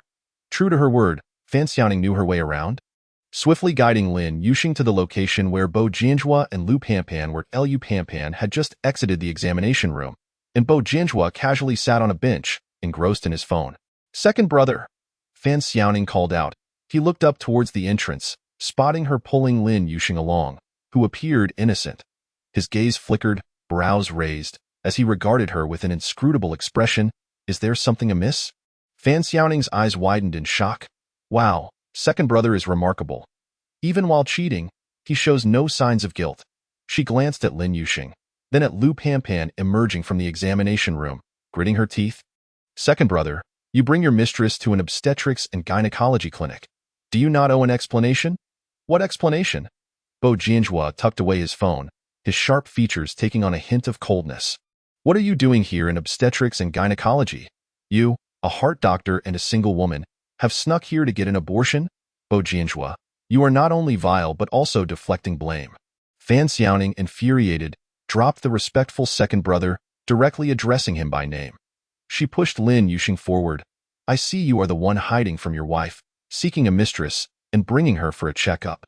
Second brother, do not think your status as the second young master of the Bo family allows you to bully Lin Yuxing, who may be naive in love. I witnessed you wronging her today. I will inform elder brother about your infidelity. May I timidly interject? Lu Panpan raised her hand shyly. As Fan Xiaoning lambasted Bo Jianzhua, she kept glancing her way. Fan Xiaoning retorted, what qualifications do you, a mistress, have to speak? Do not expect my second brother to protect you. I did not ask for protection. Lu Panpan timidly inquired. Who is his wife? Fan Xiaoning grinned, proudly pointing at Lin Yuxing. She is Bo Jianzhua's wife. Lin Yuxing. Though she may be naive in love, Her marriage is legally protected. As a fellow woman, if you reveal how second brother deceived you and abort the child, we might consider forgiving you. You mean Lin Yuxing is Senior Bo's wife? Lu Panpan's mind struggled to process the information. Confusion and shock washed over her. Lin Yuxing withdrew her hand from Fan Xiaoning's grasp and approached Lu Panpan, saying, "We can discuss those matters later. When can the procedure be performed?" Lin Yuxing, are you trying to drive me mad? Fan Xiaoning bellowed. Lin Yuxing shot her an exasperated look. Fan Xiaoning wailed, "You're still glaring at me?" Lin Yuxing, I know you dare not provoke second brother, but you cannot introduce your friend as his mistress. What is this, a pimping scheme? Are you a doctor? Lin Yuxing suddenly posed an irrelevant question. Fan Xiaoning proudly nodded, indeed. Lin Yuxing rolled her eyes. How did you manage to pass? It was so apparent. She still believed Pan Pan was Bo Jinjua's mistress. Had her mind been muddled? What do you mean? I was an academic achiever. Get out. You're unbearable. Bo Jinjua took 2 steps forward, grabbing Fan Xiaoning by the collar as though she were a small chick, pulling her towards the exit. Fan Xiaoning flailed her arms. Second brother, Bo Jinjua, let me go. Fortunately, there were no other individuals in the room aside from a middle-aged doctor. However, there were people outside. Fan Xiaoning clung to the door, unwilling to be thrown out. Lin Yuxing sighed and said to Bo Jinjua, let her go. All right. Once released, Fan Xiaoning questioned, why does Bo Jinjua listen to her so obediently? Lu Panpan remarked, Senior Bo seems to heed his own close friend's words. It appears that what Lin Yuxing said about a whirlwind marriage with Senior Bo was genuine. Ultimately, Bo Jinjua escorted Fan Xiaoning away. Lin Yuxing remained with Lu Panpan throughout the procedure and even stayed with her during the 4 infusion. Once the effects of the anesthesia wore off, Lu Panpan eagerly asked Lin Yuxing, Lin Sheng, what is the nature of your relationship with Senior Bo? When did it begin? Was it because of him that you broke up with Zhao Qinghai? At that moment, Zhao Qinghai, passing by their ward in the corridor, heard his name. He paused, turning towards the room, instantly recognizing Lin Yuxing seated by the bed. A venomous light erupted from his eyes, that wretched Lin Yuxing. Indeed, she climbed into Bo Jinjua's bed before breaking up with me, all while claiming it was due to his family's high standards. Heh. This habitual pretender is nothing but a contemptible person. If he fails to possess her completely, he might as well share her surname, Lin. However, Bo Jinzhou soon received a call from the matriarch of the Bo family, inquiring about the situation surrounding Fan Xiaoning's remarks. Bo Jinzhou succinctly recounted the events, revealing that it was Lin Yuxing's close friend who had undergone an abortion. The old lady, ever the pragmatist, cautioned Jinzhou, if Shangsheng were to become pregnant, it is absolutely imperative that she does not terminate the pregnancy. Do you understand? Bo Jinzhou recalled her previous use of contraceptive pills, his gaze darkening. I am not incapable of raising a child. I would not resort to abortion. The matriarch scoffed, you cannot even afford to buy your wife a ring. So of course, you are not incapable of raising a child. However, should you continue to neglect buying her a ring, I fear you may miss the chance to have children altogether. What shall you do if Shangxing is unwilling to bear you children? Ask Shangxing when her mother is free, so our families may dine together. The old lady suddenly realized that perhaps it was not just Bo Jinzhou who had underestimated Shangsheng, but their entire family had failed to adopt a proper stance. After all, marriage is not merely a matter between 2 individuals. It is a union of 2 families. Chapter 059. Yet she is undeserving grandmother, it is not the right time, perhaps later, Bo Jinzhou rejected too bluntly. Drawing a scolding from the old lady, you did not even bother to consult Shangxing, making decisions on her behalf. Bo Jinzhou, do you truly care so little for your wife? Bo Jinzhou raised a hand to massage his temple.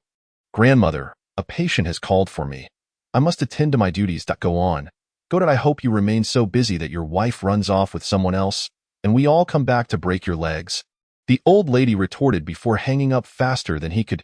Bo Jinzhou stared at the call duration displayed on the screen, deeply reflecting on whether he truly regarded her as lightly as his grandmother suggested. Minutes later, his expression darkened. At the Bo family estate, the old lady made 2 or 3 more calls. Eventually, she reached Bo Xingzhou, asking, Jinzhou, do you think you should consult a psychologist? Grandmother, I believe that is unnecessary. Jinzhou should have moved on by now. It was they, the family, who remained trapped in the trauma. Although Bo Jinzhou had become rather aloof since then, his demeanor was otherwise quite normal. So why did he not know to treat Shangxing better and nurture their relationship? Bo Xingzhou chuckled, Grandmother, You are being too hasty. Jinzhou has only recently married teacher Lin, and it was a whirlwind romance. It is best to take things slowly. Relationships cultivated in such a manner are more solid. The old lady sighed. He is so busy that he hardly has time for his wife. You should visit his parents' graves and ask for their blessings for Jinzhou. Very well, grandmother, Bo Jinzhou replied. Just as he approached the ward door, he spotted Lin Yuxing standing in the corridor, speaking on the phone. The dim light cast a cool glow on her delicate features. Whoever was on the other end had clearly upset her. The last thing she said, "I don't care who you invite. Don't bother me," was laden with emotion and reached his ears. His eyes narrowed slightly at a T that moment. Lin Yuxing seemed to sense his gaze and looked up, displaying a stubbornness and anger that had yet to fade from her face. However, in the few seconds of eye contact, her emotions gradually subsided, her brow smoothing into calmness. She softly stated, "If you're busy, you needn't come. Pan wishes to return home to rest. We will leave once she finishes her IV." Bo Jinzhou's gaze fell upon her exquisite face. "Who were you speaking with just now?" Lin Yuxing lowered her eyes, hesitation flashing across her gaze before she answered honestly, "It was my mother. Is she pressuring you to do something you do not wish to do again?" Bo Jinzhou inquired. Having lost his own parents at a young age, he struggled to comprehend Lin Shufin's various actions when he first learned of them. However, upon discovering the truth about Lin Shufin's past, being impregnated by an assailant, he finally understood why she had lived such a difficult life. "She and Zhao Mingde want to invite Zhao Qinghai to dinner. She wants me to go home," Lin Yuxing recounted with an unsettling calmness, as though it were an everyday occurrence. Yet, it did not diminish her anger, resistance, or the argument she had with Lin Shufin. "Has Zhao Mingde been staying at your house these days?" Bo Jinzhou probed further. Lin Yuxing nodded. "Yes. How about I accompany you back tonight?" Bo Jinzhou offered. Lin Yuxing gazed into his deep eyes and managed to smile. "Are you trying to be my pillar of support?" Bo Jinzhou towered over her, effortlessly pushing a stray lock of hair behind her ear. His gaze calm and gentle. There was no rush of affection or love that made one's heart race, yet he provided her with an overwhelming sense of security. "We are husband and wife. During the duration of our legal union, you may fully utilize the resources at your disposal." Something within Lin Yuxing's chest swelled. However, she hesitated to drag him into her chaotic world, fearing he would be sullied by its filth. In this legal relationship, she only wished to cherish every moment spent with him, enjoying their time together. Should they part ways one day, the memories she left him with should be beautiful, not chaotic. Her eyes brightened. "All right, I will seriously consider it." Bo Jinzhou discerned her insincerity, but chose not to expose it. Each time she sought his assistance, it was never for herself. She bore her burdens alone. After Lin Shufin hung up, she began berating Lin Yuxing. "That ungrateful girl has grown wings and refuses to heed my words." Zhao Mingde comforted her. "Do not be angry. Children grow up and develop their own opinions. Sometimes, a softer tone can yield better results." Lin Shufin's expression remained sour. "That wretched girl has always been disobedient. Now that she is married, she completely disregards me. Perhaps we should wait a few more days, celebrate after we obtain our marriage license, and she will surely not refuse." Zhao Mingde feared that Lin Shufin might ruin their relationship, jeopardizing his chance with the Bo family. No, Lin Shufin's gaze turned icy. The more she understood Zhao Mingde's intentions, the more she loathed him. For the sake of his career, he had once ruined her life, and now he sought to exploit her once more. And that little wretch, had she not raised her, she would have starved long ago. Now, she paid no heed to her at all, believing that with the Bo family backing her, she could disregard Lin Shufin entirely. "Then let us destroy her together. I will call her back, but you must promise me one thing." Lin Shufin's eyes glinted with madness for a brief moment.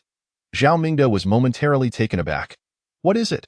He suspected her request would not be pleasant. "Tonight, when that little brat returns, you will sleep with her." "Shufin, what are you saying?" Zhao Mingde thought he had misheard. Lin Shufin repeated, "I said, when I call Yuxing back tonight, you will do whatever it takes to sleep with her." "Shufin, putting aside the fact that Yuxing is your daughter, even if she were unrelated to you, I cannot do such a thing. The one I love is you." Zhao Mingde's heart trembled, though his face feigned deep affection for Lin Shufin. Lin Shufin's resolve was unwavering. "If you truly love me, then sleep with her. Otherwise, she will never listen to me. If that were to happen, the Bo family would not spare us." She wouldn't tell? Lin Shufan sneered. I finally understand why she rushed to marry Bo Jinzhou. Just sleep with her? I assure you she won't dare let Bo Jinzhou know. She had once stumbled upon Lin Yuxing's diary back in her high school days after receiving a call from a teacher who mentioned Lin Yuxing might be suffering from depression. Taking advantage of Lin Yuxing's shower, she entered her room and found the diary, reading, "He is the only light in my dark life. I love him with a self-loathing and mad passion, but I am unworthy." That night, she maliciously spread rumors to Bo Jinzhou, claiming Lin Yuxing had been raped during high school. Witnessing Lin Yuxing's despair and resentment confirmed her suspicions. The one she had secretly loved was indeed Bo Jinzhou. Zhao Mingde had ruined her life, and now she sought to ruin his daughter's life in return. Once Zhao Mingde destroyed Lin Yuxing, she would reveal the truth. The thought of that scene sent her blood racing with anticipation for the outcome. Zhao Mingde hesitated to agree, fearing Lin Shufan might be testing him. Even if she wished to control Lin Yuxing, it could not be through him, he proposed. If you truly intend to use this method to control Yuxing, I can call Qinghai over. In the evening, Lin Yuxing received a video call from Lin Shufan. She was in the kitchen, with the gas stove turned to maximum, pot of hot oil bubbled ominously. I am all alone at home. If it ignites, you will not only become the murderer of your own mother, but will also endanger the neighbors upstairs and downstairs. Have you lost your mind? Lin Yuxing glared at the boiling oil, anger bubbling within her. Lin Shufan grinned maniacally. I have indeed lost my mind.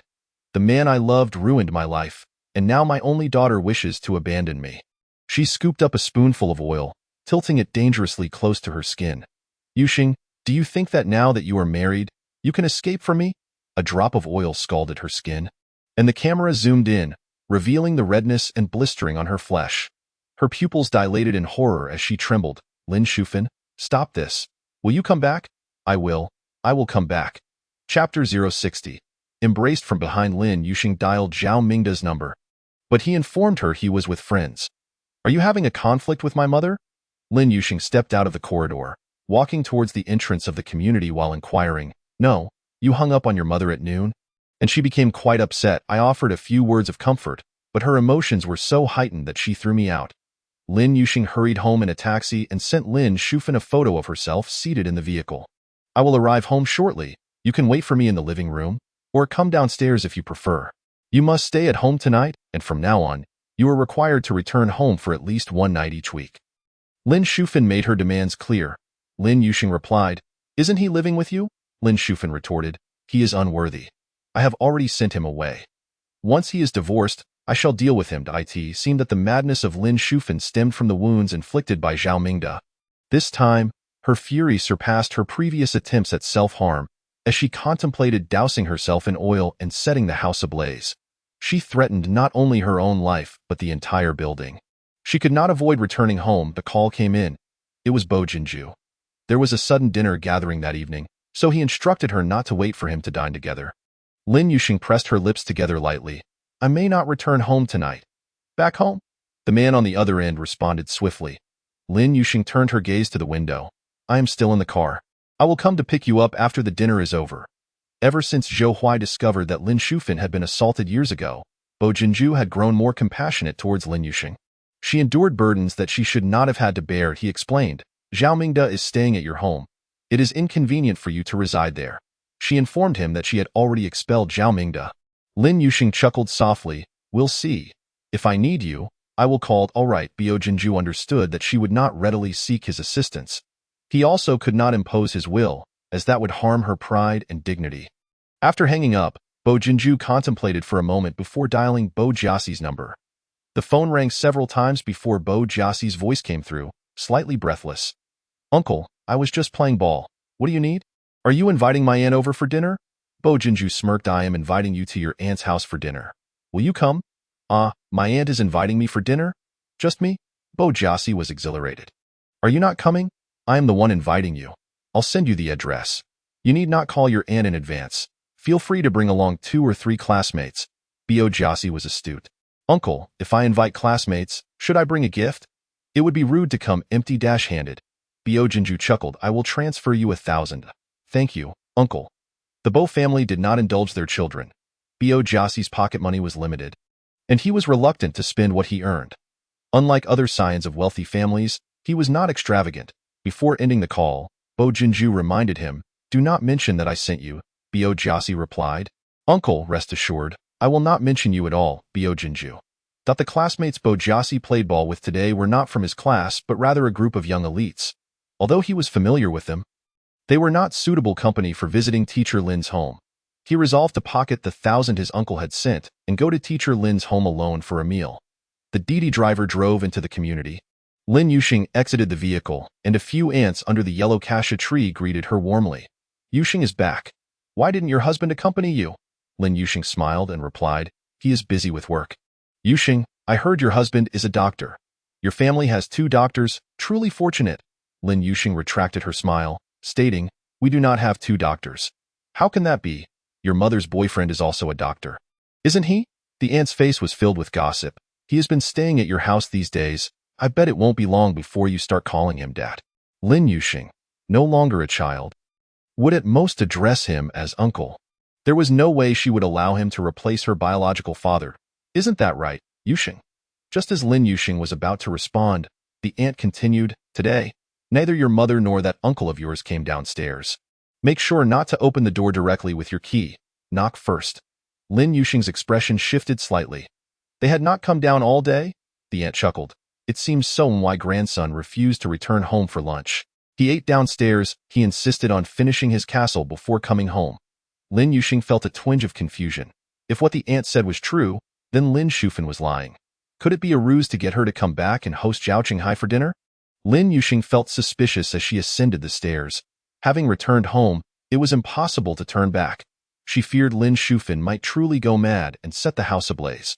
Moreover, she could not be certain whether the gossiping aunt was telling the truth or merely stirring trouble. Upon reaching the 6th floor, Lin Yuxing hesitated for a moment. Instead of using her key, she raised her hand and knocked on the door. After waiting for several seconds, the door opened from the inside. Lin Shufen, looking displeased, asked, don't you have a key? Or have you moved into a mansion and discarded the key to your home? Lin Yuxing glanced at the back of her hand, still red and swollen. She grasped Lin Shufen's hand, while her other hand retrieved a burn ointment from her pocket. Let me apply some medicine for you. Lin Shufen's expression shifted slightly. She inquired, did Bo Jinju not accompany you back? Lin Yuxing did not look up, twisting the cap off the ointment and squeezing it onto her hand. He has a dinner gathering. I did not inform him. Lin Yuxing handed the ointment to Lin Shufen.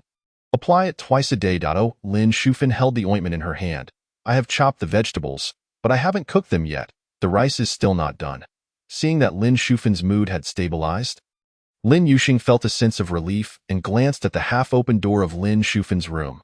One emerged. It seemed that the aunt downstairs had been lying. I will go cook. She entered the kitchen, and Lin Shufen followed her in. The oil in the pot had yet to be poured out. You should pour out the oil before cooking. Oh. Lin Yuxing picked up the oil jug and ladle, while Lin Shufen went to fetch water.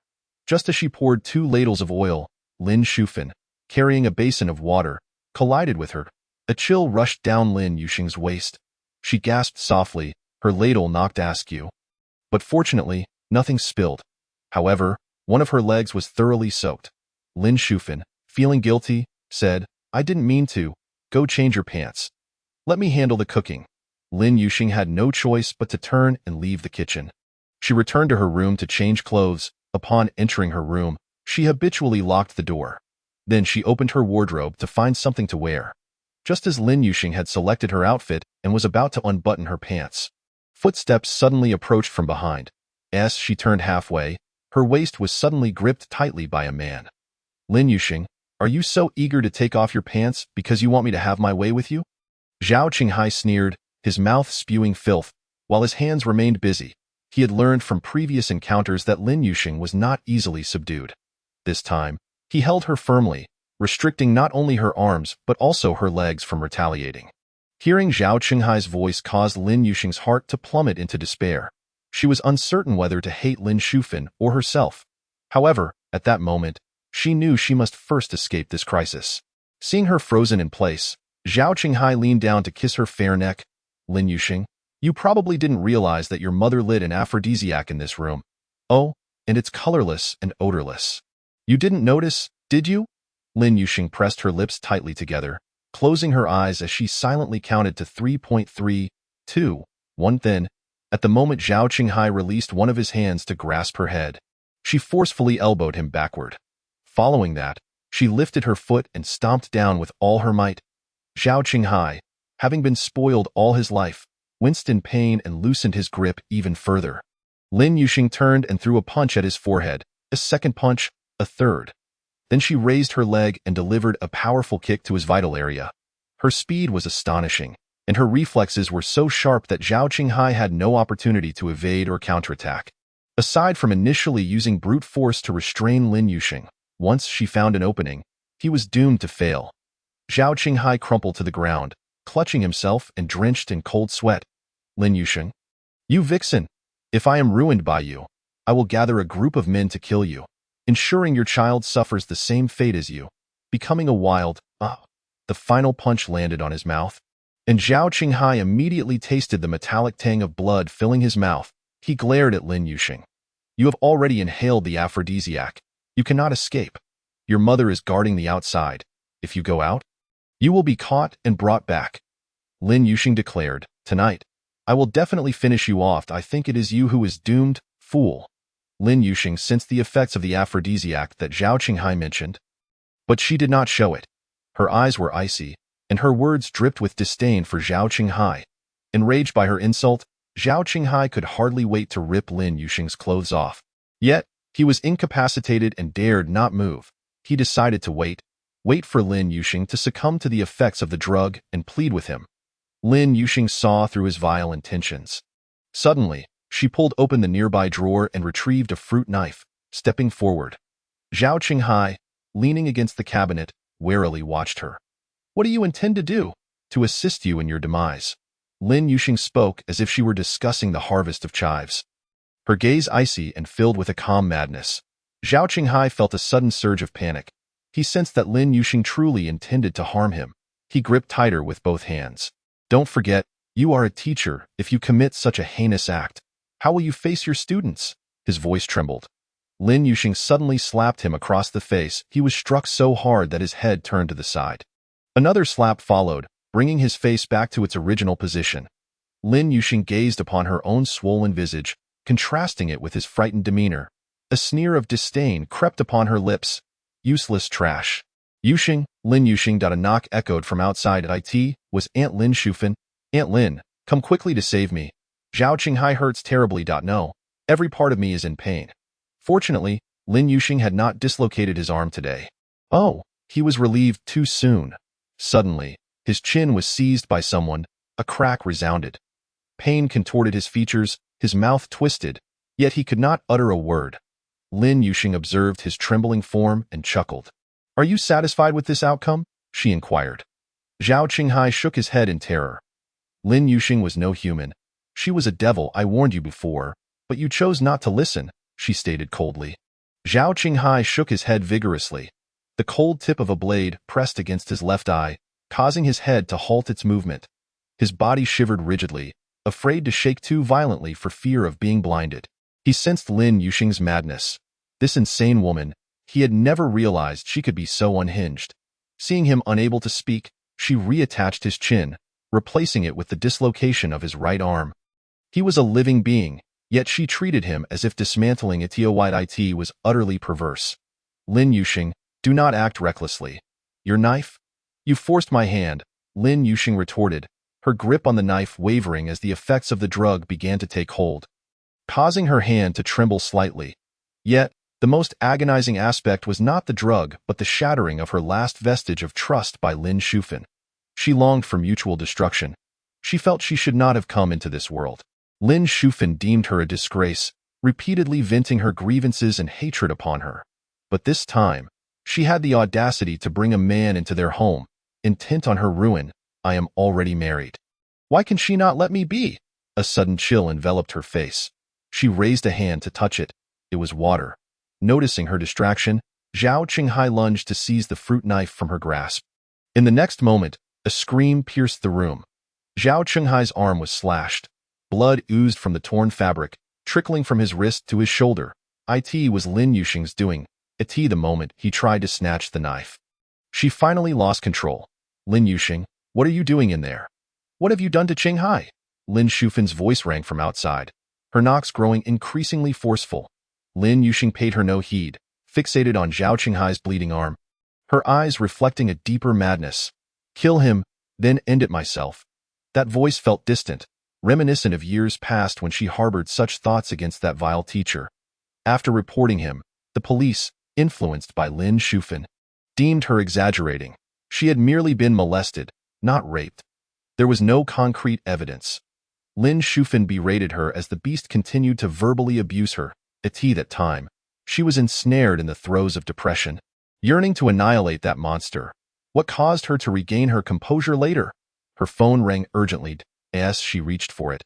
Her gaze remained fixed on Zhao Qinghai. He was pale with pain, too frightened to move. Seeing it was a call from Bo Jiashi, Lin Yuxing paused for a second. Then the madness in her eyes was replaced by a different emotion, gradually cooling.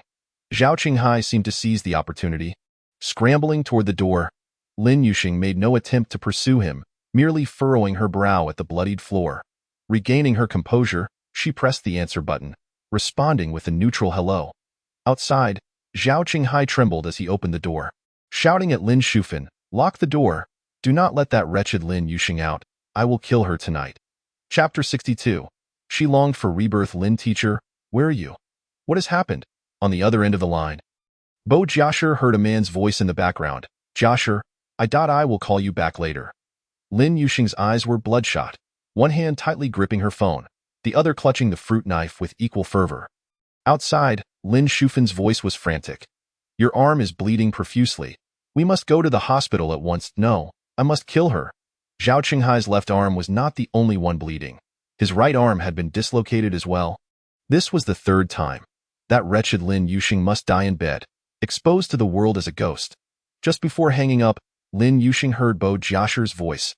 "Lin teacher, I am downstairs at your building. Are you home? Why are you here? Don't be afraid. My uncle sent me. I am coming up to find you." Just stay calm. Bo Jiashi, merely 12 years old, panicked upon hearing Zhao Qinghai's words. He rushed upstairs in a flurry, taking 3 stairs at a time. Lin Yuxing's rationality was momentarily tethered by his presence, though not by much. She continued toward the door. Every word of concern from Lin Shufin felt like salt poured upon her bloodied heart. She could not fathom why Shufin would prefer to show kindness to outsiders. "Jiashi, do not come up." She did not want Bo Jiashi to witness the filth of her home, nor did she wish for Bo Jinzhou to find out. She wished to preserve a beautiful image of herself for him. Wiping her tears with a trembling hand, she felt an unsettling calm wash over her, plotting mutual destruction with them in this life. She had not been given a fair chance. She longed to die and be reborn into a family where she would be cherished by loving parents, to savor the warmth of a normal household. The effects of the drug intensified, and she refused to allow them to control and bully her. "Lin teacher, I have sent a message to my uncle. Wait for me. I am on the 4th floor." Bo Jiashi was panting heavily, whether from fear, worry, or exhaustion from climbing the stairs. She could not tell at that moment. The door swung open, and Lin Shufin entered. "Yuxing, how could you harm Qinghai? Do you not realize that hurting someone is a crime? Hand me the knife, quickly bandage him, and apologize." "Why do this?" Lin Yuxing pointed the fruit knife at Lin Shufin, her gaze glacial, her words devoid of warmth. Shufin's face paled in fear at the sight of the knife. "What do you intend to do? Are you going to kill your own mother?" Lin Yuxing furrowed her brow. Just then, a heavy knock resonated at the door, accompanied by a youthful voice. Lin teacher, it's Bo Jiashi." Lin Shufin turned to glance at the door before glaring at Lin Yuxing. "Are you calling for help?" Lin Yuxing observed the brief flicker of fear in Shufin's eyes and suddenly erupted in laughter, mockingly asking, "What are you afraid now that you know he is from the Bo family? Yuxing, you cannot open the door. Do not let Bo Jinzhou discover that you have been involved with another man. He will divorce you." Lin Shufin deliberately raised her voice. "Today, if you apologize to Qinghai, he will not speak of it, and Bo Jinzhou will remain oblivious to your infidelity to Ha." "How malicious," she said, ensuring Bo Jiashi heard. Lin Yuxing swayed slightly, instinctively bracing herself against the wall. Despite the 2-meter distance, she locked her gaze on Lin Shufin. "I will ask you once more, why do this?" Lin Shufin replied, "Because Zhao Mingda ruined me. I will ruin his son. With your temperament, if he violated you, you would certainly have him imprisoned. Even if he does not go to prison, you would ensure he is incapacitated. You wicked woman. Zhao Qinghai gazed incredulously at Lin Shufan. Realizing he had fallen into his own trap, he had believed her. Yet, Lin Yuxing did not know. You seek to destroy me, not him. The more her body ached, the clearer her mind became, acutely aware of the multitude of insects gnawing at her from within. Suddenly, she raised her hand and slashed her own arm. Lin Shufan's eyes widened in horror. Yuxing, you. A flicker of pain crossed Lin Yuxing's eyes. The knocking persisted. Bo Jiasher's voice grew frantic. Lin teacher, Lin teacher. Just then, her phone rang again, the distinctive ringtone causing her pupils to dilate. She jolted, realizing it was Bo Jinzhou calling. She turned the phone toward Lin Shufan, her tear-filled eyes brimming with scorn. Your plan has failed. Lin Shufan's complexion paled further, unwilling to accept defeat. Despite employing all manner of schemes, Zhao Qinghai still could not overpower her. The most infuriating part was that this little wretch had learned self-defense without her knowledge. Previously, when Zhao Qinghai questioned her, she had been half convinced. But tonight, witnessing Zhao Qinghai in such a state, she could no longer doubt it. Lin Yuxing lifted her slashed arm and said, "This blood is my repayment to you." "What do you mean?" Lin Shufan glared at her, her voice shrill. Lin Yuxing's gaze was frigid, her lips set in a hard line, her entire being resembling one who had just emerged from an icy cavern, a chill radiating outward in layers. 24 years, her voice trembled. She had thought it would not hurt, but she had overestimated herself. The supposed numbness was merely a facade. Her heart, being flesh, could not be unscathed.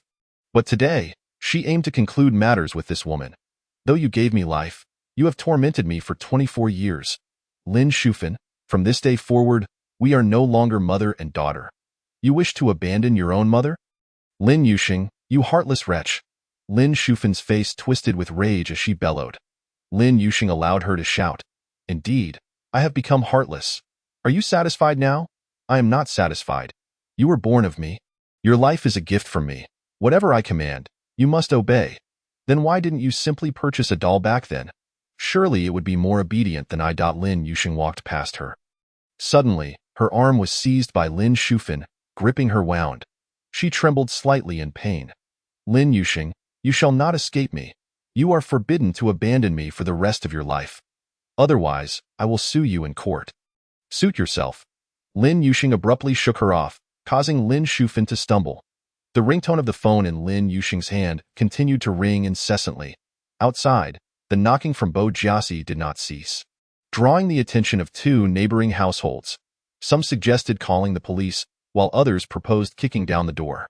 Zhao Qinghai, seeing that Lin Shufan had been shaken off by Lin Yuxing, found himself utterly incapable of restraining her.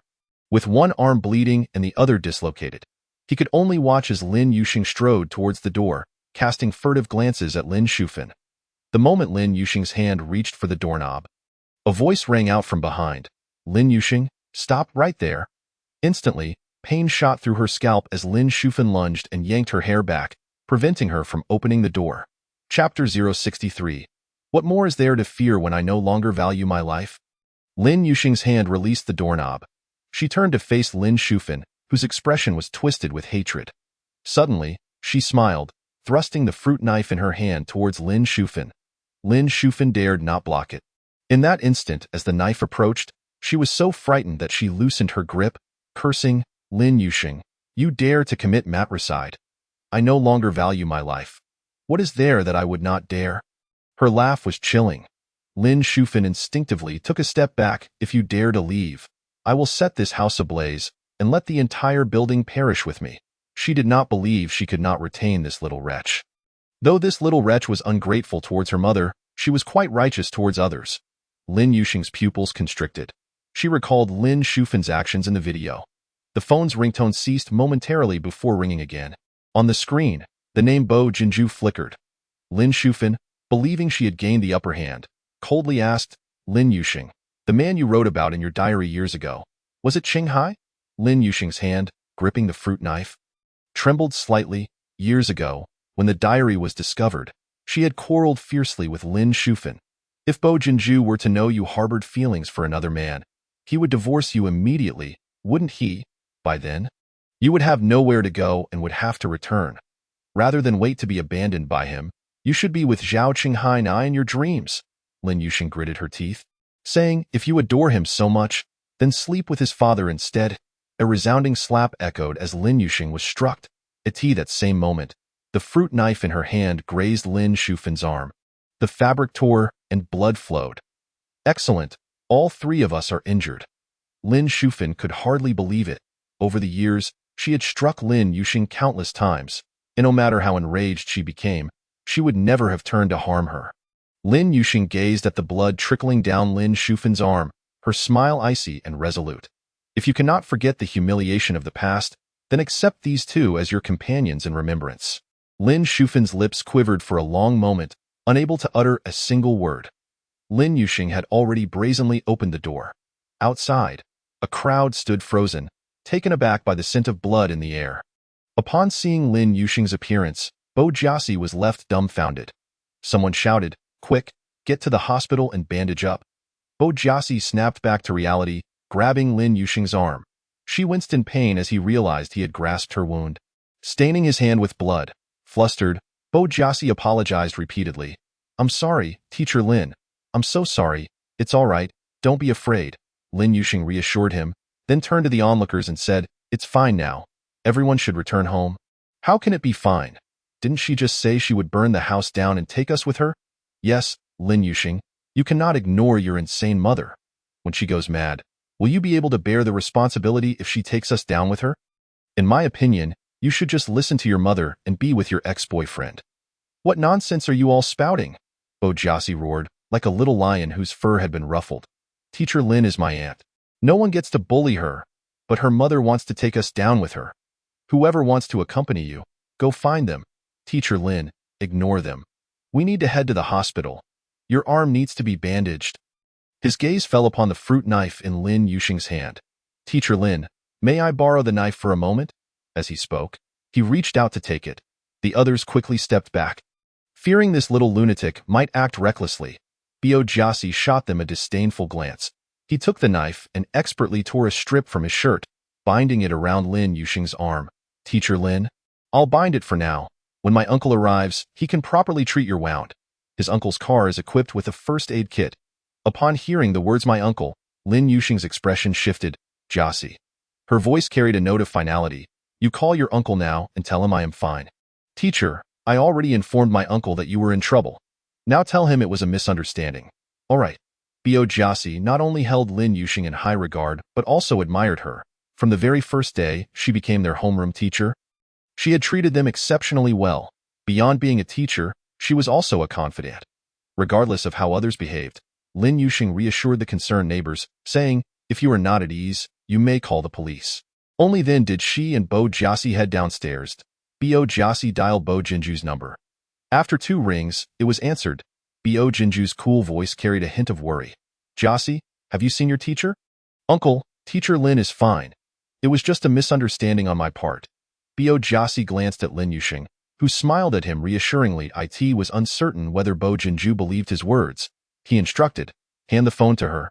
Bo Jiasi passed the phone to Lin Yuxing. Taking a deep breath, she accepted the phone just as she stepped out of the corridor. The words I am fine lingered on her tongue. Yet before they could escape her lips, she spotted Zhou Huai striding towards her. Teacher, is your arm injured? Zhou Huai's mouth was quick that I received a call from my second brother and rushed over immediately. He had a club nearby. Where are you hurt? Bo Jinju's gentle voice emanated from the phone.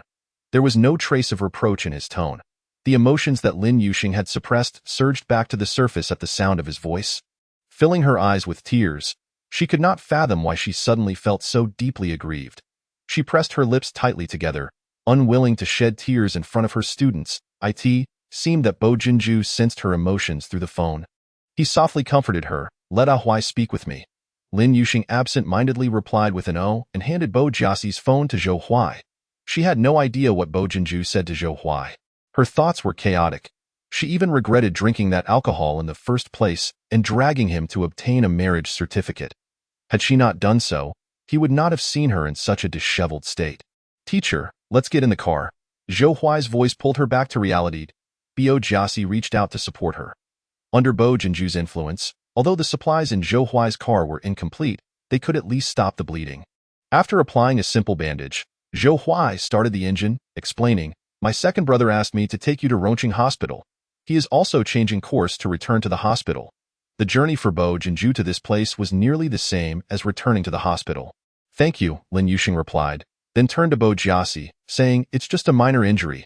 Jiaxi, I didn't scare you, did I? Teacher, who hurt you? Was it that man?" Bo Jiaxi's brows furrowed tightly. "I did it myself." "Yourself? Why?" Bo Jiaxi was perplexed. Chapter 064.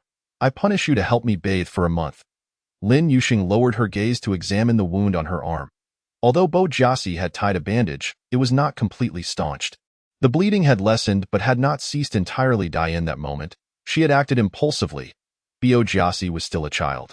She could not disclose to him that it was due to Lin Shufan and Zhao Qinghai lighting aphrodisiac incense in her room. As the drug took effect, her body felt incredibly uncomfortable. To maintain absolute clarity, she had made a cut to let the blood flow. She was unsure whether the drug had flowed away with the blood or if her body had a higher resistance. After leaving the room, her discomfort gradually lessened. At this point, she merely felt a bit unwell, entirely manageable. Zhou Huai glanced at Lin Yuxing through the rearview mirror. One side of her face was swollen, while the other was tinted with a faint blush. When she had handed him the phone, it was evident that Lin Yuxing was apprehensive about him touching her hand. He was perceptive.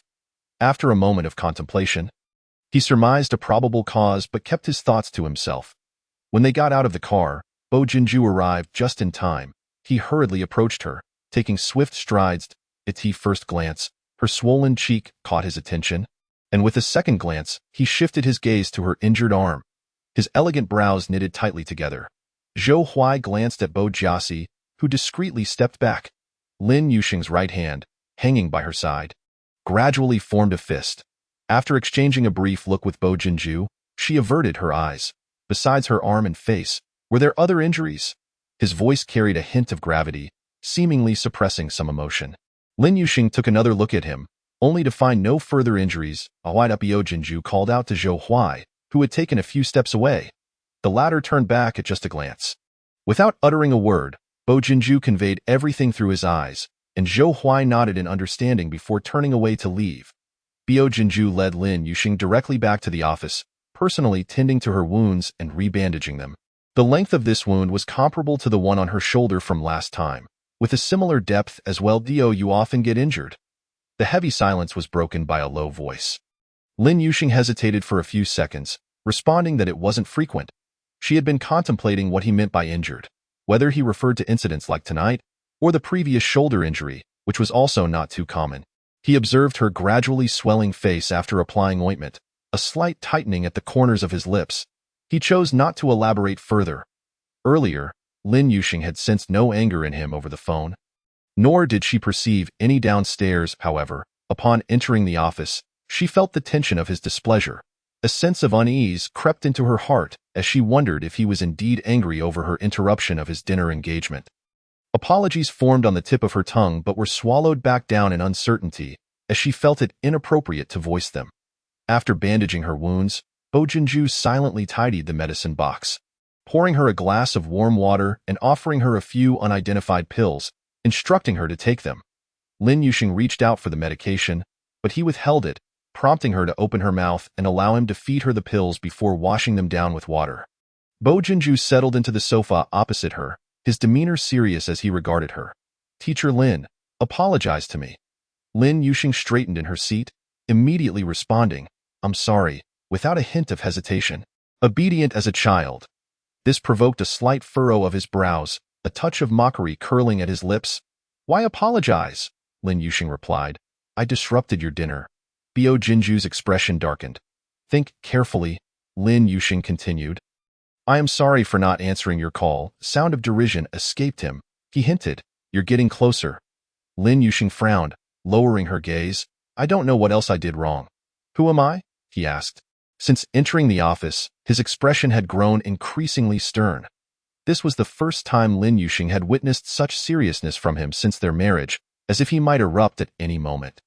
The aura he exuded was intimidating. At the moment he inquired about her identity, Lin Yuxing's heart quivered. She understood, yet she feigned innocence, replying Bo Jinju, while looking at him with wide, innocent eyes, as if he were the one who had lost his sense of self. For a moment, Bo Jinju found himself at a loss for emotions, her act of innocence reminiscent of her drunken state that night, making it hard for him to scold her. It was truly baffling. He couldn't comprehend why his feelings for Lin Yuxing were distinct from those he held for others. From the first time he saw her when she brought her grandmother to the hospital, he felt a peculiar connection that he couldn't articulate. Later, when he attended a meeting for Bo Jiaxi, and again during their subsequent encounters, they had met only a handful of times.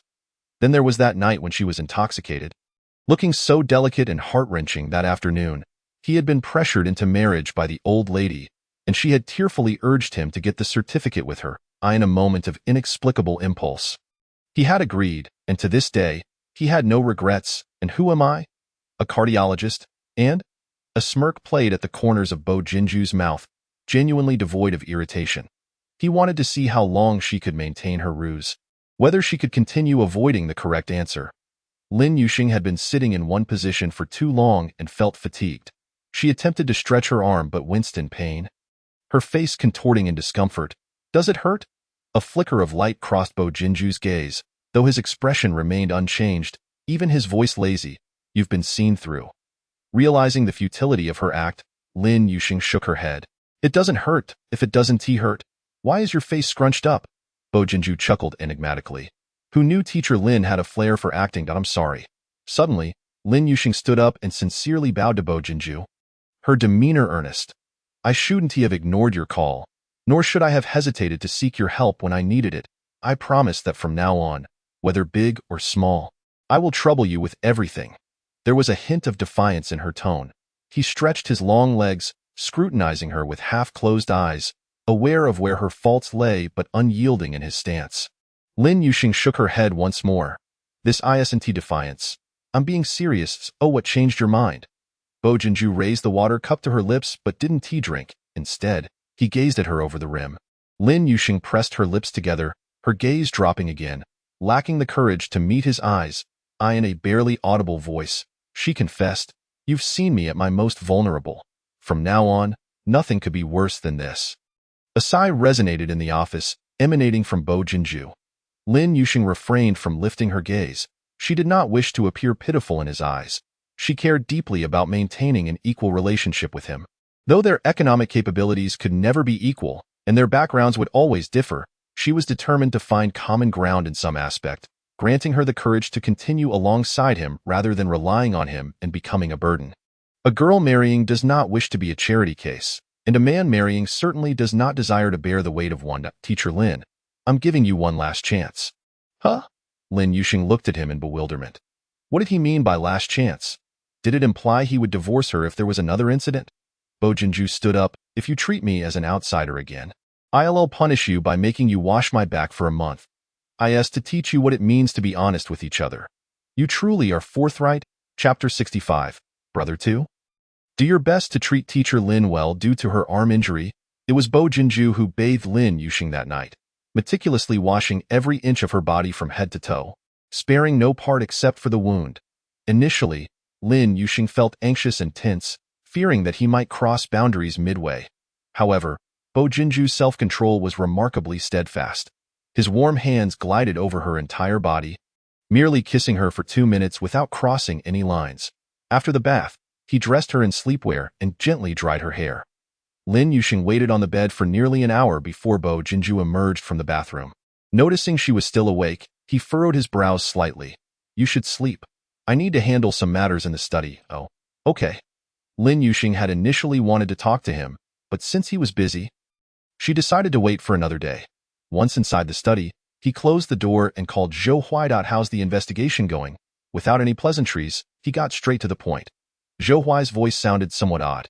Brother 2, we've clarified everything. He paused, as if holding back more troubling information. Brother 2, may I ask you a question first? Speak. Bo Jinju's handsome brows knitted together. Zhou Huai's response indicated that the situation was worse than he had anticipated.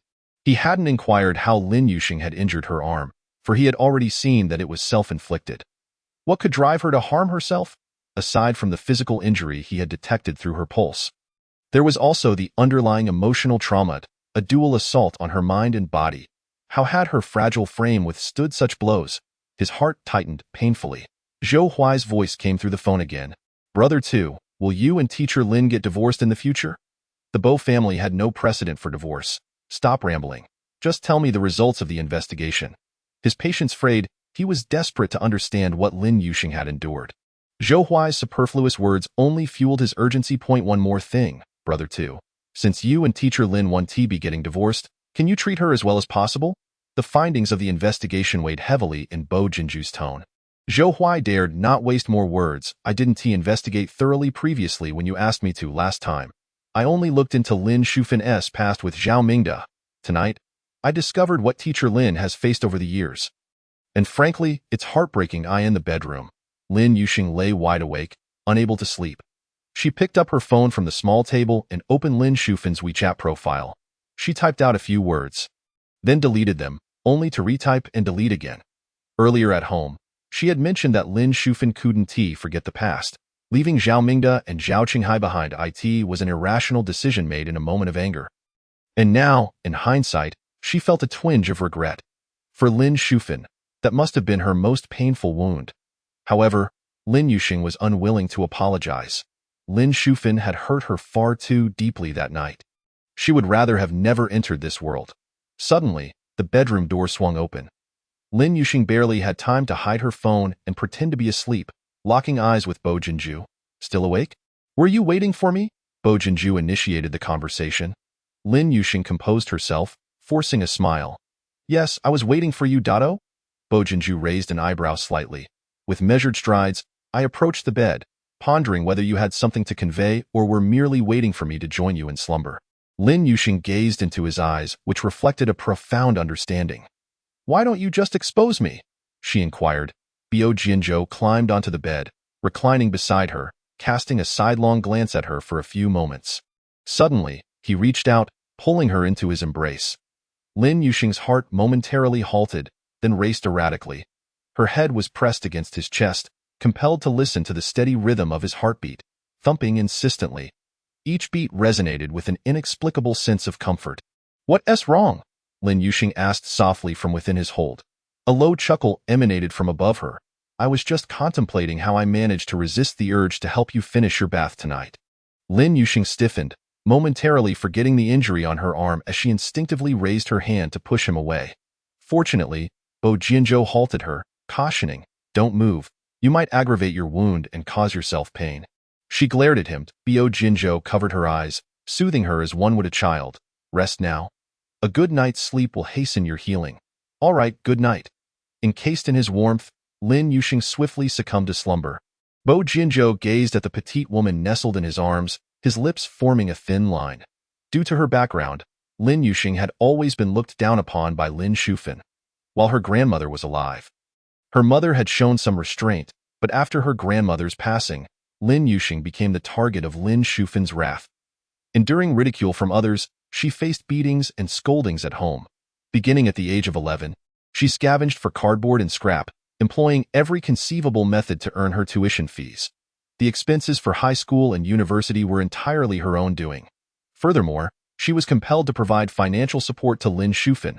This woman had brought her into the world solely to torment her. Using moral coercion as a weapon, she bore numerous injuries, both significant and minor, resembling a wild grass thriving amidst a tempest, resilient and unyielding.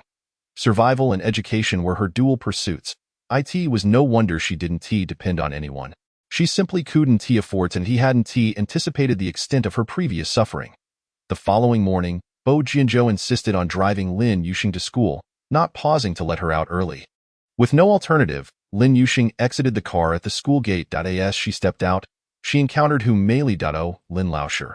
Was that person who just dropped you off your boyfriend? Hu Meili, unable to discern the identity of the occupant within the vehicle, merely noted Lin Yuxing disembarking from a luxurious Maybach. It was no wonder she had ignored Chen Song. Evidently, she had been taken under the wing of a wealthy man. Lin Yuxing chuckled lightly, refraining from answering, and turned to converse with another colleague who greeted her. Due to her arm injury, Lin Yuxing postponed the treat of iron pot stewed goose for her entire class until Friday. At 9:30 a.m., the school cafeteria called to inform her that the goose had arrived. assuring her that the children in her class would enjoy it at noon. After concluding the call, Lin Yuxing received a call from the producer who informed her that the cast for Slash Girl had been finalized, with the lead female role going to Cui Jiaran. The filming date had also been set, and she was urged to be present on that day. During the fourth period, Lin Yuxing announced the news of the upcoming goose meal to her students, eliciting a chorus of cheers that lasted for a full 2 minutes, only ceasing when she intervened. She informed them that if they all made progress by the end of the term, there would be an even greater surprise awaiting them. Her words fueled the excitement among the students to a fever pitch. Bo Jiasu observed Lin Yuxing on stage, encouraging her students, and recalled the unwavering determination in her eyes when she had stormed out of her home that night, feeling a deep respect for her. At noon, Lin Yuxing's class of 40 children became the envy of the entire school as they feasted on delicious goose meat. Passing by, Hu Meili cast a cold, sinister smile at the scene. In the afternoon, before the first bell rang, Lin Yuxing felt a sharp pain in her stomach. As she rose, Bo Jiasu burst into the office, breathlessly exclaiming, "Lin Laoshi, the students are all complaining of stomach pains." Chapter 66. A collective case of stomach distress at Rongqing Hospital. Bo Jiasu stood before Lin Yuxing as she faced a barrage of questions from several parents. "Lin Laoshi," VE inquired, "and among the thousands of students in the school, only those in our class are experiencing diarrhea. We heard it was caused by the goose meat you served at noon.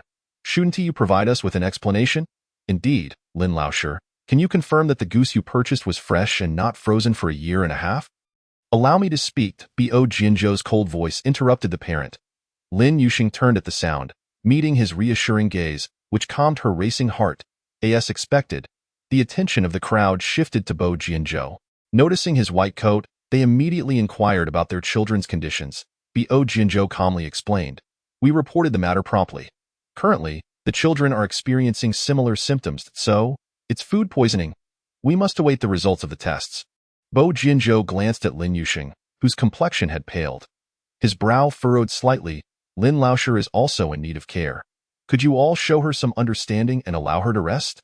"All right, Lin Laoshi, we apologize for our impulsiveness." One parent stepped forward to apologize, followed by others who echoed the sentiment. Not for anything else, but because their children had been excelling academically, achieving ever-improving scores. Lin Yuxing was firmly escorted by Bo Jinzhou to his office, where he seated her on the sofa. He poured her a glass of water and provided her with a few pills to take. After she had taken her medication, Lin Yuxing, still anxious, asked Bo Jinzhou, "Why are the children experiencing diarrhea? Someone put a laxative in the meat." Bo Jinzhou had refrained from mentioning this earlier, as the police were still taking statements. Lin Yuxing's face shifted through various shades of shock. "A laxative? Who did it? Has anyone been identified?" "Bo Jinzhou, we are currently investigating. Rest assured, we will find out." Lin Yuxing's anger flared. How could someone be so malicious? Is this aimed at me? Her thoughts raced, and she considered Hu Meili but quickly dismissed the notion. No matter how much Hu Meili disliked her, she was still a teacher and wouldn't harm innocent children. Bo Jinzhou noted the subtle changes in her expression and smirked gently. "Lin Laoshi, do you suspect who might be behind this?" Lin Yuxing lowered her gaze momentarily, then met Bo Jinzhou's eyes. "I can only speculate. I have no evidence and am unsure if my suspicions hold any truth." Bo Jinzhou encouraged her. "Who is it? Please share your thoughts." Lin Yuxing replied, "The vice principal's niece, Hu Meili, is the head teacher of Class 3. Our class ranked first in the grade, and just a few days ago, I inadvertently caused her to lose a significant portion of her salary." Bo Jinzhou raised an eyebrow with interest. How did she incur such a loss? Lin Yuxing recounted the incident regarding Hu Meili wanting her to install windbreak curtains for the entire grade. After hearing her explanation, Bo Jinzhou understood the situation. He gently ruffled Lin Yuxing's hair, guiding her to stand. "You should rest in my break room for a while. I'll check on the children and come back to call for you." "No, I must see those children." "Who is the doctor here, you or I?" Bo Jinzhou pressed a hand against her shoulder. "Do you not trust me?" Lin Yuxing gazed into his eyes, where she found a comforting assurance. She nodded, conceding her trust. Bo Jinzhou continued, "Since you trust me, then wait here for my return. Your students are receiving treatment. If you don't rest, how will you be able to return to school when they do? Wouldn't that leave them feeling guilty? All right, I'll wait here for you." Lin Yuxing initially intended to rest briefly in the break room, but unknowingly fell asleep. It wasn't until Bo Jinzhou returned that she was awakened. "What time is it?" she murmured, still feeling slightly dazed. Bo Jinzhou chuckled softly, extending his wrist towards her. "It's 5 o'clock. So late?" Lin Yuxing exclaimed, nearly springing up in dismay. "Be careful." The corners of Bo Jinzhou's mouth deepened into a smile. "All your students have gone home, but before they left, they all inquired about you. Are they all right?" Lin Yuxing frowned, bewildered at how she had fallen asleep. Bo Jinzhou gently tucked a stray strand of hair behind her ear.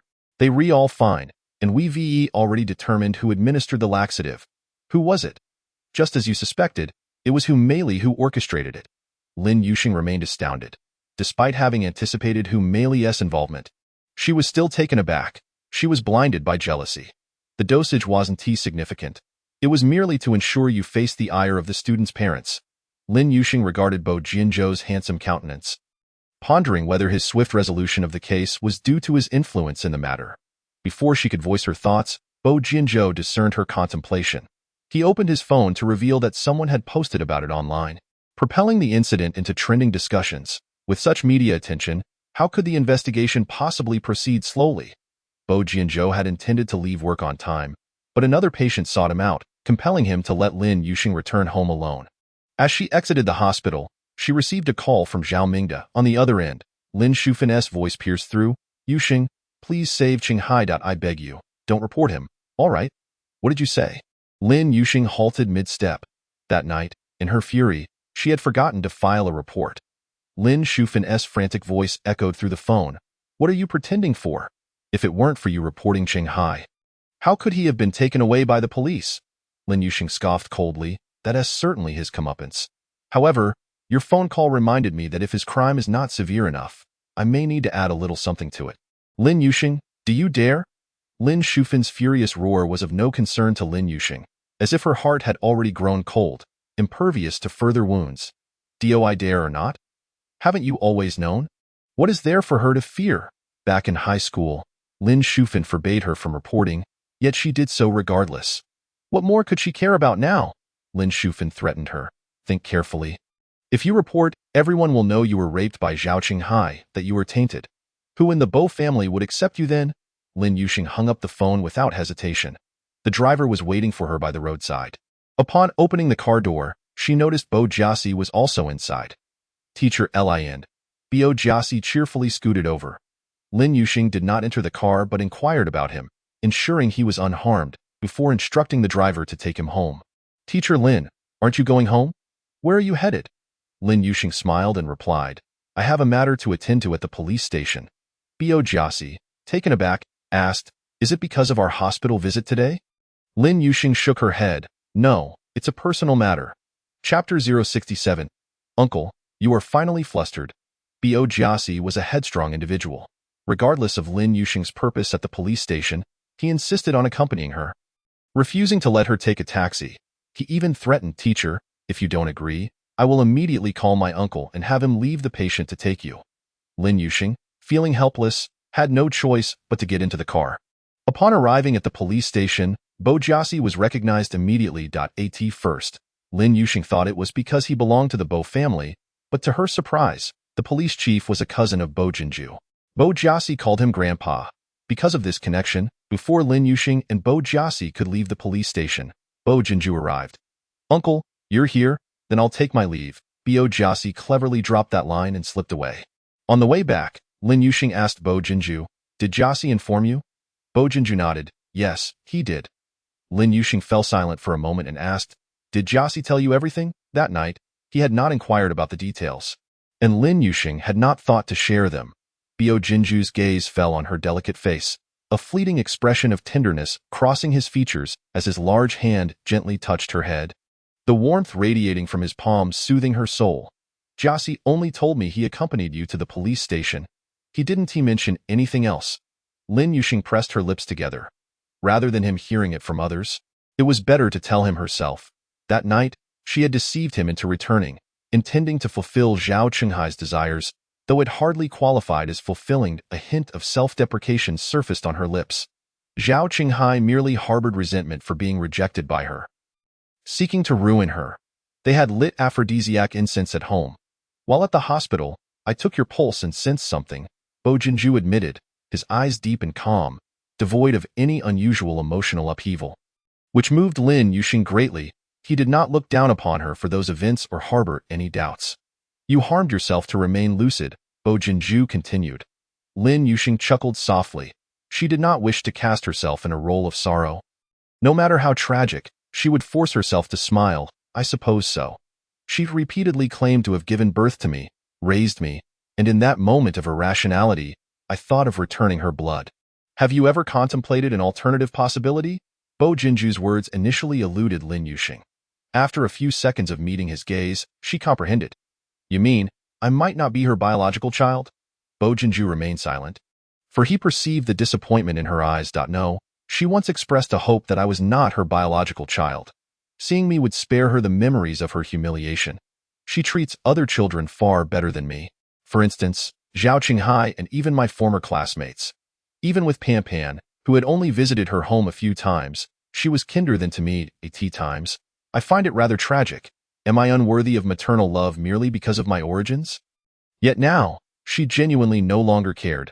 Bo Jinju chose not to pursue this topic further, as an elderly lady called, asking them to return to the ancestral home for dinner. The events at school had stirred up quite a fuss online, and the elderly lady was concerned for Lin Yuxing. Bo Jinju did not make the decision for her, but sought her approval with his gaze, knowing she could hear the old lady's words. Meeting his eyes, she nodded, prompting Bo Jinju to agree to the elderly lady that they would be home shortly. Since we married, I rarely face my grandmother's scoldings. After hanging up, Bo Jinju teased, speaking of which, I owe you my gratitude. Lin Yuxing laughed at his jest. Did you often get scolded by your grandmother before? Bo Jinju nodded earnestly. Not just my grandmother. Our entire family, from her down to my 3-year-old niece, can bully me. As they neared the ancestral home, Lin Yuxing spotted the elderly lady standing under the yellow cassia tree at the gate, leaning on her cane, peering in their direction. As the car approached, Lin Yuxing rolled down the window, and the elderly lady immediately waved to her, her gray brows and eyes radiating warmth and affection, causing Lin Yuxing's heart to swell inexplicably. Exiting the car, she hurried forward to greet the elderly lady. Shangsheng, how have you been? The elderly lady scrutinized Lin Yuxing with concern, asking, did those parents make things difficult for you? And what about the media? Did they trouble you? Not at all, Grandma. No one made things difficult for me. Lin Yuxing replied, supporting the elderly lady as they entered the house. The elderly lady continued speaking to Lin Yuxing, seemingly forgetting she had a grandson.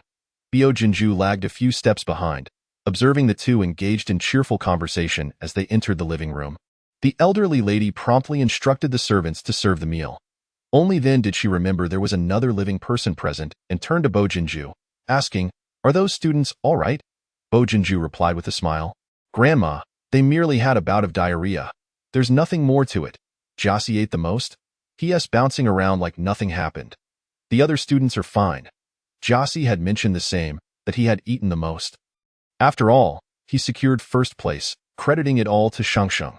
The elderly lady beamed with delight, for Jiaxi seemed like an anomaly in the Bo family, despite growing up alongside the prodigious Bo Jinju. His academic performance was indeed lacking, always mingling with the underachievers, spouting all sorts of excuses about not wanting to stand out. Lin Yuxing dared not take credit. Grandma, it's all Jiaxi's hard work. The elderly lady chuckled. Jiaxi is clever. He was just too playful before. I believe he is putting in the effort now, but you are undoubtedly the one to credit. Without you, he would probably still be an underachiever. Great Grandma, you're speaking ill of me again. Just as she finished speaking, Bo Jiaxi bounded into their midst, asking the elderly lady, Great Grandma, my mom and third aunt want to know if they can come here for dinner.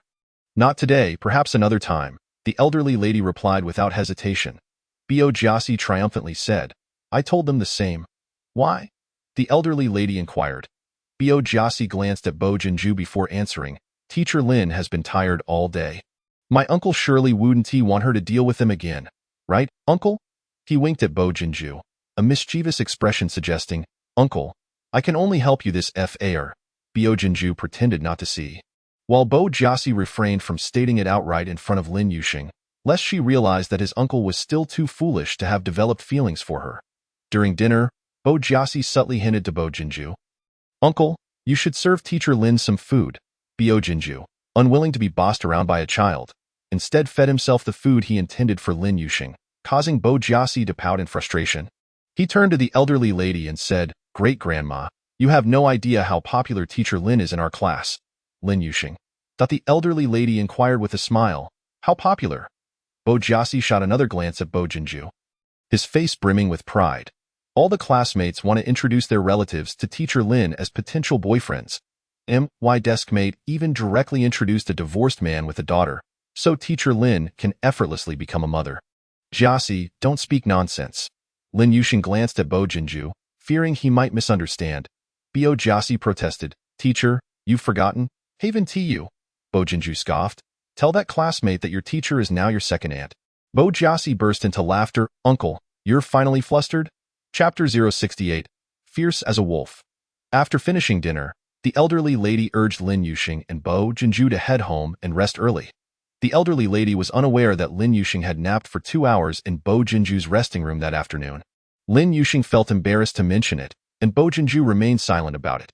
Upon returning to the Yu residence, as they entered and changed shoes, Bo Jinju suddenly asked Lin Yuxing what Jiaxi said. "Is it true?" Lin Yuxing, crouching on the floor to change her shoes, looked up at him, puzzled. "What?" Thin Jinzhou found himself inexplicably captivated by the sight of her upturned little face. His gaze deepened as he leaned down, his large hand cradling the back of her head, and kissed her. Lin Yushang, taken aback by his sudden move, stared at him with wide, astonished eyes. Her lips were soft and sweet, imbued with a fragrant allure. The kiss deepened, and Thin Jinzhou lifted her from the ground, pinning her against the nearby shoe cabinet. One hand cradled the back of her head, while the other, unable to restrain itself, began to lift her clothing. A sudden chill coursed through him, and Lin Yushang jolted awake, calling out his name in a flurry, her small hands gripping his. "Did I frighten you?" Thin Jinzhou paused, his eyes deep as a well, revealing unmasked desire. Lin Yushang shook her head. "No, what were you just saying?" Fearing he might continue, she hastily changed the subject. Thin Jinzhou caught her unease and let out a low chuckle. "It's nothing."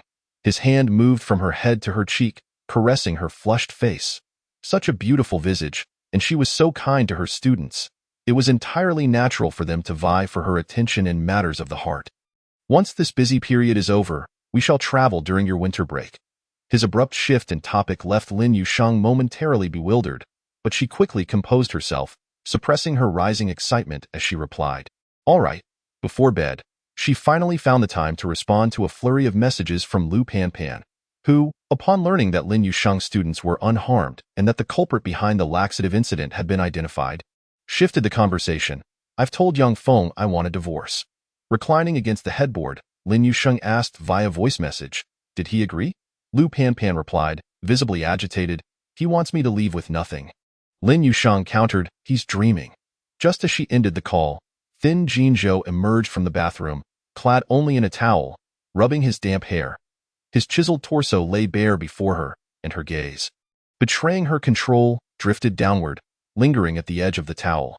Realizing her gaze, she caught sight of Thin Jinzhou standing before the bed. "Are you satisfied with my physique, Teacher Lin?" His low, husky voice echoed above her. Flushing with embarrassment, Lin Yusheng quickly averted her gaze. "Yes, very satisfied. It's rather enticing." "How could one not be?" "Teacher Lin, turn your face towards me." Thin Jinzhou climbed onto the bed, stealing the breath from her lungs, the air thick with his scent, causing her heartbeat to spiral out of control. She forced herself to meet his gaze. "I've turned. What is it?" Thin Jinzhou suppressed a laugh. "I merely wanted to remind you that we are legally bound. Feel free to gaze as you wish. No need to blush. I lack your audacity." Lin Yusheng shot him a playful glare, sliding down onto the bed, turning her back to him. This man was growing increasingly mischievous. Fully aware of her injury and her inability to retaliate, he teased her relentlessly, igniting an insatiable yearning within her. Suddenly, warmth enveloped her back, and a heated presence pressed against her, his breath cascading over her ear. "Teacher Lin, should you desire anything, just command me. I do not wish for anything." Lin Yusheng's voice trembled slightly, revealing her resolute spirit. "Then let us rest." His tone carried a hint of regret. Initially, Lin Yusheng intended to sleep, but that notion dissipated within a minute, overwhelmed by the vivid sensations igniting her heart and body. She stiffened and called out, "Thin Jin Zhou, do not move, and I am not moving." The warmth against her ear persisted. His voice a low, sultry timbre that sent shivers down her spine. "You are the one moving," she accused him, the fabric of her sleepwear too thin, the sensation far too pronounced, his movements unmistakable and rhythmical. Thin Jin Zhou finally grasped her implication. His hand at her waist tightened gently, turning her to face him, his gaze fixating on her alluring lips as he softly inquired, "Are you unable to sleep?" Lin Yusheng swallowed hard, the position rendering her parched. She stared at his sensual lips for 2 seconds before suddenly leaning in to kiss him. "I cannot sleep, and it is your fault. You must take responsibility." "Very well." As Lin Yusheng daydreamed at the breakfast table, Thin Jin Zhou's voice broke through, "Teacher Lin, do you have any plans for today?" She blinked, momentarily lost in thought, having missed his earlier words. "What were you just thinking about?" he asked, observing her dazed expression. Her cheeks flushed under his gaze as she recalled the tender care he had shown her the night before, a fierce demeanor tempered by remarkable gentleness, leaving her feeling he was a contradiction. "What did you just say?"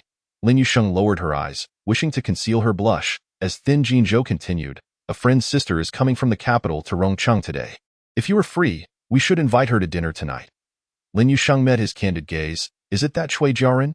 "Yes." "All right, I am free tonight." After all, it was inevitable they would meet. She was curious to see if she resembled the character from the novel.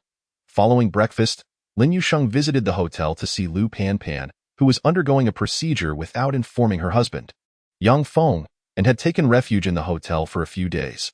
Lin Yusheng wished for her to rest longer, but as a diligent worker, she felt compelled to return. Lin Yusheng peeled a banana, warming it with water before offering it to Lu Panpan. Lu Panpan chuckled, "Babe, there's no need to go through all that trouble. It's not cold in here." But Lin Yusheng insisted, "No, it is necessary. You must take care of yourself after the procedure. Ideally, you should rest for half a month, but returning to work after just a few days is already too much. You must avoid cold and raw foods for a month." Lu Panpan clung to her arm, playfully pouting, "All right, I will listen to you." "You are the best to me in this world, Panpan. How do you plan to tell your family?" Lin Yusheng asked, concerned that Lu Panpan's parents and brother had always doted on her, fiercely opposing her relationship with Yang Feng, believing him unreliable, a sentiment that proved to be correct. Lu Panpan hung her head. "I dare not tell them. If my brother finds out, it will be disastrous." Lin Yusheng spoke earnestly, "But you cannot hide it forever."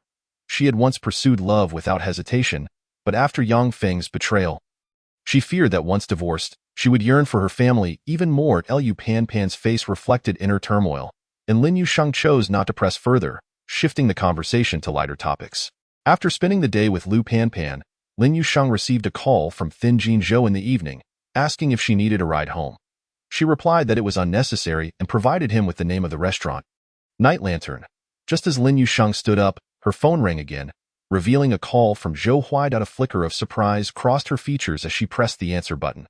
Zhou Huai's voice emerged. "Teacher Lin, I just sent you a location. You should have Lu Panpan come over immediately to catch Yang Feng in the act." "Understood." Lin Yusheng exited the call, glancing at the location Zhou Huai had sent. It was only a 20-minute drive. After a moment's hesitation, she messaged Thin Jin Zhou, "Sorry, I cannot join you for dinner at Night Lantern. Please enjoy it with Miss Cui." After sending the message, she informed Lu Panpan of Zhou Huai's earlier conversation. Upon hearing it, Lu Panpan sprang from the bed in a fit of rage, declaring, Shang, we must go immediately. Tell Zhou Huai to help. The more people see, the better.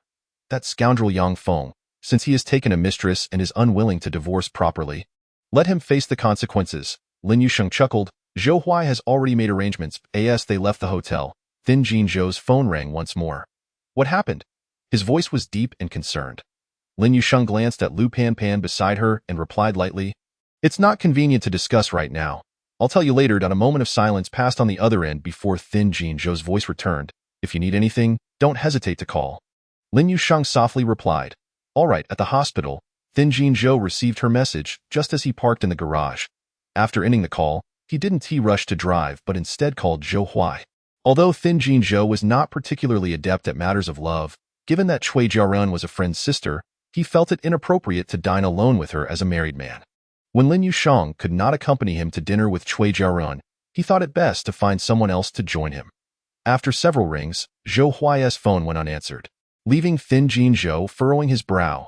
He then called by Jia Si, who answered after just 2 rings, his voice brimming with excitement. "Second uncle, I'm playing basketball. What's up?" Thin Jin Zhou, reclining lazily in his seat, casually asked, "Would you like to join me for dinner?" "Really? You're not pulling my leg again, are you?" By Jia Si, having been tricked once, was now more skeptical. The large hand of Bo Jianzhou grasped the steering wheel, transforming into a firm hold upon it. "This serves as your compensation from last time.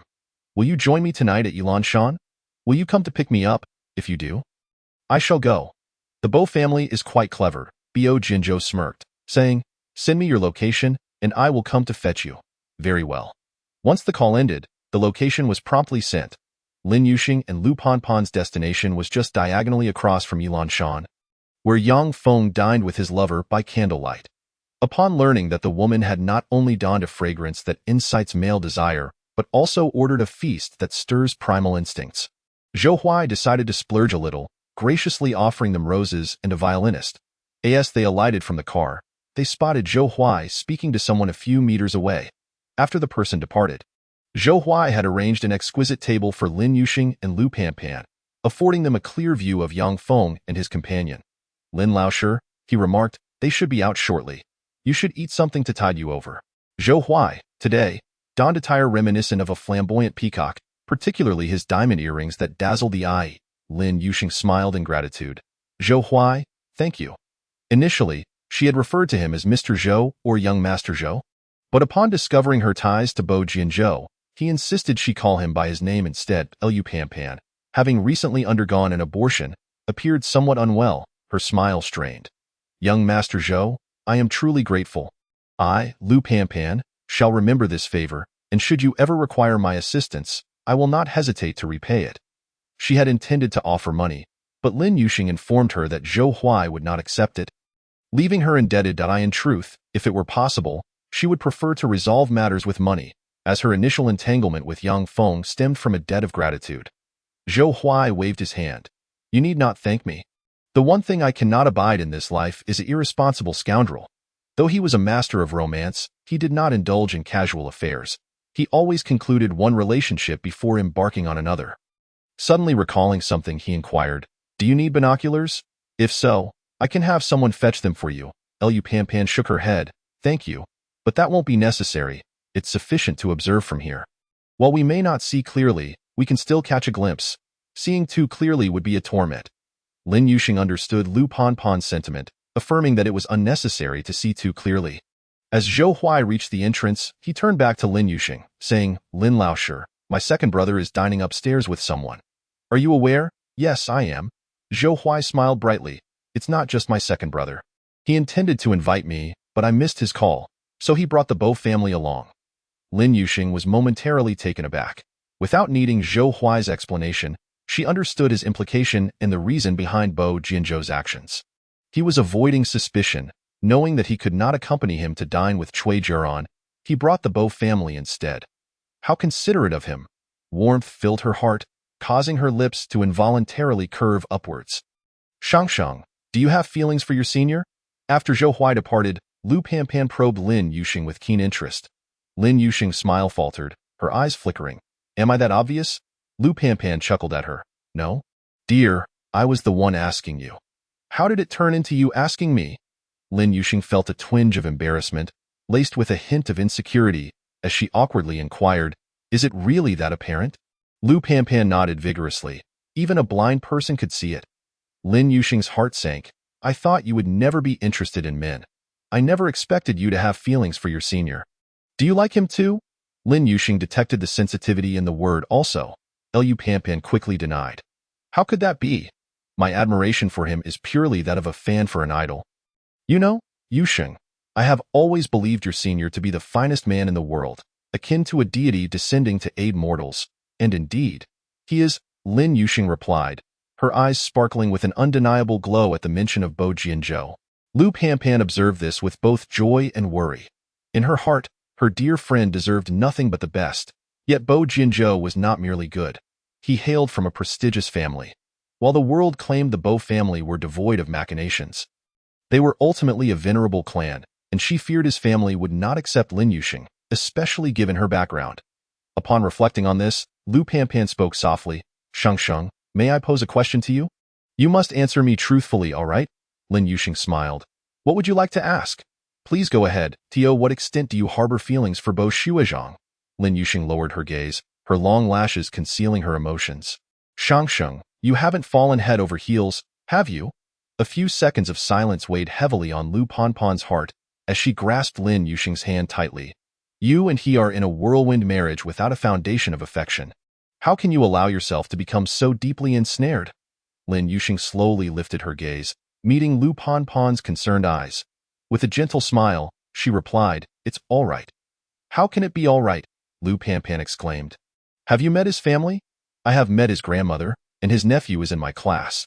"But that doesn't count." Lu Panpan's face scrunched in distress. "With Bo Shuizhang's background and status, if you fall for him, you are destined for heartache. Bayer, listen to me. Unless Bo Shuizhang confesses his feelings, you must not reveal your affections to him, nor should you let him sense your feelings." Lin Yuxing wished to counter her. But Lu Panpan, speaking as if setting off fireworks, offered no chance. "The one who loves first is bound to feel inferior. I only ended up in this predicament because I fell for Yang Feng first. But he is not like Yang Feng that I know. Bo Shuizhang is different from Yang Feng. But can you truly integrate into his world? Moreover, is he aware of your family circumstances?" They have finished eating. As Lin Yuxing conversed with Lu Panpan, she kept glancing at the couple in the Western restaurant across the way. Upon hearing this, Lu Panpan's attention immediately shifted to the departing pair. Moments later, Yang Feng, with his lover in tow, exited the restaurant, and Lu Panpan's gaze fixated on his hand, wishing she could sever it. Lin Yuxing noticed the change in Lu Panpan's expression and grasped her hand. Reassuringly, Lu Panpan turned to meet her gaze. No words were necessary. Yang Feng's car was parked at the roadside. As it reversed, it was obstructed by another car backing out, allowing the woman in the passenger seat to seize the opportunity to kiss Yang Feng. Yang Feng, unable to resist the woman's advances, held her head and kissed her back fervently, asking mid-kiss, "Are you in such a hurry? Should I back into the parking space and do you there?" "That sounds good. Go ahead." The woman panted, unbuttoning his shirt, and Yang Feng indeed reversed back into the parking space, releasing the steering wheel to undress her. "A pair of scoundrels," Lu Panpan seethed, gritting her teeth. "Bayer, you must tell Zhou Huai to let his people crash into them. There's no rush. Zhou Huai must have a plan," Lin Yuxing gently reassured Lu Panpan. Though the roadside was illuminated by streetlights, the tinted windows obscured their view. Meanwhile, in the private room above, Bo Jinzhou glanced at the message from Zhou Huai, his gaze shifting but not replying. Opposite him, Cui Jiran excitedly remarked, "Jinzhou, I plan to stay in Rongqing for several days. Can we meet up again?" Bo Jinzhou placed a shrimp onto the plate of Bo Jiaxi, his voice slightly aloof. "I fear that won't be possible. My free time is insufficient even for my wife." "Oh, I see." Cui Jiran pouted slightly. "What a pity I won't meet your wife tonight. I am so curious about the celestial beauty who commands your attention that I can tell you. My second aunt is my homeroom teacher." Bo Jiaxi replied while peeling a shrimp, popping it into his mouth. Cui Jiran blinked in disbelief, asking Bo Jinzhou, "Jinzhou, is what Jiaxi said true? Your wife is a teacher? A middle school teacher?" Bo Jinzhou confirmed, "Yes, indeed." Cui Jiran was utterly astonished. "It's rare to find a young lady of privilege who becomes a teacher. I truly admire your wife's dedication. To her, a young lady of privilege should not stoop to being a middle school teacher. Such roles were meant for women of average means, much like the grassroots author of the new drama, My Wife is Not a Young Lady of Privilege." Bo Jinzhou patiently clarified, "She is simply an ordinary person." Cui Jiran was once again taken aback. "Did she know your identity before your whirlwind marriage? An ordinary person? Surely, she must be a woman enamored with vanity or one who stifles men. Otherwise, Bo Jinzhou wouldn't have mentioned that he lacked time even for his wife.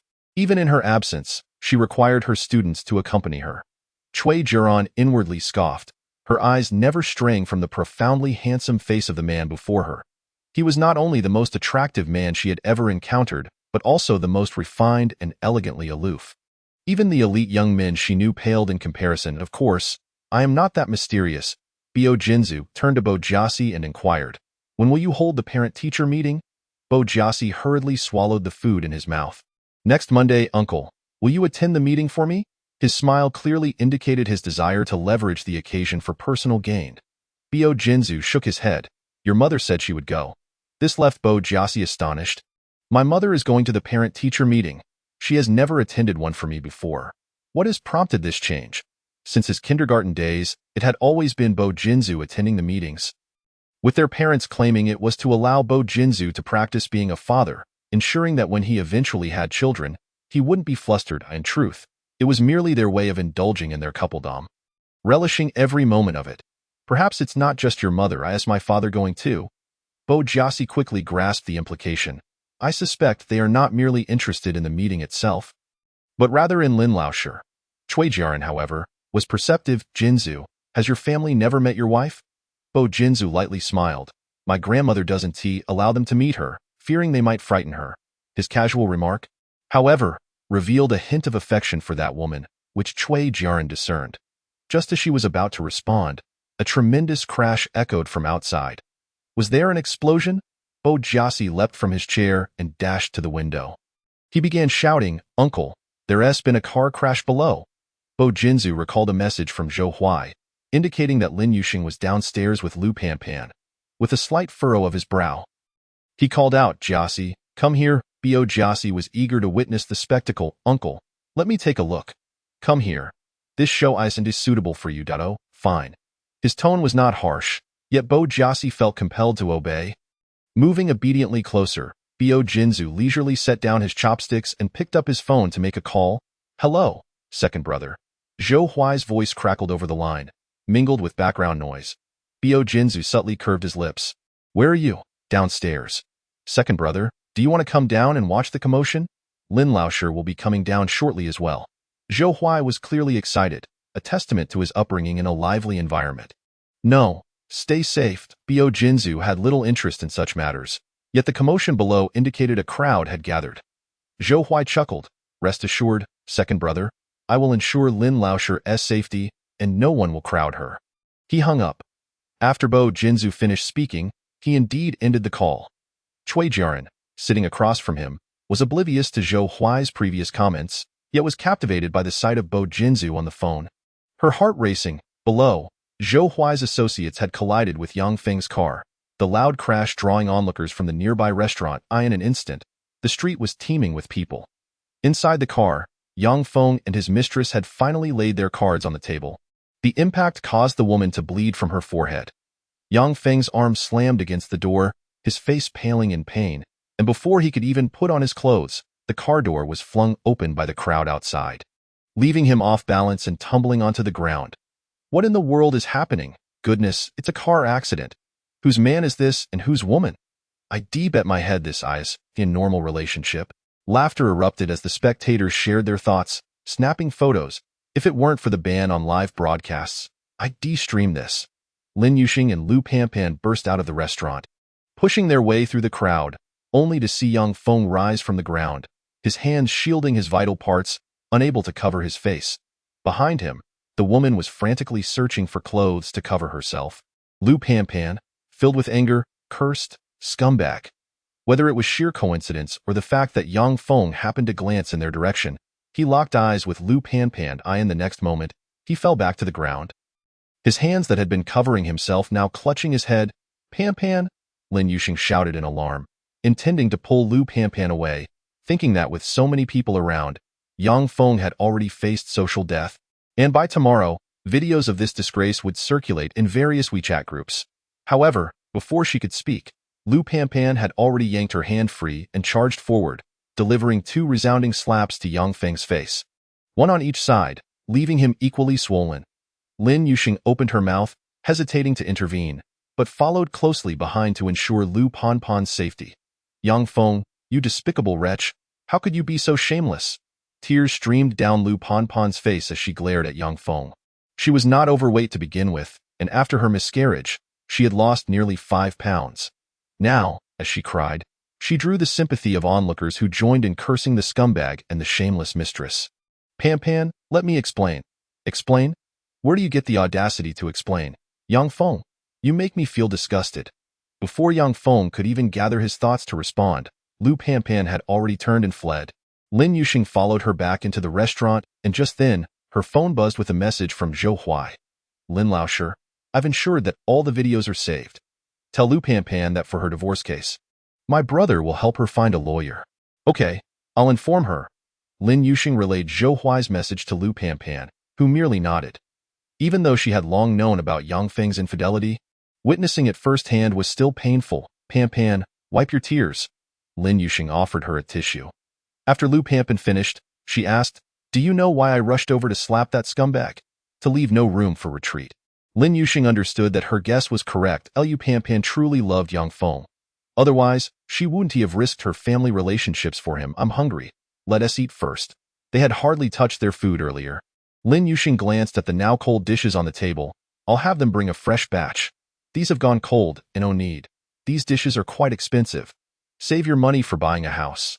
Lu Panpan said through her sobs, Shangsheng, you've seen my outcome. Don't let yourself fall into the same romantic folly. Don't trust men too much. They are unreliable at all times. Seeing her reach for her chopsticks again, Lin Yuxing directly took them from her. You can't eat cold food. Lin Yuxing insisted on having them serve a new set of dishes and picked up her chopsticks once more. Lu Panpan then asked, after marrying Bo Xuezhang, have you ever spent his money? It seems not. Lin Yuxing replied, I don't have much to spend on. I just go to work and eat. He covers the living expenses. Shouldn't I contribute something? Regardless of whether he wants you to or not, you should bring it up with him, Lu Panpan advised. Don't resign for him, nor spend all his money, as that will make men feel like they are supporting you. They might think you married him for his money. A notification came through on Lin Yuxing's phone, a special ringtone set for Bo Jinzu. She immediately opened it to check. We're about to leave. Do you want us to wait for you? No. I'll take Panpan back to the hotel first, then head home. All right. I'll tell Ahuai to arrange for a driver to take you. Don't take a taxi. Panpan should be quite famous now. Okay. Once again, Lin Yuxing felt that Bo Jinzu was incredibly considerate. The various groups on her WeChat were buzzing about, and at this moment, Lu Panpan was as notorious as Yang Feng. Even taking a taxi might subject her to the driver's gossip. Lu Panpan finished gnawing on a chicken foot and tossed the bone aside. Inadvertently glancing out the window, her expression suddenly changed. Shangsheng? Lin Yuxing, sipping her soup, looked up in confusion. I see Bo Xuezhang. Lu Panpan pointed outside. They were on the second floor, and from their vantage point, they could clearly see the first floor through the floor-to-ceiling windows. Lin Yuxing followed her gaze and indeed spotted Bo Jinzu walking alongside a woman. Despite the latter wearing a baseball cap and a mask, she was recognized immediately by the fans who had been waiting outside. They were quickly surrounded by a throng of admirers. Jiaren, could you sign my name? Jiaren, is this your boyfriend? Jiaren, can I take a picture with you? The questions from fans came rapidly.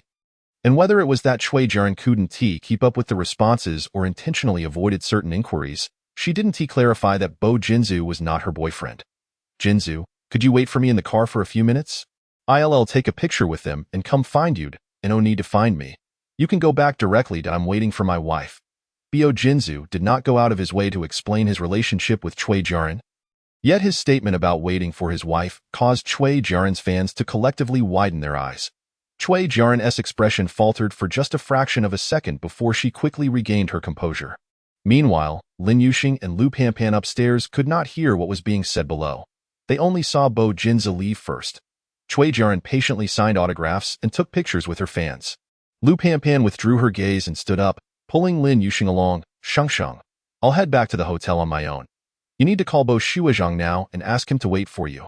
If you delay, he'll be taken away by that Jia or Ian. Lu Panpan was worried that her dear friend might fall for someone else first, potentially leading to heartbreak. But if her friend was already in love, she couldn't allow Bo Xuezhang to be handed over to another woman so easily. I've already told him I'd accompany you back to the hotel before returning home. Lin Yuxing laughed as she pulled Lu Panpan's hand away. Sit down and eat comfortably. Once you're full, I'll take you back to the hotel to rest. You've got tough battles ahead in the coming days. Lu Panpan nodded in understanding. Tonight, Yang Feng had been exposed. However, his parents and relatives are not easy to talk to. There was a knock on the door of the private room.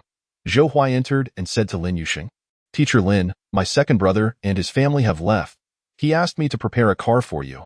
and I will take you there shortly. He mentioned it to me, so I appreciate your help. Zhou Xiao, Lu Panpan suddenly interjected. Could you kindly arrange for an additional vehicle? I will return to the hotel by myself, and Shengxing will go home, of course. Lin Yuxing did not have the opportunity to dissuade her. Lu Panpan, having lost her appetite, turned to Lin Yuxing and said, Shengxing, I no longer wish to eat. I will head back first. Concerned for Lu Panpan, Lin Yuxing was met with a reassuring glance from Zhou Huai at that moment. The words on the tip of her tongue transformed into, all right, do let me know if anything comes up. On the way back to Yufu Garden, news of Bo Jinju and Cui Jiran's video had already made headlines. Lin Yuxing's book, The Slash Girl, had gained immense popularity during its serialization, and now, with a television adaptation featuring a rising star and a leading male actor's collaboration, along with a renowned director, it was set to generate even more buzz. Lin Yuxing did not need to promote it herself. Fans of the book and celebrities had already begun to spread the word. The comments section regarding Cui Jiran was particularly lively. Why isn't Cui Jiran stirring up rumors with the male lead of The Slash Girl but instead with that male god from her birthday party? It seems that Cui Jiran and this doctor are genuine. If I were her, I would choose this doctor too. He looks delightful. Didn't someone mention before that Dr. Bo is already taken? I've highlighted it for you all. You're welcome. Dr. Bo is wearing a ring on his ring finger. Wow, I'm in love. Our Jiran is an actress and shouldn't wear a wedding ring casually. But it seems Dr. Bo is truly smitten with her. Yet, there were dissenting voices. I am a colleague of Dr. Bo. He is indeed wearing a wedding ring, but his wife is not Cui Jiran. Questions arose in the comments about the identity of Dr. Bo's wife, to which the reply was, Dr. Bo keeps his wife well protected and does not allow her to be mentioned. Lin Yuxing instructed the driver to stop at the entrance of the community rather than the underground garage. While waiting for the elevator on the first floor, she coincidentally encountered Zhu Qiong exiting the elevator. Lin Yuxing? Upon seeing Zhu Qiong, Lin Yuxing's expression shifted slightly. After a moment of surprise, Zhu Qiong sternly questioned, Why did you and your despicable mother conspire to frame my family? Cheng Hai, Lin Yuxing replied coldly. You have it wrong. It is he who has colluded with Lin Shufan. How is that possible? My son would never listen to that woman. You might want to ask Zhao Mingda about that. Zhao Mingda was involved too. Why are you asking me about your own husband and son? Go ask them, and kindly remove your hand. After Lin Yuxing spoke, Zhu Qiong withdrew her hand from the elevator button. Not forgetting to warn her, I will inquire. If this is a trap set by you too, I will not spare you. Ask away as the elevator doors closed.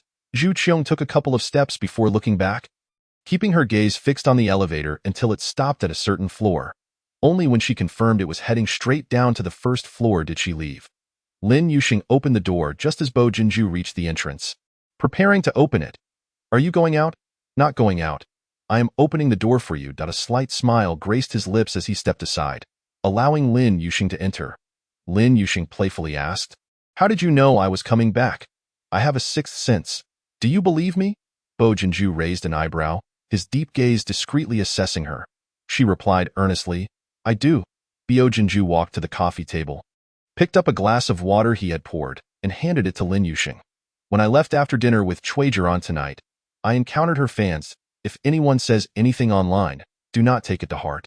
Only then did Lin Yuxing notice that Bo Jinju's phone screen was paused on a certain video app, with the video in a still state as he was in the comments section. I saw it while I was in the car. She attempted to keep her tone light. Bo Jinju picked up his phone and explained, I have already contacted Cui Jiran. If she does not handle it, I will delete the video. That's all right. No need to delete it. Lin Yuxing replied, Cui Jiran needs the publicity for her new drama. If she needs publicity, she should seek out the male lead. Bo Jinju said calmly, his words carrying a reassuring chill. For some reason, Lin Yuxing found herself believing everything he said. Bo Jinju inquired about Lu Panpan's situation a few more times, and Lin Yuxing answered truthfully. In the end, she explained, I did not tell you earlier because you were Panpan's idol, and I feared she wouldn't want you to know. I understand. Lin Yuxing, she just underwent an abortion and is dealing with a divorce. If you have time recently, do spend more time with her. Lin Yuxing felt touched once more. He had a way of making her feel warm time and again.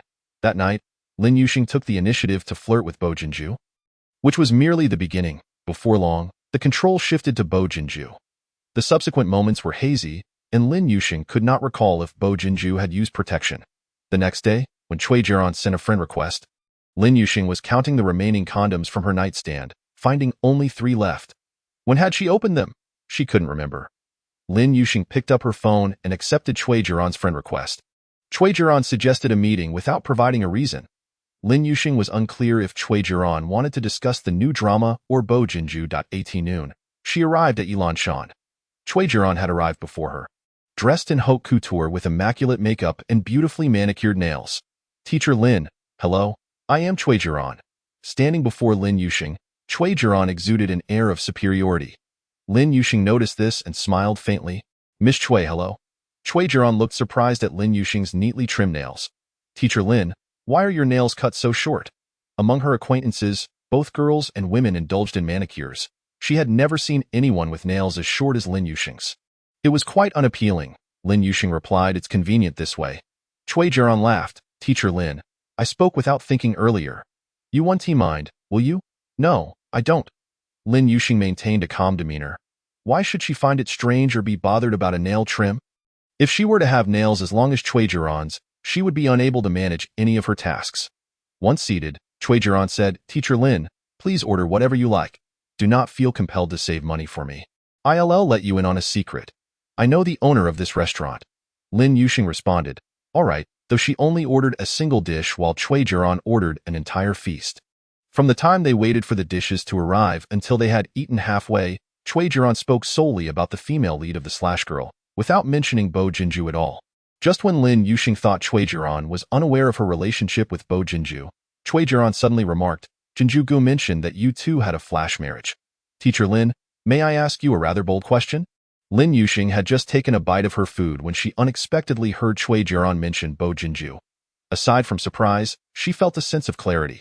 She finally understood that Cui Jiran had invited her under the pretext of discussing the script. But her true intention was something else entirely.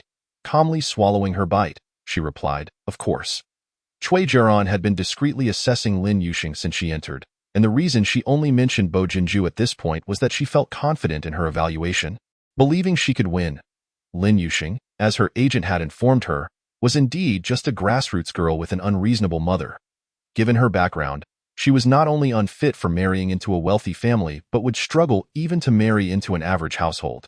As for last night's statement from Bo Jinju that Lin Yuxing had not met his family, claiming it was to avoid scaring anyone, she found it utterly unconvincing. She leaned more towards believing it was the Bo family's disapproval of Lin Yuxing. Cui Jiran wiped her mouth and leaned back in her chair, smiling as she asked, Teacher Lin, why did you choose to have a flash marriage with Jinju Gu? Was it pressure from your family to marry? Somewhat, Lin Yuxing replied, a smile gracing her lips, though it was scant. Cui Jiran continued, do you particularly like Jinju Gu? He mentioned that you do not reside in the Fu residence. Is it because you dislike living with his family? Her tone was akin to asking someone why they didn't attend Tsinghua or Peking University. Was it because they didn't like it? Or why they didn't simply relax and collect rent? Was it because they didn't want to? Lin Yuxing raised her brows slightly, observing Cui Jiran's eager expression. A hint of coolness tinged her smile as she replied, Miss Cui, you are asking too many questions. Cui Jiran's smile faltered. After a moment, she genuinely apologized, I'm sorry. I asked too many questions. Lin Yuxing did not respond, focusing intently on her meal. Observing this, Cui Jiran's expression shifted. Throughout her life, no one had ever spoken to her in such a manner. The more Lin Yuxing displayed her indifference, the more it underscored Cui Jiran's insecurities. She had no desire to engage further. After the meal, Cui Jiran settled the bill, and Lin Yuxing did not contest it. It was not due to her stinginess. Rather, Cui Jiran had ordered far too much food, amounting to several thousand yuan, a sum she could not afford to compete with. Seeing Lin Yuxing not even attempt to be courteous filled Cui Jiran with delight. Lin Yuxing's reluctance to pay was undoubtedly because Bo Jinju had not given her a card. A man unwilling to provide for a woman's expenses indicated the likely outcome of their relationship. As the elevator descended, Cui Jiran composed a message to send to Bo Jinju. Stepping out into the dimly lit night, her phone suddenly rang. Upon noticing it was a call from Bo Jinju, her expression momentarily brightened as she glanced at Lin Yuxing, only to hurriedly suppress her smile. Lin Laosher, Jinzhou Ji is calling me. There may be something important. I'll take this call. Lin Yuxing maintained a tranquil demeanor. Seemingly unaffected, Cui Jiran pressed the answer button, her voice soft and gentle as she called out, Hello, Jinzhou Ji. Lin Yuxing discreetly checked the time on her phone, not wishing to listen to Cui Jiaren's conversation. Yet unable to cover her ears, she overheard Cui Jiaren's excited voice. Jinzhou Ji, we'll see each other soon. I'm heading to the hospital to find you now. Lin Laoshi, I've made plans to discuss something with Jinzhou Ji. Would you like to join me? As Cui Jiaren placed her phone into her bag, she inquired of Lin Yuxing. Just as Lin Yuxing was about to decline, her phone rang again. The caller was Bo Jinzhou. A glimmer of light flashed in her eyes as she pressed the answer button, letting a soft hello slip from her lips. The deep, melodious voice of a man resonated in her ear. Lin Laoshi. Many had addressed her as Lin Laoshi since she began teaching, yet none could say it as beautifully as Bo Jinzhou. The way those 3 syllables danced off his tongue added a hint of sweetness to them. A delicate smile graced her finely shaped brows, and though she did not overtly display excitement or joy, her radiance was enough to dazzle Cui Jiaren. Have you had lunch yet? He asked casually. Lin Yuxing's lips curled into a smile. I just finished. Are you with Lu Panpan? Do you have any plans later? Not at the moment. Then, would you like to come to the hospital? Cui Jiaren is coming to Rongqing Hospital to study for her new drama. Lin Yuxing turned her gaze towards the eavesdropping Cui Jiaren, smiling as she declined. I want to go to ID, like to prepare for my lessons this afternoon and focus on my own matters. All right, I'll go home for dinner later. Lin Yuxing smiled. Sure, what would you like to eat? I'll cook. Cui Jiaren listened intently as Lin Yuxing remained on the phone for an extended period, showing no signs of hanging up, growing increasingly cheerful. This made her irate, especially when hearing Bo Jinzhou mention her. Lin Yuxing's refusal only fueled Cui Jiaren's belief that Lin Yuxing was intentionally flaunting her connection. I'll hang up now. After ending the call, Lin Yuxing addressed Cui Jiaren. Miss Cui, I have to meet a friend. Thank you for treating me to dinner today. Cui Jiaren smiled. I should be the one thanking you. Lin Laoshi, for taking the time to have this meal with me. I still have some uncertainties regarding my character and may trouble you again. Miss Cui, feel free to reach out whenever you have questions. We can discuss them together. Upon returning to the hotel, Lin Yuxing found Lu Panpan on the phone, seemingly engaged in a heated conversation with Yang Feng's relatives. After a particularly distressing exchange, Lu Panpan's face turned pale with agitation. Lin Yuxing quickly approached, placing a reassuring hand on her shoulder to provide silent comfort. Lu Panpan tossed out a parting remark, then let us see who ends up more embarrassed. Before abruptly hanging up, how can people be so heartless and shameless? Lu Panpan lamented, tears finally streaming down her face. Lin Yuxing, witnessing this, felt a pang of sorrow in her heart, tightening her grip on her shoulder. I'll be here with you. I'm not afraid of them. Lu Panpan wiped her tears and asked, did Cui Jiaren mention Bo Shuizhang when you met her? Lin Yuxing chuckled softly. She did mention him, but it was primarily regarding her new character.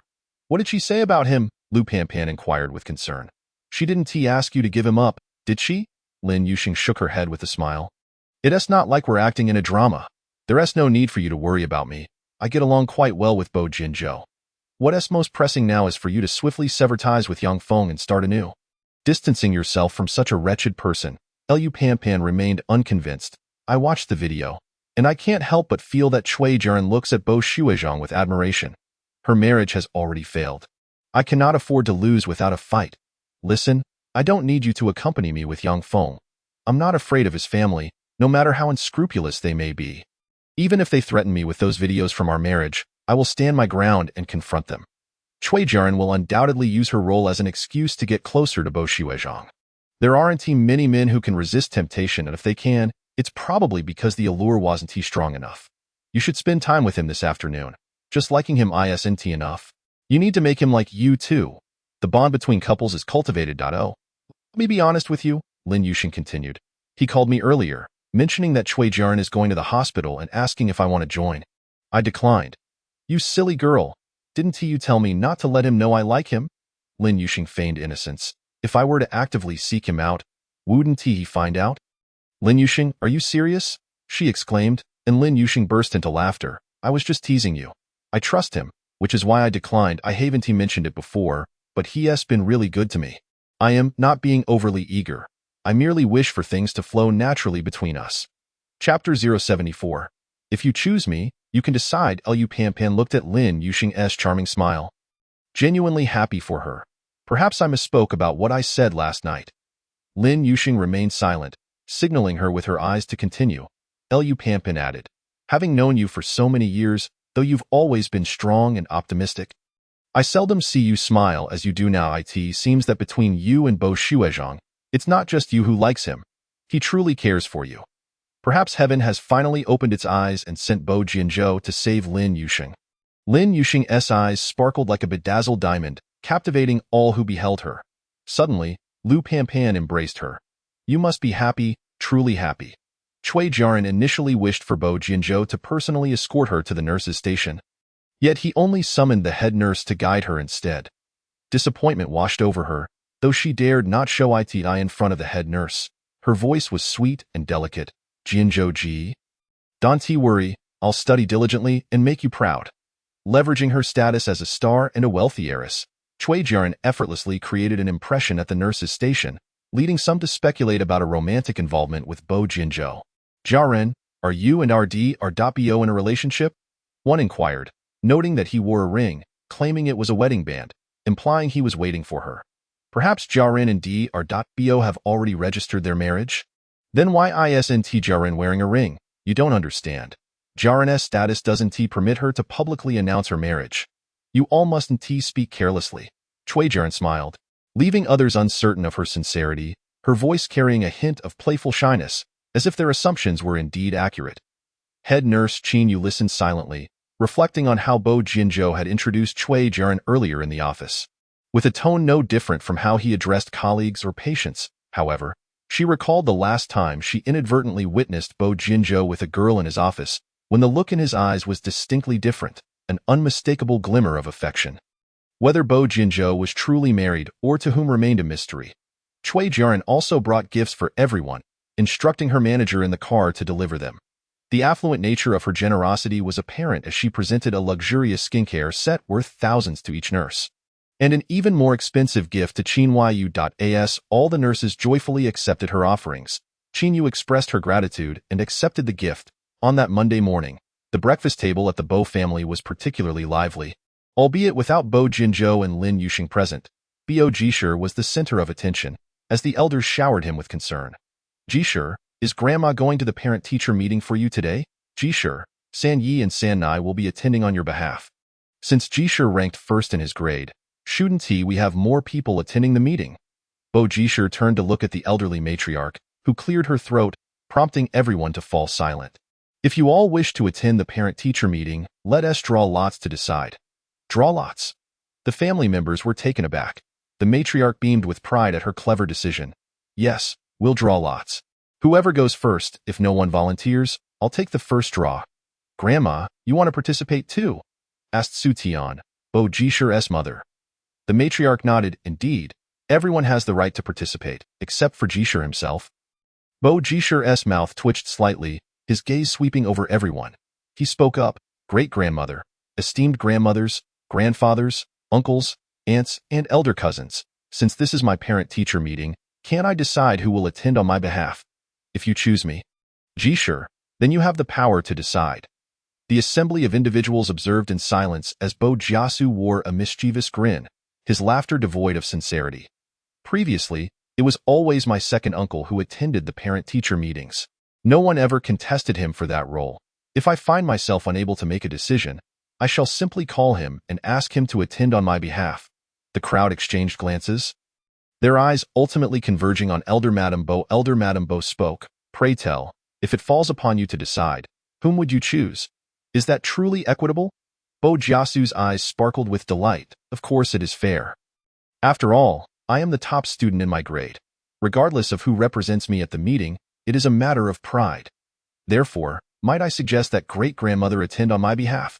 Elder Madame Bo regarded Bo Jiasu with a benevolent smile. Did you not teach me to speak through my capabilities? Let us indeed do so. Today, the individual who contributes the most financially shall represent me at the parent-teacher meeting. Jiasu, what nonsense are you spouting? Bo Xingzhou admonished him. Bo Jiasu defiantly raised his chin, exuding an air of nonchalance. Father, I speak nothing but the truth. I refuse to be like my second uncle, who, after marrying, could not even afford a ring. I intend to start saving money from now on. I do not wish to compel you. This is entirely voluntary. Elder Madame Bo was the first to respond. I shall attend. Great-grandmother offers 10,000. It is uncertain if a lottery would even yield a favorable outcome. Jiasu remarked, I shall offer 20,000. Jiasu, my third aunt offers 50,000. Mr. Lin, did you hear that? For today's parent-teacher meeting, my sister-in-law and grandmother shall represent him. At the U residence, Bo Jinzhou and Lin Yuxing enjoyed breakfast while listening to a live audio broadcast. The crafty Bo Jiasu remained on the phone with Bo Jinzhou, and ultimately, both Elder Madame Bo and Su Tian emerged victorious with their bids of 500,000 each. Of course, it was not solely the monetary contributions that mattered. Elder Madame Bo's esteemed status and Su Tian's identity as the child's mother provided significant weight. My sister-in-law merely wishes to see you, while my grandmother seeks to join in the excitement. Lin Yuxing felt somewhat bashful. I am not a person of great significance. Bo Jinzhou replied with a smile, to our family, you are indeed a person of great importance. Everyone wishes to meet you. How about we arrange a dinner at our home another day? Bo Jinzhou proposed, seeking Lin Yuxing's approval. My family is quite large. I hope you are not intimidated, are you? Lin Yuxing's eyes sparkled. And what if I were? Then we shall not meet them and simply not return, Bo Jinzhou stated, his words both domineering and unyielding. If anyone wishes to see you, they shall find a way themselves. Upon hearing this, Lin Yuxing felt even more embarrassed. After a moment of contemplation, she suggested, perhaps I should set aside some time to visit your home for a meal. The man seated across from her inquired. Which family do you refer to? Realizing she had misspoken, Lin Yuxing quickly clarified, what I meant was, I would like to find a time to accompany you home. Bo Jinzhou raised an eyebrow, seemingly forgiving her slip. Are you no longer frightened? Or are you still anxious? Given the esteemed lineage of the Bo family, she worried about not being accepted. Although she was to share her life with Bo Jinzhou, marriage was not simply about marrying a man. It entailed integrating into a family, a clan. Yet, she struggled to connect even with her own mother. The parent-teacher meeting was held in the afternoon. When Elder Madame Bo and Su Tian entered the classroom, they captured the attention of all the parents, as she was the oldest present. Other children, even if not accompanied by their parents, lacked a great-grandparent of her age. Su Tian took out her phone to snap a few photos of Lin Yuxing standing at the podium. Just as she sent a profile shot to the family group chat, Elder Madame Bo halted her hand. Do not send so many. It will only provoke their envy. Su Tian laughed and acquiesced. All right, I shall refrain. Messages immediately began to flood the group chat, with requests for more photos and pleas for Su Tian to record a video. Elder Madame Bo, observing the flurry of messages, smiled knowingly. Videos can be arranged, but remember, Sweetie and I each invested 500,000 for this opportunity. The video will cost 5,000 each, lasting 1 minute. Her eloquence is worth every penny, in my opinion. Grandmother, Su Tian gazed at Elder Madame Bo with admiration. Experience truly does have its advantages. The family group chat was markedly different from the breakfast meeting earlier, with hundreds of participants. The last time they had crowdfunded for a ring for Bo Jinzhou. Had he not been stopped, the total would have easily surpassed 10 billion. The 100,000 they had now could be recovered in no time. Naturally, Elder Madame Bo, as the administrator, had removed Bo Jiasu from the chat. The constant stream of messages and red envelope notifications continued unabated. Thankfully, Elder Madame Bo and Su Tian had muted their phones, ensuring they would not disrupt the parent-teacher meeting. Upon returning to the office after surgery, Bo Jinzhou discovered the family group chat had reached 999 messages. He scrolled through several pages, finding it quite lively. Several individuals had tagged him, commenting, Jinzhou has good taste. He found such an exceptional person in Lin Yuxing. Jinzhou, you never dated or agreed to blind dates. Have you been interested in Lin Yuxing all along? Jinzhou, when will you and Lin Yuxing return home to live? Be sure to notify the group. We will all return to Rongqing to see you, Jinzhou. Have you consulted Lin Yuxing regarding the wedding? Hurry and set a date. I will assist with the preparations that I concur. If you do not hasten to organize a wedding, I fear Lin Yuxing may be whisked away. Jinzhou will have nowhere to shed his tears. Who says Jinzhou has nowhere to cry? He can always retreat to the surgery room or laboratory for that. At that moment, a knock on the door interrupted him, and he called out, Come in. The door swung open to reveal the nurse, Cui Jiran, dressed in scrubs, with her wavy hair tucked beneath her cap. Bo Jinzhou nearly failed to recognize her. Jinzhou, I brought you coffee, Cui Jiran said, holding 2 cups, one for him and one for herself. Thank you. Bo Jinzhou replied with gratitude. Cui Jiran continued, Jinzhou, I just heard that a new restaurant called Toilet Rabbit has opened in Rongqing. Shall we go there for dinner tonight? I'm afraid I must decline.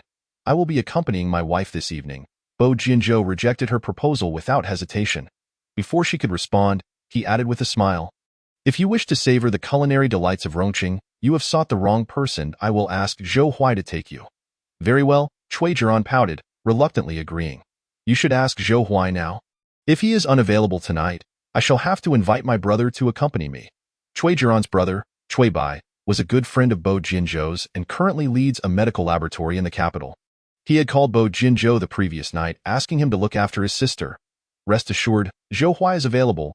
Bo Jinzhou reassured her, "I do not believe you. I want to see you call him."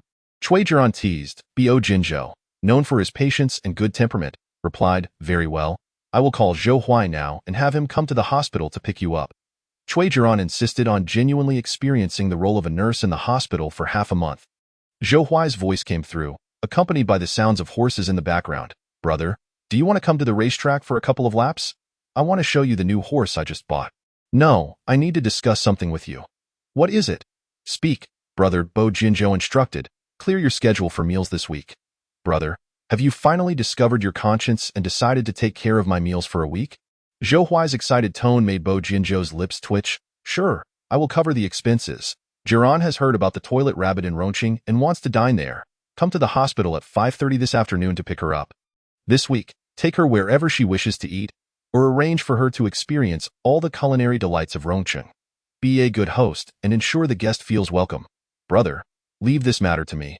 You can rest easy and enjoy your time with Lin Yusheng. At the school, as the parent-teacher meeting concluded, some parents began to leave the classroom while others gathered around the podium, eager to speak with Lin Yusheng about their children. Some parents merely sought to cultivate a good rapport with her. Elder Madame Bo and Su Tian found themselves unable to push through the crowd and stood aside for quite some time until a few parents finally departed. Su Tian took a step forward and politely greeted Lin Yusheng. "Hello, Teacher Lin, I am Bo Jiasu's mother, and this is great-grandmother Jiasu." They engaged with her under the guise of concerned parents. However, with other parents present, Lin Yusheng treated them as mere guardians. Once the last parent departed, Su Tian immediately donned a bright smile and warmly inquired, "Teacher Lin, may I call you Shengsheng? Would you join Jinzhou and me for dinner tonight? I will personally cook, and I can prepare anything you like." Lin Yusheng's expression turned apologetic. "Grandmother, sister-in-law, I am truly sorry, but tonight we have a colleague gathering that was arranged earlier today." Su Tian, ever understanding, reassured her, "No worries, it is my fault for not scheduling in advance. Shengsheng, you go ahead with your colleague gathering tonight, and whenever you find time in the future, just let me know, and I will come to the school to pick you up. Let me add you on WeChat.as." She uttered these words. Su Tian felt slightly embarrassed. Although she was Bo Jiasu's mother, she felt a sense of shame as a top student, given that Bo Jiasu had always mingled with the underachievers. She had not even joined the class group chat, leaving Jiasu in Bo Jinzhou's care. The couple was primarily concerned with his daily life, treating him as they would a pet, only engaging with him when it crossed their minds. The Bo family's indulgence towards their children is not met with resentment or blame. Rather, the bond between them is particularly strong, evolving into a camaraderie akin to that of brothers and sisters.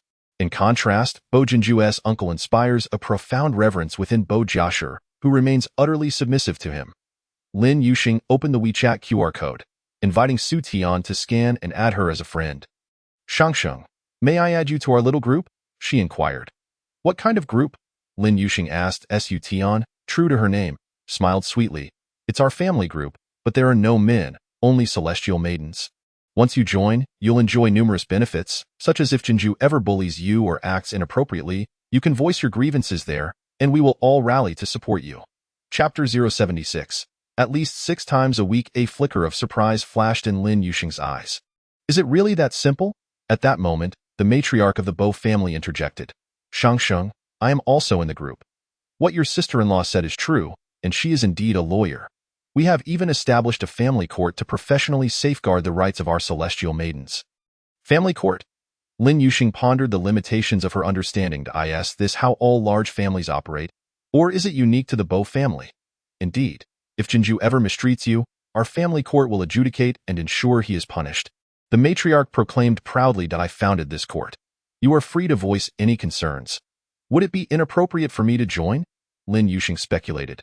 aware that Bo Jinju had not disclosed the nature of their marriage, one of agreement, with the possibility of separation if she were deemed unsuitable. Yet, her curiosity about the familial ties within this affluent clan was piqued. Would their relationships mirror the intrigue found in novels and dramas? Or was it as harmonious as rumored? What kind of environment nurtured someone as aloof and dignified as Bo Jinju? How could it be inappropriate? You are Jinju's wife, the young mistress of the Bo family. Shangsheng, is Jinju not treating you well? Not at all. He treats me wonderfully, Lin Yuxing quickly clarified, fearing they might summon Bo Jinju before the family court. Su Tian and the matriarch observed her reaction with amusement. Teasing her further, Shangsheng, since marrying Jinju, has he fulfilled his duties as a husband? Once a week does not count. You're newlyweds. It should be at least 6 times a week. If he fails to comply, we can hold him accountable and even chain him up if necessary. Lin Yuxing, newly-wed and blushing, felt as though her face was aflame, in stark contrast to Su Tian and the matriarch. She shyly responded, He has. It seemed that the mention of chaining Bo Jinju was not mere jest, but a widely accepted notion among them. You must not shield Jinju, Su Tian teased, noting Lin Yuxing's increasingly crimson cheeks. Lin Yuxing's face grew hotter as she recalled how, aside from initially sleeping apart, they had shared a bed for nearly every night thereafter, engaging in intimate activities. He was not only attentive but also considerate of her comfort, often asking how she felt.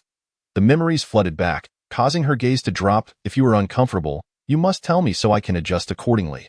Such delightful interactions must be mutually enjoyable. Just last night, he had remarked, given the time we've spent together, I'd like to know how long feels best for you. Could time even be regulated? In a daze, she had blurted out her thoughts, his large hand gripping her firmly yet gently. His warm lips caressed her earlobe as he rasped. So, is it that the longer it lasts, the better it feels? Or is there a specific duration within which you feel most comfortable? Lin Yuxing replied, It's not about duration. Too long can be uncomfortable. Shangsheng, I've added you to the group. Su Tian's voice jolted Lin Yuxing from her inappropriate reverie. She nodded. All right. Su Tian smiled and said, Since you have a dinner engagement tonight, my grandmother and I want to keep you from your work. I'll see you out. Lin Yuxing offered, but Su Tian politely declined. No need. We are here for a parent-teacher meeting, and if you escort us, it might raise eyebrows. After Su Tian and the matriarch departed, Lin Yuxing left the classroom. Before she could return to her office, the vice principal's call came through. He was not at school and sent her the address of a CAF, indicating he needed to discuss something with her. He was a superior. Lin Yuxing could only acquiesce. Half an hour later, she entered the CAF, ascended to the 2nd floor, and found him at the booth he had described. Teacher Lin, would you like something to drink? A glass of plain water, please? Thank you. Certainly, please hold on. The vice principal smiled. Teacher Lin, you don't need to spare my expenses. I can still afford a cup of coffee. I've been having trouble sleeping lately and have given up coffee, Lin Yuxing replied. The vice principal didn't believe her, but his purpose in summoning her was not for coffee. He inquired about the parent meeting and then asked, Dr. Bo didn't attend today?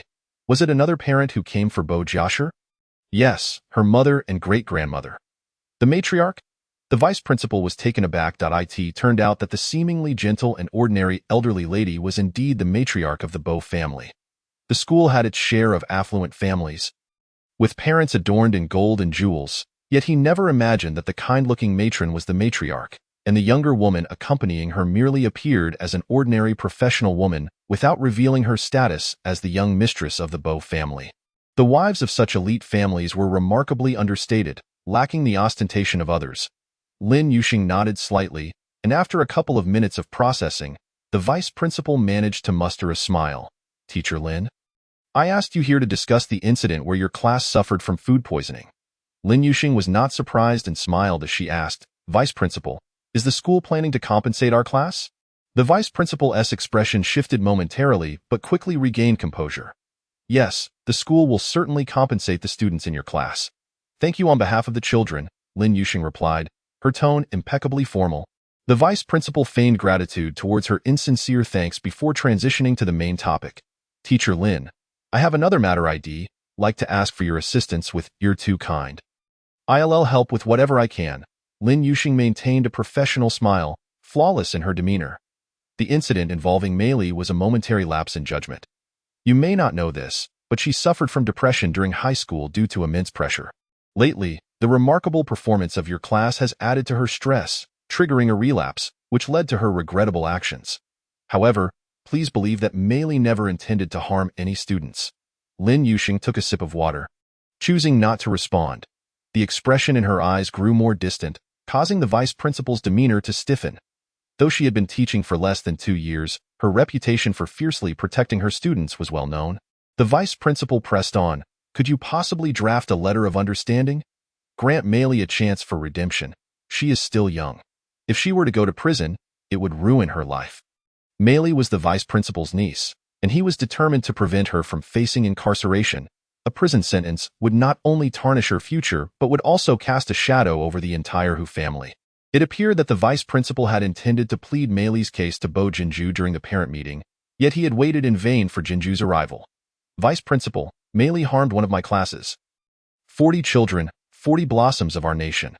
The vice principal's expression shifted incrementally as Lin Yuxing continued, amplifying the gravity of the situation.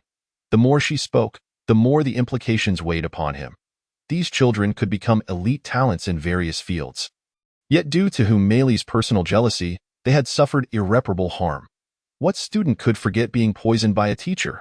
The absence of parents protesting at school was already a blessing, and the vice principal nodded vigorously. I understand, but Mei Li has realized her mistakes and has been remorseful during her detention. Regardless of the outcome, I believe we should provide her with an opportunity for redemption. Teacher Lin, I have always had high hopes for you.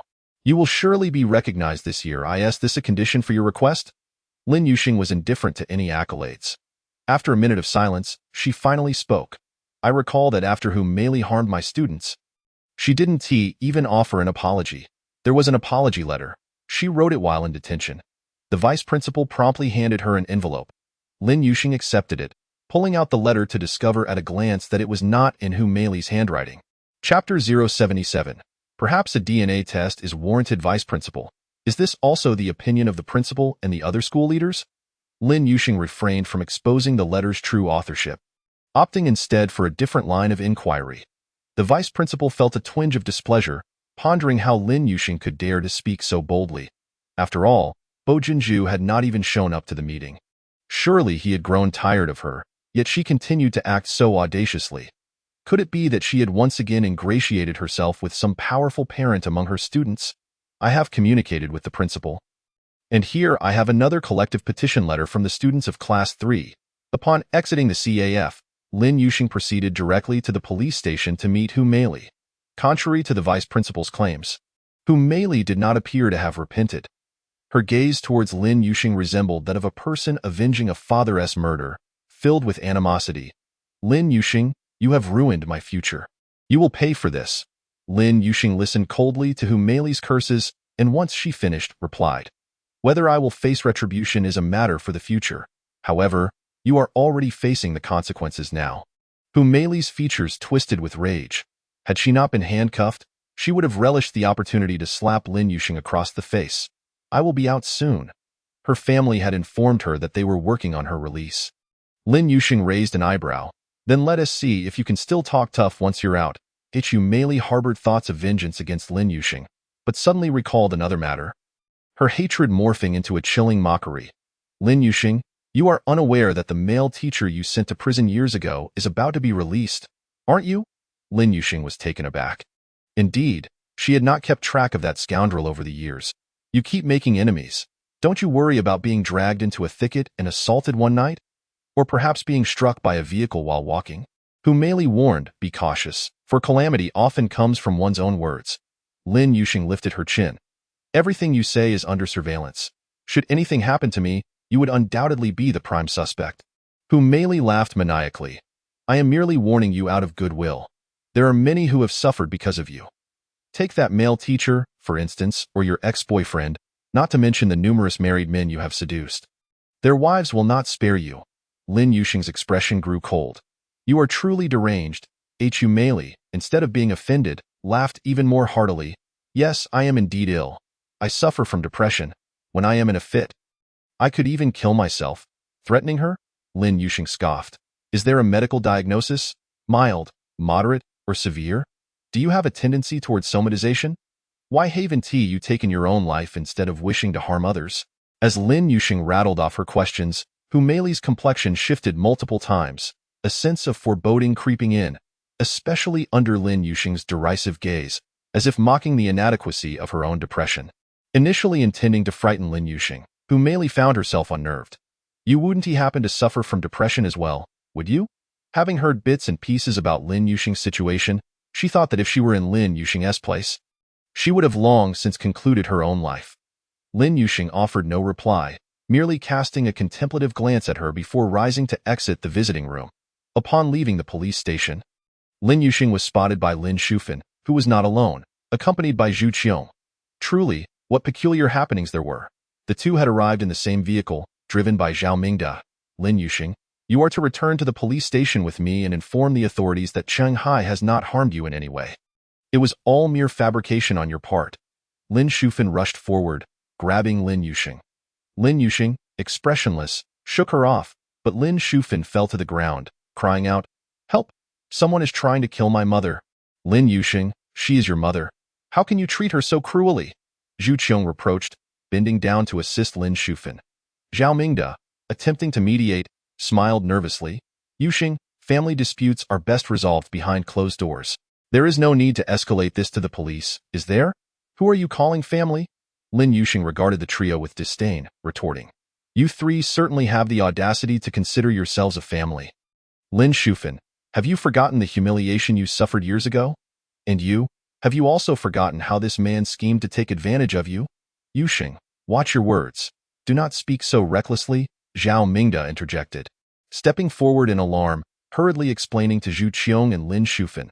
Qiong, Shufan, do not heed Yuxing's words. She is merely lashing out in anger. Lin Yuxing chuckled coldly, stepping toward the car door, only for Lin Shufan to lunge at her once more, threatening fiercely. Lin Yuxing, you unfilial daughter, you haven't returned home even once these days, disregarding my well-being. You slept with Zhao Qinghai and are now trying to seduce other men. How can you face him? Though Zhu Qiong did not comprehend why Lin Shufan was so overly concerned for her son, her priority remained rescuing him. She promptly told the driver, "Please drive on. You can see there is a conflict between the mother and daughter." "Hey, are you leaving or not?" the driver asked Lin Yuxing. "She isn't going anywhere.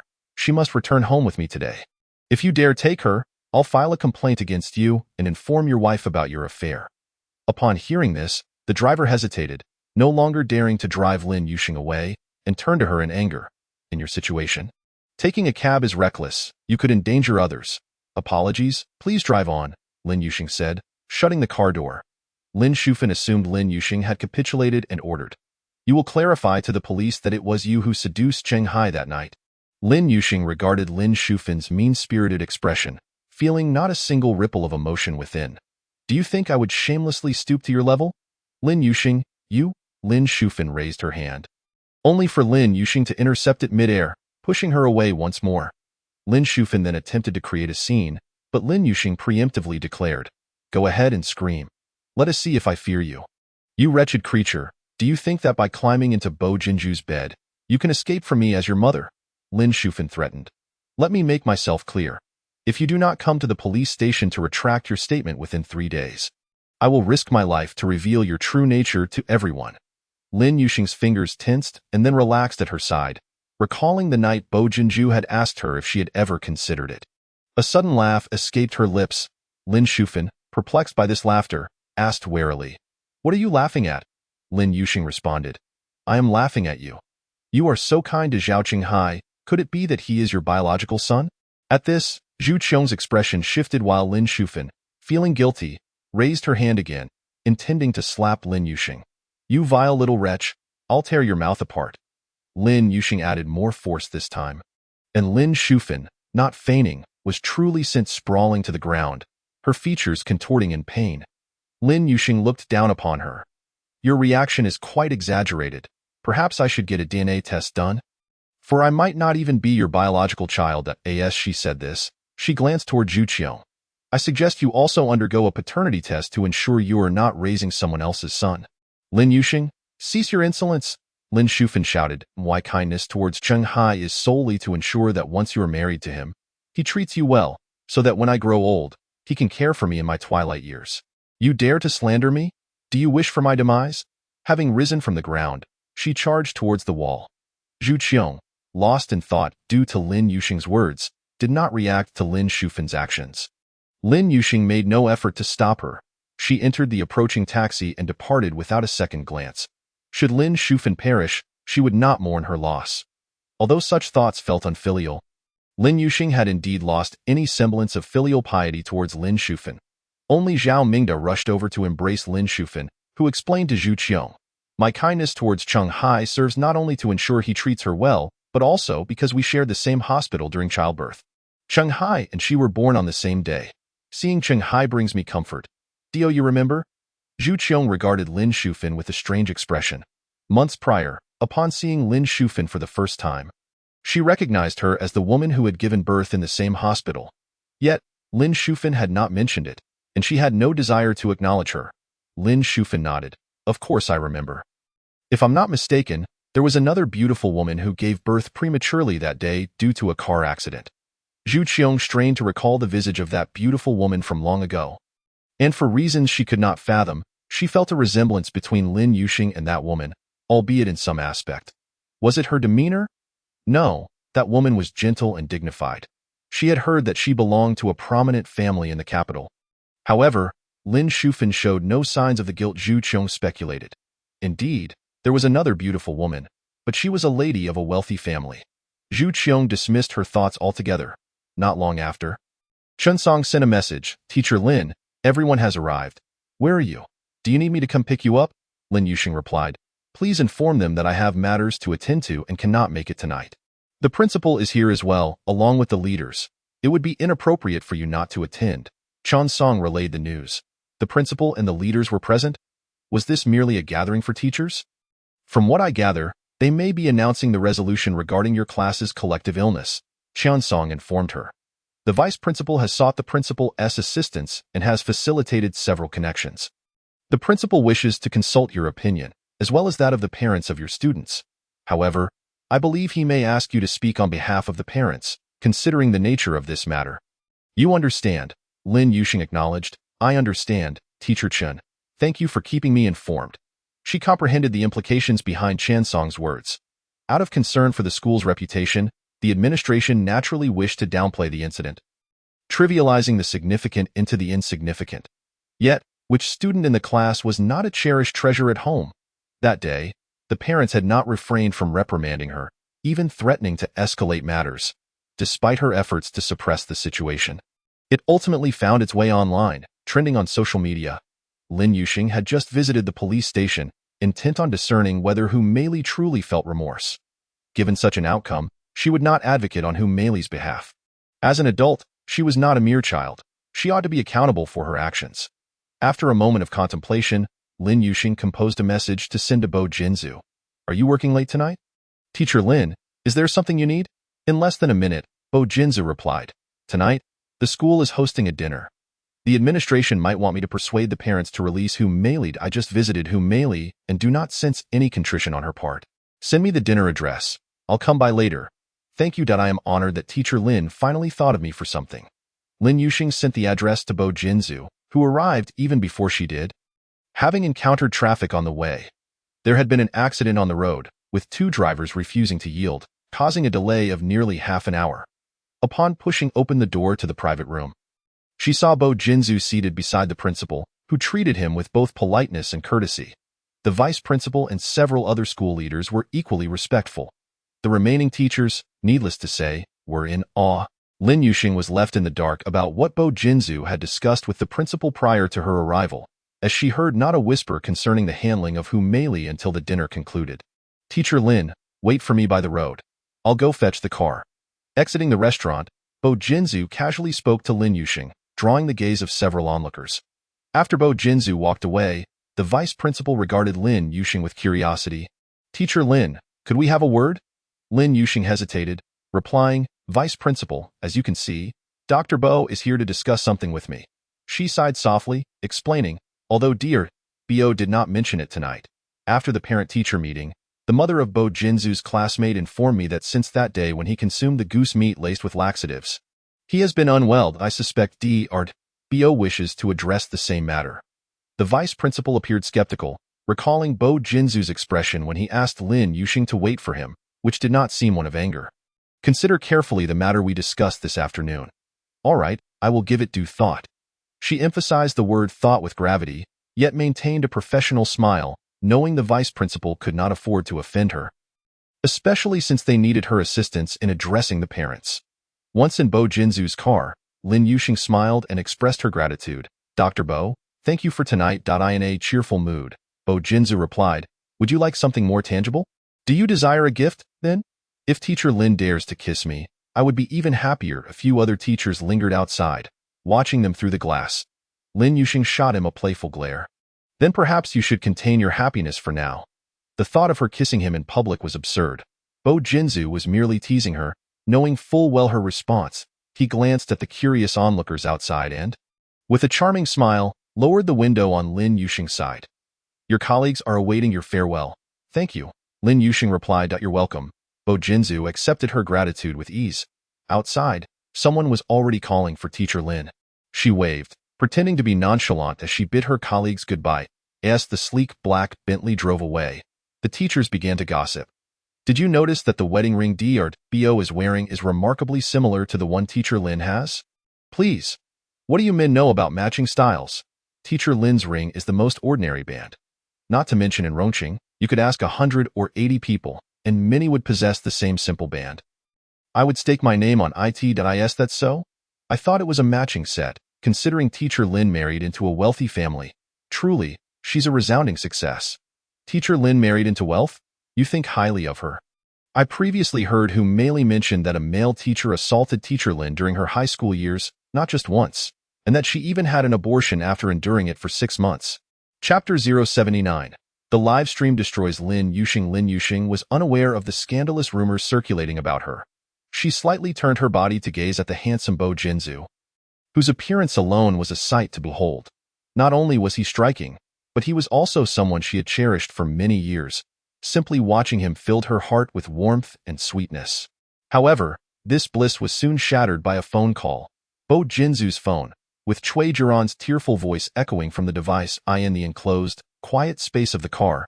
Her wails were not only clear but also jarring. Jinzu, I've been hurt. Lin Yuxing felt an urge to frown but suppressed it, fearing Bo Jinzu might think her lacking in sympathy. It was crucial to feign concern at such moments. How did you get hurt? Is it serious? Don't cry just yet. Tell me where you were. I was in a car accident. My vehicle was hit. It hurts so much, and I'm bleeding profusely. What about Zhou Huai? He had to leave for something. Jinzu, I'm terrified I might be left with scars or be disabled. What should I do? Is your assistant nearby? She has passed out. Send me your location. Cui Jiran struggled to articulate their exact whereabouts. Upon examining the location, Bo Jinzu turned to Lin Yuxing. I apologize, but I must head to the accident site. They are from the capital and are unfamiliar with Rongqing. Teacher Lin, would you like to accompany me? Or should I have the driver come to pick you up? I'll get out here and catch a cab back. No need to trouble the driver. Bo Jinzu's brows furrowed with regret. Message me once you get home. Certainly, Lin Yuxing smiled at him as the car pulled over. She advised him, drive carefully. Upon exiting, the door closed, and the black Bentley sped into the night. Lin Yuxing hailed a cab and returned to Yufu Garden. As soon as she stepped inside, her phone rang. It was Lu Panpan, her tone urgent. Shang, hurry to Douyin and click on the live stream I shared with you. What have you been promoting now? Lin Yuxing responded with a frown, bending down to retrieve her slippers. That's not it. It's Aunt Lin live streaming. What is she saying? Lin Yuxing inquired, furrowing her brows. Aunt Lin is claiming you're unfilial. Shang, I just spoke with her, and she said you pushed her outside the police station and even pressured her to end her life. If you don't return home, she'll continue the live stream indefinitely. Where are you? Lin Yuxing straightened up, placing her slippers down. Pan, I'm going to your house to calm her down. You can return and speak to her afterward. Lin Yuxing hadn't informed Lu Panpan about the incident when Lin Shufan had coerced her to return home.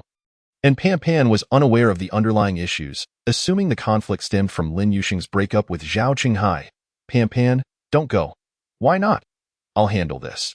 Just listen to me and rest at the hotel. Lin Shufin's hatred for her was palpable. She wouldn't hesitate to ruin her reputation through live streaming. Lin Yuxing pulled Lin Shufin's number from her blacklist and dialed. No answer. She then sent a voice message via WeChat, but it was similarly ignored. She entered the live stream, unsure how long it had been running, but the viewer count had already surpassed 7,000. Lin Shufin, her hair disheveled, had a bruise on the left side of her face and a visible injury on the arm she had rolled up. While crying, she spoke to the camera. I am her biological mother. Everything I do is for her. I don't know what I've done to deserve her hatred. She wishes for my demise. Had I known she would be so heartless, I would never have raised her through thick and thin, nor sacrificed myself working multiple jobs to put her through school. Most regrettably, I should never have given birth to her, allowing her to wield her own existence as a weapon against me. Gifts flew across the screen, and the comments section was filled with vitriol. Auntie, please stop crying. Your daughter is heartless. Just pretend she doesn't exist. Big sister, sending hugs. You are a good mother. Your daughter's lack of filial piety will come back to haunt her. How can such an ungrateful wretch exist in this world? Auntie, let me be your daughter. I promise to treat you like my own mother. Miss, try to stay strong. Don't follow her wishes to the point of despair. Sue her. Let the court enforce her obligation to care for you. Auntie, tell us your address and where your daughter works. We'll help you teach her a lesson. Lu Panpan messaged again. Shang, your mother's words are so harsh. Did you see? The live stream is filled with insults. If this continues, how will you go to school tomorrow? Even through text, Lin Yuxing could sense Lu Panpan's urgency. Yet, Lin Shufin was willing to sacrifice her reputation, revealing her own past traumas to destroy her daughters. As she wept, she uttered, she despised the fact that I gave birth to her after being violated by a group of ruffians, feeling that such a lineage rendered her incapable of holding her head high. In truth, I empathize with her plight. However, she fails to comprehend the depth of my feelings as her mother, oblivious to the reality that she is more precious to me than my very life. I have no regrets about bringing her into this world. Even if one day she were to drive me to despair, I wish to steer her away from a misguided path, yet she disregards my counsel, unashamed of the mockery directed at my parenting. Since her freshman year, she has undergone abortions, and to my knowledge, she has had 4 already. Goodness, Auntie, is your daughter involved in the flesh trade? If she continues to push you to the brink, perhaps you should consider eliminating her from this world to prevent her from causing further harm. My daughter is not engaged in such nefarious activities. She is a dedicated teacher, and none are aware of her past transgressions. Is it truly acceptable for such a person to be an educator? This is not merely leading the youth astray, but utterly ruining future generations. Auntie, which school does your daughter teach at? And what is her name? You must tell us. We cannot allow her to endanger the next generation of our nation. Indeed, the mere thought that my child might be under her tutelage sends chills down my spine. Among the multitude of comments, one stood out distinctly. I know her. She is our neighbor. Her daughter is named Lin Yuxing, the very same teacher who recently served spoiled goose meat to her students. Can we submerge her in a pig cage? She is nothing short of a beast, allowing students to consume rotten meat. Is anyone planning to pelt her with rotten eggs at school tomorrow? Let us form a group. Count me in. My home is only 100 miles from that school. I have called the Education Bureau to file a complaint. I await her imprisonment.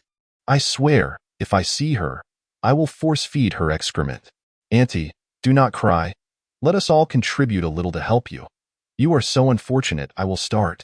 Observing the flood of donations and the barrage of insults directed at Lin Yuxing, the sorrow etched on her face was matched by the elation in her heart. That wretched Lin Yuxing was on the verge of complete disgrace, and once she fell from grace, she would reveal to Zhao Mingda and Zhu Qiong that Lin Yuxing was indeed their biological daughter, and their son Zhao Qinghai was, in fact, her child. Chapter 080. Rumor mongers require no evidence. The sound of WeChat notifications interrupted Lin Yuxing, who, upon exiting the live stream, opened the app to find private messages from 2 parents. Teacher Lin, did you see the live broadcast online? That woman claimed to be your mother. Is it true? Teacher Lin, I just saw your mother on a stream. She mentioned you've had several abortions. You should handle this quickly. If the students find out, it will have dire consequences. Before Lin Yuxing could respond, her phone rang again. This time, it was a call from the school administration. Bio Jinzu arrived at the scene of the accident only to discover that Cui Jiran had exaggerated the incident 1,000-fold. They had not merely been in a collision. In attempting to evade an accident, her assistant Yang Xiaoyu had crashed into a nearby guardrail, sustaining minor injuries while the vehicle suffered some paint damage. Trembling, Cui Jiran grasped Bo Jinzu's hand. "Jinzu, I'm scared." She appeared on the verge of fainting. Bio Jinzu inquired if she felt pain anywhere besides her hand and arm. "Yes, I feel pain all over." "Jinzu, could I have internal injuries? Am I going to die?" Bo Jinzu reassured her, "It's not so easy to die. Stop scaring yourself, I want a thorough examination. Will you accompany me?" Before Bo Jinzu could respond, someone nearby exclaimed with excitement, "Isn't that Cui Jiran?" "Ah, it truly is Jiran. Let us go over." As it was nighttime, no one was aware of Cui Jiran's whereabouts. Initially, she went unnoticed, but after disembarking and removing her mask, a fan from a nearby restaurant recognized her. "Jinzu, I don't want to be recognized. Please help me. Get in the car first." Bio Jinzu opened the door for her. "I don't want to sit in the back alone." Cui Jiran's face was one of panic. She had just sat in the rear. "Jinzu, I wish to sit in the front." Bio Jinzu silently closed the back door and allowed her to navigate to the front seat. Once Cui Jiran was inside, Bo Jinzu locked the doors, and the approaching fans were a moment too late as the sleek black Bentley vanished into the night like a fish slipping into the deep sea. A few minutes later, Bo Jinzu slowed down, freeing one hand to open the glove compartment and retrieve a box of Band-Aids. He instructed Cui Jiran in the passenger seat, "Place it on your hand." "Jinzu, I can't." Cui Jiran's eyes brimmed with tears. She had been spoiled since childhood, the sole daughter of the Cui family, truly a cherished pearl, adored by all. Even a minor thorn would cause her to cry for 10 minutes. A single vaccination would elicit half an hour of tears.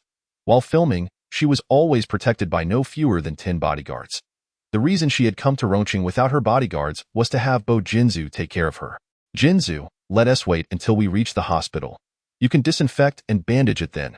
Having encountered delicate women before, Bo Jinzu had never seen anyone as fragile as Cui Jiran. Her hand bore but a slight abrasion, with blood scarcely trickling, yet she acted as if she were on the brink of amputation. In comparison, Lin Yuxing's approach to injury was heart-wrenchingly resilient. "Your wound doesn't require bandaging. However, a full-body examination is indeed advisable." External injuries aside, she truly isn't severely hurt. She was seated in the safest position. "How can you say that? A girl's hands are vital, especially since I am a public figure," Cui Jiran replied, her face a picture of grievance. "What if my hand leaves a scar and my future husband dislikes it?" Bo Jinzu was left speechless, and fortunately, Cui Jiran's phone rang, interrupting the conversation. After a couple of exchanges, she activated the speakerphone and said to Bo Jinzu, "Jinzu, my brother wishes to speak with you."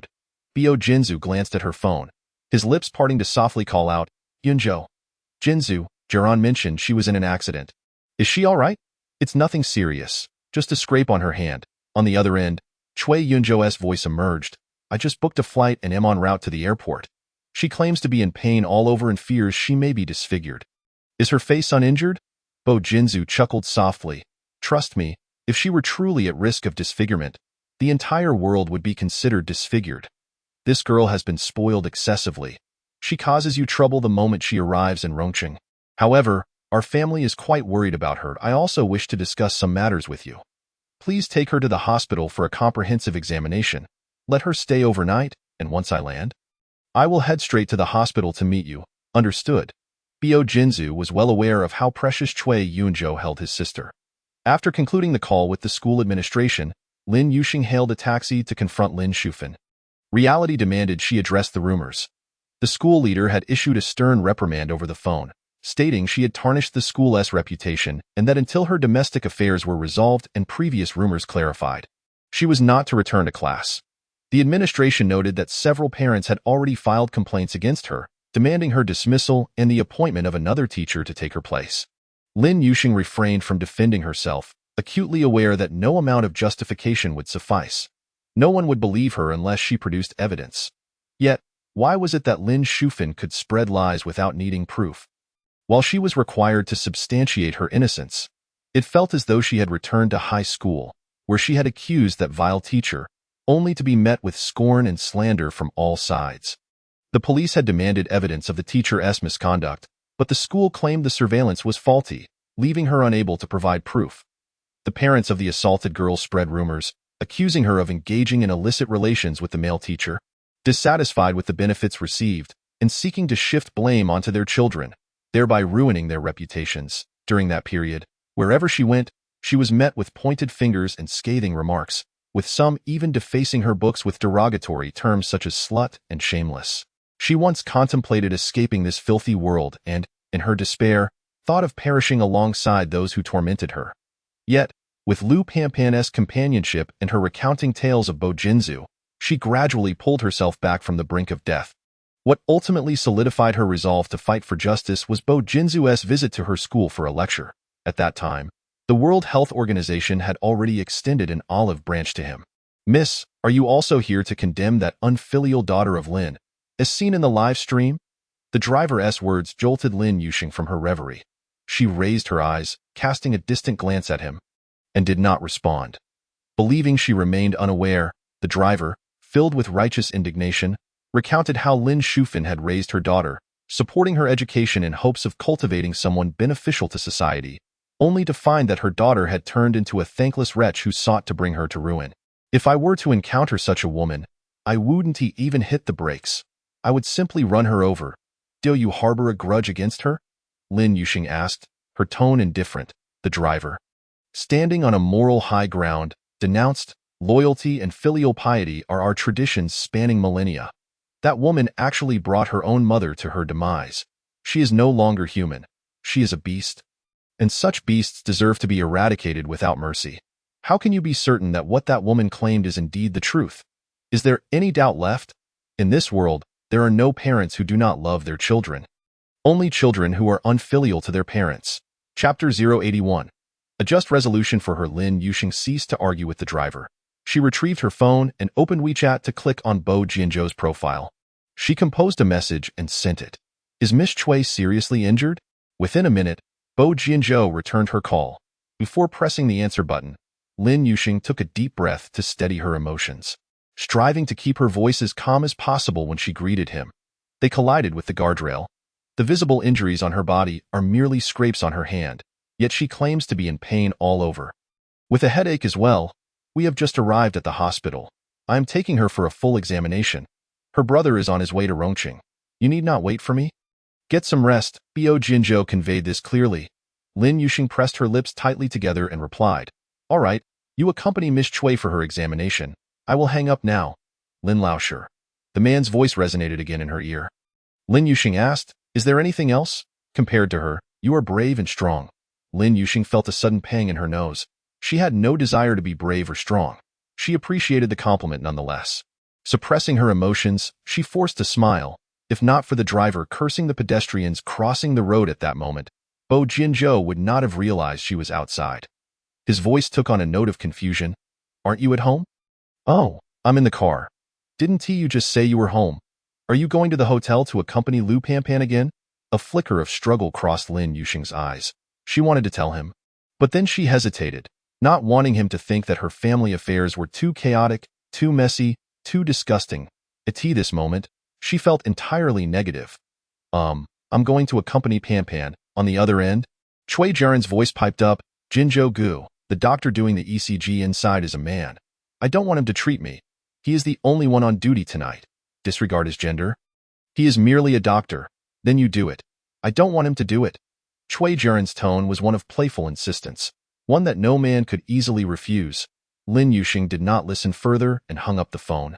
Meanwhile, in the Bo family's old residence, Bo Jiasu was preparing for sleep when he suddenly received a message from his classmate Fang Xinyu. "Bo Jiasu, do you know that Lin Laosher is in trouble?" Bo Jiasu's expression changed immediately as he inquired, "What happened to Lin Laosher? Please clarify." Fang Xinyu sent a voice message. "I just overheard my mom connecting on a voice call with other family members. It seems Lin Laosher's mother is live streaming and discussing her." Bo Jiasu quickly opened Douyin and searched for several keywords. Indeed, he found Lin Shufan still live streaming.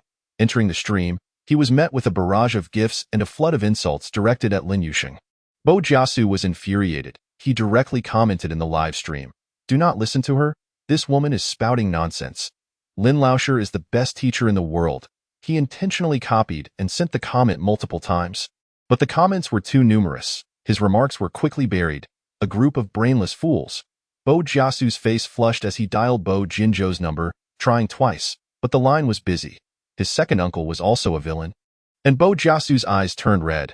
He considered sharing the live stream link in the family group chat but hesitated, knowing that his family did not understand Lin Laoshi.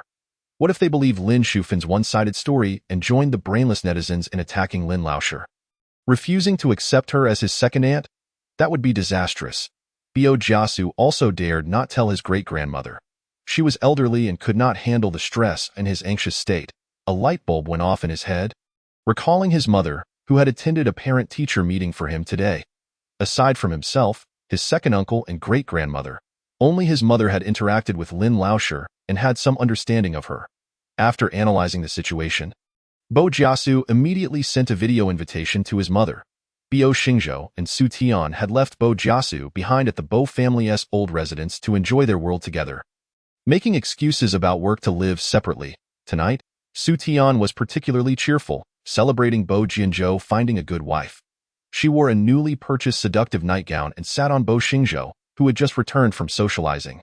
As the phone rang, she had just loosened his robe, and they were in the heat of the moment. Ignore it. Bo Xingzhou flipped over, pinning Su Tian beneath him as he leaned down to kiss her lips. Su Tian laughed and pushed him away. Our son wouldn't he call me at night if nothing were wrong? Just wait a moment. Bo Xingzhou grasped her hand, making her feel. Are you thinking of swapping husbands? Su Tian replied, rest assured, even if you become useless, I will not replace you. Bo Xingzhou had no choice but to grab the phone and press the answer button. Before he could scold Bo Jiasu, the latter's voice came through urgently. Mom, I have something very important to ask for your help. What is it? Did you lose at a game again? You need to talk to your dad about that. I don't play games. No, it's about Lin Laoshi being bullied. No, wait, Lin Laoshi is being wronged.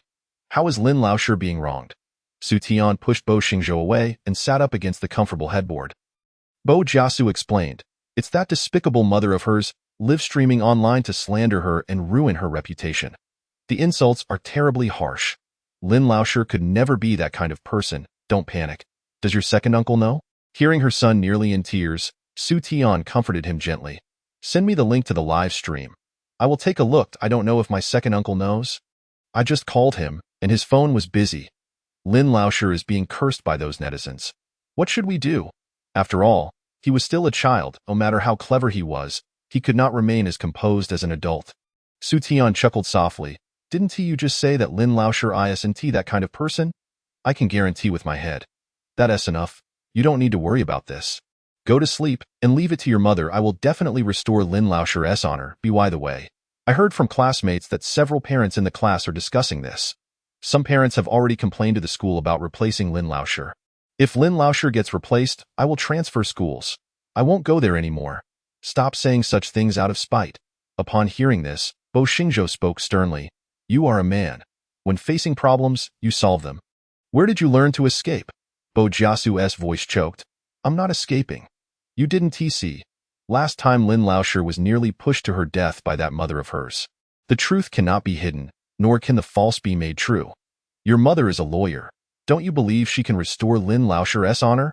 What about your dad and me? If you don't trust the two of us, I will call your second uncle right now. He will certainly not ignore his wife. Dad, I'm sorry. I shouldn't have said such spiteful things just now. Bo Jiasu was entirely preoccupied with his teacher. Please help restore Lin Laoshi's reputation. Chapter 082. Striking back with vengeance at Rongqing Hospital, Bo Jinzhou had just finished a call with Cui Yunzhou, discussing Cui Jiaren's condition. After ending the call, he immediately redialed Bo Jiasu. Jiasu, what is the matter? Second uncle, Lin Laoshi is in trouble. Don't panic. What exactly happened to Lin Laoshi? Upon hearing what Lin Shufin had done, Bo Jinzhou's expression turned icy. Go to bed. I will handle this. After saying this, he hung up without waiting for Bo Jiasu to respond.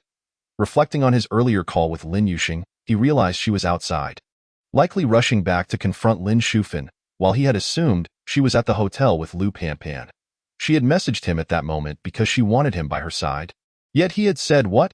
He had called her brave and strong in his 29 years of life. Bo Jinzhou felt for the first time that he was a complete jerk. He instructed the nearby nurse to take Cui Jiaren to the recovery room, then strode away. Jinzhou Gu, Where are you going? Cui Jian protested, her face a picture of grievance. Didn't you promise my brother to stay with me? Bo Jinzhou turned back to see her tear-filled eyes. And the image of Lin Yuxing enduring her grievances alone flashed in his mind, causing a sharp pain in his chest. I have something urgent to deal with. If you don't want to stay at the hospital, you can take a taxi back to the hotel. Or I can have A Huai come to pick you up. I'll wait here for you. You must return quickly. Cui Jian refused to let A Huai pick her up, nor did she wish for her brother to come. Bo Jinzhou merely said, not necessarily, and turned to walk away. Cui Jian dared not call after him again. Once he was gone, she sulked by herself. As soon as Bo Jinzhou exited the elevator, he dialed Lin Yuxing's number. Lin Yuxing had just exited the car. The DD vehicle had not yet entered the community. In the autumn chill at this hour, the streets of the old city were nearly deserted, with most shops closed. The dim streetlights cast her solitary shadow as she stared at Bo Jinzhou's name on her phone screen for several seconds before pressing the answer button, affecting a casual tone as she said, "Hello? Where are you?" Through the phone, she sensed the restrained seriousness in Bo Jinzhou's tone, causing her heart to skip a beat. What happened? I saw the live stream online. Her footsteps faltered, and her slender figure stood alone outside the community, shivering as a gust of night wind swept by, tightening her grip on her phone. It felt as though her throat was constricted. Bo Jinzhou effortlessly unearthed the grievances she had buried deep within her heart, transforming them into waves of warmth that recklessly washed over her nerve endings. She pressed her lips together, determined not to let the man on the other end of the line detect the fluctuation of her emotions. Yet, he seemed to sense something amiss, for he called her name, repeating it insistently. It was neither Teacher Lin nor Lin Yuxing, terms of endearment he had used only once during his first visit to her home. He had never uttered such names even in the intimacy of their bed. Lin Yuxing felt her nose tingle painfully, her eyes stinging. She lifted her gaze to the sky, which offered neither moon nor stars tonight. The weather forecast predicted rain for tomorrow, yet before a single drop fell, her face was already damp. Tell me, where are you? She could clearly hear his footsteps approaching quickly, yet his voice was imbued with an extraordinary patience, as if he were soothing a child. Lin Yuxing raised her hand to wipe her face, forcing a smile as she replied, I just got out of the car. I haven't entered the community yet. Wait for me there. Don't head home just yet. She understood his concern, fearful she might suffer the same fate as that fateful night, falling victim to Lin Shufin's schemes once again. Her heart swelled with warmth, yet felt dampened by apprehension. Another voice whispered within her, Lin Yuxing, you have been strong for so many years. Now someone is here to support you. You can afford to let your guard down? To not be so resilient. But fear gripped her. She was a person who lacked a sense of security. She was hesitant to lean on Bo Jinzhou, terrified that one day he might withdraw that support, leaving her bereft of her own strength and courage. The path ahead seemed insurmountable. I'm almost there. If you're cold, go into the community and find a sheltered spot to wait for a few minutes. I'll send someone over. Suddenly, a group of young people emerged from the community, about 10 in total, cursing as they walked. That Lin Yuxing is truly despicable. That old woman has been streaming for 2 hours. And she's still not back. Lin Yuxing's expression shifted, and Bo Jinzhou's voice reached her. Don't confront them directly. You'll only end up suffering, I know. Lin Yuxing turned to walk away, but someone from behind called out to her, Hey, sister, are you here to deal with that Lin Yuxing too? Her companion interjected, Hey, she's on the phone. Wait to ask her later. The girl replied, Oh, fine. The sound of an engine starting echoed from the phone. And Lin Yuxing cautioned Bo Jinzhou, I'll find a place to wait for you. There's no need to rush. Drive slowly and be careful. I understand. His deep, calm voice possessed a soothing quality. Then I won't disturb you while you're driving. Don't hang up. Bo Jinzhou insisted, talking on the phone won't affect my driving. Lin Yuxing dared not walk too quickly, fearing that the group waiting at the community entrance might notice something amiss. She was unafraid of them, yet she did not wish to escalate the conflict with Lin Shufin into a public spectacle, nor did she want to resort to violence. However, she overheard the group discussing her. Why did that beauty leave? How strange. Could she really be Lin Yuxing? Does anyone have her picture? We can confirm it looks like her. She must have pretended not to hear us and tried to escape. Just look at her. She has definitely trouble, with that seductive look that lures men. Hey, Lin Yuxing, stop right there. Don't walk any further. Lin Yuxing ignored them and continued to stroll ahead, Bio Jinzhou inquired from the other end of the line. How many of them are there? About 10. I know you know self-defense. Shang Sheng, if they confront you, just grab one of them and hit back fiercely. Don't let yourself get hurt. Lin Yuxing replied. Okay. This was the third person to advise her to retaliate when bullied. The first was Lu Panpan, and the second was her psychologist. Lin Shufan merely remarked that getting beaten wouldn't kill her, and that if she offended someone, she would suffer the consequences too. The group closed in on Lin Yuxing, surrounding her. We've recognized you, Lin Yuxing. You can't escape now. Unhurriedly, Lin Yuxing stowed her phone in her pocket, slowly raised her gaze to meet the eyes of the woman speaking, whose red hair and leather jacket, along with heavy makeup, suggested she was no innocent girl. The others were similarly dressed in an array of unconventional styles, with vibrant hair colors, the women in revealing skirts and high boots, while the men smoked casually. Upon noticing Lin Yuxing's beautiful face, a green-haired man whistled, leering and reaching out toward her. We don't want to fight you here. Come with us to another place, and we can have a nice chat. Chapter 083. It will diminish her courage to love him. Before the green-haired man's hand could even graze Lin Yuxing's face, she swiftly seized his arm. Exerting force to dislocate it, he let out a cry of agony, doubling over in pain, clutching his injured arm, his eyes filled with a murderous rage directed at Lin Yuxing. Damn it! A nearby man crushed his cigarette underfoot, glaring menacingly at Lin Yuxing. You dared to touch my brother. It seems everything your mother said is true. You filthy whore deserve a beating. Tonight, Lin Yuxing's reputation had plummeted to its nadir. Her job was suspended, and with nothing left to lose, she grasped the man's hand, pivoted, and delivered a brutal kick to his groin. Grabbing the nearest woman, she used her as a shield against the incoming punches. Choosing a woman as a barrier was strategic, given their lesser strength and easier control. The woman she seized screamed in agony, quickly becoming bruised and begging for mercy.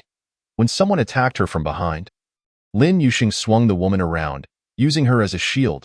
As the woman finally succumbed to nausea, Lin Yuxing forcefully pushed her away and grabbed another short woman who had been the loudest moments ago. With one hand gripping her hair and the other dislocating her arm, she employed her as a buffer against her companion's assaults. What the hell? This woman is a lunatic. We need to take her out.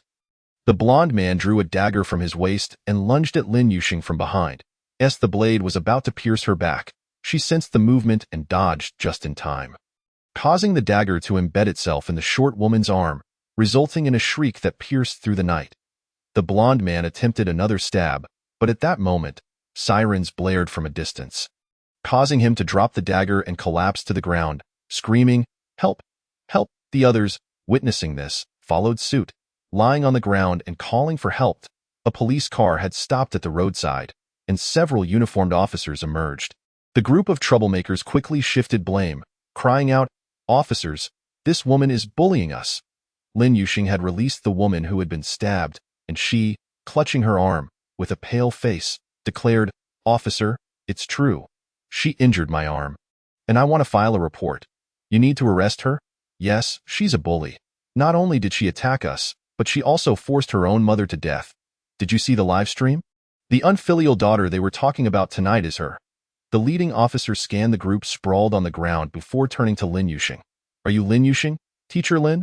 During the scuffle, Lin Yuxing had not only taken a few punches but also had to use others as shields, which was exhausting. Tension had been high, but now, as it relaxed, her arms ached.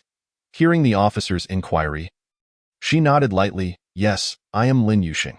"Teacher Lin, are you hurt?" The officer's concern drew ire from the group on the ground, who protested, "Officer, this isn't fair. She's the aggressor. We're the victims." The officers scoffed in unison. "How many of you are there? She's just one girl. You claim she attacked you. There are surveillance cameras on both sides of the street. Think carefully about whether to confess and receive leniency or resist and face severity." After that, he turned back to Lin Yuxing, saying, "Teacher Lin, I just received a call from Director Bo, saying you were in danger here. Rest assured, we will take these individuals back for serious questioning." Upon hearing the name of Director Bo, 5 of the 10 people jumped up, while the remaining 5 scrambled to flee. But escape was futile. In the blink of an eye, all were subdued by the police and taken to the squad car. "Thank you. I'm fine." Lin Yuxing thought the police would take the individuals away for questioning. However, They showed no intention of leaving and instead remained to ensure her well-being until Bo Jinzhou arrived. After exchanging greetings, they finally escorted the group away. Beneath the dim streetlight, Bo Jinzhou's gaze was fixed intently on Lin Yuxing. "Let me see where you're hurt." Lin Yuxing shook her head with a smile. "I'm not hurt." "Really?" Bo Jinzhou was unconvinced.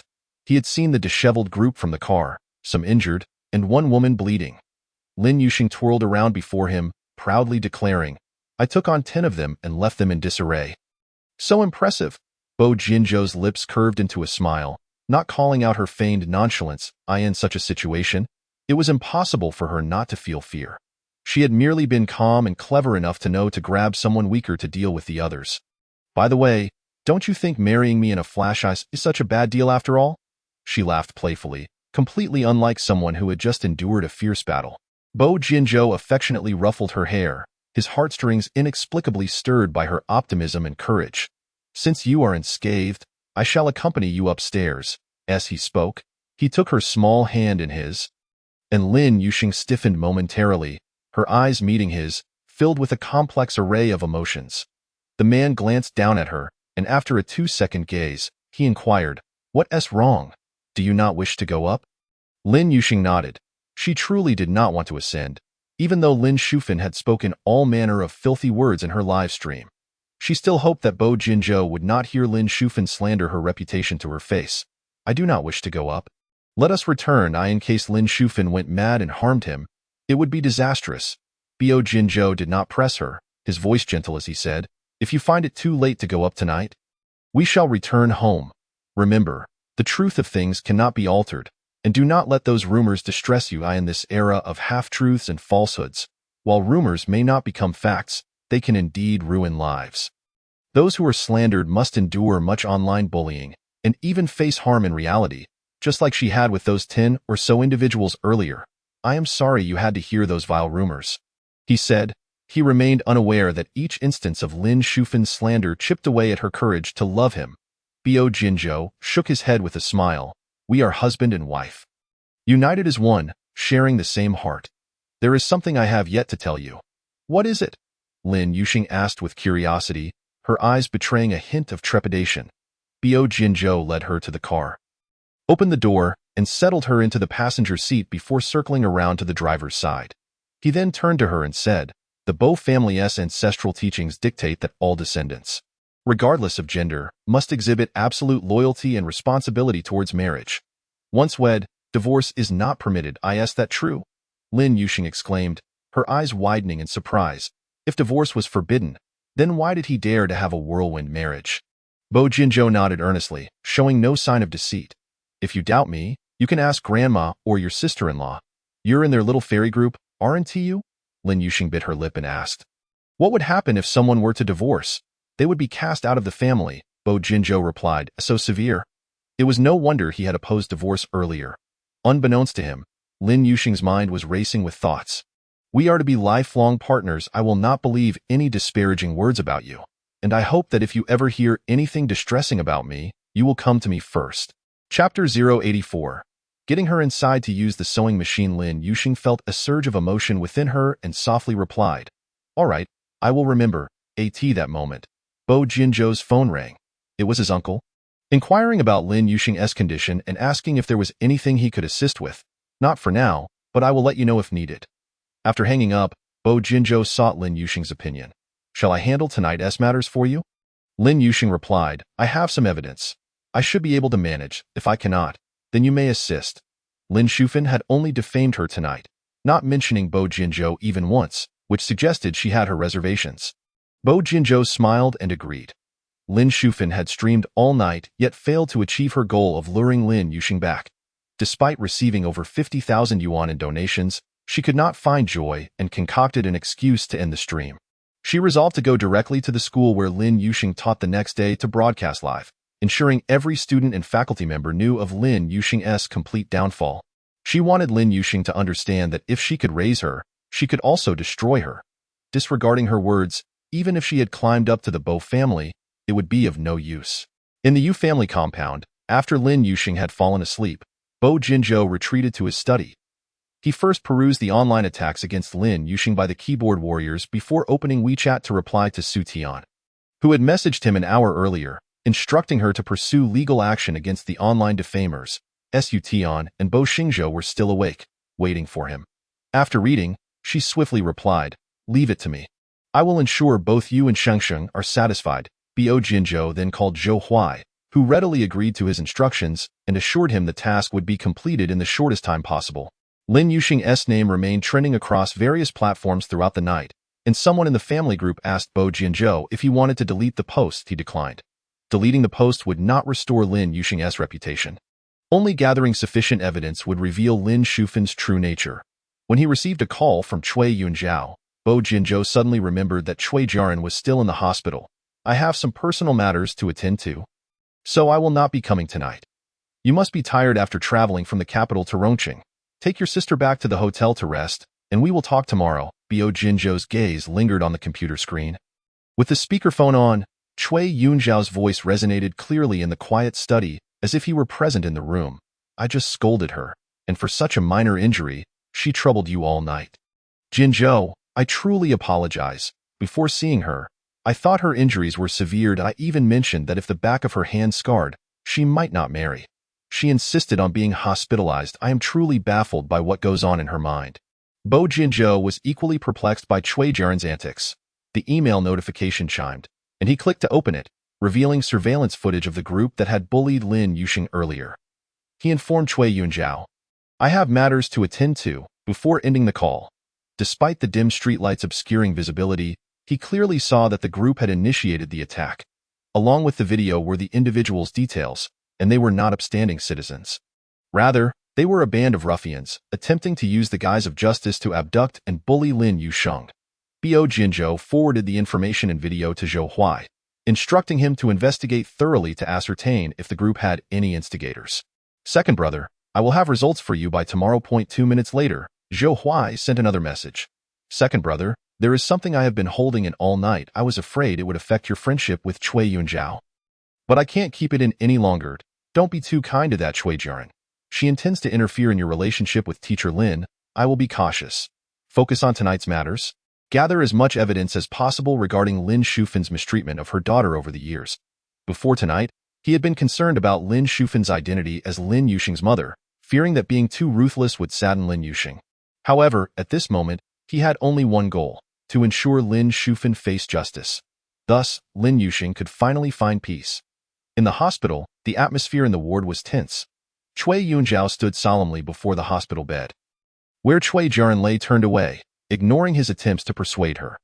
After calming himself, Cui Yunzhao spoke again. "Jia, I will ask you once more. Are you returning to the hotel?" Cui Jiaran replied defiantly. "I will not return. I am waiting for Brother Jinzhou. He has matters to attend to and will not come to the hospital tonight. Besides, do you really need the chief cardiologist to treat such a minor injury?" "Of course I do." Cui Jiaran turned to him, her eyes red. "Isn't your esteemed laboratory master coming all this way?" Cui Yunzhao raised a hand to his forehead, his handsome brows furrowed in concern. "I am your brother. He is not your anything. What grounds do you have to expect him to come back at midnight to see you?" His words had the opposite effect, and Cui Jiaran broke into tears. Cui Yunzhao, panicked, exclaimed, "My dear sister, please don't cry. It's truly just a minor injury. By dawn, you probably won't even see it. If you genuinely feel any pain, we can return to the capital tonight for a comprehensive checkup." I don't want to go back to the capital. I will tell you the truth. I like Brother Jinzhou, and I want to marry him." Cui Yunzhao was stunned for several seconds before bursting into laughter. "I thought it was something serious. Are you sure you want to marry Jinzhou?" Cui Jiaran nodded through her tears. "Yes, I want to marry him. Brother, please help me." She grasped Cui Yunzhao's hand in a pleading manner. "He occupies my thoughts entirely, brother. You are so close to Jinzhou. Can you persuade him to marry me?" Cui Yunzhao stared at her tear-streaked face for a minute. His charming smile gradually faded. "No matter how close I am to Jinzhou, I cannot make decisions for him. Please be patient. I will ask him what he thinks tomorrow. No." Cui Jiaran choked on her words. "I don't want you to ask him. I want you to help me create a situation where we become intimate. Once that happens, Brother Jinzhou will have to marry me. That is nonsense." Cui Yunzhao's expression darkened as he sternly admonished his sister. "Jia, You are the apple of our family, SI. Not some wayward woman in a bar. How can you engage in such disgraceful behavior? But that is the only way I can marry brother Jinzhou. Cui Jiaran suddenly released Cui Yunzhao's hand and grabbed a fruit knife from the small table, pressing it against her neck as she cried, Brother, I love brother Jinzhou in this life. I want no one but him. If you do not help me, I will die right in front of you. Jia, please calm down. Cui Yunzhao gazed at her anxiously, scarcely daring to breathe, terrified that any sudden movement from Cui Jiaran might cause her to tremble and inadvertently harm herself with the knife. I do not wish for calm. I only desire brother Jinzhou, Cui Jiaran declared, her hands shaking, which sent waves of dread through Cui Yunzhao. She insisted he comply. Brother, I will count to 3 if you refuse to help me. I shall point 1.2 from her earlier probing. She understood that Cui Yunzhao was still unaware of Bo Jinzhou's marriage. Therefore, before he learned of Bo Jinzhou's nuptials, she needed him to assist her in drugging Bo Jinzhou, thus securing her position as his woman. Chapter 085. Indefinable and unclear. Cui Yunzhao's heart raced to his throat as he lowered his voice, saying, The knife is not to be trifled with. Please set it down. Cui Jiaran replied, 3 all right, I promise you. Is that not sufficient? Quickly, put down the fruit knife. Once you have promised me, you must not go back on your word. Cui Jiaran placed the knife back on the small table, and Cui Yunzhao instantly grasped it, denying her any further opportunity for foolishness. Going back on your word. After a moment of contemplation, Cui Yunzhao asked, But have you considered the consequences of your actions? Cui Jiaran dismissed his concern. What consequences? Having been spoiled since childhood, she was indifferent to the repercussions. All she knew was that the man she desired must be hers, although her feelings for Bo Jinzhou had not yet reached the depths of love. The thought of being bested by a grassroots teacher was intolerable, a profound humiliation in her life. With a sigh, Cui Yunzhao sat on the edge of the bed and reasoned with her. If you like Jinzhou, you can pursue him openly, rather than resorting to despicable methods to win him over. Even if you manage to possess him, you will never truly have his heart. If I cannot obtain his heart, then I shall have his body, Cui Jiaran retorted. Initially, she had intended to pursue Bo Jinzhou. However, he had abandoned her at the hospital for that notorious Lin Yusheng. It was truly infuriating.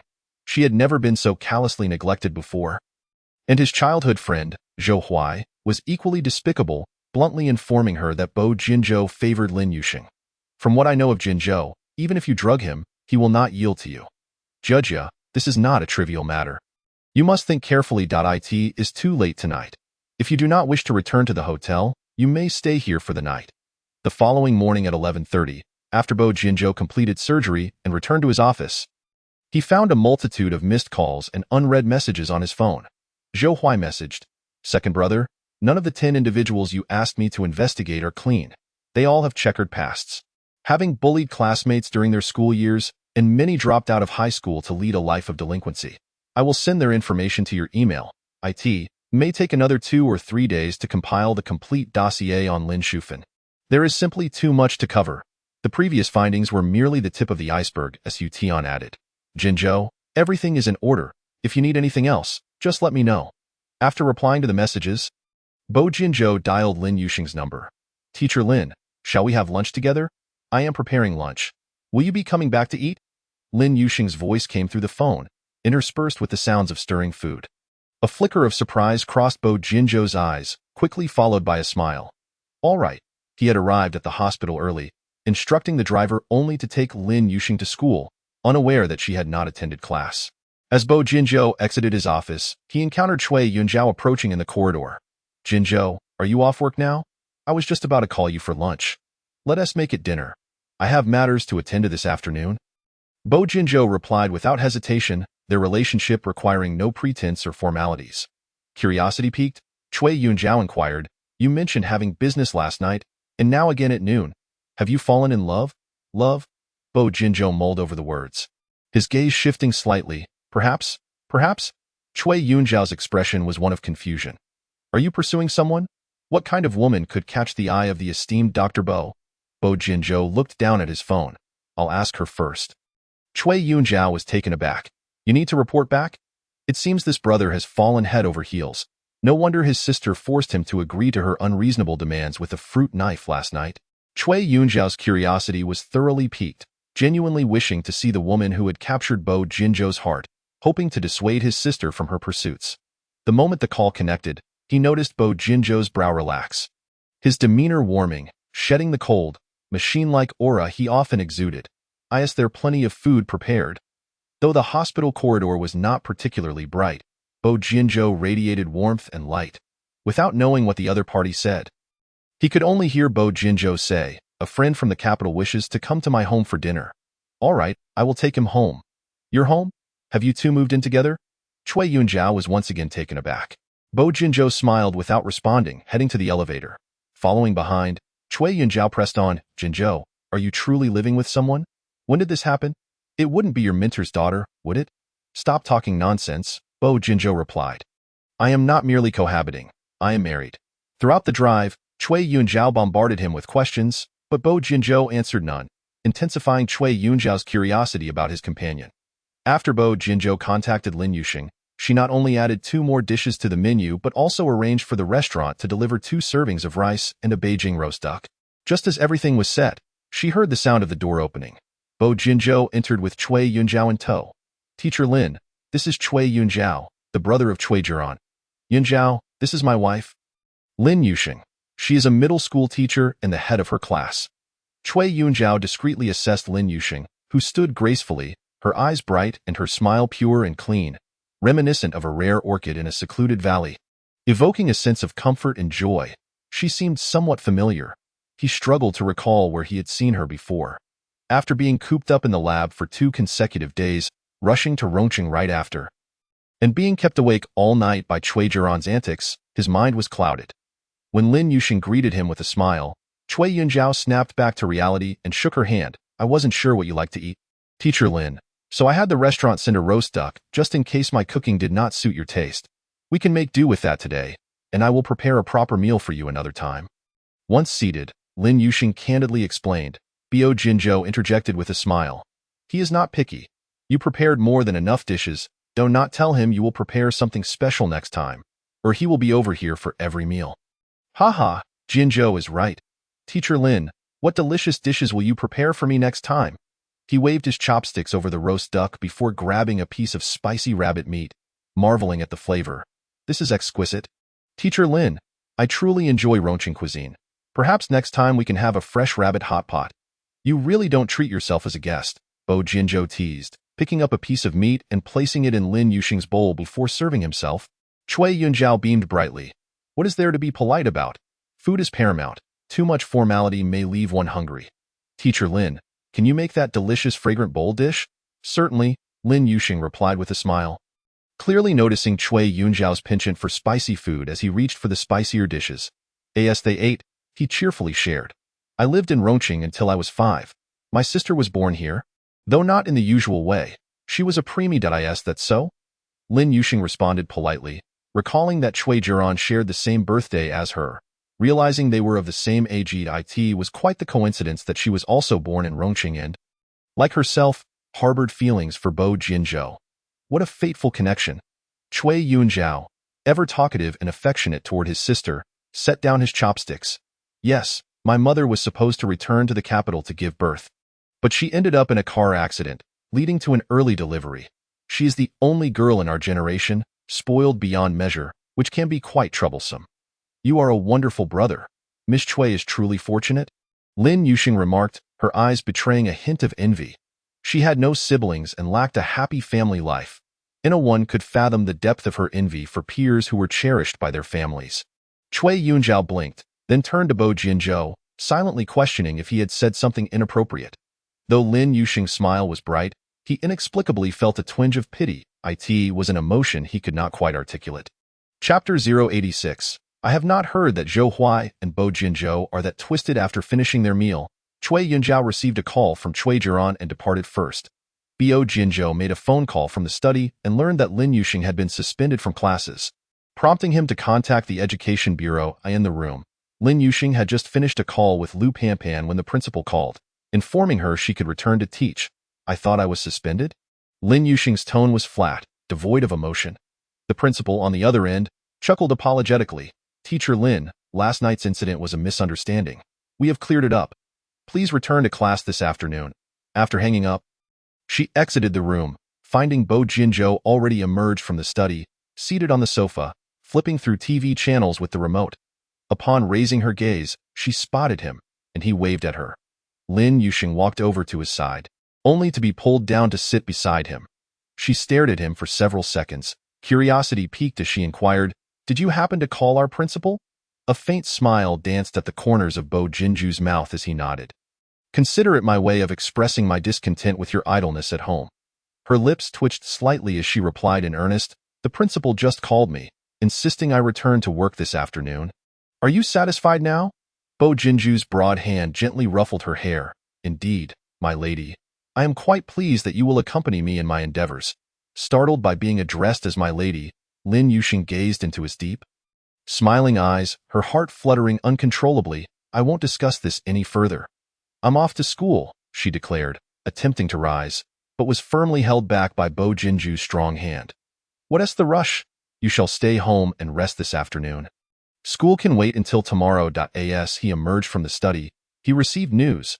Lin Shufan had arrived at the school gate, conducting a live broadcast. "Didn't you say you disapproved of me being lazy at home?" Lin Yuxing chuckled, observing him. Bo Jinju raised an eyebrow. "I'm merely concerned about your tendency to remain idle. A brief respite from labor is permissible." Lin Yuxing fell silent for a moment before responding.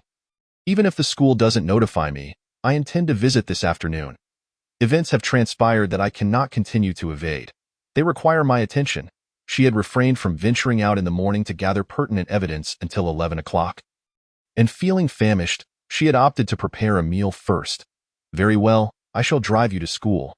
Just have the driver take me. You should return to the hospital. I cannot bear to see you idling about." Lin Yuxing retorted playfully, successfully eliciting laughter from Bo Jinju, who understood her reluctance to let him escort her. "Fine, let the driver take you, but consider this. Once this matter is resolved, we should publicly acknowledge our relationship. What do you say? Is it truly time for that?" Lin Yuxing asked earnestly, gazing at the handsome visage before her. "Very well, I shall give it serious thought," she replied. Bo Jinju accompanied Lin Yuxing down to the garage, his vehicle following closely behind the driver's car as they exited. Upon reaching the intersection, he utilized the car phone to dial Zhou Huai's number. "Is Lin Shufan still at the school gate?" "Second brother, she has already left," Zhou Huai replied on the line. The moment she learned that Zhao Qinghai had been assaulted, she abandoned her live stream and hurried to the police station. It's quite absurd. How can she harbor such animosity towards her own daughter while being so kind to her lover's son? She could forgive Zhao Mingde for subjecting her to humiliation so long ago and still show kindness to his son. Zhao Qinghai, one can only conclude she is quite deranged.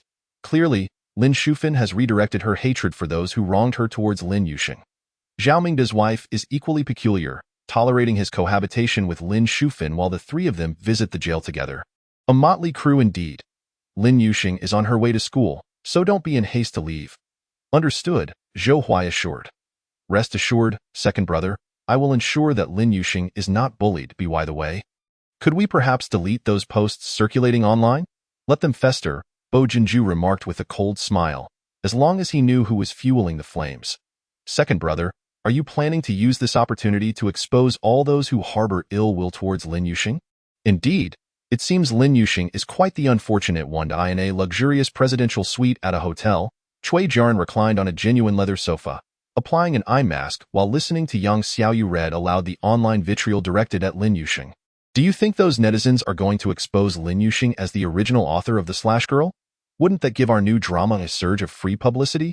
Cui Jiaran lifted one eyelid to glance at Yang Xiaoyu.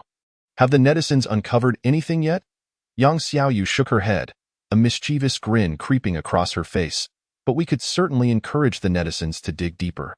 "Let us not," Cui Jiaran replied, her unease evident. "If the netizens turn against us, the negative reviews post-broadcast would be disastrous." After speaking, she placed the eye mask back over her eyelids, oblivious to the glint of cold malice in Yang Xiaoyu's eyes.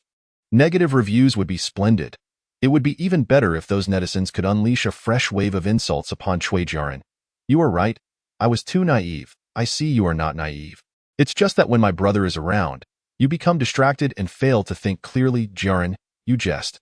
Yang Xiaoyu's icy demeanor shifted to one of shyness as she suddenly recalled something. "By the way, When do you plan to implement the idea I suggested last night?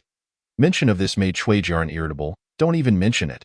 I couldn't even threaten my brother with a knife to my throat without him giving me a lecture on politics, claiming that my approach would win neither Bo Jinju's heart nor even my own. Did he truly say that? Yang Xiaoyu momentarily dazed, realizing this method was ineffective. Cui Jian was thoroughly disheartened. Yes, that's exactly what he said. Thankfully, I'm not reliant on marrying him to survive. If I were truly infatuated to the point of despair, my life would be a disaster. Living for a man is a terrifying thought. Xiaoyu, why are you silent? You don't intend to use your method on my brother, do you? I must warn you, should you attempt anything against him, not only will you be unwelcome in the Cui household, but Aunt Yang will be as well. Cui Jian had always been aware of Yang Xiaoyu's feelings for her brother, scoffing at the notion, a servant's daughter daring to dream. Her brother was such a refined individual. It was hard to imagine what kind of woman would be worthy of him. From a distance, Lin Yuxing spotted Zhou Huai standing outside the school gate. He was not alone. The vice principal stood beside him, seemingly engaged in conversation. The vice principal bore a fawning expression, while Zhou Huai appeared audacious and carefree. As the driver parked the car, Zhou Huai approached with a brilliant smile, greeting her warmly. Teacher Lin, UVE finally arrived. I bought you some milk tea, specially. Lin Yuxing hadn't noticed what he was holding until now. Milk tea, my second brother instructed me to get it, saying something sweet would lift your spirits. Thank you, Lin Yuxing smiled as she accepted it, also greeting the vice principal. The vice principal, still bewildered, pondered the nature of her relationship with Bo Jinju and Zhou Huai. Previously, he thought she would be cast aside. Yet here she was, evidently possessing some capability. Despite the scandal from the previous night, Zhou Huai waited at the school gate for her, while Bo Jinju had even instructed him to buy her milk tea. Was she managing both of them simultaneously? It was unheard of for Zhou Huai and Bo Jinju to engage in such peculiar behavior. Rumors circulated that Lin Yuxing had been personally delivered to school by Zhou Huai. Some wondered why she bothered teaching when she could simply marry into wealth. Upon reaching the restroom, Lin Yuxing overheard two female teachers, close to whom Mei Li, discussing her. She paused, opting not to enter. Fifth, do you really think Lin Yuxing wouldn't want to marry Zhou Huai? It's just that he doesn't want her. Neither the Zhou family nor the Bo family would consider her. Alas, one can only blame my family for not being affluent. Otherwise, why would Zhou Huai cast a glance at Lin Yuxing? You still have time to work hard. Perhaps your daughter could marry Zhou Huai someday. How ridiculous! Xie Chumei retorted, if my family is destined to connect with the Zhou family, I would rather be the one marrying Zhou Huai. Lin Yuxing, who has been used by men, can manage to climb into the good graces of both Art, Bo and Zhou Huai. Teacher Xie, you are more than qualified to become the young mistress of the Zhou family. Lin Yuxing waited a minute, and when Xie Chunmei and Fong Lin had not finished their gossip, she cleared her throat to announce her presence. Both turned to see Lin Yuxing entering, their faces paling with embarrassment. Being caught speaking ill of someone was utterly humiliating. As apologies hung on Fong Lin's lips, she recalled who Mei Li, still imprisoned, and resorted to mockery instead. Oh, Teacher Lin, you're here? Didn't the school leadership grant you leave? Have your mother's matters been resolved, or has Zhou Huai intervened? Xie Chunmei lacked Fong Lin's boldness. Her younger brother was relying on her salary to marry, and she wore an awkward smile. Teacher Lin, I was merely joking. Please don't take it to heart. Why should Teacher Xie be afraid of her? Fong Lin scoffed. We're merely discussing facts, not fabricating rumors. Hearing this, Lin Yuxing suddenly laughed. She raised her phone. Everything you just said is recorded on my phone. Might I ask you, Teacher Fong, were you watching me when you claimed I was used by men? Fong Lin's face flushed crimson. You shameless person. I would never observe such things. You are unworthy of being a teacher. A hint of coldness crept into Lin Yuxing's smile. Unworthy? Pray tell, how worthy are you? Is it because you spread rumors and gossip about me? Do not speak such nonsense. I have not spread any rumors about you, Fong Lin stuttered in anger.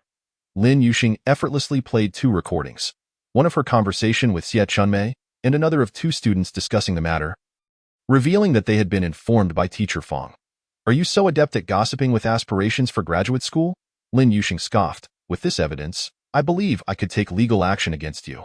Just so you know, my husband's sister is a lawyer. Do you intend to sue me over just two recordings? Do you think I am a mere child of 3? Furthermore, do not assume that donning a fake wedding ring will convince anyone of your marital status. With your tarnished reputation, which man would be foolish enough to desire you? Fong Lin, with her head held high, refused to accept the truth of Lin Yuxing's marriage, for ever since Lin Yuxing's breakup with her ex-boyfriend. She had been entangled with Bo Jinju and Zhou Huai. If she truly was married, it would only serve to create a rift between Bo Jinju and Zhou Huai, which was utterly impossible. You cannot awaken someone who pretends to be asleep. Lin Yuxing was unwilling to squander any more breath on her. If you doubt my words and think I cannot take legal action, then prepare yourself psychologically, lest you find yourself in a predicament like Hu Meili, possessing the audacity to commit a crime yet lacking the ability to bear its consequences. A flicker of panic surged within Fong Lin. Her complexion paling instantly, her gaze towards Lin Yuxing grew wary. You can't scare me, Lin Yuxing. Your mother mentioned how you were used by men during her live stream, and there are countless posts online with netizens deriding you. Do you honestly think you can file a lawsuit? That is not your concern. Worry only about whether you will end up behind bars. Lin Yuxing's eyes glinted with derision. If you acquire a criminal record, what man would still want you?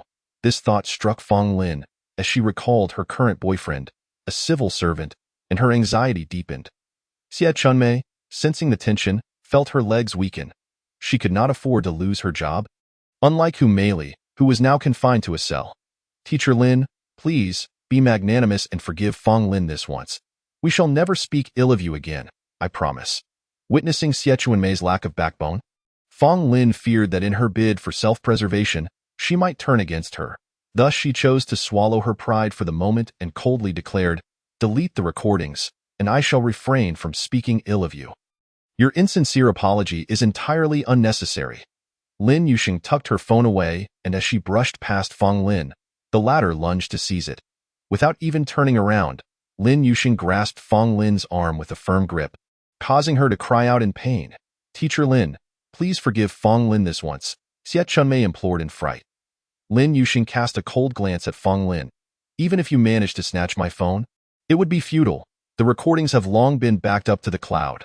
Fong Lin gazed at Lin Yuxing's serene countenance, reluctantly offering an apology. I'm sorry, please forgive me this one time.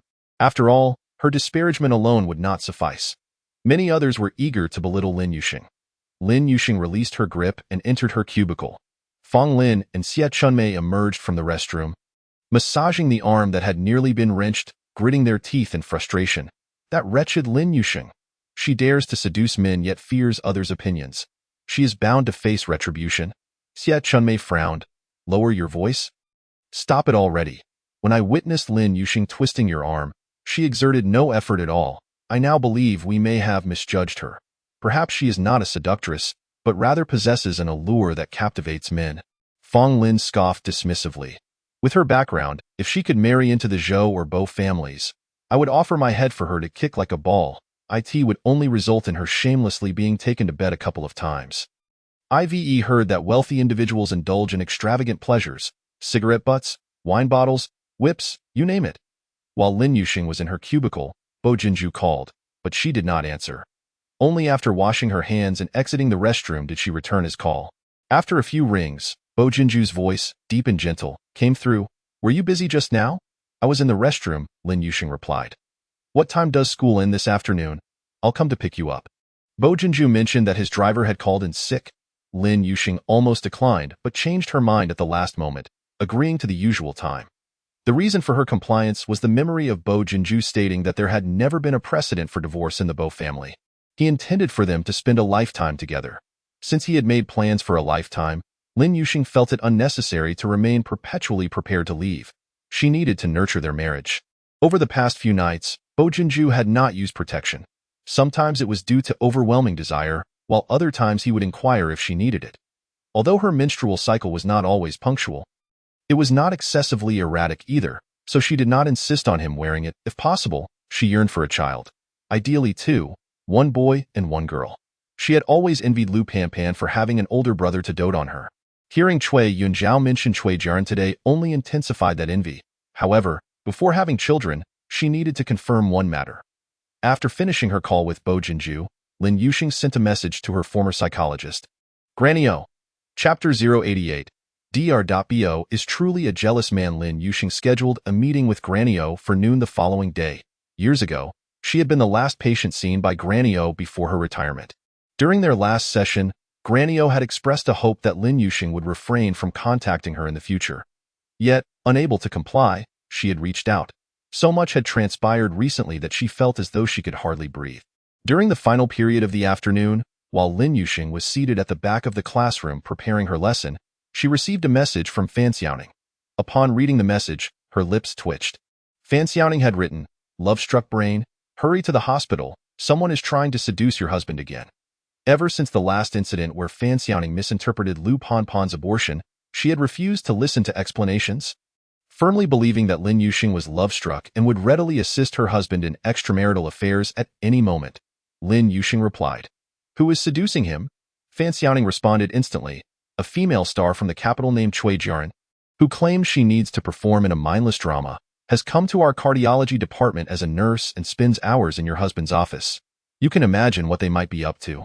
This person truly had a sharp tongue. After reading, Lin Yuxing felt no desire to engage further.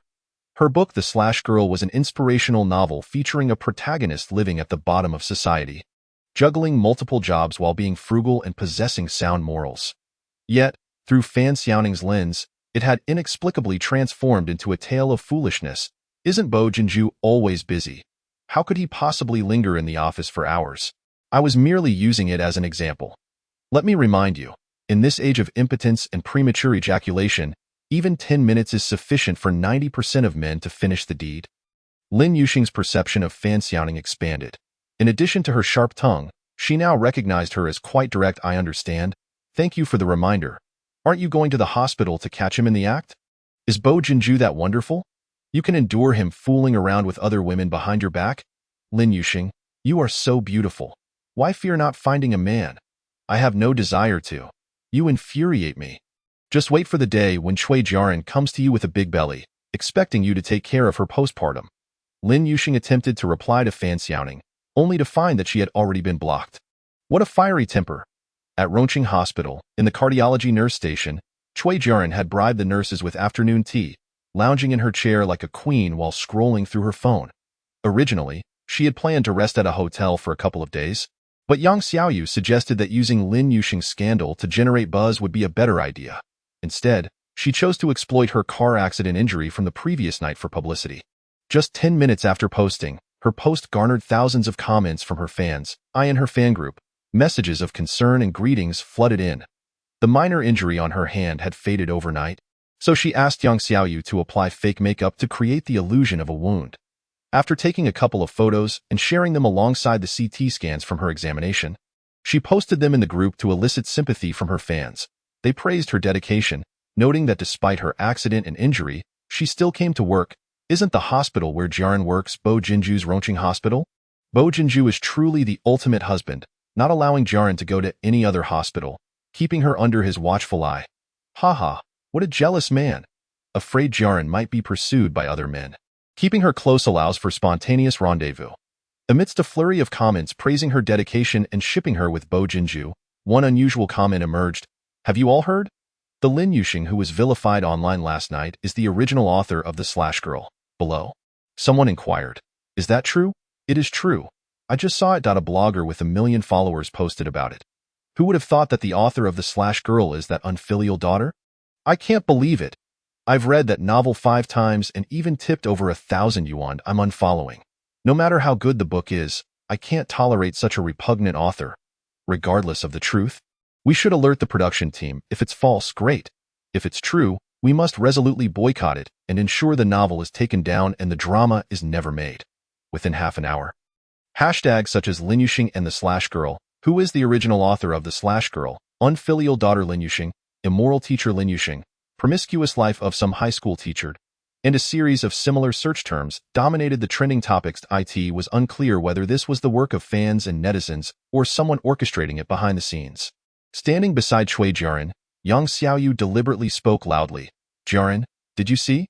The original author of The Slash Girl, Lin Yuxing, has been exposed. Oh my. She is the unfilial daughter who was hunted down online last night. At that moment, Fan Xiaoning happened to pass by the nurse station and overheard Yang Xiaoyu's words, promptly chiming in. Yang Xiaoyu was scolded, and upon looking up, she saw Fan Xiaoning, dressed in a white coat. which instantly infuriated her. "Who do you think you are? I was speaking with Jiaru. So on what grounds do you insult me?" Fan Xiaoning sneered. "I simply cannot abide your incessant gossiping, you meddlesome woman.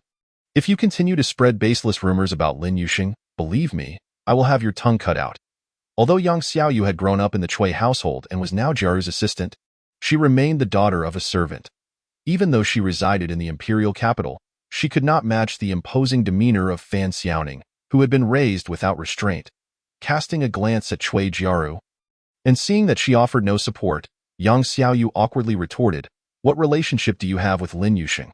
Are you not cut from the same cloth?" "She is my sister-in-law," Fan Xiaoning replied disdainfully, sizing up Yang Xiaoyu.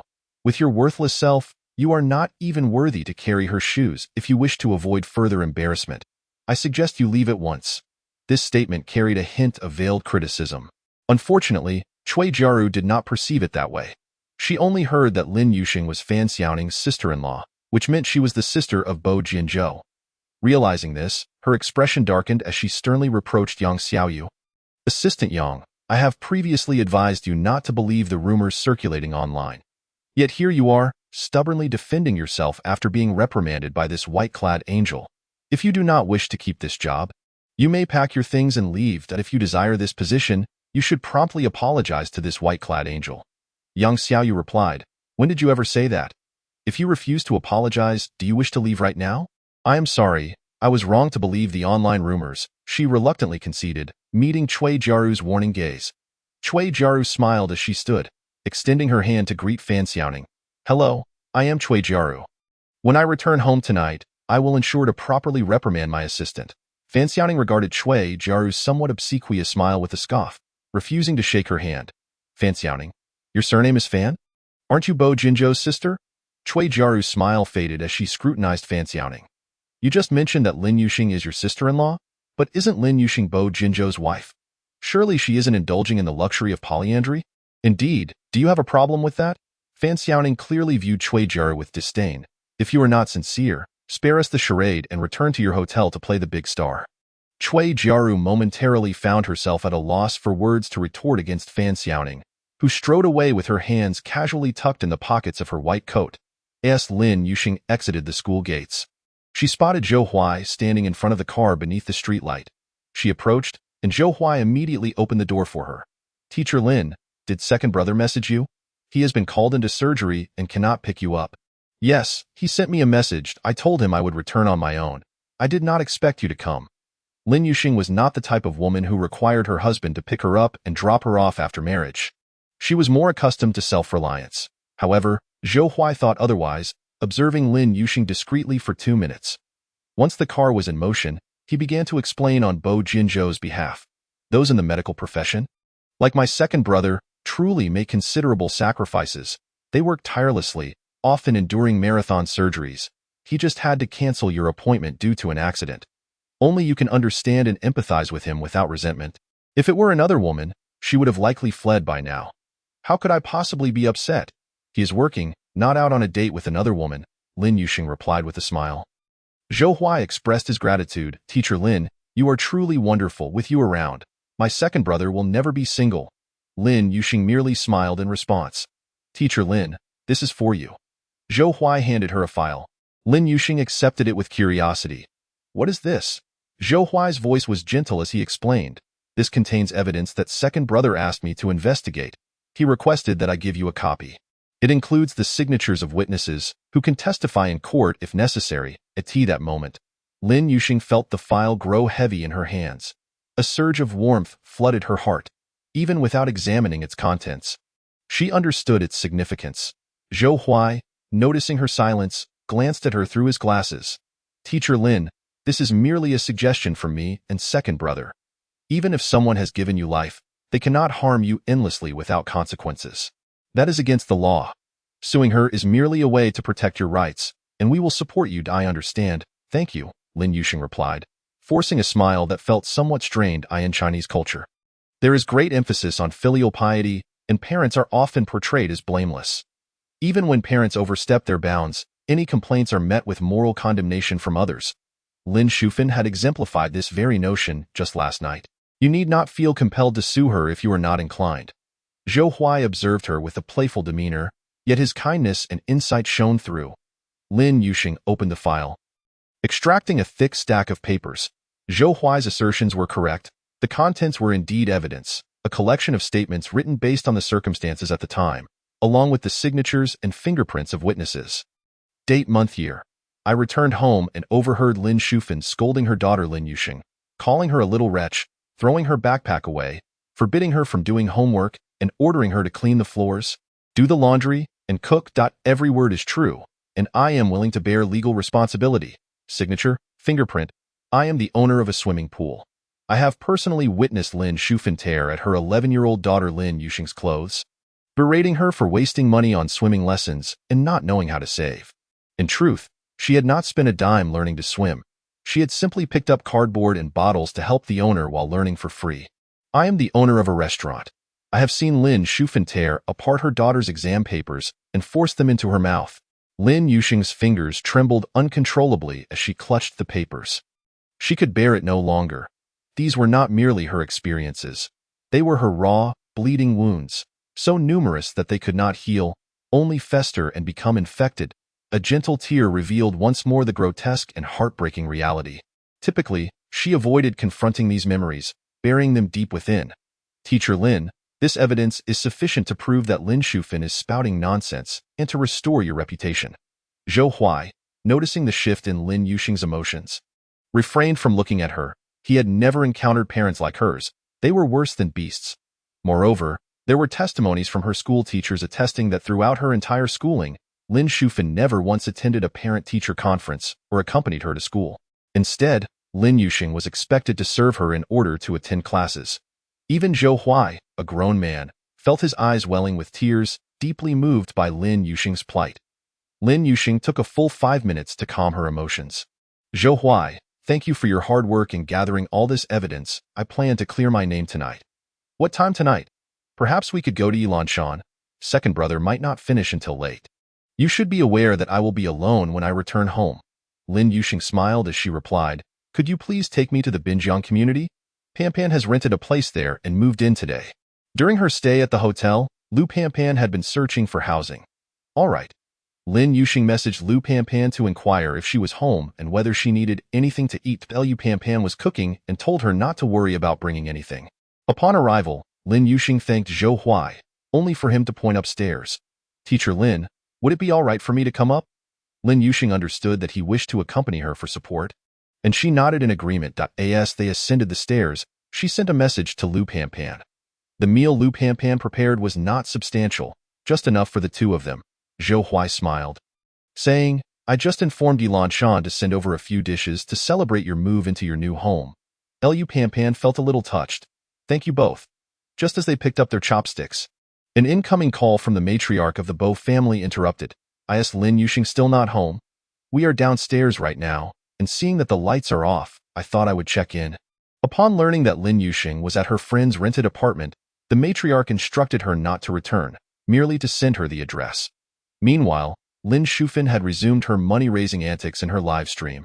After a night of streaming, she finally seemed to find her rhythm and began crying upon logging in today, lamenting Lin Yuxing's absence and her neglect of her mother. Gifts flooded the screen, and the comments section erupted with criticism. Auntie, why not call the police? Auntie, I work in the courthouse. I can help you sue your daughter. Auntie, I just cursed your daughter out, and today I received a lawyer's letter. Your daughter has no time to care for you but has time to sue us righteous netizens. Damn, I also received a lawyer's letter, but I tossed it aside like toilet paper. A lawyer's letter is worthless. That unfilial daughter deserves to be punished. I suggest nearby netizens throw rotten eggs at her. After Lin Yuxing, Lu Pan, and Zhou Huai finished their meal, the matriarch of the Bo family and Bo Jiazhong arrived. Like Zhou Huai, she came to accompany Lin Yuxing on Bo Jinzhou's behalf. Yuxing, hasn't Xiao Huai gathered all the evidence? Make sure you don't show any mercy to that woman. Life is short, and you should never compromise your own dignity. Chapter 090, Live Streaming to Contest with Lin Shufan and Clear My Name. A Reversal, 1. Zhou Huai chimed in, Teacher Lin, Grandma Bo is absolutely right. You must not do yourself an injustice. I have seldom encountered parents who would stoop so low.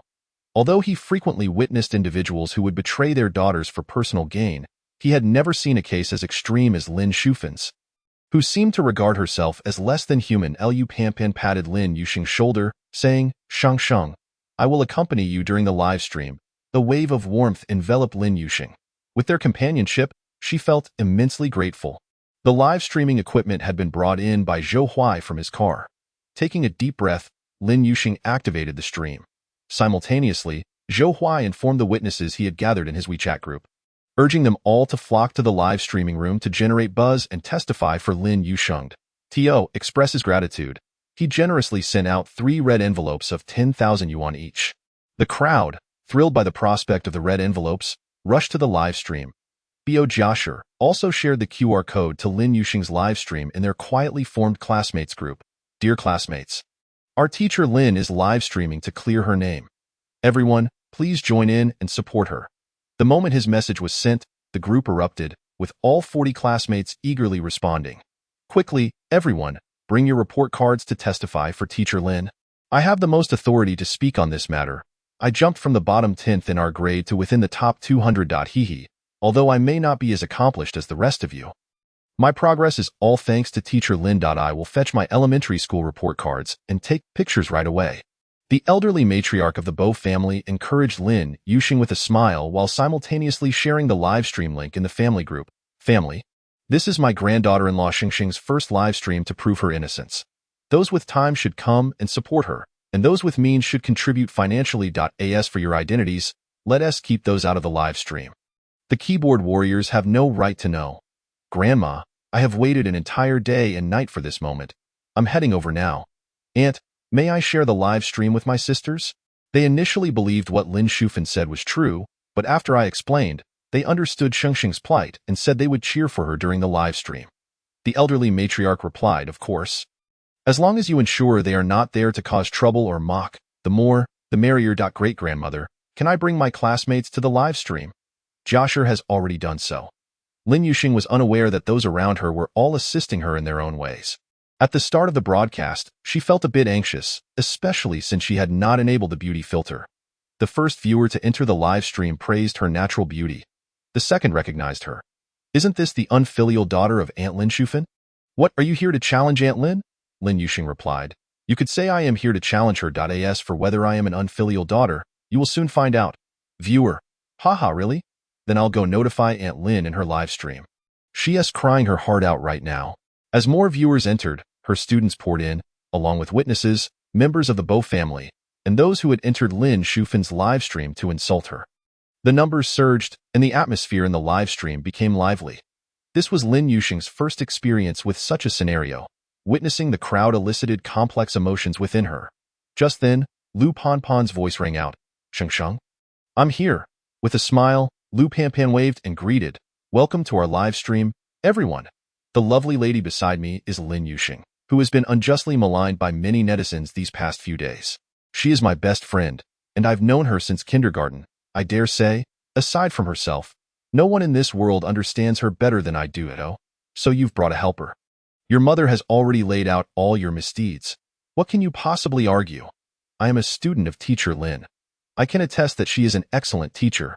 She cares not only for our studies but also for our well-being, even spending her own money to provide us with thermal curtains. Indeed, after a year with teacher Lin, I have progressed from the very bottom to the top 200 in our grade. When I was ill, teacher Lin came to my home to cook for me and bought me medicine out of her own pocket. I will not allow anyone to bully my teacher Lin. Comments in the live stream flew by at lightning speed, and a heated argument ensued.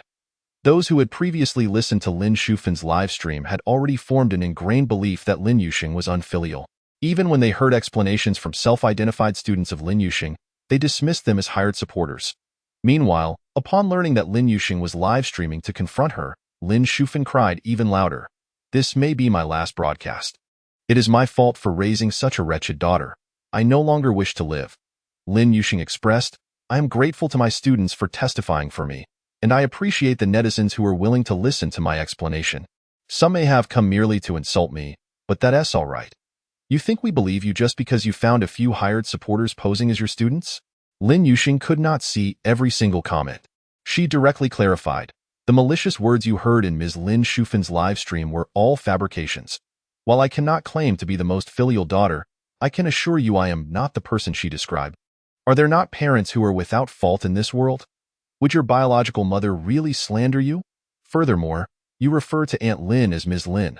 She is not your mother, and you are not her daughter. Are you? Just this point alone proves your unfilial nature. Ms. Lin Shufan is my mother, and yet she is not. Why do I say this? Because we share the same household registration and have lived together for over 20 years. However, I assert that she has never fulfilled the responsibilities of a mother, offering me not an ounce of maternal love. From the very beginning, it has always been about her taking. Your mother is already of a certain age. How do you expect her to contribute? If you do not know, refrain from speaking out of turn. Is it not better to listen to Teacher Lin? At Rongqing Hospital, Bo Jinju finally found a moment to glance at his phone. The family group chat had once again exploded with messages. He opened Zhou Huai's message. Second brother, Teacher Lin has started her live stream. You must watch it when you have a chance. Dr. Bo, my mother is having trouble breathing. Please come and check on her urgently. Just as he entered the live stream, a family member behind him urgently sought help. Bo Jinju responded affirmatively, casting a glance at Lin Yuxing before scanning the comments in the live stream. Reluctantly, he put away his phone and returned to his work in Lu Pan Pan's rented living room. Lin Yuxing pressed her lips together and resumed speaking, her tone devoid of excess emotion. Have you ever heard of a mother who, upon learning that her future mother-in-law demands her daughter quit her job to bear children, insists that the daughter work part-time to support the family and pay off the mortgage, while also pressuring her to marry the suitor, even to the extent of giving away all her daughter's savings? Is this true? How could this be? There must be some hidden truth behind it. You can't possibly be tarnishing your own mother's reputation.